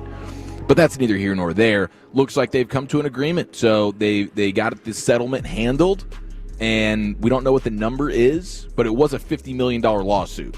So they come to some level of agreement. She gets her bag, and they can move on from here. Is this what ultimately pushed him out of Fox and into independent podcasting ESPN. world? ESPN, that's right. But yes, he was still doing all the independent stuff while doing ESPN, but this is what, like, ever since this came down a few days later, he hasn't been on ESPN since. So I don't know if this means he will now be back or what. And this isn't Michelle, right? No, this is not Michelle. Okay. Yeah. Okay, let's see here. We have the pastry chef Eric taking an L because he took his family on a vacation and just said with the kids and everything, they swam with pigs. Everything was too expensive. Kids meltdowns. Now you're fighting with your girl. It's a total disaster. He said it's the worst, most expensive vacation of all time. So big L to our guy pastry chef Eric. And of course, I have mine with the whole toothbrush fiasco. Don't need to go into the details of it. Still, just writhing in shame, but I got to own that one. Mm-hmm. Not a bad L. If that's the worst L that you had and there were no long-term health concerns with that, right? Yeah, that's true. You're good. No infections, no fevers. That's right. No gastrointestinal type of issues from that. I feel like you dodged a bullet as, humiliating, as shameful as that has been for you, and I appreciate your vulnerability on the show about it. Thanks for having my back. Okay, we're ready for our next guest. Okay, the Rangers are delivering us some incredible food items here to our broadcast position that you can enjoy when you make it out to the globe. We're putting our eyes, I believe, is this the boomstick burrito? Yeah. Yes, this is the boomstick burrito. Let me try and see if I can get you got this it there. bad boy on the incredible. We'll try and feature these separately. Hey, what an honor to meet you. Thank you so much, Mr. Chef. This is going to be great. We're talking with the official executive chef of Globe Life Field here in Arlington. It's Chris Vasquez here on 105.3 The Fan. Good afternoon, sir. Thank you. How you doing? Good afternoon. Thanks for having me. So what have you brought us today to enjoy here at the break? Well, we got the brother, the boomstick. We've had boomstick hot dog. Now we got the brother boomstick burrito. Ooh. You can tell, Texas size. Yes, sir. 24 inches burrito loaded with some rice, beans, taco meat, cheese, jalapenos, sour cream. That's something sexy right there. That is incredible. It's very sexy. Really one of the sexiest 24 inches of sex right there. I've seen in a while. Definitely belongs in the legacy that Nelly Cruz and the Boomstick created there. The Boomstick burrito, absolutely love that. Now, what's over here, though? This looks like some Texas barbecue almost. Correct. We are famous for our barbecue up here, brisket. We've been doing it for quite a bit now. And then this one is a pulled pork sandwich loaded with some coleslaw, a little bit of blue cheese and barbecue, but everything's in houses. You have to have barbecue in Texas. You do. And you guys are absolutely crushing it here at the Globe with some of the best barbecue in town. That's correct. Yeah. And then these are some loaded fries, right? Of course, you're in the ballparks, you need to have hot dogs, fries, and we come out again. We love barbecue up here. So we did the crisscross French fries with some jalapeno cheese sauce, sour cream, and the pulled pork. Man, it looks amazing. We get these on screen for the Yes, for the I've been Tolos trying to feature see. them. Right Here on. we've got the chili and the waffle fries. Now, do you have a menu item, like in your mind, that you would love to put out there that you've been kind of saving up or concocting or workshopping? Well, we always try to come up with something fun during the season. And this year we started thinking the main thing is when we get teams coming out outside. But if we go to the postseason, we'll come up with something fun, something crazy. Always thinking on our fans, what they like. Get that nice flair of Tex-Mex barbecue. That way everybody can just enjoy something. Like we come out with the Texas burrito, like we did it with the U garbage dog. And we get a previous crazy stuff. Chris Vasquez, executive chef out here at the Globe. You got these lobster rolls as well, which the Chief lobster just roll. crushed. I housed it. I mean, bro. it's delicious. I tried to save it, or else I saw Eric finish it pretty quick. And I love the little cups that they come in. I don't even know what these are called. So, in this one, same thing. We started last year doing the All-Star game. We come out with the Pokeball. Okay. And we said, well, let's come out with something different, little flair. And we come out with the lobster roll. It seemed like people loving it. It's the same thing fantastic. with the mac and cheese lobster. What's the hottest item right now at the Globe that you're having you gotta try to keep this thing in stock? The lobster roll will be great. We still have a real popular, but we do the egg roll. Brisket egg roll has been real popular egg too. rolls. Yeah, that's Where been do we a get winner. that? And then this one, the egg roll is still, I believe, in 125, and I believe at 225. And this one you get in 125, but we got a big Mongolia grill where people see how we wrap our burrito, and it's been real popular. It's been in many places now. I'm thinking even take it to a good chance to go to Europe, take that big tortilla, that way I can show it to those guys. That's awesome. This is a lot to manage, though. Could we ask you about any food item, and you could tell us where we could get it out here? Like, is the Globe Life Field concession map inside your brain? Oh my goodness, we got so many options, right? But we try to do, this is the beauty about this park, that we try to mirror both sides and all three floors. So if you want to try to get a hot dog, you can get it pretty much on the north side and the south side. So we try to mirror everything. But all the specialty items will be located on 106, 108, close to the Whataburger station. Also, if you go 125, you get the boomstick burrito, the boomstick hot dogs. You get a lot of wings. We get some of the new items. But it's kind of the same thing on the second floor. So when the fans try to buy a hot dog or loaded nachos, they can go either side of the stadium. They will find it. What's your favorite thing to eat here? Well, we usually do this one when we get this kind of premium game. So I like the ribeye steak sandwich. We grill in front of the guests. So we did it against the LA. We did it against the Houston. We did it for opening day. We were going to do it with the Braves. But this item, we had it last year during the All-Star game. It was a totally hit. There's a 10-ounce of ribeye. It's brushed with some nice barbecue A1 sauce, tomatoes, arugula, and a brioche sauce. Ooh, it was to die for. It was like a party in your mouth. It was so good. Bro, that sounds like a party. Chef, we're getting medium rare, of course. Pardon me? Medium rare.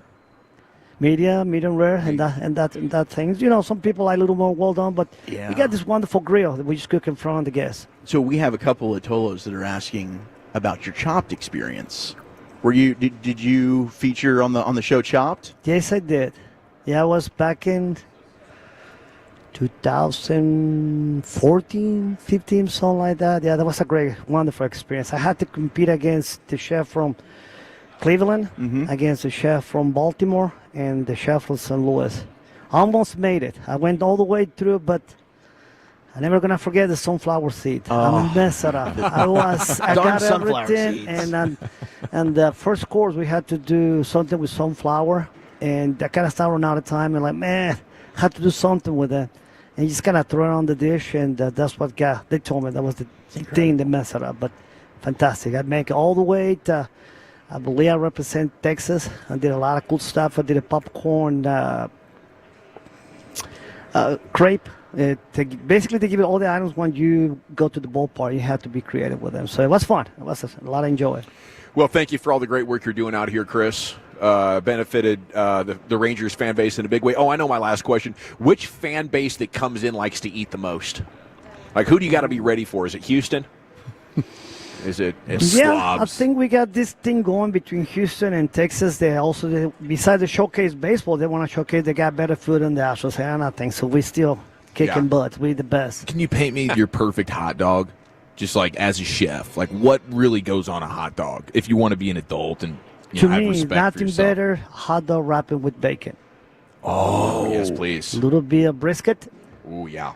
Just a little bit of onion, caramelized onions, jalapenos, and a cold beer. Yeah. What you got You nailed it. Chris Vasquez, executive Chef. chef here at the Globe. Thank you so much for your Thank you. time, Thanks sir. for having us. And congrats on your success. Yes, this is outstanding. We're going to dig in. When we come back, it's time for the NFL stories of the day. Wolchuk, you got something in mind to tease for that? Yeah, you got to hear about what the hell is going on with this ex-NFLPA boss and which team is under the most pressure in 2025. That's next in the nation. Okay, I want to chat Frankles with you before we get there, though, because life is so unpredictable. You never know when you or a loved one could be injured in a car or truck wreck. If it happens to you this afternoon, this weekend, just call the Frankles right there roadside. You know, they can begin to help you, begin to set you up to make sure you make a full recovery. You know, it's easy to settle for much less. The guilty party, they're going to try to blame the accident on you. Then their next...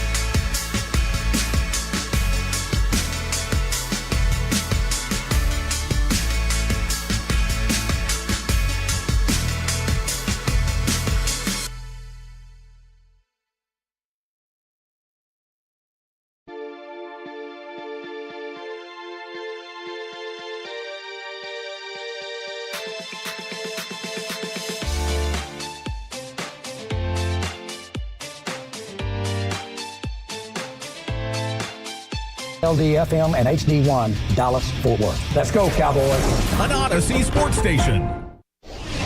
Driven by our D&M Leasing Studios. You're rolling with the Gbag Nation on 105.3 The Fan. Welcome to the Nation. It's hour 2 of the Gbag Nation here on 105.3 The Fan. We are live at the Globe, where the Tigers are starting to, get ready, doing some infield, doing some batting practice here in just a couple of minutes. Then your Rangers will be out there, and they're going to be playing ball tonight, 6:30 pregame here on your home of the Rangers.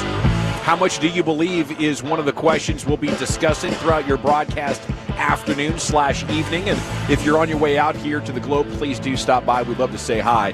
Just had an incredible break there as Rangers hospitality there, the Delaware North folks. They brought down the boomstick burrito, which Chief is in the process of almost halfway through, which is quite impressive. I'd kind of like to see him finish that. Yeah. I know it's not a bet payoff because that might just be too enjoyable. And if you can't do it, you can't do it. But I would like to see if maybe you can down that whole thing by the end of the show. He's into the good stuff down here with the ground beef and the rice. That looks outstanding. There's rice in there? That would be so heavy. Yes, it is. It's quite impressive. That's more daunting than the boomstick that you burger. Did take down. The boomstick burger? Yes. Yeah. Now, there was a big-time density to that as well, which was surprising, but just the general amount of volume that they're able to wedge in there with all that rice. Yeah. I mean, pretty heavy rice ratio, I would say. Rice ratio? So the doors will open in a couple hours if you want to swing by. There should be at least a third of that boomstick burrito if I was going to eyeball it. But we got the buffalo pulled pork sandwiches down, the loaded fries. Those loaded fries are fire. The loaded fries are delicious. They have some secret deliciousness in there. But it's time now for your NFL news of the day with Wolchuk. Here he is. All right, so we opened up, obviously, with the Jaden Blue story. Borderline lazy was the quote from a former Cowboys coach, Stretch Smith, that he has heard from somebody else currently on the staff that has not been named. And I guess he said this on Locked on Cowboys on that podcast, which personally not where I'm going to get my information from. Marcus Mosher, not a guy that I would really be trusting. But Jaden Blue has taken to Instagram and he said, LMAO, taking time out your day to make fake article about me for attention with the crying face laughing emoji. So Blue calling BS on that one. Again, I've been trying to source around. I can't really get any validity to this either, other than the fact that, yes, possibly behind and needs to just improve his knowledge of the playbook as we get into training camp. Okay, I mean, so knowledge of the playbook is legitimate, right? Like, how long ago were you drafted? Have you hit the ground totally eyes wide open trying to know as much as you possibly can before training camp starts? I think those ideas are consistent. It's just like, you use a word like lazy or soft. That's a tag that player and everybody around him knows, okay, we have to eliminate this. And there's no advantage in the team admitting, yes, we drafted a guy, maybe we didn't do our homework on him, maybe he's soft. So, I mean, it could be PR-ish. It could be PR spin to shoot down this story that stretches dead balls on right about. I don't want to eliminate that out of the possibilities because whenever you're dealing with sources that work for the team, there's a very serious potential that you're still getting spin, even if it's a friend. Like if a good friend called me and wanted to talk to me about 105.3 The Fan, do you think I would give him 100% dead balls, honesty, transparency on everything going on behind the scenes? No. Because, we're positive. We are, choosing to look at things with glass half full, right? I don't want to focus on the shortcomings of anything to do with this operation if anybody on the outside is asking me about it. There is a reality of everybody's got warts, everybody's got challenges, but when we're talking from a business standpoint, this is how you feed your family. Definitely. And not only would you not want to put anything out into the ether that's negative about your football team, but you don't want anybody inside your organization knowing you were talking badly. So it's really tough to get to the bottom of these things. Usually when there's a little bit of smoke, you can't totally rule something out. No. Hopefully, if there is any credibility here, Blue uses it as motivation. I like it. And just absolutely kicks ass and takes names and makes him a better player, stronger player. But I don't know. I think that I think it's way too early to jump to a conclusion on an individual that has been with the team for 2 months. So we'll wait and see how this thing plays out. Well, Maybe, I mean, in your first year, you're learning. Right. And what was okay in college, where the coaches are like, wow, this kid's really talented. We got some plays for him. He'll be gone in 3 months. There's a lot of times in college, you just take your talented players and put them in a game plan, where once you arrive in the NFL, there's a much higher standard for everything and the ways you go about your business, because if you don't hit that level, they know you're probably not going to make it. Anytime you hear Don Van Natta, you're like, oh, gosh, this is going to be a big news bomb. Don Van Natta bleeping around. Woo! He doesn't publish much, but when he does, it's usually hot. It's usually very hot, very spacey. And we got a Spacey Friday going on. Now former, as he stepped down yesterday, NFL Players Association leader Lloyd Howell Jr. Damn it, Lloyd. After he resigned, he has now had an outside investigation. Maybe this is why he got a jump on this and said, I'm going to get out of here yesterday, because now the article is out. And the documents here that the union received this week showed that Lloyd Howell Jr. was on Epstein Island. Yeah, that's possible, but he also charged the union for 2 visits to strip clubs, including a $738.82 car service that took him from the airport to one of the clubs. One receipt shows Howell was picked up in a sedan by a car service at Fort Lauderdale Airport. The car's first stop was at a nearby Miami Gardens address, where the driver was hired to wait 7 hours outside.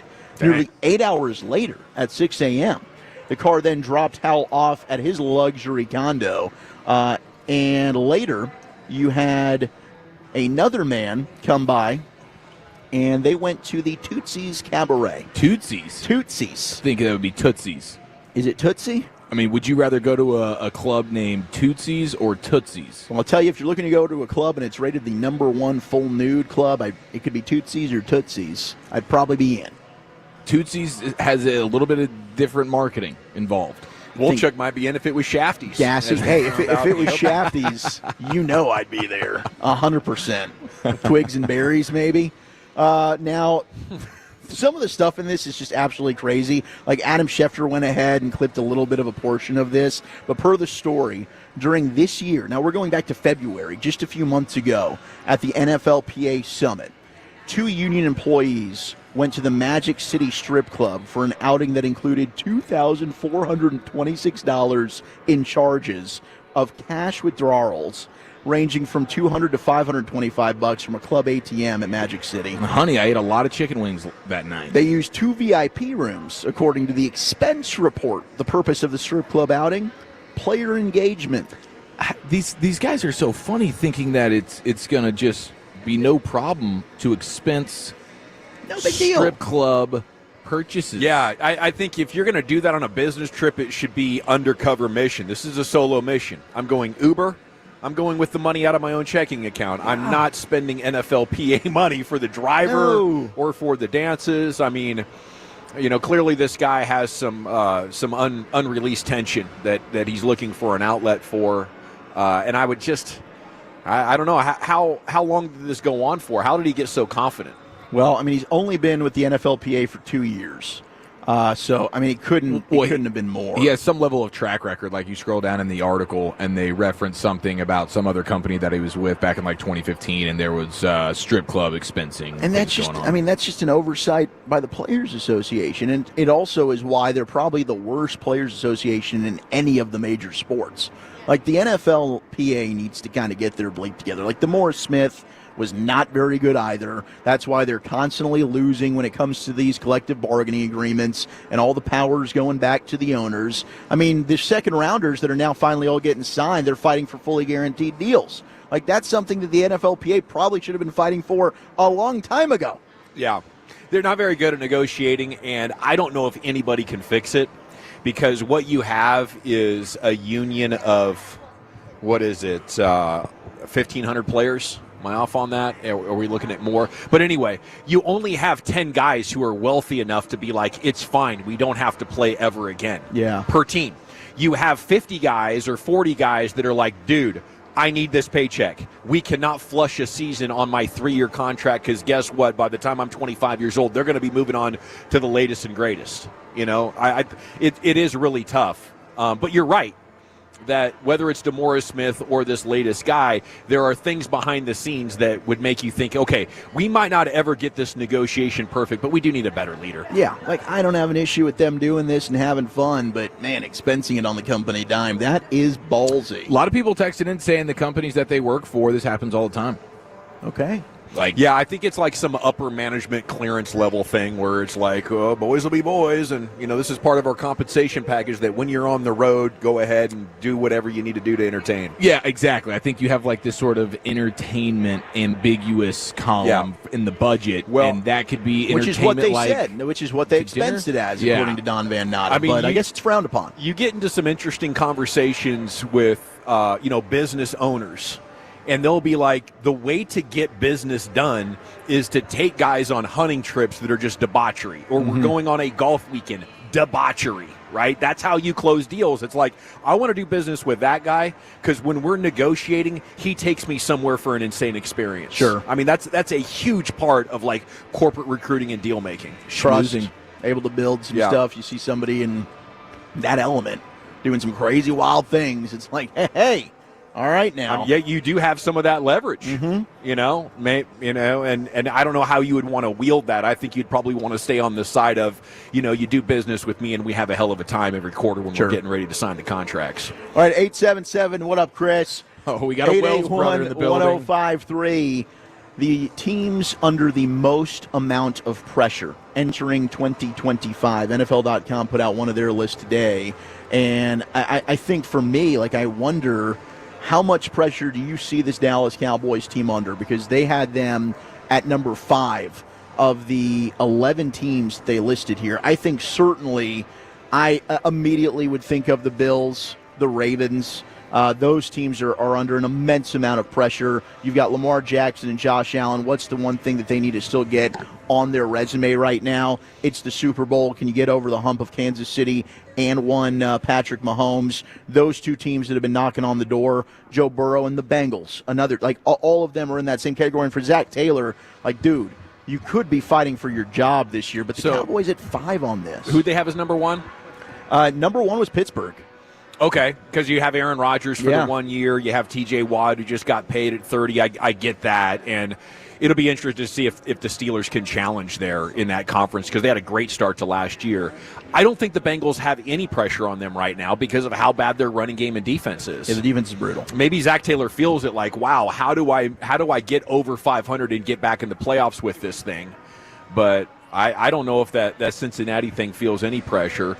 Cowboys, shoot, I think a similar thing applies to them. Even though they have a better overall roster than the Bengals, I wouldn't feel like, wow, if we don't win this year, we're really letting ourselves down. There's just not enough good players here. Sure, the 30-plus years provides pressure from the fan base and the expectation that, hey, when are you guys going to get back in the fight? But for me, I don't think this is a, wow, you better show what you got. Now, Dak might feel it specifically, as we talked about yesterday. If he does not play great, it would actually cost them the same salary cap dead money hit at the end of this year than it would at the end of the contract because of how you push things back. So I could see Dak, if he really looks into this contract and says, wow, they kind of have an option next March to flush 62 of the $240 million on this contract. I think I would feel it from him. But from the coaching staff being new, you're building. I think you're hoping that 26 or 27 could be your year if you can start stacking up good drafts and get this scheme installed. Yeah, I think as a team, your pressure is just to simply not be terrible, right? Go win 8-9 games. And it's okay, what is Vegas saying? 7.5, 8.5 wins? Mm-hmm. You go hit that, then you can make the case, all right, we kind of did what we were supposed to do, and there's some level of competence on a coaching staff that doesn't have a ton of experience, and let's keep this thing moving. Yeah, I can definitely see the Dak angle where he's got to be feeling it. You're into year 10, and even watching that Netflix quarterback show with Joe Burrow, and he talked about, hey, year 2, we're in the Super Bowl. All of a sudden I look up now, and I'm going into year 5, year 6, and you think, wow, this goes by so fast. I've got to make the most out of every single season, and especially for Dak, who has now started to deal with some serious injuries over the last several years in his career. You gotta seize the moment now. I mean, who knows where his place is, to your point, within the organization next year. Like, financially, you'd think he's going to be here and he's their starting quarterback, but a lot can change between now and next March. I mean, let Joe Milton come in and play great for a couple of games while you're hurt. And I think there could be some really interesting conversations being had.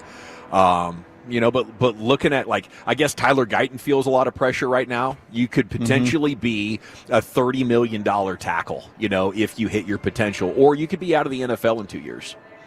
No doubt. And then the triplet rankings, really quickly, from CBS Sports, did have the Cowboys inside their top 10. Now, every year they do this. It's the top quarterback, running back, wide receiver, or tight end. So it's just basically pass catcher for every team. But they had the Cowboys inside the top 10 here with Dak, Javonte Williams, and CeeDee Lamb. They were voted as high as 5, as low as 14, the average right around 10. The teams in the NFC ahead of them, Tampa Bay, San Fran, the Rams, the Lions, and the Eagles. So, I mean, that's pretty damn. With the running back situation, I figured that would probably drop the Cowboys a lot, but Dak and CD still keeping them pretty high. Yeah, that's higher than I would expect. I think Dak's outside of the top 10 in most ratings. I guess you have CD, who's third or fourth in a lot. Yeah. And then Javonte Williams, I think, might be 31 or 32 when you're comparing all running backs. So I thought, fair would have been closer to middle of the pack. Yeah, I was pretty stunned that they were in the top 10 still. All right, it's the Gbag Nation here. We're live, Comerica backyard at the Globe Center Field, the suite level. And a great series with the Tigers, hopefully, is going to pick up with the pregame at 6:30. We'll chat with Sands coming up at 4:40, and we're back with the C-Note here. Cowboys news of the evening coming up next year on The Fan. I have to chat Men's T Clinic with you, though. Here we are going into the weekend.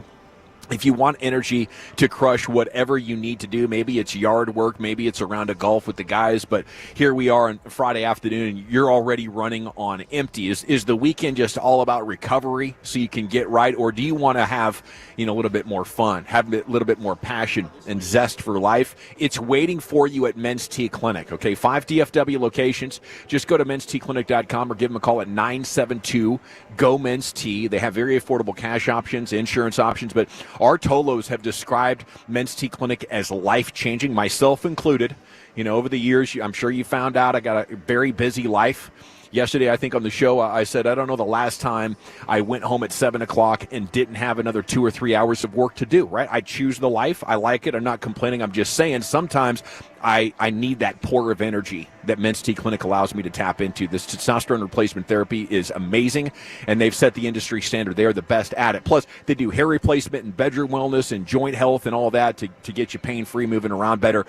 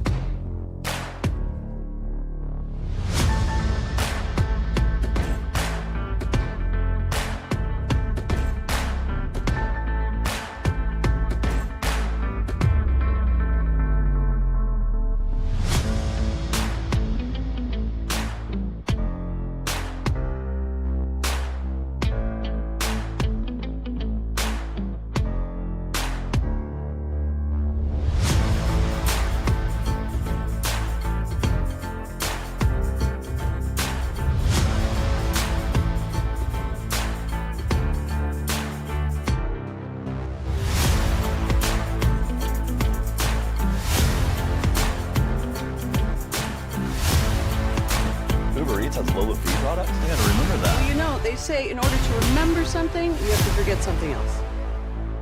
Okay, now that is a very cute haircut. That's like a little shag. I've never seen it before. Well, I mean, of course you haven't. It's the Rachel. Oh, is that your name? No, I mean like your name. No, I'm Jen. My name's Jen. Right, but I just mean like this is your haircut. But that's hair on your head. I'm not saying this is your hair. Okay.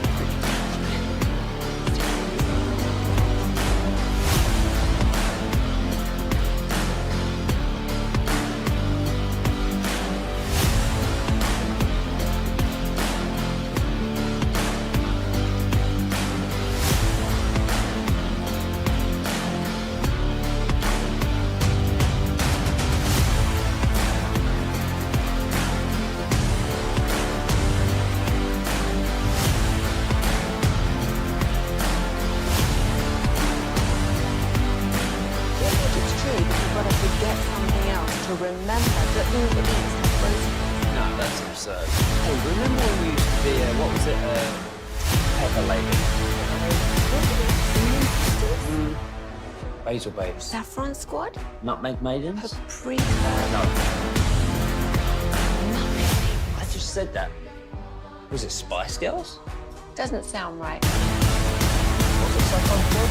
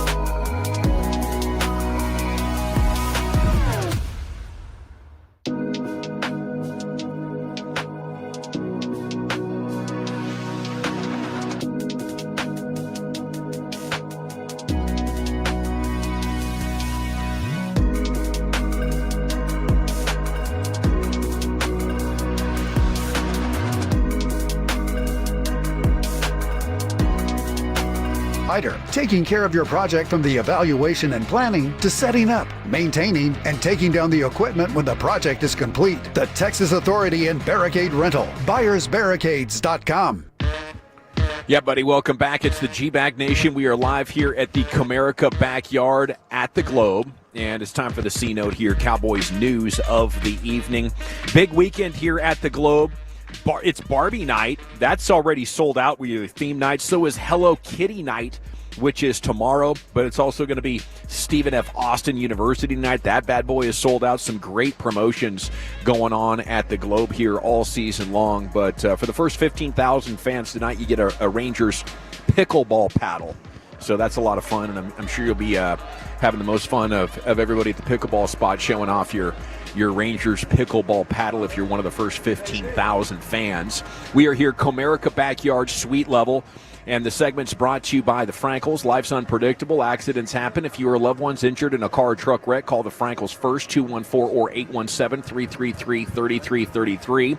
There's never an out-of-pocket cost. They only get paid when you win. The Frankels, the go-to car and truck wreck attorneys here in Dallas. We go to Joseph Hoyt of the Morning News.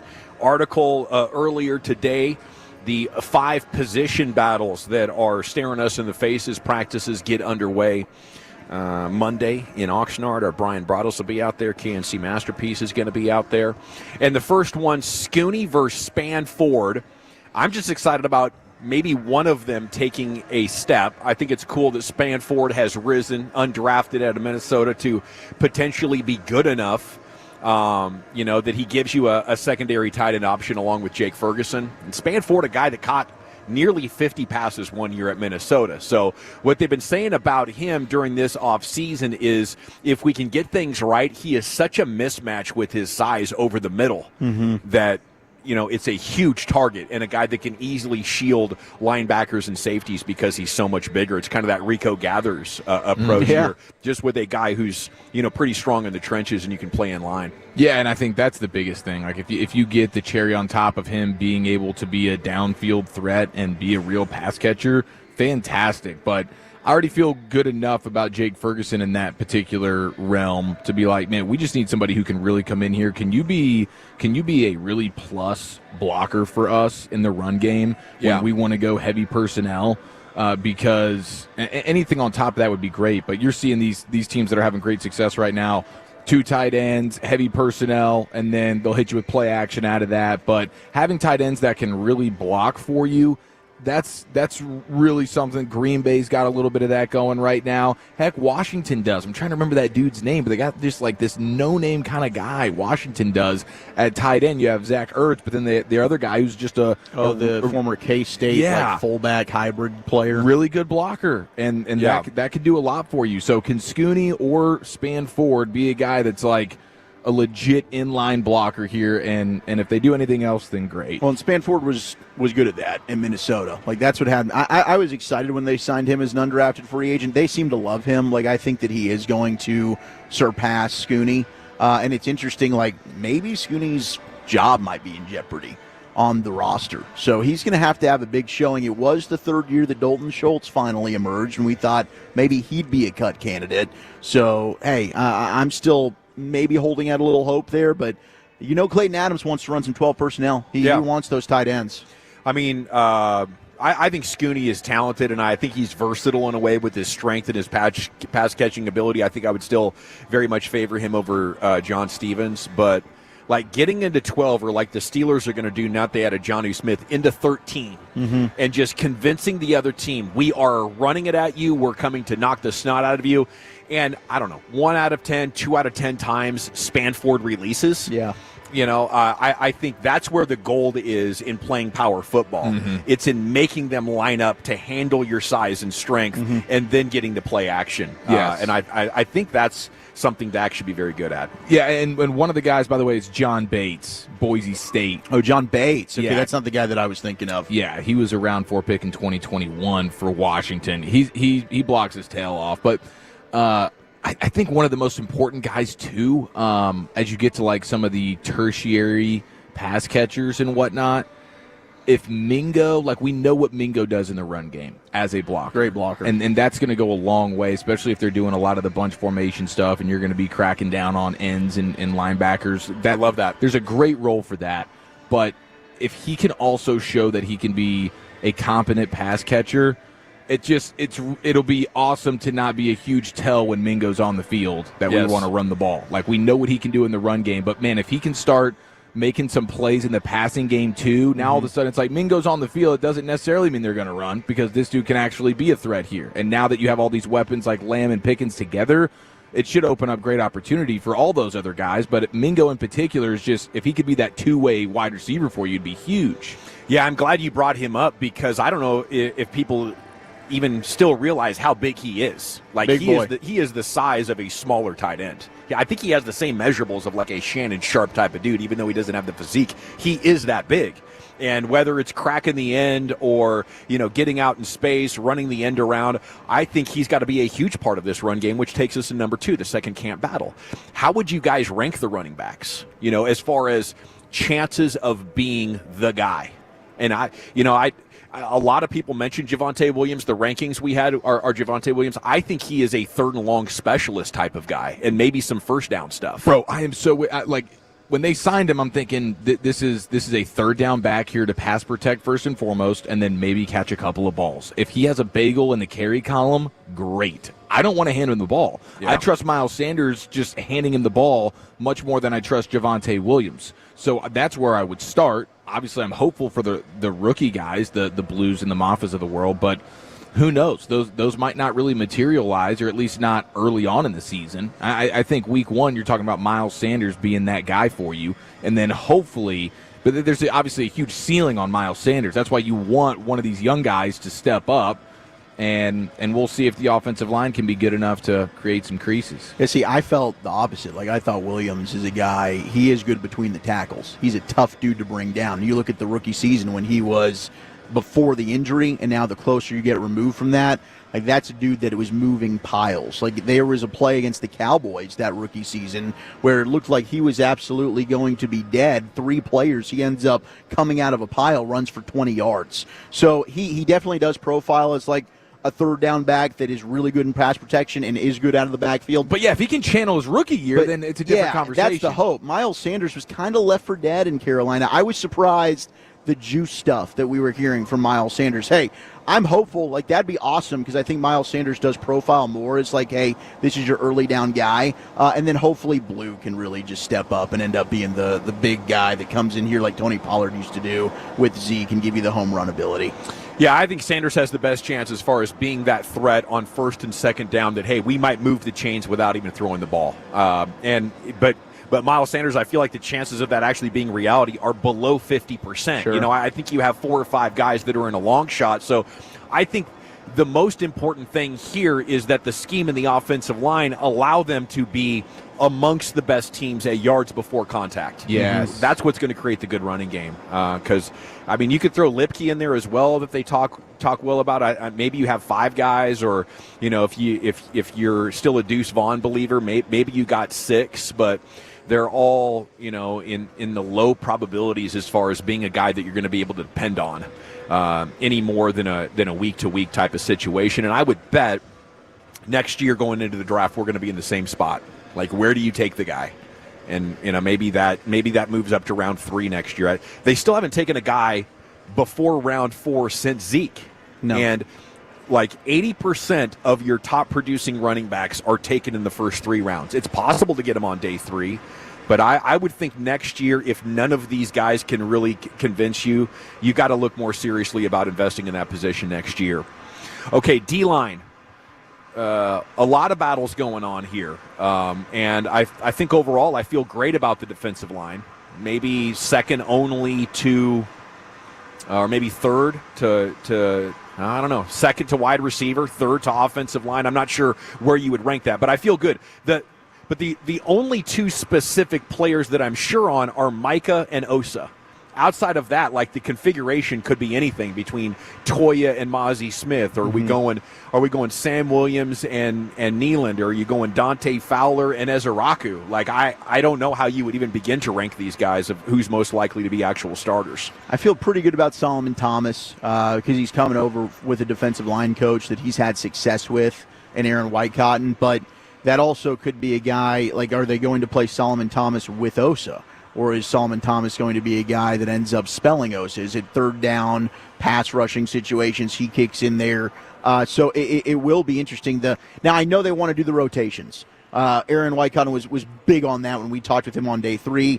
He stressed wanting to keep these guys fresh. But I think they are in a much better place, at least, to be able to set the edge and stop the run with Marshawn Nealand and Peyton Turner. The question has always been with Peyton Turner, he hasn't been able to stay healthy. Is this the year that he finally does, then maybe gets himself a payday?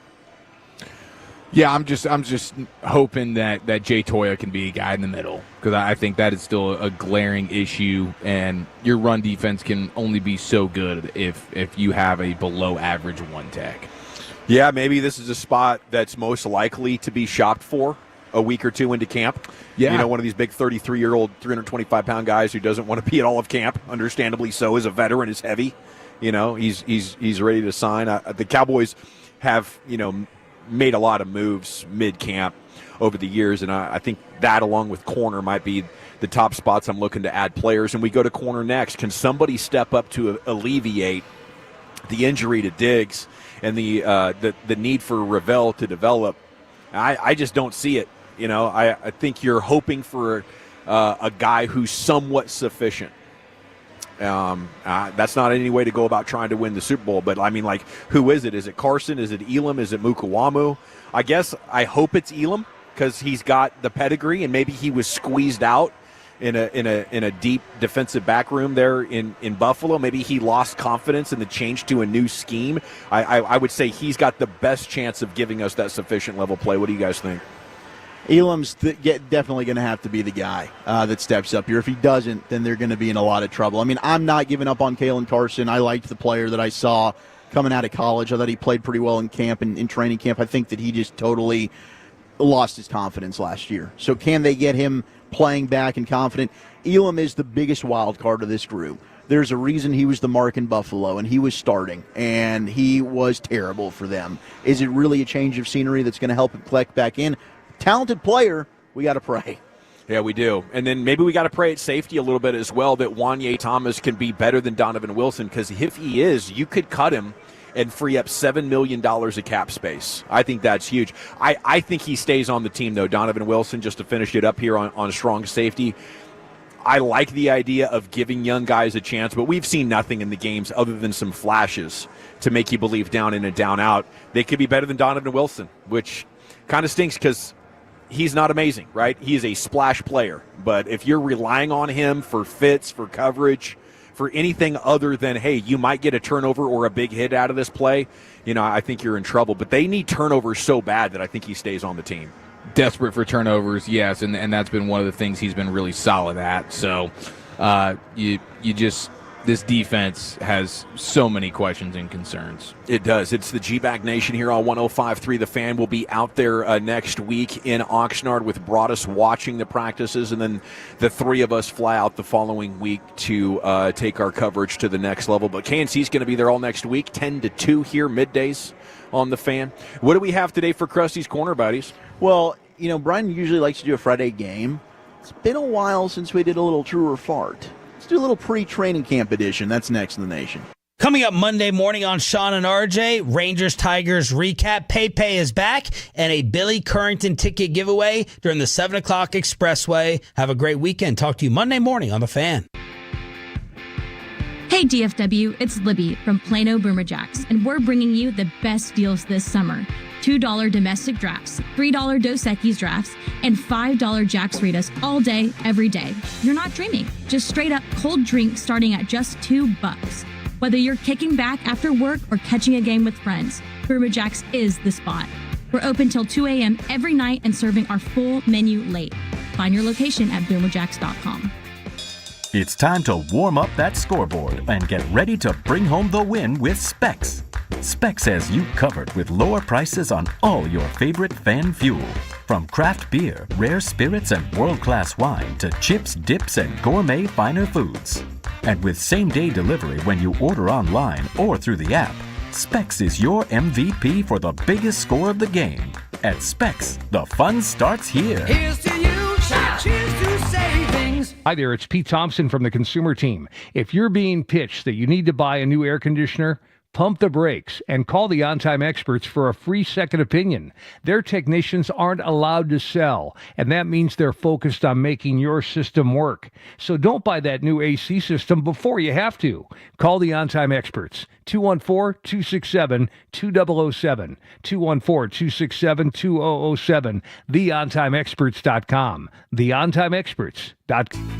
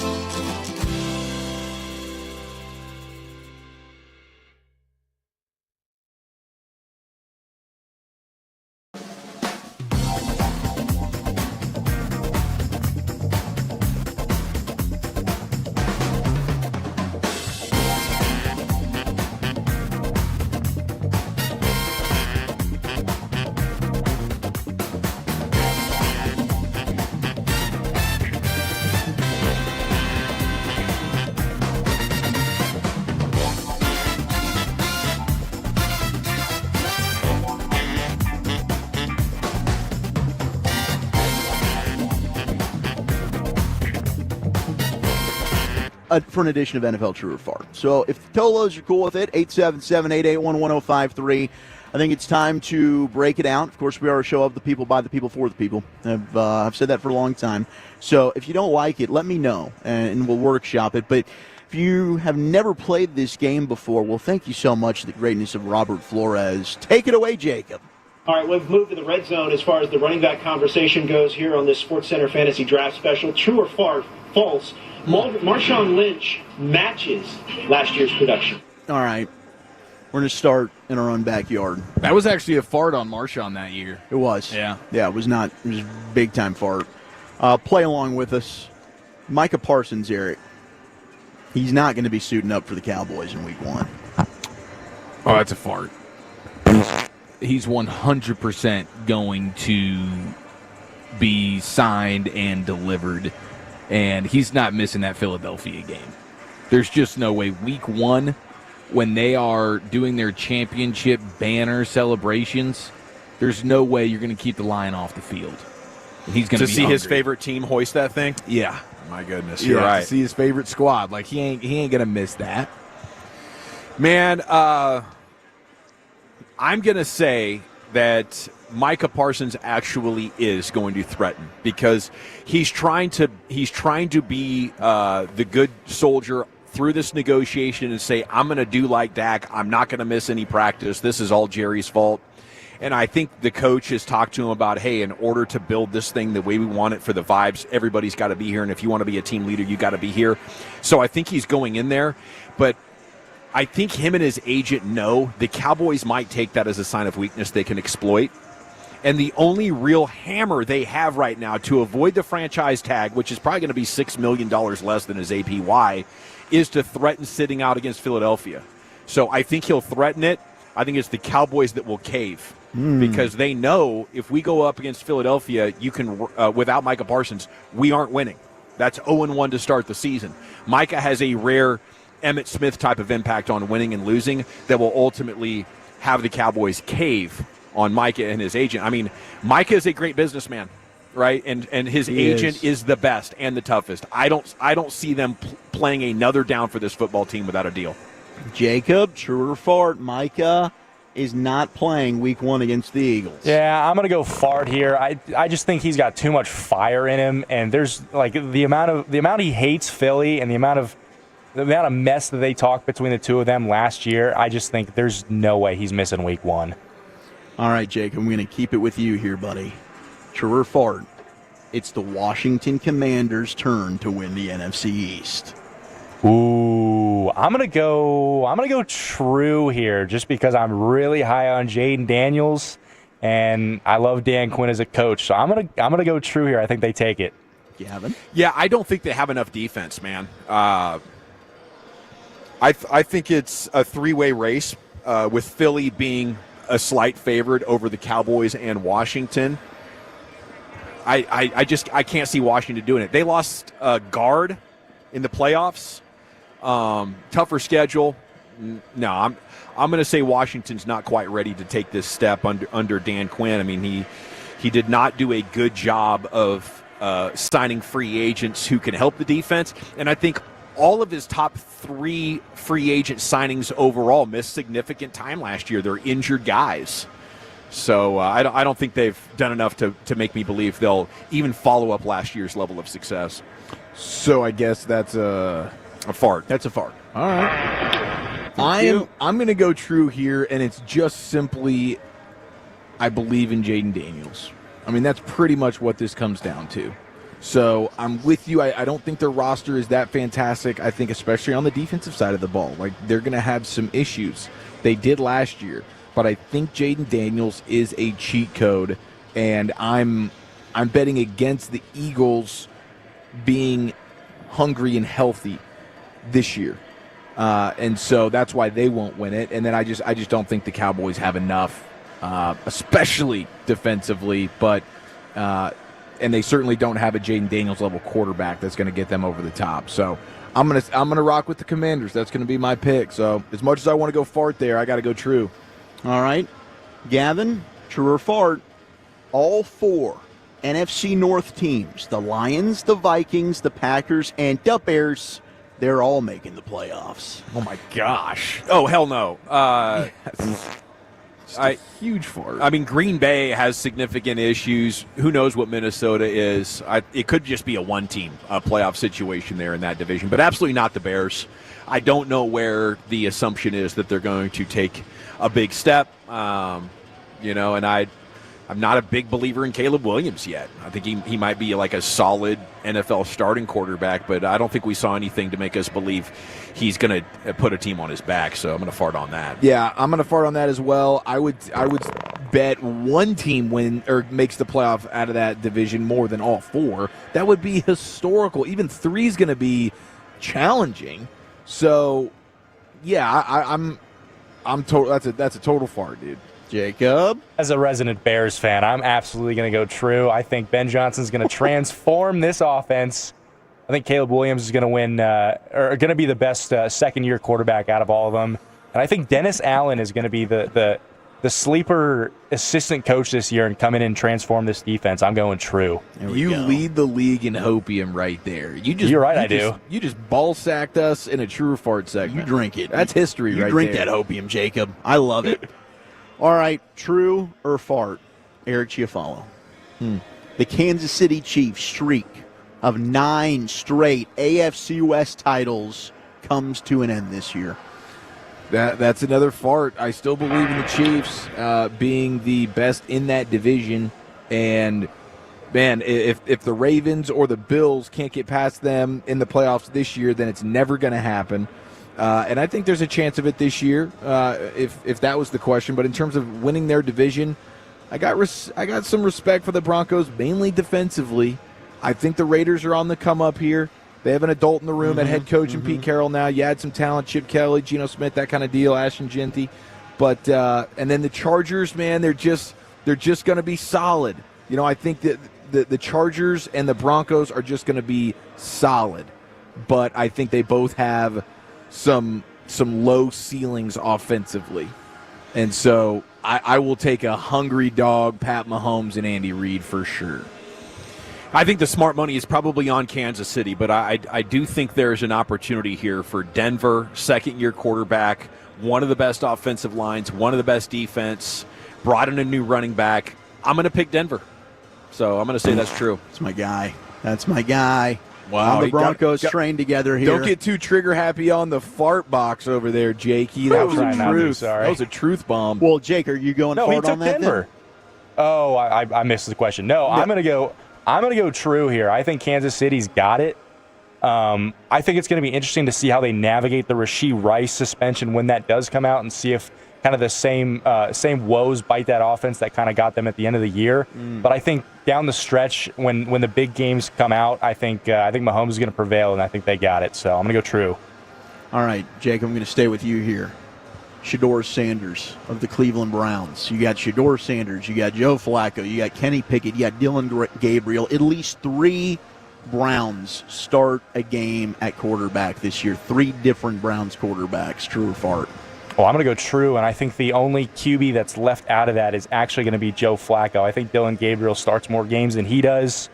I think Shedeur Sanders will be the quarterback that ends the season for the Browns, but I think he's going to have to take time to work his way up and learn the playbook and get all of his teammates to trust him. So I'm going to go Kenny Pickett starts the season, and Shedeur Sanders ends the season with a little bit of Dylan Gabriel sprinkled right in the middle. I like that. I mean, young, inexperienced guys, I could see easily one of them either getting hurt or not playing well enough. So I think 3 is the smart money. Okay. Yeah, that's a true as well. I mean, they're going to suck this year in a big way. They're not going to feel married to any one of these quarterbacks. In fact, they're going to be incentivized to try and see what they have in guys like Gabriel and Shedeur. And then, I'm sure Flacco or Pickett will get a little bit of game here, game there. So, yeah, I think that's a no-brainer. I got one last one here that I'm making up on the fly because Adam Schefter has reported that the 49ers are placing wide receivers Brandon Ayuk and Ricky Pearsall on the active / physically unable to perform list. Even Pearsall, huh? Yeah. He get shot again? Both of them. So, with that being said, Adam Peters GM of the Washington Commanders, came over from San Francisco. True or fart, 49ers are going to trade for Terry McLaurin. Oh, wow. That would change things significantly. I was just looking at win total over-unders, and I was prepared to say San Francisco is the best lock on the board at 10.5. I'm taking the under, but if they got McLaurin, I would get real tight in a hurry. I think they are real tight financially. Yeah. They've got money for Ayuk. They've paid a lot of these guys, including Brock Purdy, George Kittle, Trent Williams, Joey Bosa, or Nick Bosa, name them. They've paid them. So I don't think they have the dollars because you're trading for McLaurin and handing him a contract, right? So I don't think they have the stomach for that right now. Jakey? So that's a farce. Ooh, I think this is like the two teams that Cowboys fans want to get worse at the same time. And unfortunately, in this scenario, one of them's going to get better. I think McLaurin stays in Washington. I think it'd be a really dumb move for the Commanders to move Jaden Daniels' top target going into year 2. And I also think that's way too big of a move to happen before training camp. So I'm going to say fart. I'm with you. Fart. But, hey, a fun one just to kind of throw in there. That was a lot of fun. Thank you so much for that Krusty's Corner pre-training camp edition of True or Fart. We're live at the Globe Comerica backyard here all the way till 6:30. Rangers pregame is coming up next. We'll take a look at the U.S. Open leaderboard, see how the local guy did in day 2, and then we're going to get to some Rangers content and what do they do about these 5 dilemmas coming up next year. It's the Gbag Nation and the Fan. Yeah, but first we got to talk about advanced hair.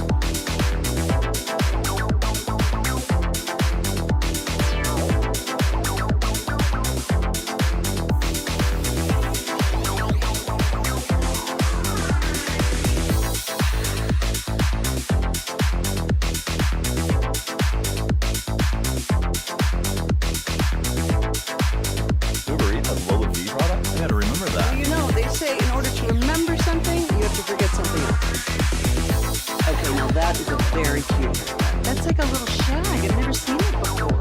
Well, I mean, of course you have. So Rachel. Oh, is that your name? No, I mean, your name. No, I'm Jen. My name's Jen. Right. but I just feel like this is your haircut, but that's hair on your head. I'm not saying this is your hair.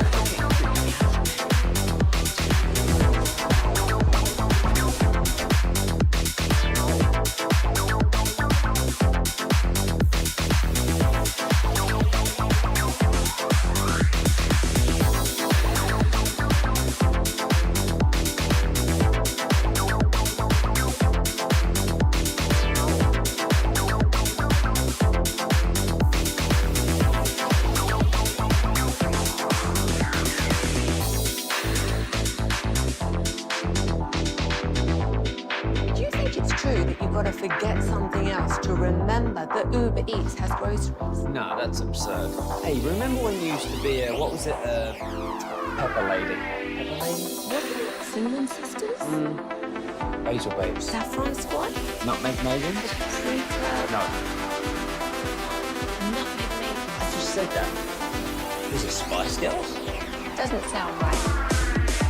Was it Saffron Squad?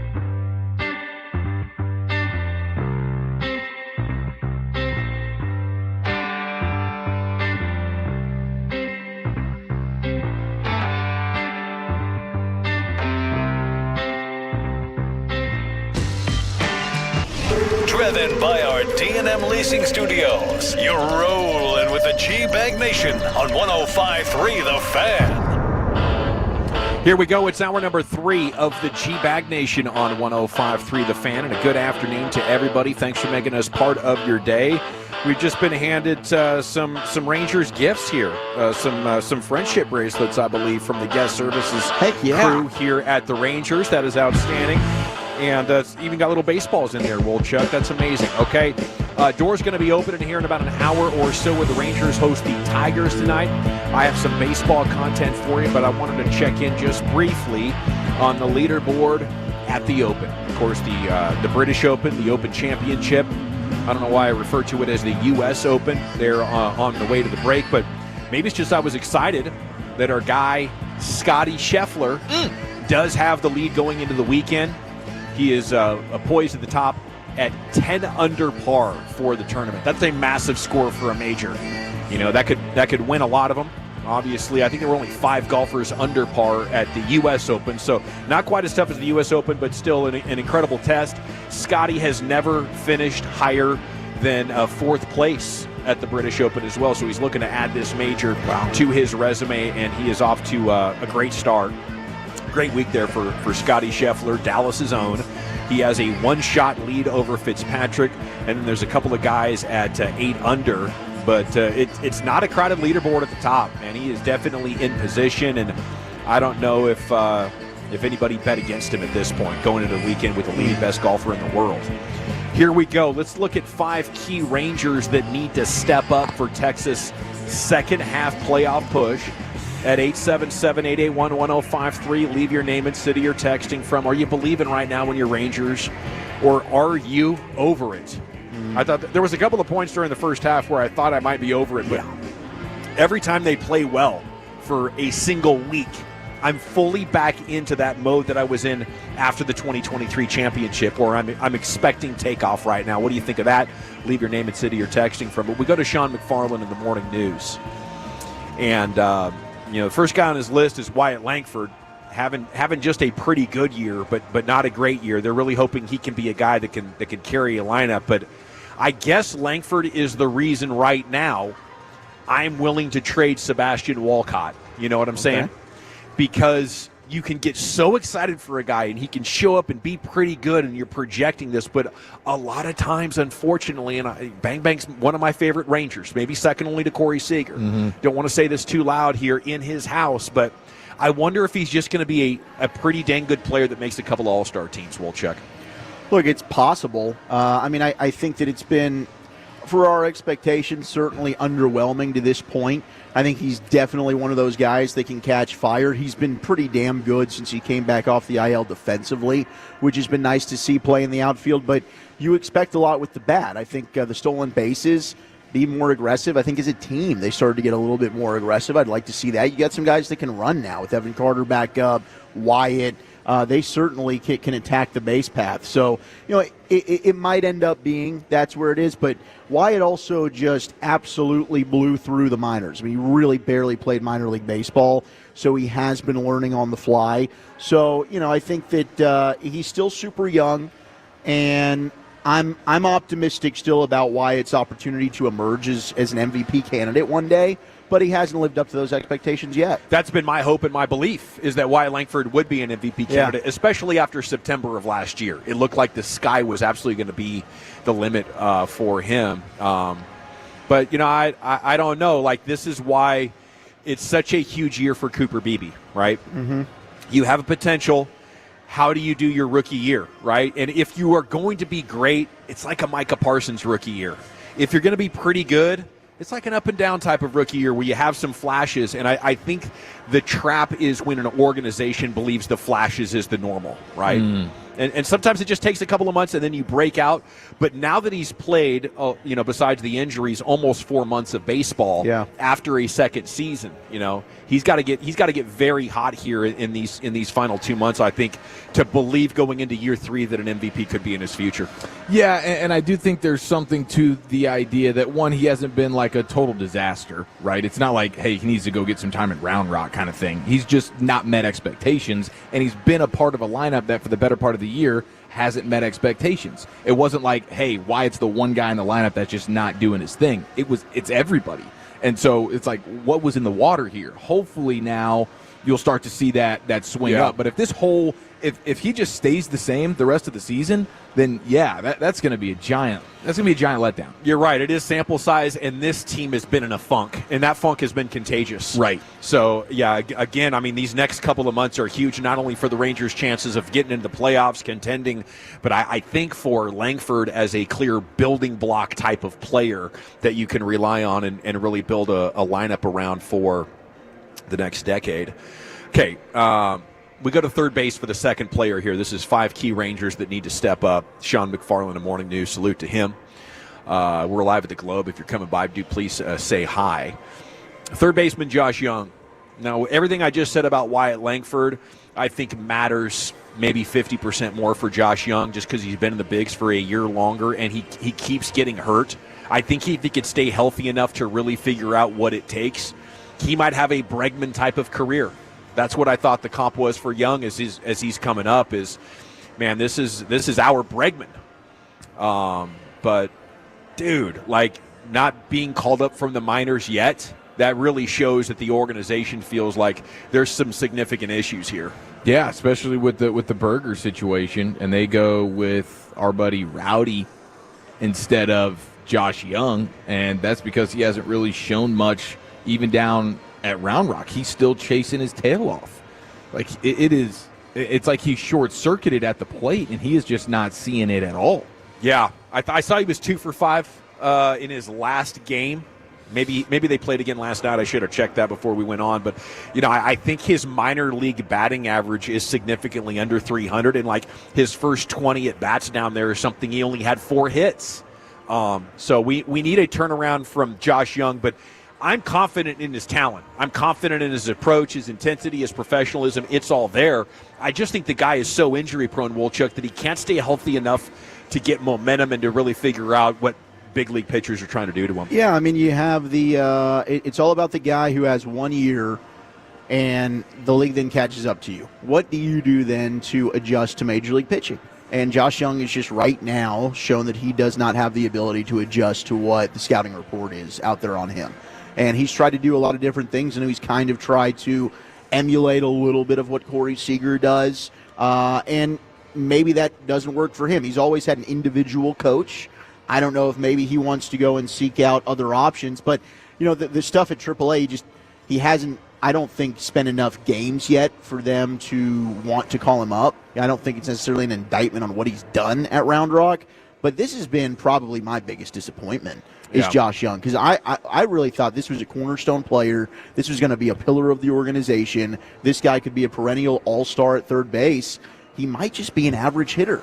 There's some similarities to the Rugi experience. I know Rugi had a different approach, and it was boom or bust, but here's where it compares to me is that it became apparent that Rugi could not lay off the crap that pitchers were throwing because they knew he couldn't lay off.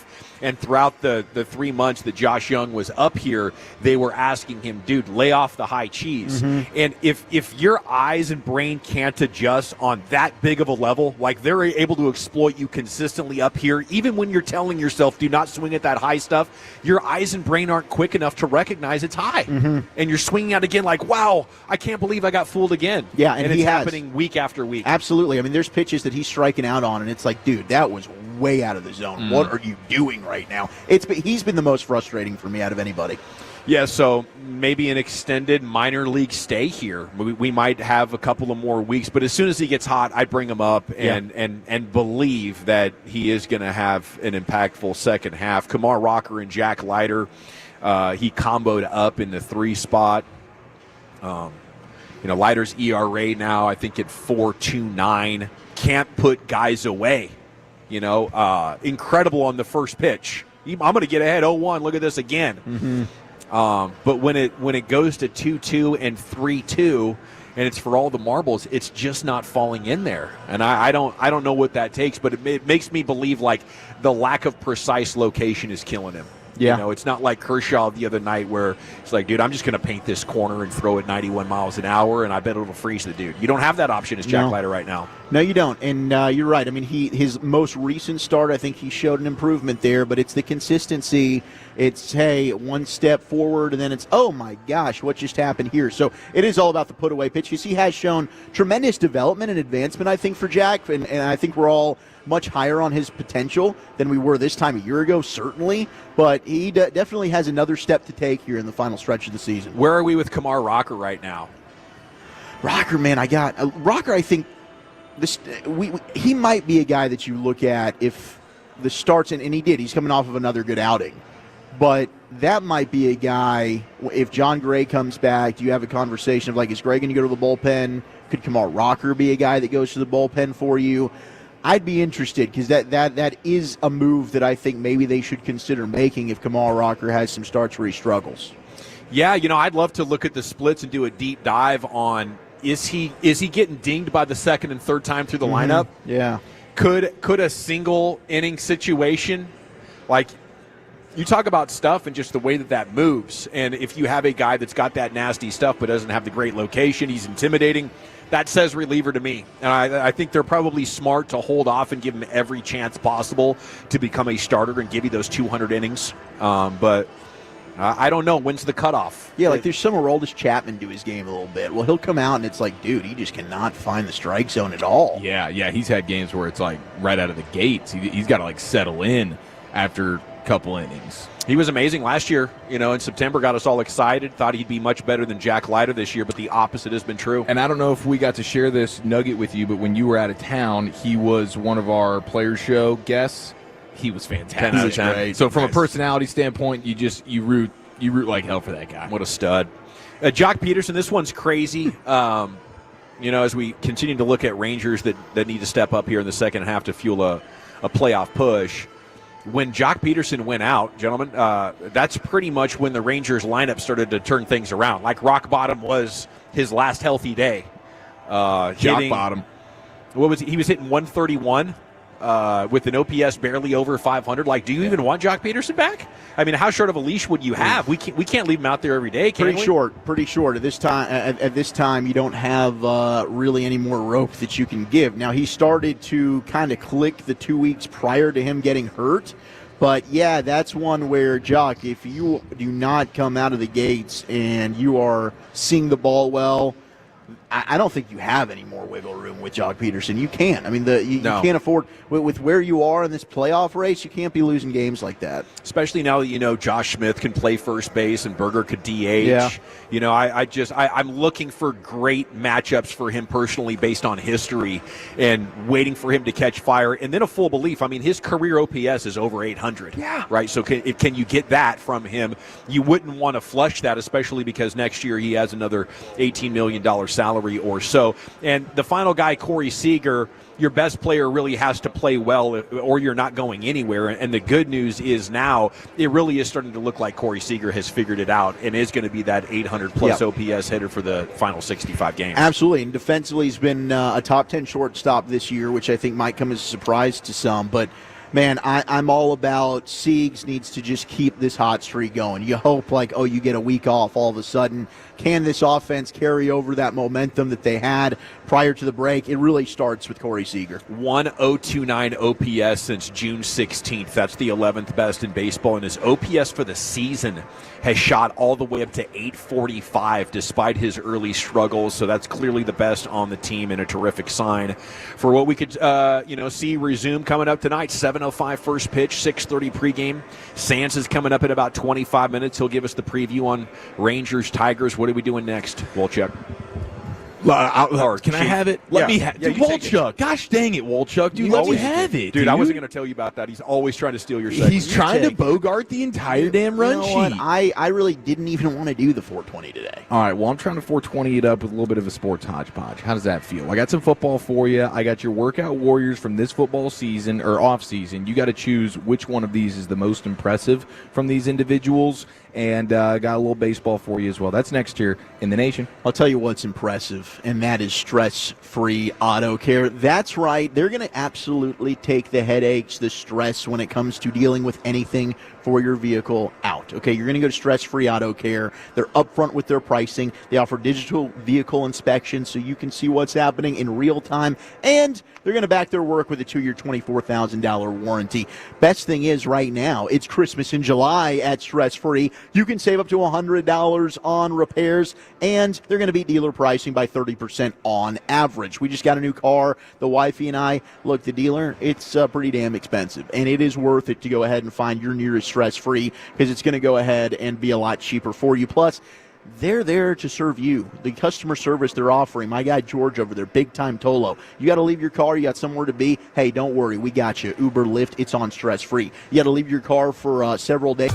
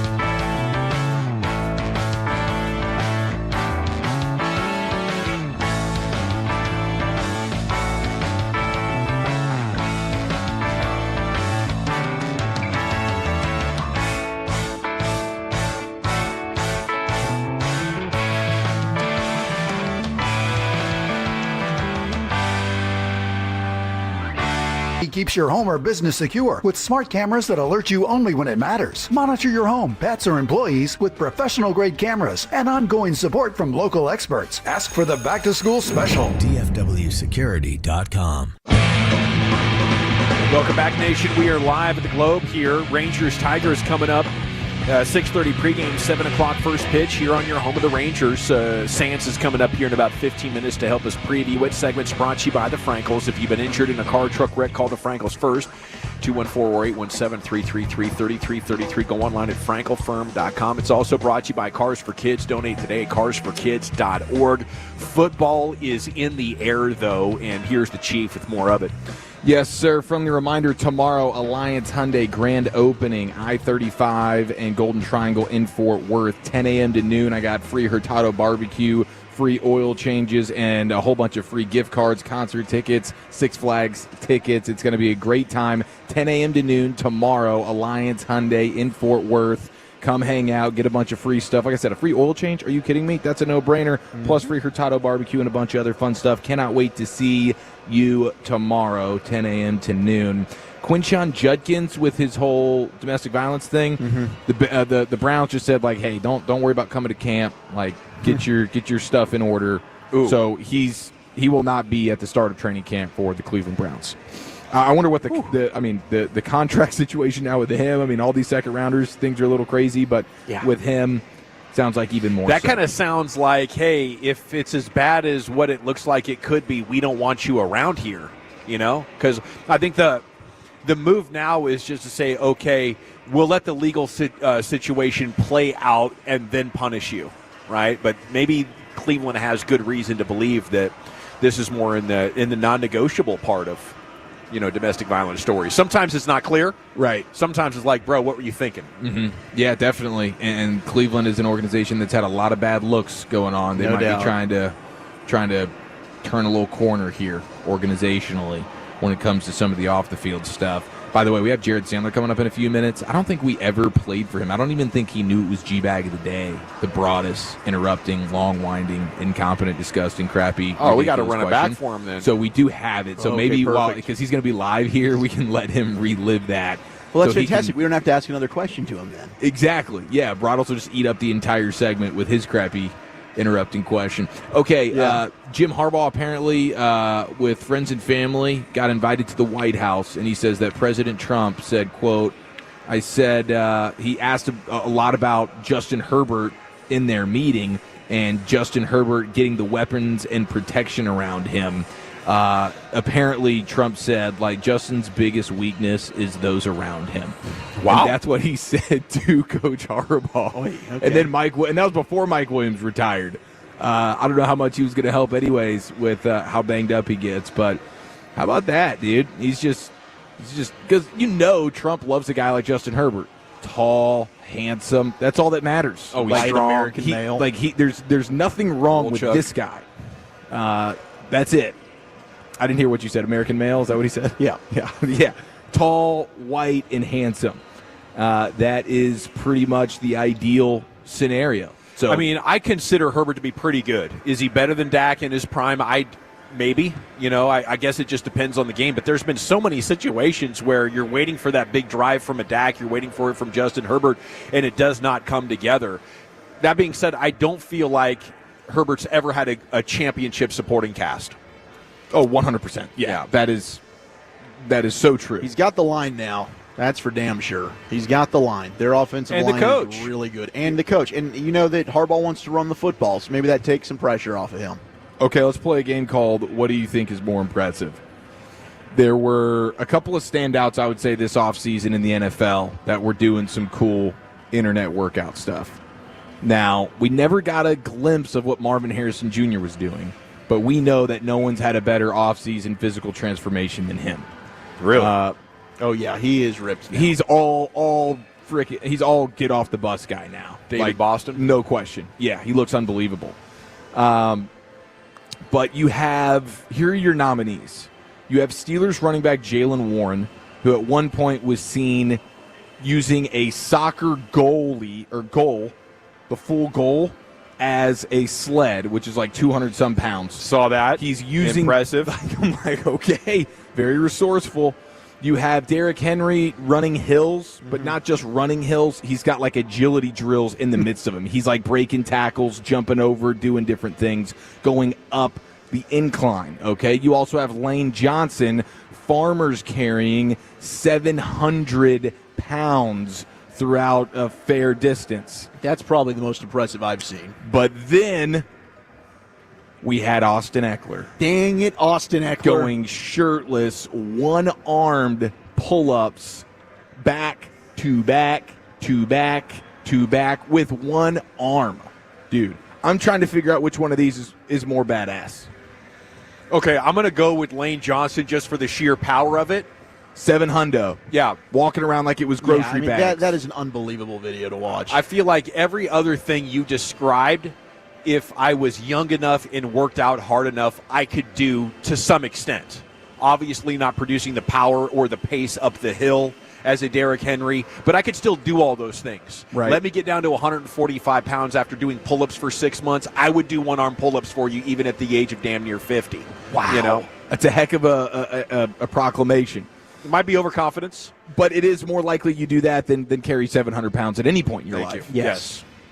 So are we going with Lane Johnson? I think I still would go with Lane Johnson. I mean, Austin Eckler, he is a freak, and at that size, what he's able to do is impressive. But I'm still going Lane. All right, one guy that we know has been called out for his own physique. This is what I respect most about Mahomes. He just got called a fat Taco Bell eating, fried chicken loving, fat man embarrassment quarterback. Yeah. Right? By some schmo. Now, was that a blogger? It was a former KC radio guy that got fired and now podcaster. Okay, hot taker guy. So, on the heels of that, he gets interviewed, Pat Mahomes, USA Today, for the win. He actually gets asked a couple of fun questions in here, including the fact that he, much like Walchuk, you guys are similar because when the Luka Doncic news broke, he woke up his wife to tell her even though she didn't care, which is exactly what happened to Walchuk in the middle of the night. Yeah. When nature called, right? Yep. Woke up, had to take care of some business, and Checked the phone. Was blown. I still, to this day, wish that I was living a dream and it was not real. So Mahomes had a similar experience, but then we find out, again, this is after he's being called out for being fat, that he actually has Dippin' Dots, a special Dippin' Dots freezer in his garage. That's my guy. That him and his wife love a lot. And he says Travis Kelce swings through often just Obviously. to snag Dippin' Dots and get up out of there. It's a good bit. And listen, Dippin' Dots are incredible. I had them for the first time in a long time at Chuck E. Cheese a few weeks back. Man, those things hit hard. I can't tell you the last time I had Dippin' Dots, but anytime I have, I know it's been a better day. I guess my only issue with the Dippin' Dot is it makes my teeth sensitive to the cold. You know, the combination of cold and sweet, like it does something that ice cream doesn't do. I can like layer in the ice cream and kind of warm it up there, and I've gotten a system down for dealing with that. But I do think this goes to managing the success and that overconfidence that was apparent, I think, last year in the build-up to the Super Bowl and then in the Super Bowl itself. It finally came home to roost. But here's Patrick Mahomes thinking, man, I'm so good. And here's Travis Kelce thinking, I'm so good. I got the super rock star wife and all that. It's fine, but this is what happens when you keep winning. Like, the first time Jordan won 3 in a row, he was like, I'm done, right? There's no hunger left after that. And the Chiefs were almost there, but they had one before. They were going for the 3. So it was the combined success of 9 straight years of making the playoffs and getting to the AFC Championship game and doing all that I think kind of tricked them into believing we got this down so much we can get lazy. Like, you want to talk about Jaden Blue being lazy? That's the peak of it right there, Patrick Mahomes. I would think at this point as he gets over 30 and all that, if he doesn't have a Tom Brady like second half of the career transformation with how much he cares, he is not going to be nearly as successful. All right, we have the Song of the Summer, courtesy of AI, and somewhat produced by Bobby Belt of the Morning Show. This is your 105.3 The Fan training camp anthem, as we are just days away from Broadus and KNC, planting the flag out there for the next 2 weeks, wall-to-wall fan Cowboy coverage. Take it away, AI country guy.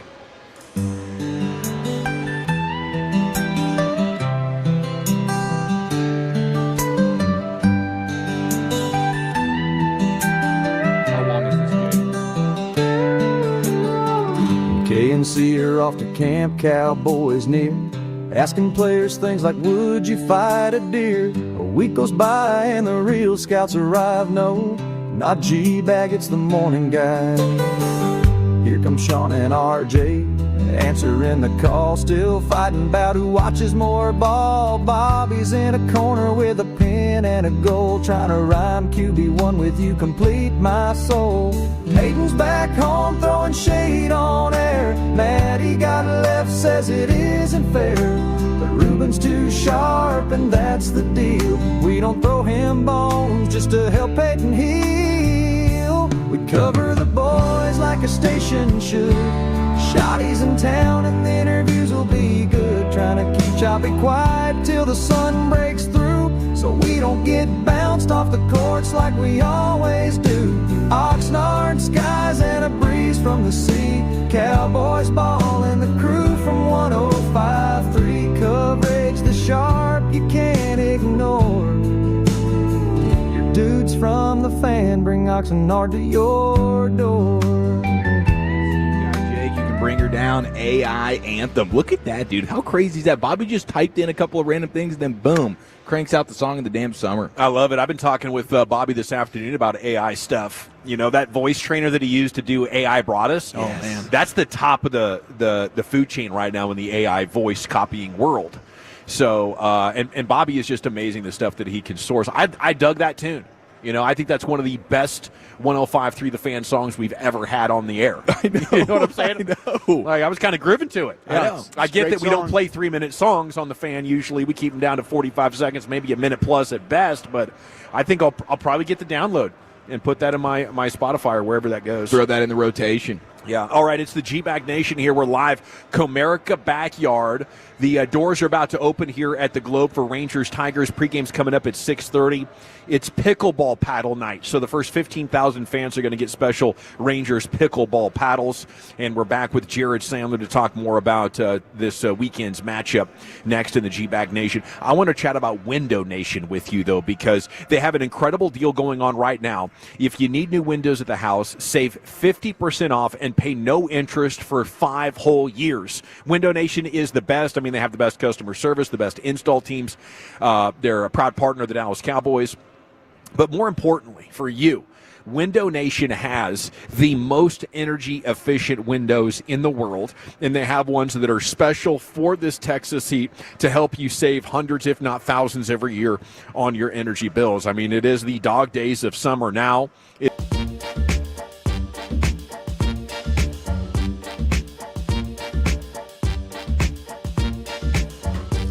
Has lower fee product? I gotta remember that. Well, you know, they say in order to remember something, you have to forget something else. Okay, now that is a very cute haircut. That's like a little shag. I've never seen it before. Well, I mean, of course you have. It's the Rachel. Oh, is that your name? No, I mean like your name. No, I'm Jen. My name's Jen. Right, but I just mean like this is your haircut. But that's hair on your head. I'm not saying this is your hair. Okay.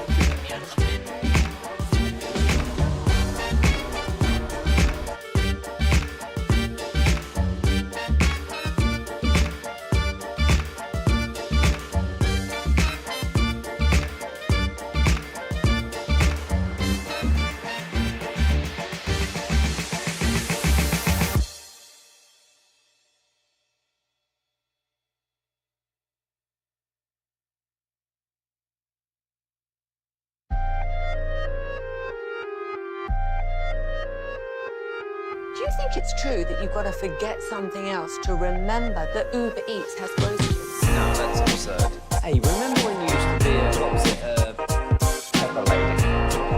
Wasn't it Cinnamon Sisters? Basil babes. Nutmeg maidens? Nutmeg maidens. I just said that. Was it Spice Girls? Doesn't sound right. Was it Saffron Squad?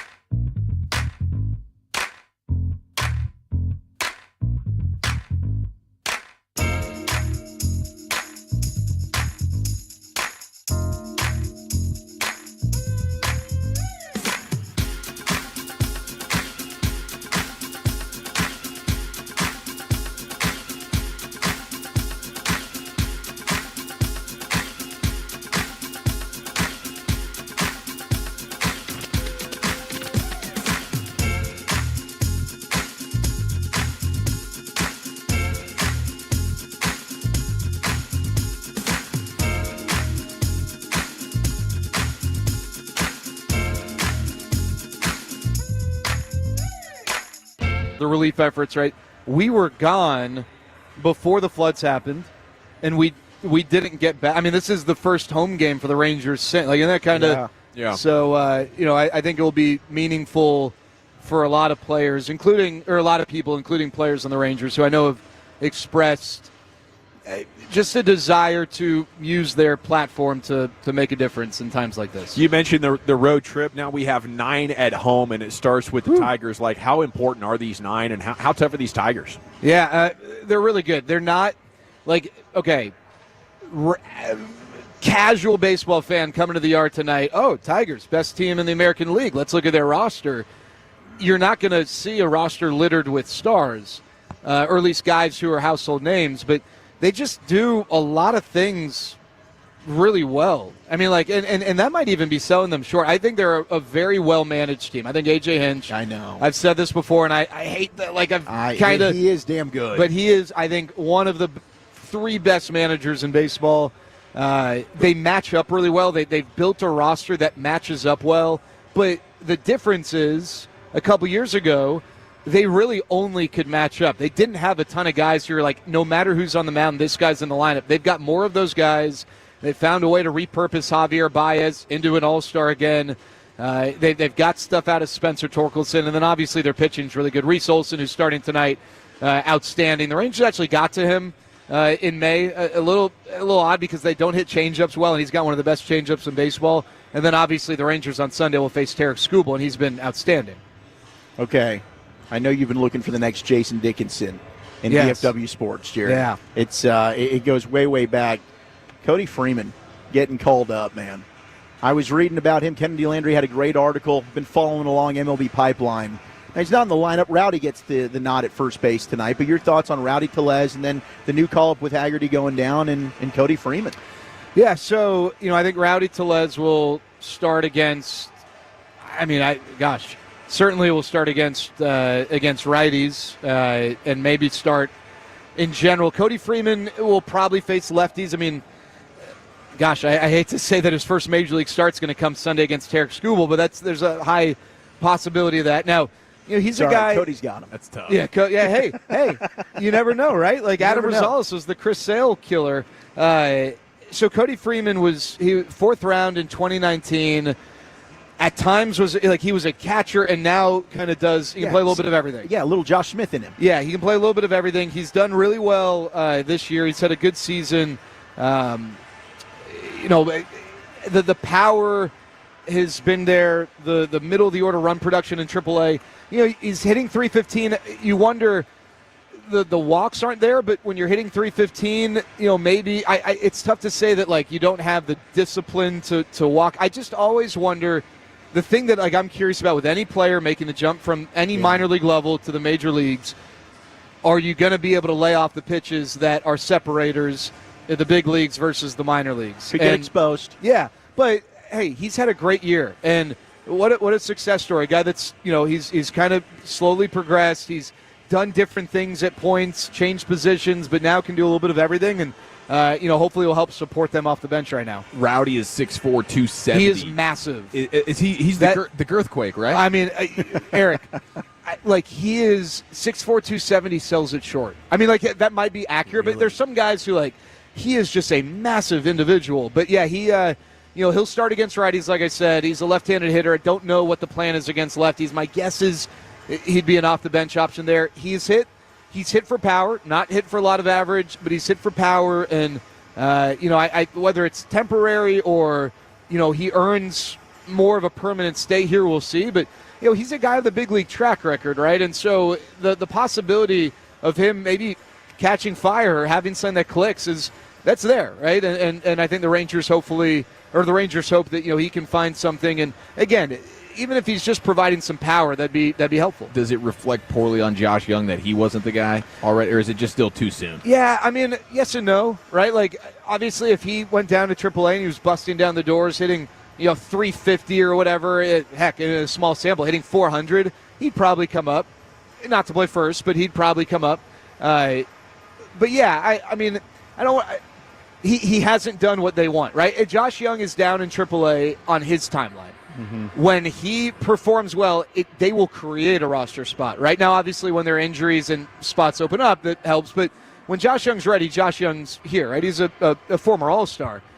But, yeah, I think they really want Josh to iron out some things. And I like that. I don't love when you send a guy down because the performance needs to be better, and then first opportunity to call him up, even if he hasn't earned his way back up, you call him up. But that's not how Chris Young's operated, and I respect that. And hopefully you start to get production heading in the right direction. And again, it's not like let's look at the box score. It's what's the process of the at-bats, and is he doing things like laying off the elevated fastball? Because, again, if you're not laying off that pitch in AAA, you're sure as heck not going to come up to the big leagues and lay off that pitch, right? So he might go 2 for 4 in a given night, but what was the process in those at-bats, and how do they think it's going to translate here? How did that develop? Like, was that just pitchers making an adjustment that he couldn't, or did he get stuck somewhere and start pressing? What happened? Probably both. In 2023, he was the All-Star starter at third, got hurt in the second half, but had a great year. Last year, tough judge, right? I think last year, let's say Josh Young would have been healthy last year, probably would have dealt with this stuff last year. And this year, hopefully, would have been the year where it's like, okay, now he's made the adjustment to their adjustments. But this is his second, true major league season. And I think you got a case of the league having more of a book on him, and he just hasn't been able to adjust. And I think pressing is a part of that. Are you confident that he will be a very good big league player? I am confident that Josh Young is an everyday major league player. Is he a guy who, year in, year out, you think he could be an all-star? We'll have to wait and see. Okay. How about Langford? Where are we with him? Yeah, I am not wavering one bit in the idea that this guy's going to be special. I mean, he has had what we believe is maybe not the step forward that I guess was projected, but you look at the year he's had, and if this is not the step forward, if this continues to be the floor, it's a pretty good floor. And again, I go to plate discipline, right? The plate discipline here in year 2 has not dropped off. It's not like the league figured him out and now he can't figure out how to get out of this. He's just, I think he is continuing to grow and learn like a young player, but the power speed combo is pretty special. With the Dane Dunning move, are they setting up some cash to get a reliever? What's the trade deadline update coming out of the break? Yeah, I think that's a part of it. It's not like they saved $10 million, but I think they probably save around $1 million, and all that stuff makes a big difference, right? That $1 million prorated the rest of the year is, a pre-arb good player, or maybe an early arb reliever or something, that could help you get across the line there financially. So, yeah, I don't know if Jose Diaz is going to make a difference, but, I think Dane Dunning is obviously I think a lot of that is maybe there wasn't a fit, but also an opportunity to clear a little space to make other moves. When you say A.J. Hinch is the best manager, is Bochy number 1 and Ron Washington number 2? Chris Woodward. I don't know. And by the way, I said Jose Ruiz. What I meant. I'm sorry. I was going to correct you. Yeah, you should have. You should have. That's my fault. Box score watching. Yeah, no, that's my bad. Bochy for me still is top 3. Don't know that modern day Wash. I don't know that 2025 Wash would be, but I'll say this: before he went out with medical reasons, he has a team playing better than they are, and he deserves credit for that. But yeah, I think Bochy is still as sharp now as he was back in his Giants days, and obviously 2023 he did a heck of a job dealing with some tough challenges with the bullpen. Jared, you were the victim of a record-setting question in fan history. Brian Broaddus leading the league in interruptions. He's back at it again. The Interruptosaurus. You have not heard this. You didn't even realize you were a multi-time G-Bag of the Day champion. I did not. But I didn't get to 5? You didn't get to 5, but you are honorary. You are honorary. Oh. And listen, I was pissed. Yeah. I voted for it. Nice. Okay? Take it away, Brian Broaddus. Hey, Jared, maybe it's me just kind of thinking this, and I don't know if it's true or not, but you're there every night, and I listen to you every night with the broadcast. Are the Rangers having problems with the bottom of opponents' lineups of getting those guys out? Yeah, well, last night they did. I mean, I know it's probably a weird question to ask, but why do I feel like that the last few games and stuff that we've seen some issues with they haven't been able to get 7, 8, 9. I know last night 7 and 8 were a big problem. But I was just wondering if is there something I'm missing there? I'm trying to kind of feel like that. Why is the bottom of the lineup like? Because I was listening to you last night. You're like, here's the 212 hitter, and all of a sudden it's base hit. And you're like I'm going, damn. Jared's trying to tell us there's a possibility here that they can get a ground ball and play this thing. They're playing in the middle of the infield for 2 and that kind of stuff. And I just feel like, why is the bottom of the lineup killing me right now? Yeah, no, you're right. Maybe it's just this one game, but I just kind of felt like there's been other games where they just haven't gotten through that part. Yeah.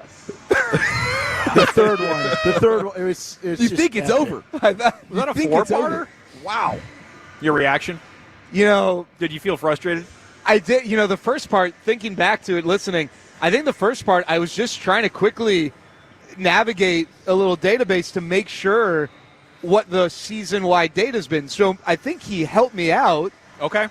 But I don't know. It's frustrating. Also, we all know if he's Interruptosaurus, I can be Ramblosaurus. So I got to be careful. I got to look in the mirror. I know what I'm working with here.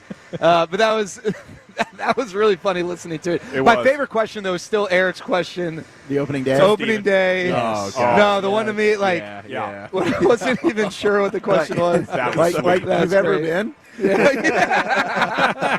Well, thank you, Jared. You're always dropping knowledge, even when you are rambling, good. sir. So thank you so much, and have a great weekend. Appreciate it, Let's take at least 2 from these Tigers. There's Jared Stanley's got the pregame coming up at 6:30, and we're back with what you drinking and what you thinking. Load them up now at 877-881-1053. You've been waiting for it. It's quitting time. Crack them and call us. It's coming up next here on The Fan.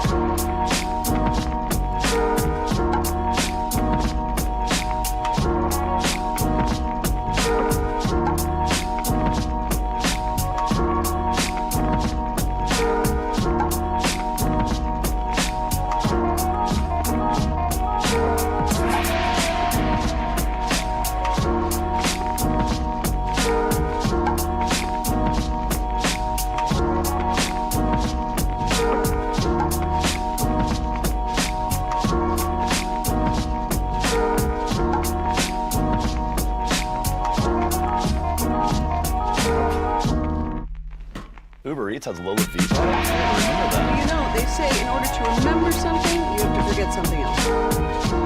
Okay, now that is a very cute haircut. That's like a little shag. I've never seen it before. Well, of course you have. It's the Rachel. Oh, is that your name? No, what's your name? No, I'm Jen. My name's Jen. Right, but I just mean like this is your haircut. But that's hair on your head. I'm not saying this is your hair. Okay.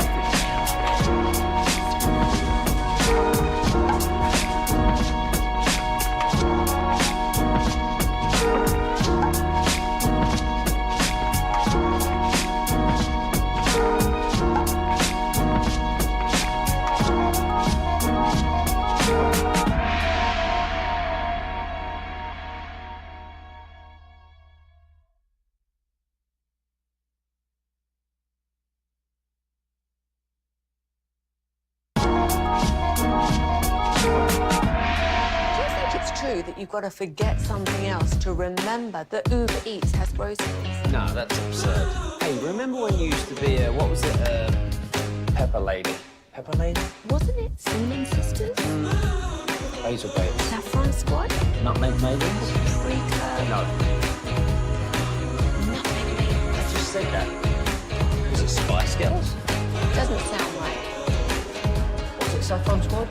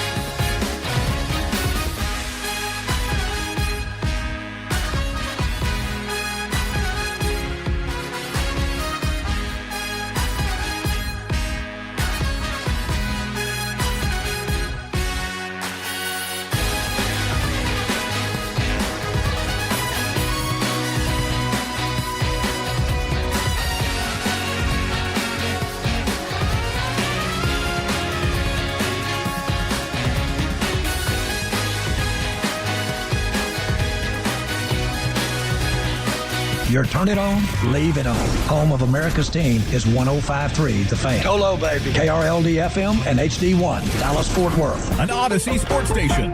Driven by our D&M Leasing Studios, you're rolling with the Gbag Nation on 105.3 The Fan. All right, buddies, it's quitting time. Crack them if you got them, and give us a call here at 877-881-1053. It is time for What You Drinking and What You Thinking. The one segment of the week where you're actually encouraged to call in while intoxicated or in the process of catching a buzz. That is right. It is What You Drinking, What You Thinking time. And the phone lines are open for you. Just one question. Why do I have a line open? All right, the rules of What You Drinking and What You Thinking are simple. Okay, you got to answer the questions, and you cannot be operating heavy machinery at the time. As always, we'll go around the room. We'll talk about what we're drinking and thinking, then we'll hear from you. It's a 20-ounce Diet Coke, once again, for me. Washing down these delicious Rangers concession items. Had parts of a boomstick burrito, which is outstanding, and the buffalo pulled pork sandwich was outstanding as well. You know, I'm thinking let's just be safe this weekend. It's vacation season. It's summer recreating season. We had another dead and gone from the sports world.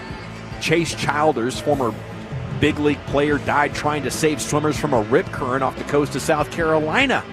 Okay, you know, you're there, you see the people struggling, you're like, I got this. Yeah. He went out, saved them, ended up drowning himself.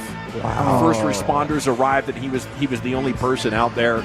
I know those rip currents are real, and you know, if you have anybody in your family that's not a great swimmer, or even if they are, you got to stay watching, no matter what the beach is, but especially down there in that South Carolina and to Florida region where that rip current unfortunately claims multiple people every year.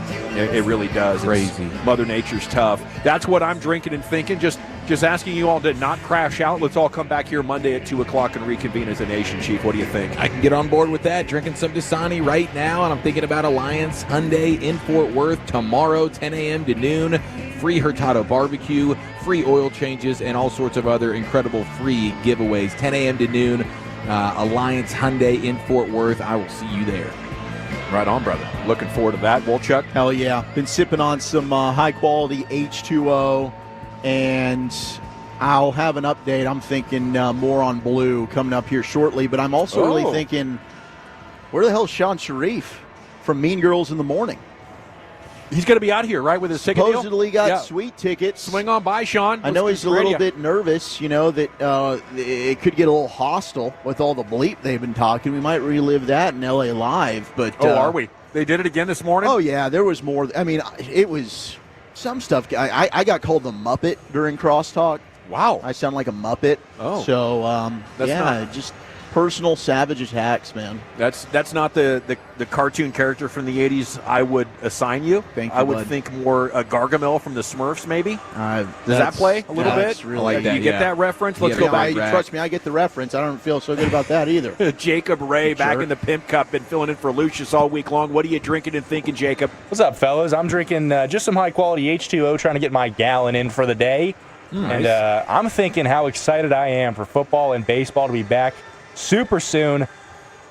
Pumped for NFL football, pumped for college football, and I'm excited for the second half of the MLB season. Right on, and I'm looking forward to this Jaden Blue update that Wolchuk is going to give us momentarily. But let's go out to the phone calls. Jacob, who's first? All right, first we got Tim in Carthage. What's up, Timmy? What you drinking? What you thinking, bro? Hey, Brian. This is Nolan Ryan. Oh, wait a minute. Brian's not there. This is Tim in Carthage. And I'm drinking a little margarita. How's my boys doing today? Great, Rat. Man, never better. All right. Today I'm going to give you all a friendly reminder of what not to do when you go to Oxnard this year. So who wants to go first? Well, hell, let's just go with Brian first, seeing how he's not there, but we know he's listening. Brian, please don't eat any soy sauce so we have to hear about the horror story coming following it. And don't drink any of Gary's Johnny Walker Blue without his permission. Number 3, it's okay. We give you permission to go to work without making your bed this year. Now, Gavin, whatever you do, don't get on one of them Jerry and Stephen Jones rants out there, because remember, they pay the people that fix your food. Okay. Now, Eric, Yep. leave the damn poop stories in the toilet. And don't ask a player if he uses a rag or his hands when he takes a shower. And for God's sake, Eric, take sunscreen with you if you go out to the beach. Finally, Zach, don't fart at the media party. And whatever you do, please don't challenge Jane Slater to a tackling drill on the beach. She will end up hurting you, and then we'll all have to hear about it. One last thing, by the way, just because of yesterday's conversation, the best Dallas Cowboy football team of all time was the 1978-79 Dallas Cowboys. Thank you very much, Jackie Smith. And now this is Tim from Go Rangers from Carthage, Texas. There he goes, Tim. That's the way to get it started here on a What You Drinking, What You Thinking Friday. And that opens a line at 877-881-1053. That's become an annual tradition. Tim's advice for us as we get ready to go to Oxnard. So thank you, Tim, for that, and we'll heed that advice. Who's next, Jacob? We got Christian in Dallas. What you drinking, what you thinking, Christian? How you doing? Good, man. You? I'm doing good. I'm just drinking some water right now, about to pick up my friends from the airport. But I just want to say happy birthday to my buddy Nick, and the Panthers are going to have a great season this year. I love it, man. Have a great weekend. I'll drink to that. Absolutely. Christian in Dallas, getting it done. Who's next, Jacob? We got Jose in Mesquite up next. Hey guys, how y'all doing? Good. What you drinking? What you thinking? Drinking Jim Beam on the way home to see my wife. And I'm thinking, honestly, LeBron James coming to Dallas wouldn't be the worst case scenario if we can get him on a good deal and don't give up many assets. I feel like he can mentor Cooper Flagg and then bring him to the next level. And I feel like, I'm going to get a lot of hate for this, but it wouldn't be the worst case scenario. Thank you, Jose and Mesquite, with your Jim Beam. Responsibly sipping that, I suppose. On the way home, maybe he's driving the wife. Maybe he's in an Uber. Yeah, that's just crazy. sit in the driveway and just pounding Jim Beam before you walk inside. I know the Get feeling, my mind brother. right. I know the feeling. Sometimes 2 or 3 before you walk in that front door is exactly what the doctor ordered. What was he was talking about LeBron in there? Yeah. For cheap. If it's on the cheap or whatever, I think it's all pretty far-fetched at this point, but the only way you get him on the cheap is buyout. If it's a buyout, yeah. Otherwise, you're giving up a P.J. Washington and or a Daniel Gafford, something like that. The things LeBron said earlier in the offseason, like I maybe suggest he's happy with 4 championships and that maybe this is his final year, it does make a lot of sense that he'll just play it out, keep his life normal in Los Angeles. But I do think a lot of things can change over the next couple of months, and I do believe, like, it's very possible what they did this week is like, hey, let's quiet this thing down. Right? Let's just, because we don't know exactly where we're going, but it had reached a fever pitch with the speculation. But yeah, I do feel like the Lakers are very clearly going in a Luka direction, and LeBron doesn't feel wanted anymore. And earlier in his career, it would have been a no-brainer. He's out of here, right? But now it's like, I'm at the end of my career anyway, so do I really want to uproot things and go chase a championship here, or do I just want to end things in Los Angeles? And, I would love to see the Mavs get him. Don't get me wrong. Like, I think LeBron is still a very good player. It's just, what do you give up for 1 year of a guy who can't impact the game on both ends of the floor like he did in his prime? Who's next, Jacob? We got Big Jim on deck. What's up, Jim? What you drinking? What you thinking? Well, you know what I'm drinking is Friday. I also got a mouthful of half a hamburger, so I apologize. I didn't know I was getting on this quick. All good. And those people, I tell you what, have you ever gone through the drive-thru? And I got my little daughter with me. She's driving me around. Yeah, they get served up to your bag, and they don't put the straws in for you to drink. And that's the worst. You pull off, and you can't drink it. But no. Well, listen, Tim told you what you couldn't do. Let me tell you what you should do. Okay. First of all, every one of you's got one of them smartphones. I think it'd be really great if you boys would put some of those on the YouTube where you do the shorts or the clips. Okay. I want to see more of that. I want to see more. Look, I love watching you fellers on the YouTube, when you're broadcasting. But I like to see some of the real living that you guys do out there. So I'd like to see a little footage in and around the rudder room, out on the beach. There was something where, who was it that a few years ago did the Harry Carey? Derek. Who was it that? Derek. I pull that sucker up every now and again just to get me a laugh, because that's pretty good. But I want to see more of the casual side. I'd like to see Walchuk drunk a few times. I'd like, Broadus, y'all can play some jokes on him. I think that'd be all right. But I'm looking forward to you fellas being out there and be kind, but don't pull your punches. Let's y'all do a good job on those interviews. And Walchuk, remember that fella, he's not going to do what the draft pick, Jay, the one that you embarrassed yourself with on the draft show. Oh, Jay Toya. Yeah, Jay, you might figure out a way to redeem yourself in a humorous way. That might actually be entertaining if y'all get the chance to talk to him. But listen, thanks for the joy this week and enjoy it, and we'll listen to every ounce of programming you got next week. And be safe, fellas. We appreciate you. I love it. Salute to you, Jim. Have a great weekend, and know what you're drinking, what you're thinking is complete without hearing the legendary pipes of Big Jim. That was Derek Holland doing the Jim Carrey or the Will Ferrell version of Harry Carey a couple of years back. He first did that. He broke that out in Game 5 of the 2011 World Series after going 8 1/3 in Game 4. They did a pregame interview with him in the dugout, and I remember how outraged some fans were that he wasn't taking it seriously enough, even though he had just had one of the finest pitching performances of all time. What a legend. Okay, where are we going next, Jacob? Up next, we got Triple M. Triple M? Hey, how's it going, man? My name is, well, I'll go by Triple M, but my name is Mike. I've been calling lately for unboxing. Man, tomorrow's going to be some good fights tomorrow. Nice. What you got for us? You got Pacquiao against, and then you got Pitbull Cruz, Usyk fighting tomorrow. Yeah, it's going to be some good fights tomorrow. I like that. I kept coming back out of retirement. Did you say Pacquiao was fighting? Yes, sir. Yes, sir. Wow. Barrios. Yes. He's fighting. Barrios is from San Antonio. Right on. So you got a good gambling picks for us? Pitbull Cruz. You got Pitbull Cruz, and you got Usyk too. He's having a rematch against his the last fight he fought. Everybody thinks he should have lost because he had a low blow, but the guy did hit him low. But everybody thinks it should have been a knockout. But it's gonna be some good fights tomorrow, all day tomorrow. Oh, and I don't know if y'all heard, but when Canelo fights, they're gonna have a 4-day fight. It's gonna be 4 days. It's gonna be Wednesday, Thursday, and Friday, and then Saturday for Canelo fights. But they're gonna have fights for 4 days straight in a row. That's awesome. Holy cow! It's a fight paradise. Thank you so much, Triple M. Enjoy your fight weekend. That's Manny Pacquiao. Yeah, Is he Manny like 50 Pacquiao. now? Isn't that crazy? Is he 52? I mean, salute to him for staying in shape and being able to get it done, step inside the squared circle. Still, anybody else, Jacob, before we go? Yeah, let's get Dope Sick Dave in here from Dallas. What's up, Dave? What you drinking? What you thinking?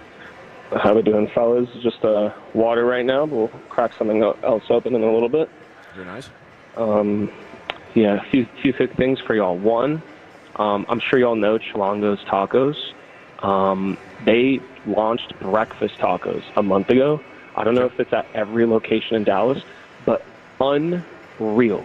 I know y'all will appreciate that. Yes, two other things. One, I think you guys were a little dismissive of Javonte Williams and Miles Sanders.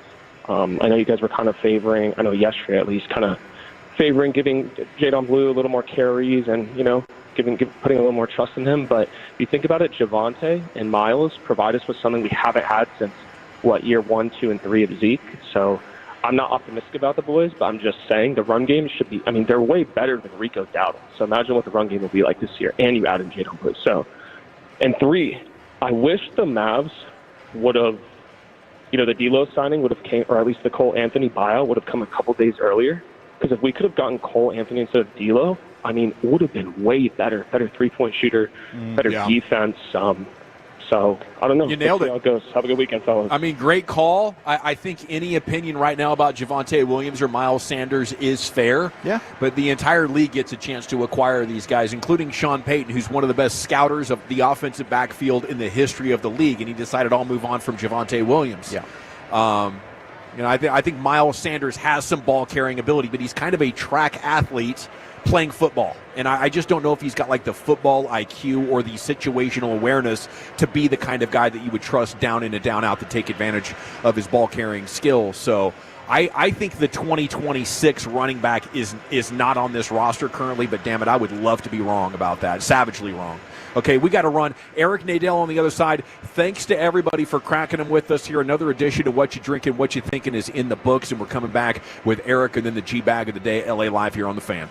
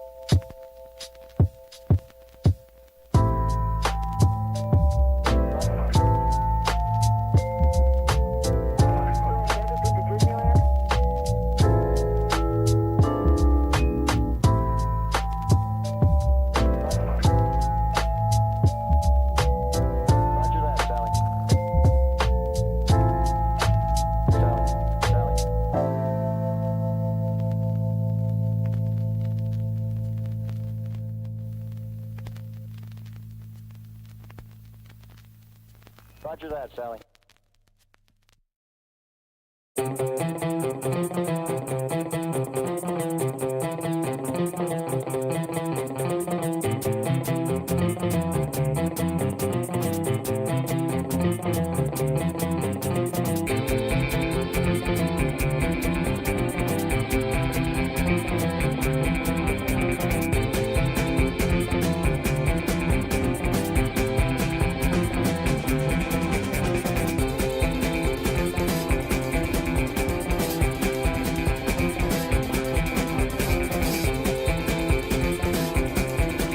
Margaritas right now at Boomer Jacks. Find your location at boomerjacks.com. All right, welcome back. It's the Gbag Nation here on the Fan. The Rangers are back in action. The Tolos are in the building. This is a good buzz here as they get set to host the big league leading Detroit Tigers for 3. Pregame coming up in just over an hour as Eric Nadel joins us now. The Expressway is brought to you by the On Time Experts, and Eric Nadel brought to you by Tylock George Eye Care and TXU Energy. And a good afternoon, sir. How the heck are you? I am doing great. How are you guys doing? We're doing wonderful. We're excited about how this offense performed. You have a good break? Great break. Got nice and relaxed. Went into full chill-out mode. And now I am ready to rock and roll. Yes, and of course the Rangers all got to chill out pretty good as well. Let's start with the offense. How good do you think this offense is now here for the final 65 games of the season, considering everything we've seen so far? Well, considering everything, and considering that Josh Young is still not here, and Jake Berger is now on the injured list, and Sam Haggerty is now on the injured list, I still am very optimistic about the offense. They've averaged about 6.5 runs per game here in the month of July in the 12 games they've played. So I don't think there's any reason to not be optimistic about what this club can do offensively. I'm really looking forward to seeing what Rowdy Tellez can contribute. You know, he had 11 home runs for Seattle this year in only 62 ball games. And, you know, maybe he'll give the Rangers a little bit of thump from the first base spot with Jake Berger gone. How do you like that nickname for Rowdy, the Girthquake?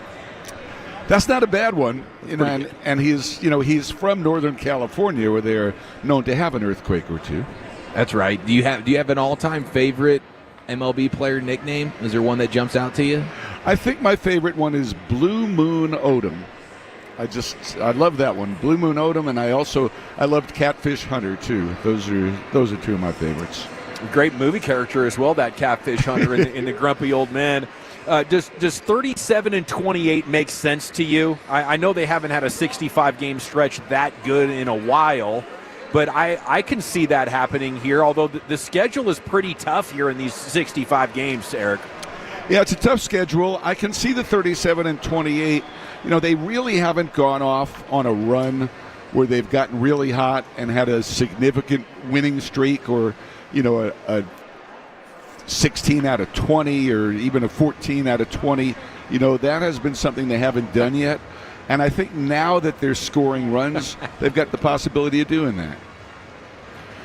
We're seeing a ton of Tiger fans here, Eric. Do you consider Detroit as one of these teams that just travels really well? Well, you know, we always used to see a lot of Tiger fans back when the Tigers were good. In the years in the 80s, you know, at the old ballpark when they had that great team with Alan Trammell and Lou Whitaker and Lance Parrish and Kirk Gibson, there would be as many Tiger fans in the ballpark as there were Ranger fans. And during the years when the Tigers weren't necessarily relevant, you know, that kind of ended. And once they became good again in the Verlander years, we started seeing more Tiger fans. So I think now that they have the best record in all of baseball, it's not surprising at all to see all those Michigan transplants here. Eric Nadel with us here on the Fan. Eric, what do you see the early role for John Gray being once he gets back in the saddle? Well, this is just me. I don't know what they're going to do, but I don't see how they have any choice other than putting him in the bullpen. Mm-hmm. You don't have to stretch him out fully if you put him in the bullpen. He can give you multiple innings. You can use him as a closer in some games. To me, there's a crying need in the late innings. You know, we've talked about this before, and it hasn't gotten any better. The one-loss record for the four high-leverage relievers on the Rangers staff is 3-17. They have some nice earned run averages and nice opposing batting averages, but they lose a lot of games late. You just look at this month. The Rangers are 7-5 in July. In all 5 of the losses, they had a lead. Wow. And the bullpen's got to get better, in my opinion, if the Rangers are going to make the playoffs, whether it's as a division champion or as a wild card team. They need help in the late innings, and I think John Gray's the guy to give it to them. Eric, we meant to get to this with you last week, but Anthony Davis of the Mavericks just had to have surgery on his torn retina. And we were thinking, like, oh, my gosh, that's what ruined your streak, Eric. What can you, when you reflect back on that torn retina, I mean, it sounds freaking terrible. It can be terrible and it can be not so terrible depending on how soon you catch it. The first one that I had, the one that ended my long streak of consecutive games, was really messy because I didn't recognize what the signs were. I just started seeing a lot of floaters, or black dots spinning around that I thought were fleas or some kind of insects. And it turned out my retina was in the process of detaching. And when I woke up the next day, it was as if somebody had spread Vaseline over my eye. And that's when I went and saw, a retina specialist. And by then, it was a bloody mess in there. And they couldn't even do the surgery yet. And I still don't have all my vision back in that eye. When the retina detached in my other eye a few years later, I realized the warning signs immediately, and I got in, and it was a very simple procedure to correct it. So, again, it's all in how soon you figure out what's going on and get it attended to. It's good PSA. I'm going to be on the lookout for those floaters here. Okay. Yeah, absolutely. Hey, is Detroit that good? Are we facing a juggernaut here, or could we dream about winning this series or maybe sweeping them? Well, we took 2 out of 3 in Detroit in May, and it's not like they weren't playing good baseball then. They were 25-13 going into the series with the Rangers. The Tigers eked out a win in the first game behind Tarek Skubal 2-1. Corbin pitched a great game but was the losing pitcher. And then the Rangers won 10-3 and 6-1 behind DeGrom and Eovaldi. Now, DeGrom's not going to pitch in this series. Eovaldi is. But you look at the Tigers on paper, and they're solid, but they don't appear to be that good. They don't appear to be a 98-win team. To me, they're probably a 90-win team. Last year they won 86 games. So I think it's time for them to cool off, and no better time than this weekend. We'll drink to that, buddy. It is a Friday, so you got to tell us what you're drinking and what you're thinking before we let you go. Well, I've been drinking green tea, trying to be healthy, just get a mild amount of caffeine in me. And what I'm thinking is people really need to come out on this homestand. This is a crucial homestand to determine what the Rangers are going to do at the trading deadline. I expect they're going to do not a whole lot given the budgetary restrictions. I can't see them going into a sell-off, but they've got to make sure they win this homestand, or else there may be some sort of a sell-off. So come on out. There's only a few thousand tickets left for each of these games against the Tigers, but we've got the A's coming in next, and then the Atlanta Braves, who have underperformed this year, but still on paper are a super baseball team, and these should be really entertaining games. 3-team homestand. Come on out. You got me fired up again, buddy. Have a great weekend, and we'll catch up with you next Friday. Thanks so much. There he goes. Thank you, Eric Nadel. Brought to you by Tylock George Eye Care and TXU Energy. I mean, they could be 12-0 this month, Chuck, if they just got some better bullpen or maybe some late inning hits. But definitely better than the 7-5 they've been, and that's one of the reasons people are very optimistic about what we're about to see in these final 65 games. It is time now for the best audio from the world of sports, pop culture, talk radio, and or the internet. Let's play them all and vote on which one we like the best in the G-Bag of the Day. All right, fellas, it is G-Bag of the Day from Friday, July 18th. And we're going to get it started.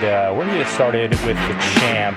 This is Ross Labinski on Sean and RJ, filling in for Pepe, struggling a little bit to screen calls. Let us know. 877-881-1053. Ross, who do we have? So sorry, I did not patch them through, but I talked to a guy who just had a kid who recently graduated 2024 from Hillcrest High School. That's right here in DISD. He said they can do like fundraisers, but coaches can't put money out of their own pocket for that sort of thing. Wow. All right. If we have any more calls, Ross, put them on hold. We'll patch them through. Poor Ross is back there. He's He's writing down. He's transcribing. He's taking notes. I was like, what's taking so long? I talked to him to the mic. If you're on the fan cam, I was like, let's go. Come on, we don't need a live story. But Ross was actually getting the story. He's like the court reporter using that like shorthand, those typewriters that have 4 buttons. We can take calls in sports radio. We good? Yeah, we got one. All right, let's go to the next Tolo. Ross, who do we have? Ross? Yeah, here we go. Okay. Ross, can you hear me? How you going? Hey, what's up? Who do we have? Sorry. It's all trial by error there. Ross Lubinsky in the pin cup, trying to figure it out. And I just picked up on that piece of audio. Apparently, Sean, while he's doing the show, if he's on remote in a Zoom chat, will start hollering at you. So you got to have that in queue as well. I mean, that's a man that runs a very tight ship, and Ross was not quite up to the task, but he is a 2-time Gbag of the Day champion. He is. Going I for think 3. All's well that ends well there for our guy Ross. Who's challenging today, Jacob? Oh, we got a 2-for-1 special on the Sean and RJ show. Evidently, the bleep button isn't just an issue for me and Eric. It's an issue for Kevin Walker as well. And don't worry, guys. I did listen to this one beforehand, and we are good to go. So here's Kevin Walker struggling with the bleep button. Bleep that, Kevin. Bro, you want to talk to me, bro? No, I don't. You want to talk to me? Then back the bro. All right, stop the audio. That was bleep. Stop the audio. It was tight, but that was bleep. Wow. So how many bombs got over? Wow. I think it was 3. I had to bleep 3 of them. So I mean, there were so many. Bleeps that had to happen in those audio clips. Yeah, like a lot that of dude's bleeps. rant was insane. Must have saved the wrong one. What's the ruling on that, you think? I don't know. I think he cut off I think he cut off the middle. I think he left the first and the last syllable. I think that was the issue. But I know 2 of them got over clear as day. So. Well, the good news, if you don't have any broadcast experience, if you can get the thumbs up, you can learn it all on the fly. Yeah, absolutely. Trial by error. Okay, so is that officially a Kevin Walker? That is, yeah. Okay, yeah. That's a Kevin Walker submission for the first time in Gbag of the Day history. Yep. K-Dub is on the board, and he is eligible for the championship. Who else is challenging? All right, this one got sent to me earlier. Apparently, this lady's daughters, or she found some grilling equipment out in the yard, and couldn't figure out why it was out there. Oh, no. So she asked her kid why her husband's grilling tongs were left in the middle of the yard.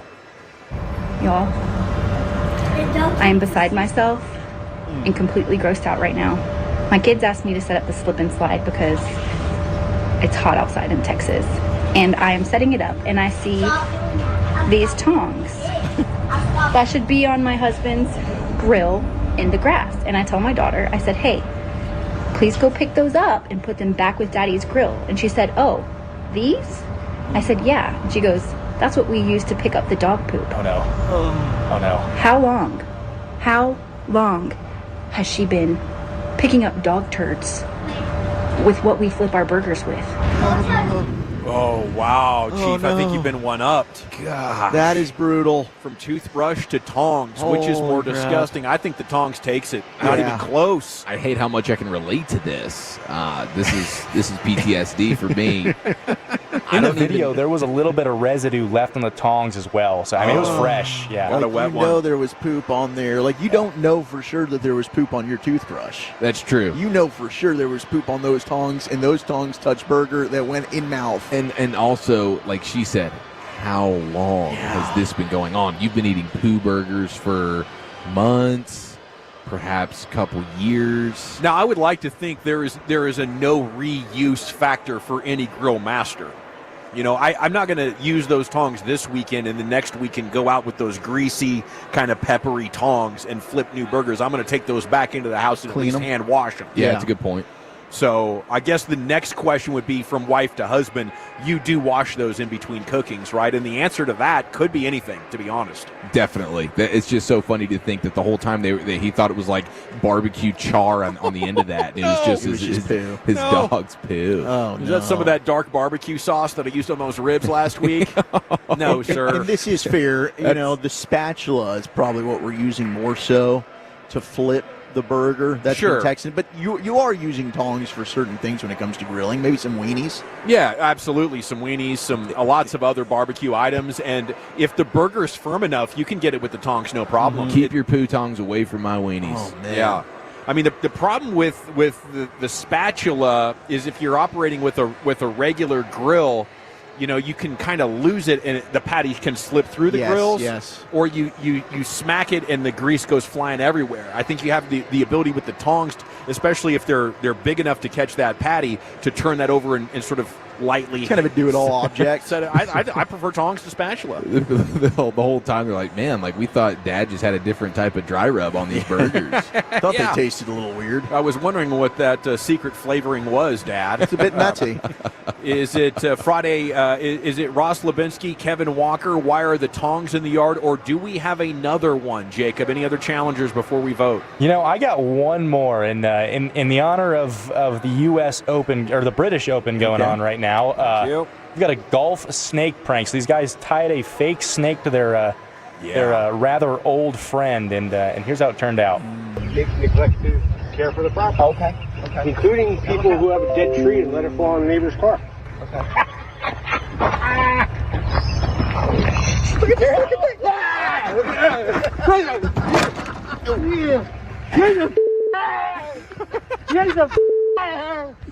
Yes. It's fake! It's fake! Oh, no. It's fake! It's fake! You could get somebody seriously hurt like that. Dude. An older gentleman, maybe a little heavy set. Wow. Because the snake's on like a piece of string, like a fishing line. Then the harder you run, the more it looks like it's picking up speed chasing you. My goodness. It's diabolical. Those are great videos, man. I love it. I think that's the best thing going right now on short scrolling. That's epic. It's the fake snake prank. Is it that? Is it the tongs? Is it the Kevin Walker or Ross Lubinsky there with Sean and RJ? I'm going to go with why are the tongs in the yard, Chief? How about you? Give me the chant, Ross Boss. Okay, we go into the Pimp Cup. Jacob Ray set to vote. Who you going with? I'm going to stick with the champ, Ross Lubinsky. Wolchuk? I think we're going to tong it. Okay, let me see if we can get this tie broken by Ruben Portillo. Remote engineering. Do you have a vote? The champ? The tongs. The tongs. By a score of 3-2. And your new Gbag of the Day champion. Why are the tongs in the yard? Thanks to Ruben for satisfying that tie or deciding that tie. It's time now for LA Live. Let's do this. Well, all right, you squares. It's time to smoke. Fire up this funk and let's have a toke. It'll make you dance to some of everything. Everybody dance. All right, LA Live for July 18th, 2025. You need your weekend warning, of course. Don't crash out. If you go to jail, what is it? Establish dominance quickly, which I think could be a trap. If you're not capable of establishing dominance quickly and it's your first night in the joint, I would say just try to lay low. Yeah. I don't know. Maybe the text has some better advice. What if you can't establish dominance quickly? I can't fight. I'm going to end up getting whooped here. No. Mind your damn business. Yeah. And just try and stay as far away from the bathrooms? danger. Yeah, from the shower bathrooms. Yeah, the shower. Don't drop the soap. 100%. It's a good time to remind yourself that God gave you 2 ears and one mouth for a reason. Yeah. Right? Just listen, lay low. I think try to. But now, if somebody does step to you when it's fighting time, you can't cower in the corner. No. Because then you'll get picked on. No. So you have to be willing to fight. I just say don't go looking for it. Don't go looking for it. It's better to get your ass kicked and gain the respect of a guy who stood tall and gave his best than the guy who, like you said, ran into the corner. Because now you are the ultimate target, and when those lights go out, the night's just starting for you. No. That's right. You can gain respect. And Fred Davis, if you need some support and advice, he can give it to you. He talked about how he established dominance quickly when he spent time in prison. I could see Fred being an alpha in the yard. Absolutely. At least to some extent. Right. But I would not at Rikers, No. It kind of depends on what the human resources situation is there in that particular jail. Now, I've been looking for Sean Sharif throughout the day. I've been hoping that we could. The hell is he? We could squash the beef that like Bobby Belt, I think, started a number of months ago when he was not a 5-time Gbag of the Day champion. He got stuck at 4. So then there was a rap battle, and Belt and Chief went back and forth. But then, I guess over the last month or so, whenever we've come up, it does seem like they are trying to talk about us negatively. I'm always a team player. Yeah. Right? Like, I don't think I would much rather go against the competition.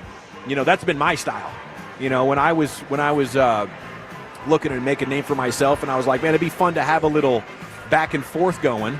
I look at other radio stations as the targets, maybe other TV stations, writers. Yeah. Like, who's saying stuff that's offensive to us or we think is idiotic that doesn't work here, Like, I guess from my perspective, for Sean and RJ, like, you want to build us up so, it helps the overall radio station. And up until them, like, nobody had this erroneous idea that the Gbag Nation had a difficult time giving out items, right? It was a foreign concept to me. Whenever we're there, if we have something, they're gone within the hour.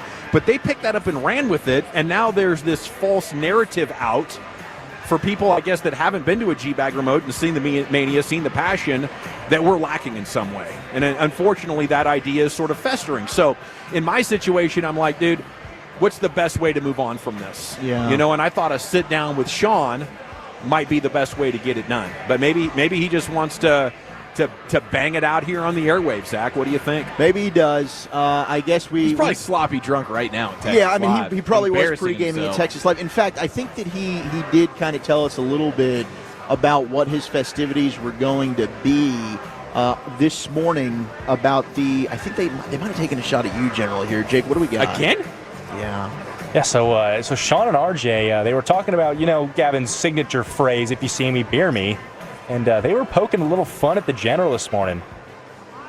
Diamond Cavs on your home of the Rangers. If you see me pre-gaming with the fam at Texas Live, shout me out, hook you up with your beer, and then 7 o'clock first pitch on this radio station. So you're saying would be, if you see me, I'll beer you. You're not demanding people beer you when they see you. You're not just like, see me, beer me. You're going to give them their beer. Like That's Gavin kind Dawson once selfishly did. Yeah, you're actually going to give out those beers, not just ask people to give them to you when they see you. Yeah. I mean, I love it. That's fun. Yeah, it's just my signature catchphrase. If you see me, bear me.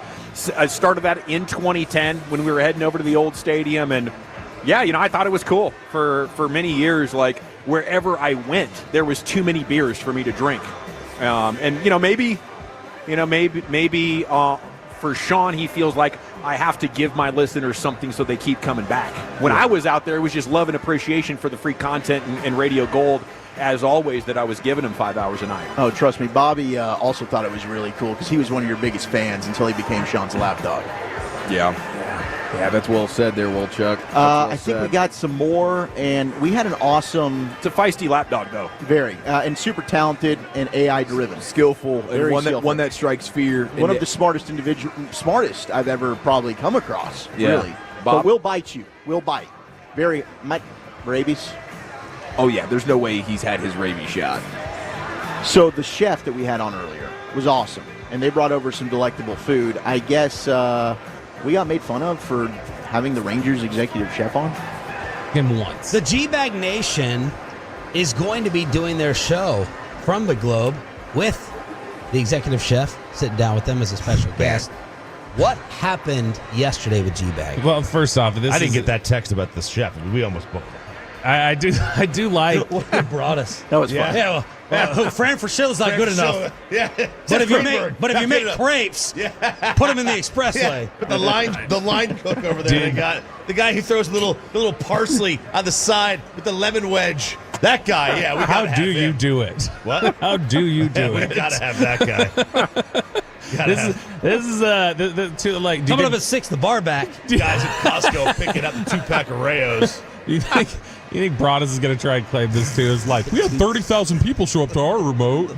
All right, so yesterday. That's also funny. Yesterday, for a second day in a row, Ross being unable to screen calls. What Gbag Does Corey in the day. Seager show up at your broadcast? Yeah. I mean, that was pretty funny. That was pretty good. That was good. That's That good was content. Yeah, that's fun. I definitely don't want to take ourselves so seriously that we can't handle a good joke. No, that was that's pretty the funny. first good joke I've heard. Yeah, and